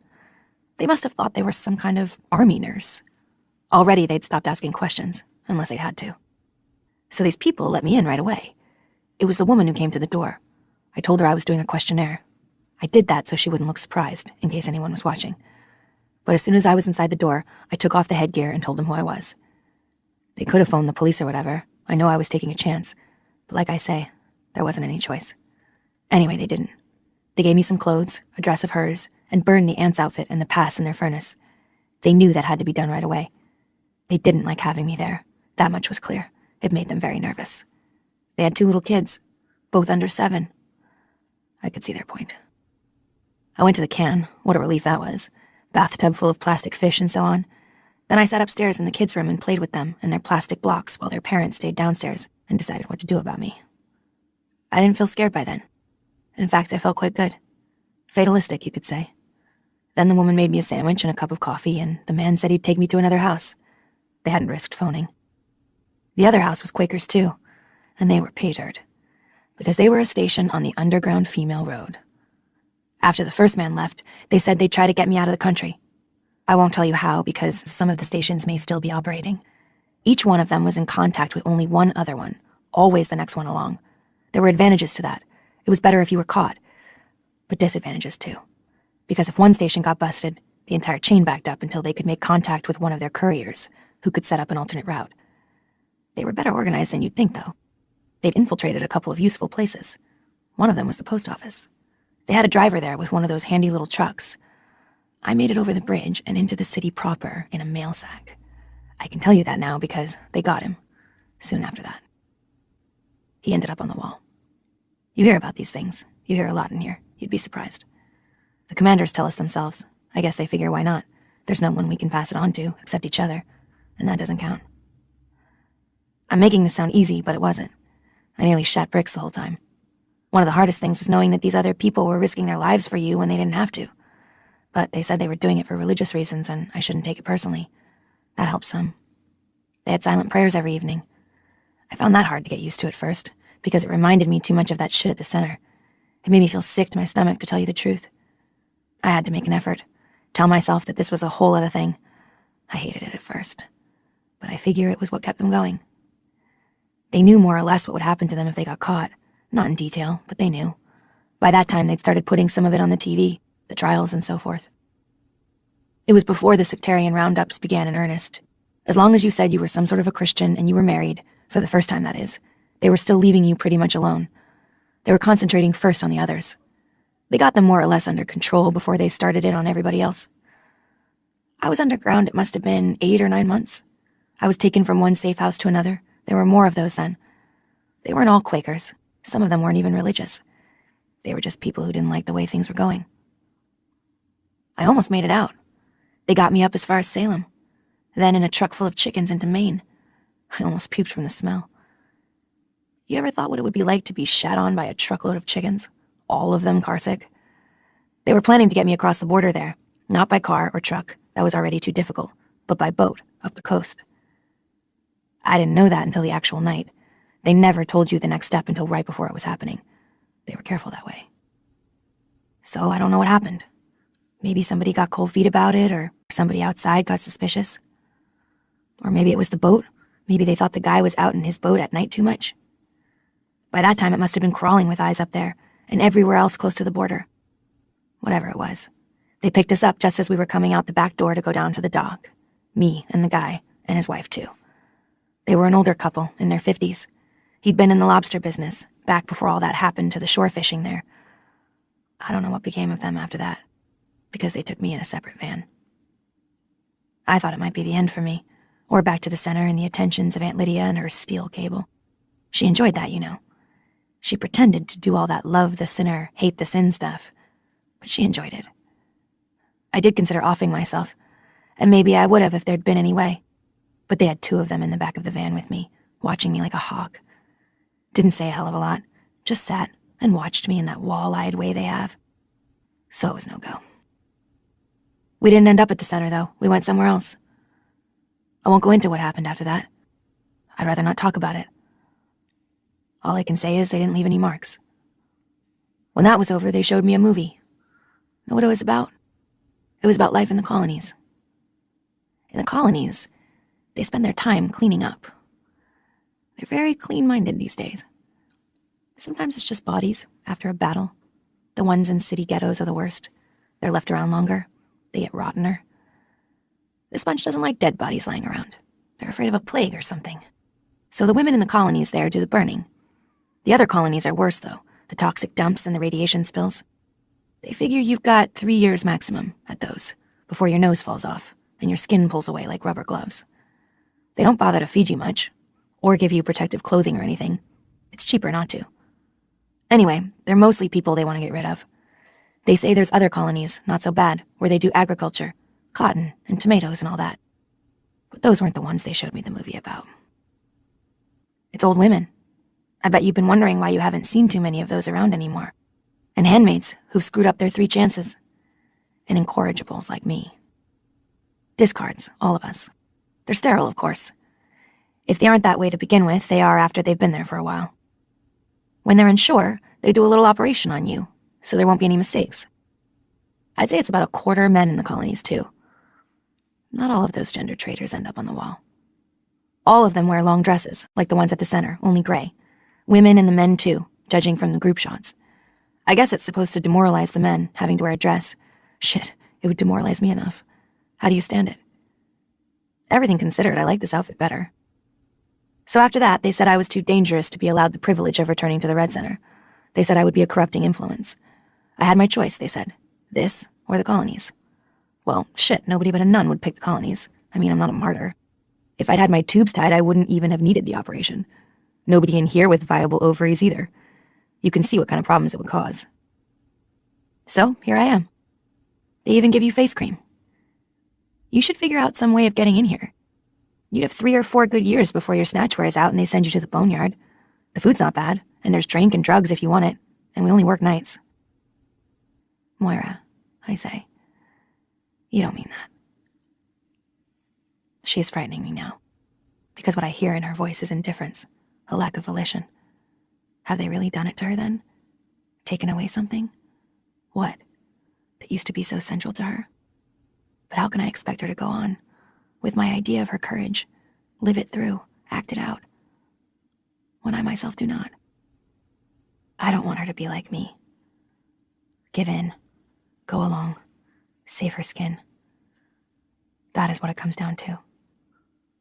I want gallantry from her, swashbuckling, heroism, single-handed combat. Something I lack.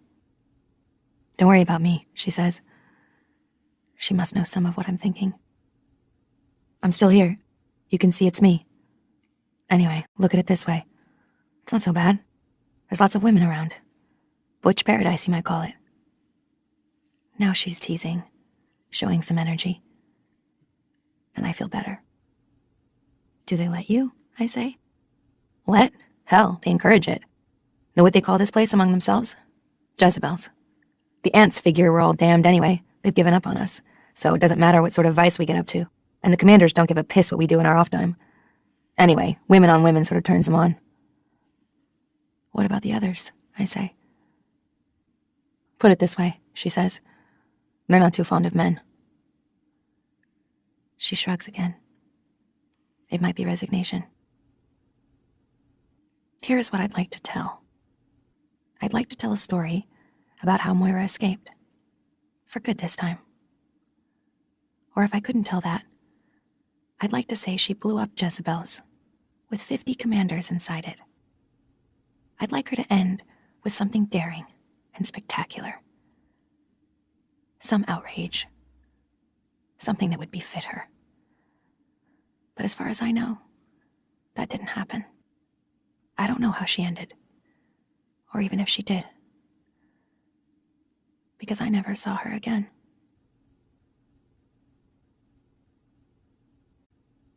Chapter 39. The commander has a room key. He got it from the front desk while I waited on the flowered sofa. He shows it to me, slyly. I am to understand. We ascend in the glass half-egg of the elevator, past the vine-draped balconies. I am to understand also that I am on display. He unlocks the door of the room. Everything is the same, the very same as it was, once upon a time. The drapes are the same, the heavy flowered ones that match the bedspread, orange poppies on royal blue, and the thin white ones to draw against the sun. The bureau and bedside tables, square-cornered, impersonal. The lamps, the pictures on the walls. Fruit in a bowl, stylized apples, flowers in a vase, buttercups and devil's paintbrushes keyed to the drapes. All is the same. I tell the commander just a minute and go into the bathroom. My ears are ringing from the smoke. The gin has filled me with lassitude. I wet a washcloth and press it to my forehead. After a while, I look to see if there are any little bars of soap in individual wrappers. There are. The kind with the gypsy on them, from Spain. I breathe in the soap smell, the disinfectant smell, and stand in the white bathroom, listening to the distant sounds of water running, toilets being flushed. In a strange way, I feel comforted, at home. There is something reassuring about the toilets. Bodily functions at least remain democratic. Everybody shits, as Moira would say. I sit on the edge of the bathtub, gazing at the blank towels. Once they would have excited me. They would have meant the aftermath of love. I saw your mother, Moira said. Where? I said. I felt jolted, thrown off. I realized I'd been thinking of her as dead. Not in person. It was in that film they showed us about the colonies. There was a close-up. It was her, all right. She was wrapped up in one of those gray things, but I know it was her. Thank God, I said. Why thank God? Said Moira. I thought she was dead. She might as well be, said Moira. You should wish it for her. I can't remember the last time I saw her. It blends in with all the others. It was some trivial occasion. She must have dropped by. She did that. She breezed in and out of my house, as if I were the mother, and she were the child. She still had that jauntiness. Sometimes when she was between apartments, just moving into one or just moving out, she'd use my washer-dryer for her laundry. Maybe she'd come over to borrow something from me. A pot, a hairdryer. That too was a habit of hers. Continue on our way. I didn't know it would be the last time, or else I would have remembered it better. I can't even remember what we said. A week later, 2 weeks, 3 weeks, when things had become suddenly so much worse, I tried to call her, but there was no answer, and no answer when I tried again. She hadn't told me she was going anywhere, but then maybe she wouldn't have. She didn't always. She had her own car, and she wasn't too old to drive. Finally, I got the apartment superintendent on the phone. He said he hadn't seen her lately. I was worried. I thought maybe she'd had a heart attack or a stroke. It wasn't out of the question, though she hadn't been sick that I knew of. She was always so healthy. She still worked out at Nautilus and went swimming every 2 weeks. I used to tell my friends she was healthier than I was. And maybe it was true.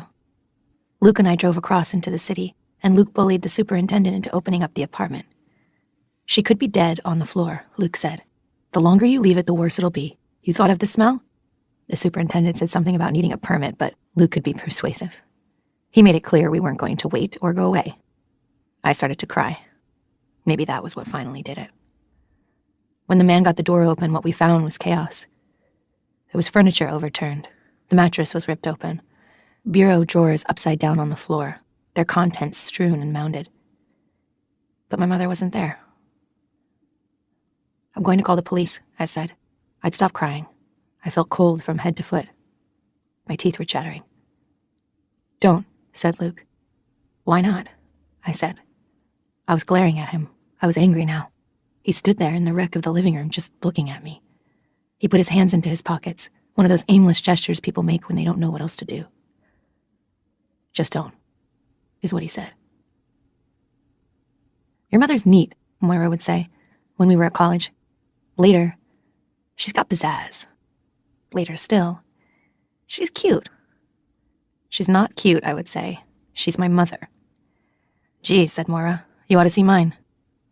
I think of my mother, sweeping up deadly toxins, the way they used to use up old women in Russia, sweeping dirt. Only this dirt will kill her. I can't quite believe it. Surely her cockiness, her optimism and energy, her pizzazz, will get her out of this.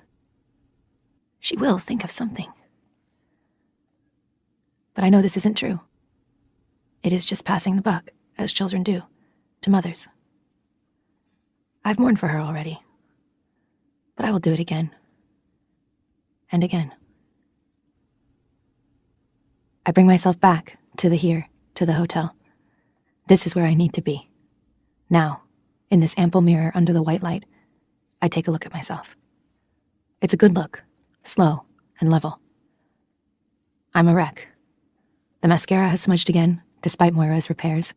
The purplish lipstick has bled. Hair trails aimlessly. The molting pink feathers are tawdry as carnival dolls, and some of the starry sequins have come off. Probably they were off to begin with, and I didn't notice. I am a travesty, in bad makeup and someone else's clothes. Used glitz. I wish I had a toothbrush. I could stand here and think about it, but time is passing. I must be back at the house before midnight. Otherwise I'll turn into a pumpkin. Or was that the coach? Tomorrow's the ceremony, according to the calendar. So tonight, Serena wants me serviced, and if I'm not there, she'll find out why. And then what? And the commander, for a change, is waiting. I can hear him pacing in the main room. Now he pauses outside the bathroom door, clears his throat, a stagey ahem. I turn on the hot water tap to signify readiness or something approaching it. I should get this over with. I wash my hands. I must beware of inertia. When I come out, he's lying down on the king-sized bed with, I note, his shoes off. I lie down beside him. I don't have to be told. I would rather not, but it's good to lie down. I'm so tired. Alone at last, I think. The fact is that I don't want to be alone with him. Not on a bed. I'd rather have Serena there, too. I'd rather play Scrabble. But my silence does not deter him. "Tomorrow, isn't it?" he says softly. I thought we could jump the gun. He turns towards me. "Why did you bring me here?" I say coldly. He's stroking my body now, from stem, as they say, to stern. Cat stroke along the left flank, down the left leg. He stops at the foot, his fingers encircling the ankle, briefly, like a bracelet, where the tattoo is. A braille he can read, a cattle brand. It means ownership. I remind myself that he is not an unkind man, that under other circumstances, I even like him. His hand pauses. I thought you might enjoy it for a change. He knows that isn't enough. I guess it was a sort of experiment. That isn't enough either. You said you wanted to know. He sits up, begins to unbutton. Will this be worse, to have him denuded of all his cloth power? He's down to the shirt, then under it, sadly, a little belly, wisps of hair. He pulls down one of my straps, slides his other hand in among the feathers, but it's no good. I lie there like a dead bird. He is not a monster, I think. I can't afford pride or aversion. There are all kinds of things that have to be discarded under the circumstances. Maybe I should turn the lights out, says the commander, dismayed, and no doubt disappointed. I see him for a moment before he does this. Without his uniform, he looks smaller, older, like something being dried. The trouble is that I can't be, with him, any different from the way I usually am with him. Usually, I'm inert. Surely there must be something here for us, other than this futility and bathos. Fake it, I scream at myself inside my head. You must remember how. Let's get this over with, or you'll be here all night. Bestir yourself. Move your flesh around. Breathe audibly. It's the least you can do. 13. Night. Chapter 40. The heat at night is worse than the heat in daytime. Even with the fan on, nothing moves, and the walls store up warmth, give it out like a used oven. Surely it will rain soon. Why do I want it? It will only mean more dampness. There's lightning far away, but no thunder. Looking out the window, I can see it, a glimmer, like the phosphorescence you get in stirred seawater behind the sky, which is overcast and too low, and a dull gray infrared. The searchlights are off, which is not usual. A power failure. Or else Serena Joy has arranged it. I sit in the darkness. No point in having the light on, to advertise the fact that I'm still awake. I'm fully dressed in my red habit again, having shed the spangles, scraped off the lipstick with toilet paper. I hope nothing shows. I hope I don't smell of it. Or of him either. She's here at midnight, as she said she'd be. I can hear her. A faint tapping, a faint shuffling on the muffling rug of the corridor, before her light knock comes. I don't say anything, but follow her back along the hall and down the stairs. She can walk faster. She's stronger than I thought. Her left hand clamps the banister, in pain maybe, but holding on, steadying her. I think. She's biting her lip. She's suffering. She wants it all right, that baby. I see the two of us, a blue shape, a red shape, in the brief glass eye of the mirror as we descend. Myself, my obverse. We go out through the kitchen. It's empty, a dim nightlight's left on. It has the calm of empty kitchens at night. The bowls on the counter, the canisters and stoneware jars loom round and heavy through the shadowy light. The knives are put away into their wooden rack. I won't go outside with you, she whispers. Odd to hear her whispering, as if she is one of us. Usually wives do not lower their voices. You go out through the door and turn right.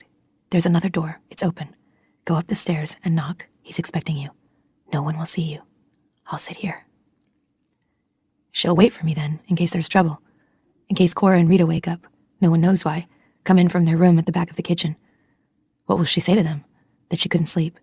That she wanted some hot milk? She'll be adroit enough to lie well, I can see that. The commander's in his bedroom upstairs, she says. He won't come down this late, he never does. That's what she thinks.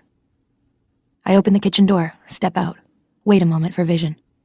It's so long since I've been outside, alone, at night. Now there's thunder. The storm's moving closer. What has she done about the guardians? I could be shot for a prowler. Paid them off somehow, I hope. Cigarettes, whiskey, or maybe they know all about it, her stud farm.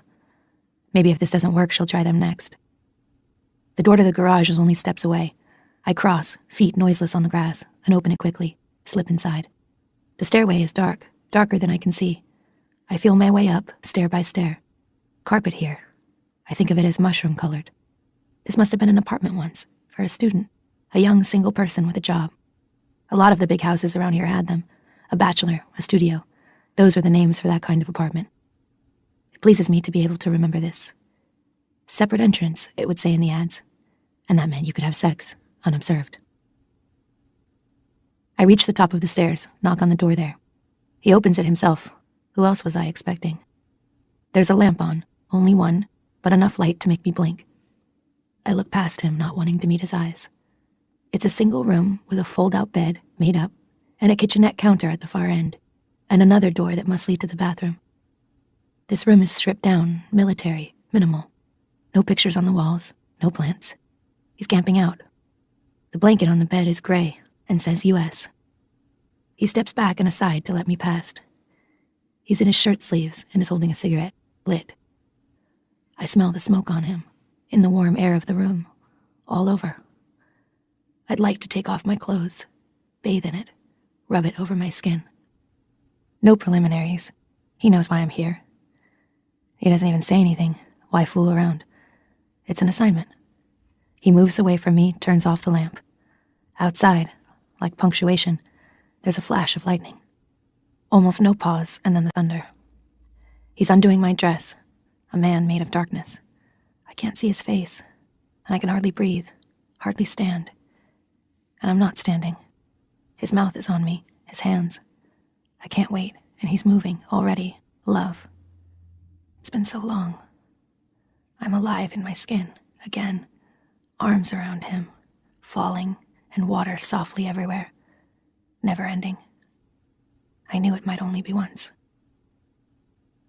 I made that up. It didn't happen that way. Here is what happened.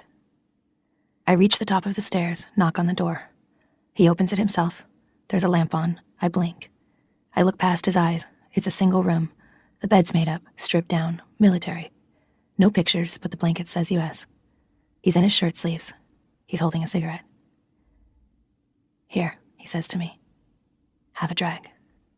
No preliminaries. He knows why I'm here. To get knocked up. To get in trouble. Up the pole. Those were all names for it once. I take the cigarette from him, draw deeply in, hand it back. Our fingers hardly touch. Even that much smoke makes me dizzy. He says nothing, just looks at me, unsmiling. It would be better, more friendly if he would touch me. I feel stupid and ugly, although I know I am not either. Still, what does he think? Why doesn't he say something? Maybe he thinks I've been slutting around at Jezebel's with the commander or more. It annoys me that I'm even worrying about what he thinks. Let's be practical. I don't have much time, I say. This is awkward and clumsy. It isn't what I mean. I could just squirt it into a bottle and you could pour it in, he says. He doesn't smile. There's no need to be brutal, I say.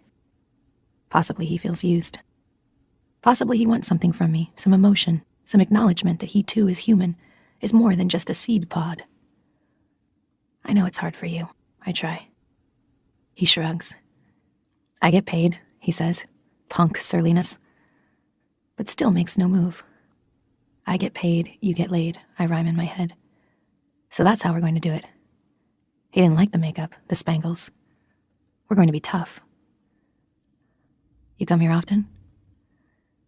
And what's a nice girl like me doing in a spot like this? I reply. We both smile. This is better. This is an acknowledgement that we are acting. For what else can we do in such a setup? Abstinence makes the heart grow fonder. We're quoting from late movies from the time before. And the movies then were from a time before that. This sort of talk dates back to an era well before our own. Not even my mother talked like that, not when I knew her. Possibly nobody ever talked like that in real life. It was all a fabrication from the beginning. Still, it's amazing how easily it comes back to mind. This corny and falsely gay sexual banter. I can see now what it's for, what it was always for. To keep the core of yourself out of reach, enclosed, protected. I'm sad now. The way we're talking is infinitely sad. Faded music, faded paper flowers, worn satin, an echo of an echo. All gone away, no longer possible. Without warning, I begin to cry. At last, he moves forward, puts his arms around me, strokes my back, holds me that way for comfort. Come on, he says. We haven't got much time. With his arm around my shoulders, he leads me over to the fold-out bed, lies me down. He even turns down the blanket first. He begins to unbutton, then to stroke, kisses beside my ear. No romance, he says. Okay? That would have meant something else once. Once it would have meant no strings. Now it means no heroics. It means don't risk yourself for me, if it should come to that. And so it goes. And so. I knew it might only be once. Goodbye, I thought, even at the time. Goodbye. There wasn't any thunder, though. I added that in, to cover up the sounds, which I am ashamed of making. It didn't happen that way either. I'm not sure how it happened. Not exactly. All I can hope for is a reconstruction. The way love feels is always only approximate. Partway through, I thought about Serena Joy, sitting down there in the kitchen, thinking, cheap. They'll spread their legs for anyone. All you need to give them is a cigarette. And I thought afterwards, this is a betrayal. Not the thing itself, but my own response. If I knew for certain he was dead, would that make a difference? I would like to be without shame. I would like to be shameless. I would like to be ignorant. Then I would not know how ignorant I was. 14. Salvaging. Chapter 41. I wish this story were different. I wish it were more civilized. I wish it showed me in a better light, if not happier, then at least more active, less hesitant, less distracted by trivia. I wish it had more shape. I wish it were about love, or about sudden realizations important to one's life, or even about sunsets, birds, rainstorms, or snow. Maybe it is about those things in a sense. But in the meantime, there is so much else getting in the way. So much whispering, so much speculation about others, so much gossip that cannot be verified, so many unsaid words, so much creeping about and secrecy. And there is so much time to be endured, time heavy as fried food or thick fog. And then all at once these red events, like explosions, on streets otherwise decorous and matronly and somnambulant. I'm sorry there is so much pain in this story. I'm sorry it's in fragments, like a body caught in crossfire or pulled apart by force. But there's nothing I can do to change it. I've tried to put some of the good things in as well. Flowers, for instance. Because where would we be without them? Nevertheless, it hurts me to tell it over again. Once was enough. Wasn't once enough for me at the time? But I keep on going with this sad and hungry and sordid, this limping and mutilated story. Because after all, I want you to hear it, as I will hear yours too if I ever get the chance. If I meet you or if you escape. In the future, or in heaven, or in prison or underground. Some other place. What they have in common is that they're not here. By telling you anything at all, I'm at least believing in you. I believe you're there. I believe you into being. Because I'm telling you this story, I will your existence. I tell. Therefore you are. So I will go on. So I will myself to go on. I am coming to a part you will not like at all, because in it I did not behave well. But I will try nonetheless to leave nothing out. After all you've been through, you deserve whatever I have left. Which is not much, but includes the truth. This is the story, then. I went back to Nick, time after time, on my own, without Serena knowing. It wasn't called for. There was no excuse. I did not do it for him, but for myself entirely. I didn't even think of it as giving myself to him, because what did I have to give? I did not feel munificent, but thankful each time he would let me in. He didn't have to. In order to do this, I became reckless. I took stupid chances. After being with the commander, I would go upstairs in the usual way, but then I would go along the hall and down the Martha's stairs at the back and through the kitchen. Each time I would hear the kitchen door click shut behind me, and I would almost turn back. It sounded so metallic, like a mousetrap or a weapon.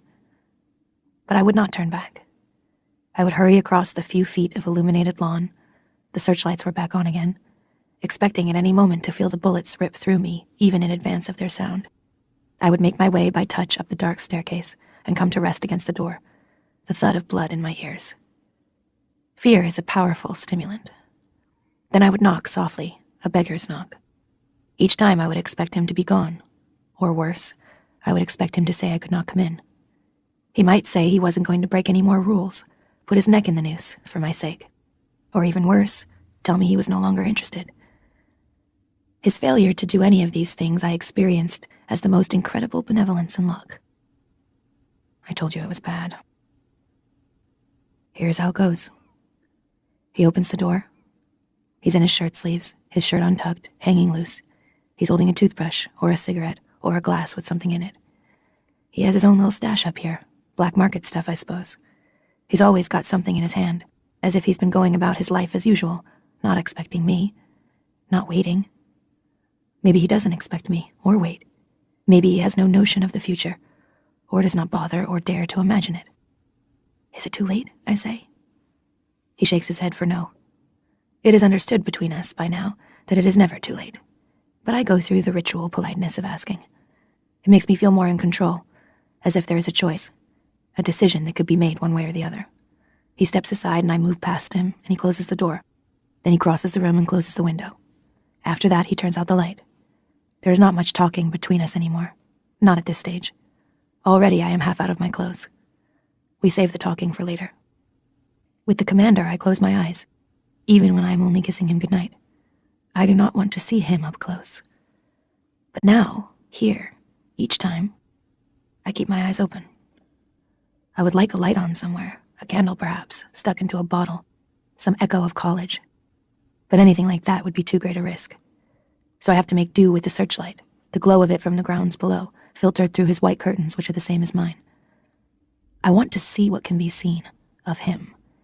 Take him in, memorize him, save him up so I can live on the image later. The lines of his body, the texture of his flesh, the glisten of sweat on his pelt, his long, sardonic, unrevealing face. I ought to have done that with Luke. Paid more attention to the details, the moles and scars, the singular creases. I didn't. And he's fading. Day by day, night by night, he recedes, and I become more faithless. For this one, I'd wear pink feathers, purple stars, if that were what he wanted, or anything else, even the tail of a rabbit. But he does not require such trimmings. We make love each time, as if we know beyond a shadow of a doubt that there will never be any more for either of us, with anyone, ever. And then when there is, that too is always a surprise, extra, a gift. Being here with him is safety. It's a cave where we huddle together while the storm goes on outside. This is a delusion, of course. This room is one of the most dangerous places I could be. If I were caught, there would be no quarter. But I'm beyond caring. And how have I come to trust him like this, which is foolhardy in itself? How can I assume I know him, or the least thing about him, and what he really does? I dismiss these uneasy whispers. I talk too much. I tell him things I shouldn't. I tell him about Moira, about Ofglen. Not about Luke, though. I want to tell him about the woman in my room, the one who was there before me, but I don't. I'm jealous of her. If she's been here before me, too, in this bed, I don't want to hear about it. I tell him my real name, and feel that therefore I am known. I act like a dunce. I should know better. I make of him an idol, a cardboard cutout. He, on the other hand, talks little. No more hedging or jokes. He barely asks questions. He seems indifferent to most of what I have to say, alive only to the possibilities of my body, though he watches me while I'm speaking. He watches my face. Impossible to think that anyone for whom I feel such gratitude could betray me. Neither of us says the word love, not once. It would be tempting fate. It would be romance, bad luck. Today there are different flowers, drier, more defined, the flowers of high summer, daisies, black-eyed Susans, starting us on the long downward slope to fall. I see them in the gardens as I walk with Ofglen to and fro.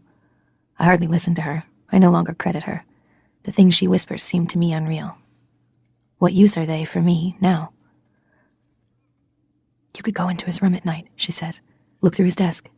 There must be papers, notations. The door is locked, I murmur. We could get you a key, she says.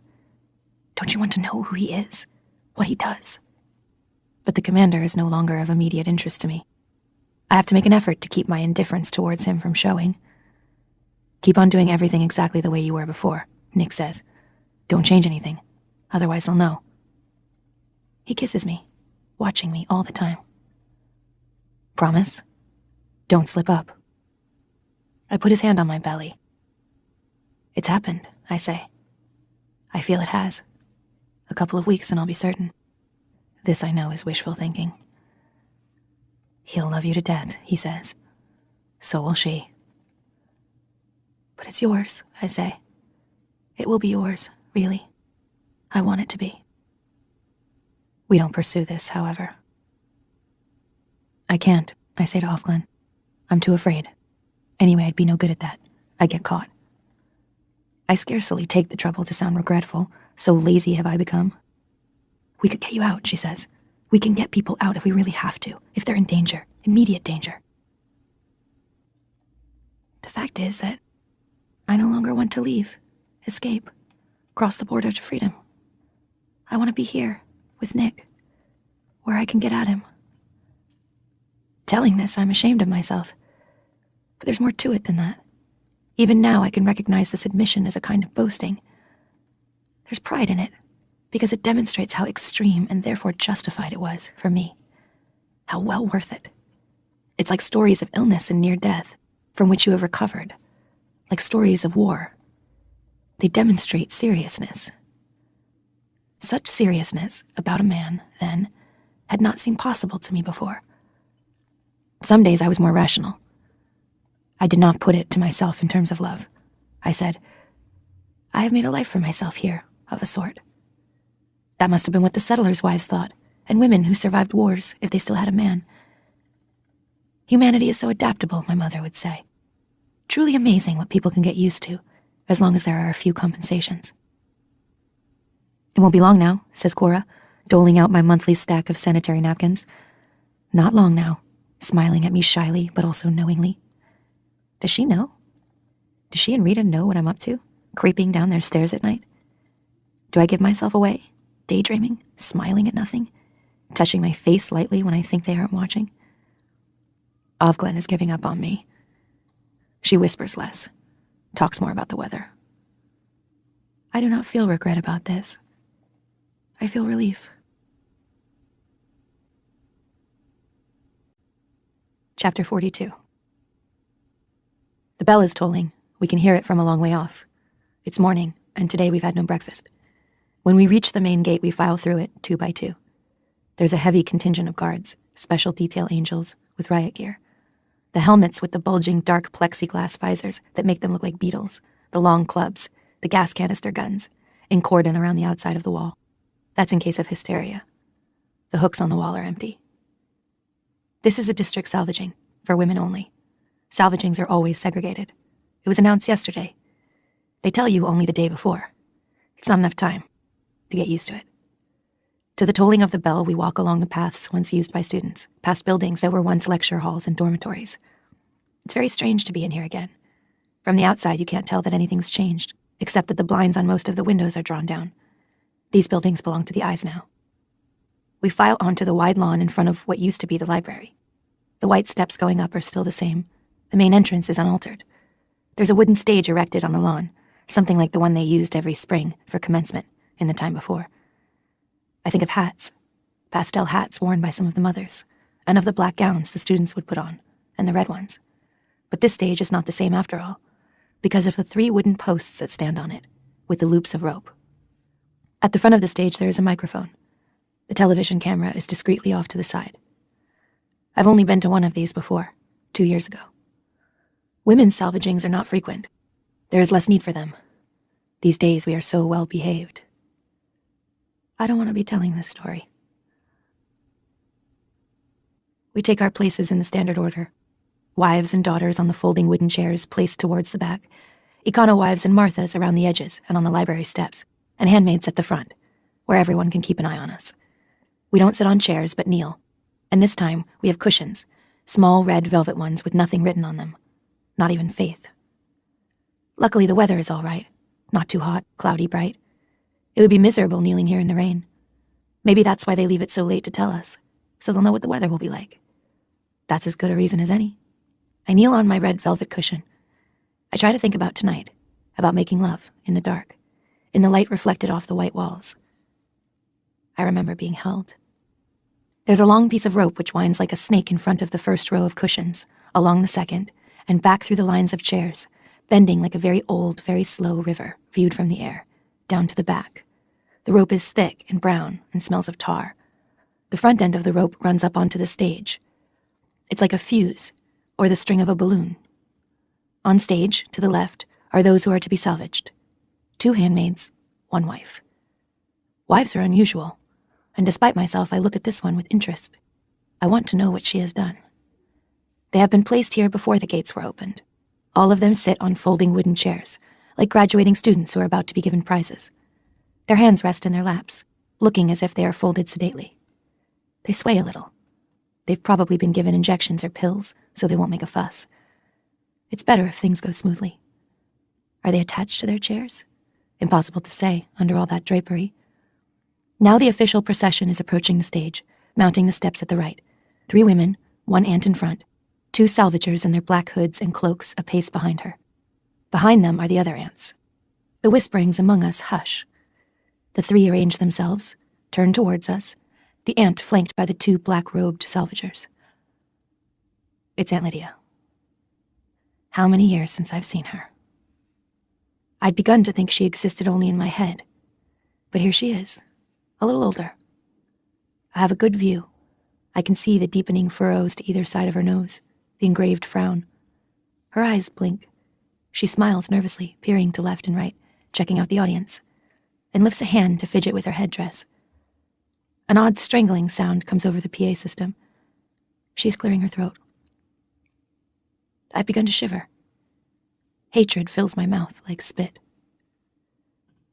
The sun comes out, and the stage and its occupants light up like a Christmas creche. I can see the wrinkles under Aunt Lydia's eyes, the pallor of the seated women, the hairs on the rope in front of me on the grass, the blades of grass. There is a dandelion right in front of me, the color of egg yolk. I feel hungry. The bell stops tolling. Aunt Lydia stands up, smooths down her skirt with both hands, and steps forward to the mic. "Good afternoon, ladies," she says, and there is an instant and ear-splitting feedback whine from the PA system. From among us, incredibly, there is laughter. It's hard not to laugh. It's the tension, and the look of irritation on Aunt Lydia's face as she adjusts the sound. This is supposed to be dignified. "Good afternoon, ladies," she says again, her voice now tinny and flattened. It's ladies instead of girls because of the wives. "I'm sure we are all aware of the unfortunate circumstances that bring us all here together on this beautiful morning, when I am certain we would all rather be doing something else. At least I speak for myself.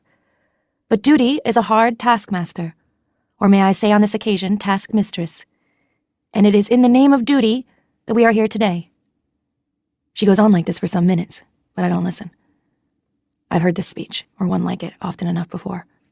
The same platitudes, the same slogans, the same phrases. The torch of the future, the cradle of the race, the task before us. It's hard to believe there will not be polite clapping after this speech, and tea and cookies served on the lawn. That was the prologue, I think. Now she'll get down to it. Aunt Lydia rummages in her pocket, produces a crumpled piece of paper. This she takes an undue length of time to unfold and scan. She's rubbing our noses in it, letting us know exactly who she is, making us watch her as she silently reads, flaunting her prerogative. Obscene, I think. Let's get this over with. "In the past," says Aunt Lydia, "it has been the custom to precede the actual salvagings with a detailed account of the crimes of which the prisoners stand convicted. However, we have found that such a public account, especially when televised, is invariably followed by a rash, if I may call it that, an outbreak, I should say, of exactly similar crimes. So we have decided in the best interests of all to discontinue this practice. The salvagings will proceed without further ado." A collective murmur goes up from us. The crimes of others are a secret language among us. Through them we show ourselves what we might be capable of, after all. This is not a popular announcement. But you would never know it from Aunt Lydia, who smiles and blinks as if washed in applause. Now we are left to our own devices, our own speculations. The first one, the one they're now raising from her chair, black-gloved hands on her upper arms. Reading? No, that's only a hand cut off on the third conviction. Unchastity? Or an attempt on the life of her commander? Or the commander's wife, more likely. That's what we're thinking. As for the wife, there's mostly just one thing they get salvaged for. They can do almost anything to us, but they aren't allowed to kill us. Not legally. Not with knitting needles or garden shears or knives purloined from the kitchen, and especially not when we are pregnant. It could be adultery, of course. It could always be that. Or attempted escape. Of Charles, Aunt Lydia announces. No one I know. The woman is brought forward. She walks as if she's really concentrating on it. One foot, the other foot. She's definitely drugged.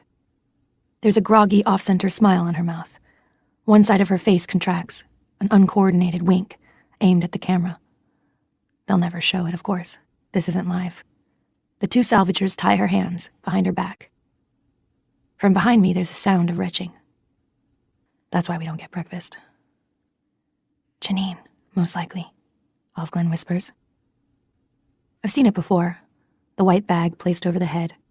The woman helped up onto the high stool as if she's being helped up the steps of a bus. Steadied there. The noose adjusted delicately around the neck, like a vestment. The stool kicked away. I've heard the long sigh go up from around me. The sigh like air coming out of an air mattress. I've seen Aunt Lydia place her hand over the mic to stifle the other sounds coming from behind her. I've leaned forward to touch the rope in front of me, in time with the others, both hands on it. The rope hairy, sticky with tar in the hot sun. Then placed my hand on my heart to show my unity with the salvagers and my consent, and my complicity in the death of this woman. I have seen the kicking feet, and the two in black who now seize hold of them and drag downwards with all their weight. I don't want to see it anymore. I look at the grass instead. I describe the rope. Chapter 43. The three bodies hang there, even with the white sacks over their heads, looking curiously stretched, like chickens strung up by the necks in a meat shop window, like birds with their wings clipped, like flightless birds, wrecked angels. It's hard to take your eyes off them. Beneath the hems of the dresses, the feet dangle, 2 pairs of red shoes, 1 pair of blue. If it weren't for the ropes and the sacks, it could be a kind of dance, a ballet, caught by flash camera, midair. They look arranged. They look like showbiz. It must have been Aunt Lydia who put the blue one in the middle. Today's salvaging is now concluded, Aunt Lydia announces into the mic. But we turn to her, listen to her, watch her. She has always known how to space her pauses. A ripple runs over us, a stir. Something else, perhaps, is going to happen. But you may stand up and form a circle. She smiles down upon us, generous, munificent. She is about to give us something. Bestow. Orderly now. She's talking to us, to the handmaids. Some of the wives are leaving now, some of the daughters. Most of them stay, but they stay behind, out of the way. They watch merely. They are not part of the circle. 2 guardians have moved forward and are coiling up the thick rope, getting it out of the way. Others move the cushions. We are milling around now, on the grass space in front of the stage, some jockeying for position at the front, next to the center, many pushing just as hard to work their way to the middle, where they will be shielded. It's a mistake to hang back too obviously in any group like this. It stamps you as lukewarm, lacking in zeal. There's an energy building here, a murmur, a tremor of readiness and anger. The body's tense, the eyes are brighter, as if aiming. I don't want to be at the front, or at the back either. I'm not sure what's coming, though I sense it won't be anything I want to see up close. But Alvglen has hold of my arm. She tugs me with her, and now we're in the second line, with only a thin hedge of bodies in front of us. I don't want to see, yet I don't pull back either. I've heard rumors, which I only half believed. Despite everything I already know, I say to myself, they wouldn't go that far. You know the rules for particution, Aunt Lydia says. You will wait until I blow the whistle. After that, what you do is up to you, until I blow the whistle again. Understood? A noise comes from among us, a formless assent. "Well then," says Aunt Lydia. She nods. 2 guardians, not the same ones that have taken away the rope, come forward now from behind the stage. Between them, they half carry, half drag a 3rd man. He too is in a guardian's uniform, but he has no hat on, and the uniform is dirty and torn. His face is cut and bruised, deep reddish-brown bruises. The flesh is swollen and knobby, stubbled with unshaven beard. This doesn't look like a face, but like an unknown vegetable, a mangled bulb or tuber, something that's grown wrong. Even from where I'm standing, I can smell him. He smells of shit and vomit. His hair is blonde and falls over his face. Spiky with what? Dried sweat? I stare at him with revulsion. He looks drunk. He looks like a drunk that's been in a fight. Why have they brought a drunk in here? "This man," says Aunt Lydia, "has been convicted of rape." Her voice trembles with rage, and a kind of triumph. "He was once a guardian. He has disgraced his uniform. He has abused his position of trust. His partner, in viciousness, has already been shot. The penalty for rape, as you know, is death. Deuteronomy, chapter 22, verses 23 through 29. I might add that this crime involved 2 of you, and took place at gunpoint. It was also brutal. I will not offend your ears with any details, except to say that one woman was pregnant, and the baby died."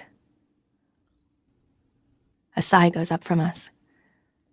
Despite myself, I feel my hands clench.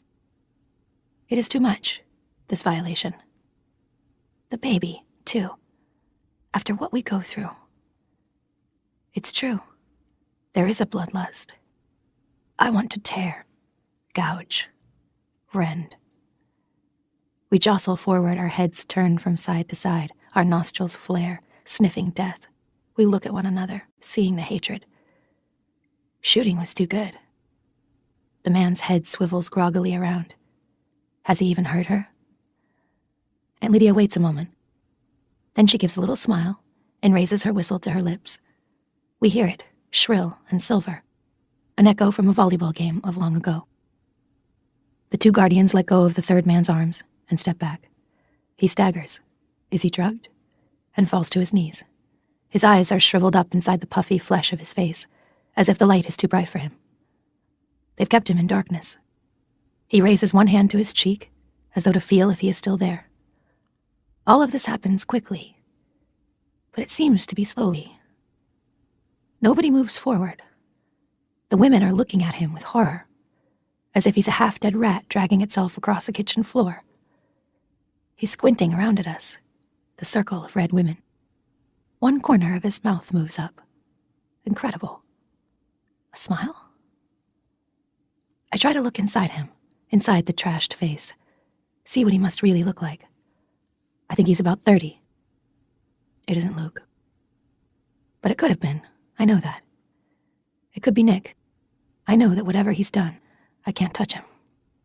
He says something. It comes out thick, as if his throat is bruised, his tongue huge in his mouth. But I hear it anyway. He says, "I didn't." There's a surge forward, like a crowd at a rock concert in the former time, when the doors opened, that urgency coming like a wave through us. The air is bright with adrenaline. We are permitted anything, and this is freedom. In my body also. I'm reeling. Red spreads everywhere. But before that tide of cloth and bodies hits him, Ovglen is shoving through the women in front of us, propelling herself with her elbows left, right, and running towards him. She pushes him down, sideways, then kicks his head, viciously. 1, 2, 3 times. Sharp, painful jabs with the foot, well aimed. Now there are sounds, gasps, a low noise like growling, yells, and the red bodies tumble forward, and I can no longer see. He's obscured by arms, fists, feet. A high scream comes from somewhere, like a horse in terror. I keep back, try to stay on my feet. Something hits me from behind, I stagger. When I regain my balance and look around, I see the wives and daughters leaning forward in their chairs, the aunts on the platform gazing down with interest. They must have a better view from up there. He has become an it. Ovglen is back beside me. Her face is tight, expressionless. "I saw what you did," I say to her. Now I'm beginning to feel again, Shock, outrage, nausea, barbarism. Why did you do that? You. I thought you. Don't look at me, she says. They're watching. I don't care, I say. My voice is rising, I can't help it. Get control of yourself, she says. She pretends to brush me off, my arm and shoulder, bringing her face close to my ear. Don't be stupid. He wasn't a rapist at all. He was a political. He was one of ours. I knocked him out, put him out of his misery. Don't you know what they're doing to him? One of ours, I think. A guardian. It seems impossible. Aunt Lydia blows her whistle again, but they don't stop at once. The two guardians move in, pulling them off from what's left. Some lie on the grass where they've been hit or kicked by accident. Some have fainted. They straggle away in twos and threes or by themselves. They seem dazed. You will find your partners and reform your line, Aunt Lydia says into the mic. Few pay attention to her. A woman comes towards us, walking as if she's feeling her way with her feet in the dark. Janine. There's a smear of blood across her cheek, and more of it on the white of her headdress. She's smiling. A bright, diminutive smile. Her eyes have come loose. Hi there, she says. How are you doing? She's holding something tightly in her right hand. It's a clump of blonde hair. She gives a small giggle. Janine, I say. But she's let go. Totally now. She's in free fall. She's in withdrawal. You have a nice day, she says, and walks on past us, towards the gate. I look after her. Easy out is what I think. I don't even feel sorry for her, although I should. I feel angry. I'm not proud of myself for this, or for any of it. But then, that's the point. My hands smell of warm tar. I want to go back to the house and up to the bathroom and scrub, with the harsh soap and the pumice, to get every trace of this smell off my skin. The smell makes me feel sick. But also I'm hungry. This is monstrous, but nevertheless it's true. Death makes me hungry. Maybe it's because I've been emptied. Or maybe it's the body's way of seeing to it that I remain alive. Continue to repeat its bedrock prayer. I am. I am. I am. Still. I want to go to bed. Make love. Right now.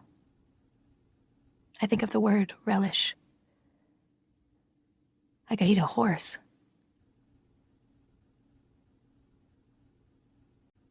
Chapter 44. Things are back to normal. How can I call this normal? But compared with this morning, it is normal. For lunch, there was a cheese sandwich on brown bread, a glass of milk, celery sticks, canned pears, a schoolchild's lunch. I ate everything up, not quickly, but reveling in the taste, the flavors lush on my tongue. Now I am going shopping, the same as usual. I even look forward to it. There's a certain consolation to be taken from routine. I go out the back door along the path. Nick is washing the car, his hat on sideways. He doesn't look at me. We avoid looking at each other these days. Surely we'd give something away by it, even out here in the open, with no one to see. I wait at the corner for Ofglin. She's late. At last I see her coming, a red and white shape of cloth, like a kite, walking at the steady pace we've all learned to keep. I see her and notice nothing at first. Then, as she comes nearer, I think that there must be something wrong with her. She looks wrong. She is altered in some indefinable way. She's not injured. She's not limping. It's as if she has shrunk. Then when she's nearer still, I see what it is. She is an Ofglin. She's the same height, but thinner, and her face is beige, not pink. She comes up to me, stops. Blessed be the fruit, she says, straight-faced, straight-laced. May the Lord open, I reply. I try not to show surprise. You must be Alfred, she says. I say yes, and we begin our walk. Now what, I think. My head is churning. This is not good news. What has become of her? How do I find out without showing too much concern? We aren't supposed to form friendships, loyalties among one another. I try to remember how much time Ofglen has to go at her present posting. "We've been sent good weather," I say, which I receive with joy, the voice placid, flat, unrevealing. We pass the first checkpoint without saying anything further. She's taciturn, but so am I. Is she waiting for me to start something, reveal myself? Or is she a believer, engrossed in inner meditation? "Has Ofglen been transferred? So soon?" I ask. But I know she hasn't. I saw her only this morning. She would have said. "I am Ofglen," the woman says. Word perfect. And of course she is, the new one. And Ofglen, wherever she is no longer Ofglen. I never did know her real name. That is how you can get lost, in a sea of names. It wouldn't be easy to find her, now. We go to Milk and Honey, and to All Flesh, where I buy chicken, and the new Ofglen gets 3 pounds of hamburger. There are the usual lineups. I see several women I recognize, exchange with them the infinitesimal nods with which we show each other we are known, at least to someone. We still exist. Outside All Flesh, I say to the new Ofglen, "We should go to the wall." I don't know what I expect from this. Some way of testing her reaction, perhaps? I need to know whether or not she is one of us. If she is, if I can establish that, perhaps she'll be able to tell me what has really happened to Ofglen. "As you like," she says. Is that indifference? Or caution? On the wall hang the 3 women from this morning, still in their dresses, still in their shoes, still with the white bags over their heads. Their arms have been untied and are stiff and proper at their sides. The blue one is in the middle, the 2 red ones on either side, though the colors are no longer as bright. They seem to have faded, grown dingy, like dead butterflies or tropical fish drying on land. The gloss is off them. We stand and look at them in silence. "Let that be a reminder to us," says the new Ofglen, finally. I say nothing at first, because I am trying to make out what she means. She could mean that this is a reminder to us of the unjustness and brutality of the regime. In that case, I ought to say yes. Or she could mean the opposite, that we should remember to do what we are told and not get into trouble, because if we do, we will be rightfully punished. If she means that, I should say praise be. Her voice was bland, toneless. No clues there. I take a chance. "Yes," I say. To this she does not respond, although I sense a flicker of white at the edge of my vision, as if she's looked quickly at me.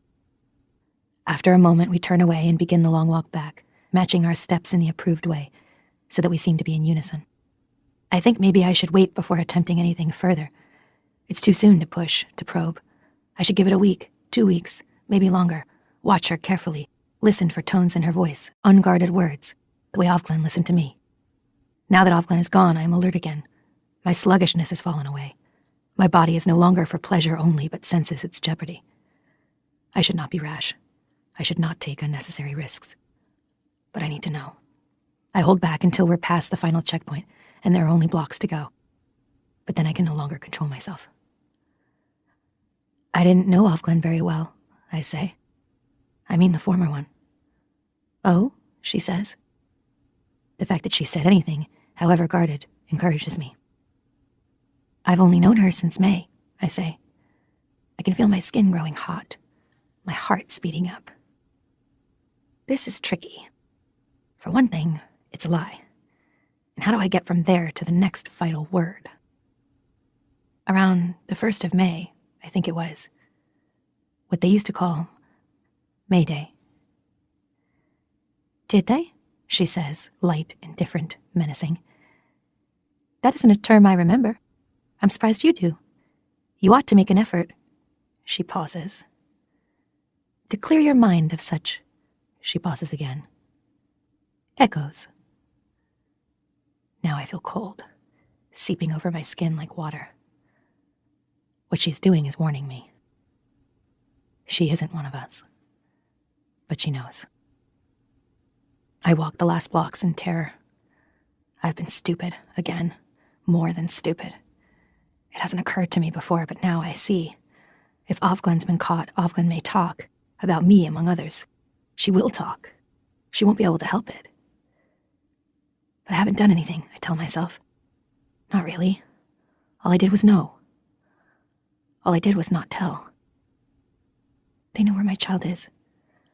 What if they bring her, threaten something to her, in front of me? Or do it? I can't bear to think what they might do. Or Luke. What if they have Luke? Or my mother, or Moira, or almost anyone. Dear God, don't make me choose. I would not be able to stand it, I know that. Moira was right about me. I'll say anything they like, I'll incriminate anyone. It's true. The first scream, whimper even, and I'll turn to jelly. I'll confess to any crime. I'll end up hanging from a hook on the wall. Keep your head down, I used to tell myself, and see it through. It's no use. This is the way I talk to myself on the way home. At the corner, we turn to one another in the usual way. Under his eye, says the new, treacherous Ofglen. Under his eye, I say, trying to sound fervent, as if such play acting could help, now that we've come this far. Then she does an odd thing. She leans forward, so that the stiff white blinkers on our heads are almost touching, so that I can see her pale beige eyes up close, the delicate web of lines across her cheeks, and whispers, very quickly, her voice faint as dry leaves. She hanged herself, she says. After the salvaging, she saw the van coming for her. It was better. Then she's walking away from me, down the street. Chapter 45. I stand a moment, emptied of air, as if I've been kicked. So she's dead, and I am safe, after all. She did it before they came. I feel great relief. I feel thankful to her. She has died that I may live. I will mourn later. Unless this woman is lying. There's always that. I breathe in deeply, breathe out, giving myself oxygen. The space in front of me blackens, then clears. I can see my way. I turn, open the gate, keeping my hand on it a moment to steady myself. Walk in. Nick is there, still washing the car, whistling a little. He seems very far away. Dear God, I think, I will do anything you like. Now that you've let me off, I'll obliterate myself, if that's what you really want. I'll empty myself, truly, become a chalice. I'll give up Nick. I'll forget about the others. I'll stop complaining. I'll accept my lot. I'll sacrifice. I'll repent. I'll abdicate. I'll renounce. I know this can't be right, but I think it anyway. Everything they taught at the Red Center, everything I've resisted, comes flooding in. I don't want pain. I don't want to be a dancer, my feet in the air, my head a faceless oblong of white cloth. I don't want to be a doll hung up on the wall. I don't want to be a wingless angel. I want to keep on living, in any form. I resign my body freely to the uses of others. They can do what they like with me. I am abject. I feel, for the first time, their true power. I go along past the flower beds, the willow tree, aiming for the back door. I will go in, I will be safe. I will fall on my knees in my room, gratefully breathe in lungfuls of the stale air, smelling of furniture polish. Serena Joy has come out of the front door. She's standing on the steps. She calls to me. What is it she wants? Does she want me to go into the sitting room and help her wind gray wool? I won't be able to hold my hands steady. She'll notice something. But I walk over to her anyway, since I have no choice. On the top step, she towers above me. Her eyes flare, hot blue against the shriveled white of her skin. I look away from her face, down at the ground, at her feet, the tip of her cane. I trusted you, she says. I tried to help you. Still, I don't look up at her. Guilt pervades me. I've been found out. But for what? For which of my many sins am I accused? The only way to find out is to keep silent. To start excusing myself now for this or that would be a blunder. I could give away something she hasn't even guessed. It might be nothing. It might be the match hidden in my bed. I hang my head. Well, she asks, nothing to say for yourself? I look up at her. About what? I managed to stammer. As soon as it's out, it sounds impudent. Look, she says. She brings her free hand from behind her back. It's her cloak she's holding, the winter one. There was lipstick on it, she says. How could you be so vulgar? I told him. She drops the cloak. She's holding something else, her hand all bone. She throws that down as well. The purple sequins fall, slithering down over the step like snakeskin, glittering in the sunlight. Behind my back, she says. You could have left me something. Does she love him, after all? She raises her cane. I think she is going to hit me, but she doesn't. Pick up that disgusting thing and get to your room. Just like the other one, a slut. You'll end up the same. I stoop, gather. Behind my back, Nick has stopped whistling. I want to turn, run to him, throw my arms around him. This would be foolish. There's nothing he can do to help. He too would drown. I walk to the back door, into the kitchen, set down my basket, go upstairs. I am orderly and calm. 15. Night. Chapter 46. I sit in my room, at the window, waiting. In my lap is a handful of crumpled stars. This could be the last time I have to wait. But I don't know what I'm waiting for. What are you waiting for, they used to say. That meant hurry up. No answer was expected. For what are you waiting is a different question. And I have no answer for that one either. Yet it isn't waiting exactly. It's more like a form of suspension, without suspense. At last, there is no time. I am in disgrace, which is the opposite of grace. I ought to feel worse about it. But I feel serene, at peace, pervaded with indifference. Don't let the bastards grind you down. I repeat this to myself, but it conveys nothing. You might as well say, don't let there be air, or don't be. I suppose you could say that. There's nobody in the garden. I wonder if it will rain. Outside, the light is fading. It's reddish already. Soon it will be dark. Right now it's darker. That didn't take long. There are a number of things I could do. I could set fire to the house, for instance. I could bundle up some of my clothes and the sheets and strike my one hidden match. If it didn't catch, that would be that. But if it did, there would at least be an event, a signal of some kind to mark my exit. A few flames, easily put out. In the meantime, I could let loose clouds of smoke and die by suffocation. I could tear my bedsheet into strips and twist it into a rope of sorts and tie one end to the leg of my bed and try to break the window, which is shatterproof.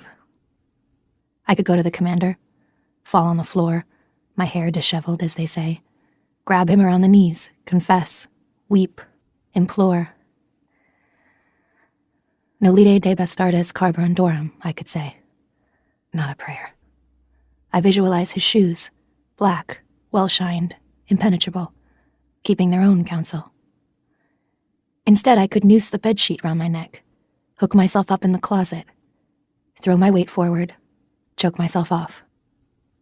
I could hide behind the door, wait until she comes, hobbles along the hall, bearing whatever sentence, penance, punishment, jump out at her, knock her down, kick her sharply and accurately in the head, to put her out of her misery, and myself as well. To put her out of our misery. It would save time. I could walk at a steady pace down the stairs and out the front door and along the street, trying to look as if I knew where I was going and see how far I could get. Red is so visible. I could go to Nick's room over the garage, as we have done before. I could wonder whether or not he would let me in, give me shelter, now that the need is real. I consider these things idly. Each one of them seems the same size as all the others. Not one seems preferable. Fatigue is here, in my body, in my legs and eyes. That is what gets you in the end. Faith is only a word, embroidered. I look out at the dusk and think about its being winter. The snow falling, gently, effortlessly, covering everything in soft crystal. The mist of moonlight before a rain, blurring the outlines, obliterating color. Freezing to death is painless, they say, after the first chill. You lie back in the snow like an angel, made by children, and go to sleep. Behind me, I feel her presence, my ancestress, my double, turning in midair under the chandelier, in her costume of stars and feathers. A bird stopped in flight, a woman made into an angel, waiting to be found. By me this time. How could I have believed I was alone in here? There were always two of us. Get it over, she says. I'm tired of this melodrama.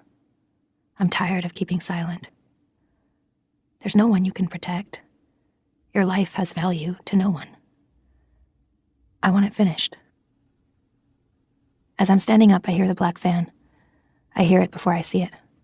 Blended with the twilight, it appears out of its own sound like a solidification, a clotting of the night. It turns into the driveway, stops. I can just make out the white eye, the two wings. The paint must be phosphorescent. Two men detach themselves from the shape of it, come up the front steps, ring the bell. I hear the bell toll, ding-dong, like the ghost of a cosmetics woman, down in the hall. Worse is coming, then. I've been wasting my time. I should have taken things into my own hands while I had the chance. I should have stolen a knife from the kitchen, found some way to the sewing scissors. There were the garden shears, the knitting needles. The world is full of weapons if you're looking for them. I should have paid attention. But it's too late to think about that now. Already their feet are on the dusty rose carpeting of the stairs. A heavy, muted tread, pulse in the forehead. My back's to the window. I expect a stranger, but it's Nick who pushes open the door, flicks on the light. I can't place that unless he's one of them. There was always that possibility. Nick, the private eye. Dirty work is done by dirty people. You shit, I think. I open my mouth to say it, but he comes over, close to me, whispers. It's all right. It's Mayday. Go with them. He calls me by my real name. Why should this mean anything? Them, I say. I see the two men standing behind him, the overhead light in the hallway making skulls of their heads. You must be crazy. My suspicion hovers in the air above him, a dark angel warning me away. I can almost see it. Why shouldn't he know about Mayday? All the eyes must know about it. They'll have squeezed it, crushed it, twisted it out of enough bodies, enough mouths by now. Trust me, he says, which in itself has never been a talisman, carries no guarantee. But I snatch at it, this offer. It's all I'm left with. One in front, one behind. They escort me down the stairs. The pace is leisurely. The lights are on. Despite the fear, how ordinary it is. From here I can see the clock. It's no time in particular. Nick is no longer with us. He may have gone down the back stairs, not wishing to be seen. Serena Joy stands in the hallway, under the mirror, looking up, incredulous. The commander is behind her. The sitting room door is open. His hair is very gray. He looks worried and helpless, but already withdrawing from me, distancing himself. Whatever else I am to him, I am also at this point a disaster. No doubt they've been having a fight about me. No doubt she's been giving him hell. I still have it in me to feel sorry for him. Moira is right. I am a wimp. What has she done? Says Serena Joy. She wasn't the one who called them then. Whatever she had in store for me, it was more private. We can't say, ma'am, says the one in front of me. Sorry. I need to see your authorization, says the commander.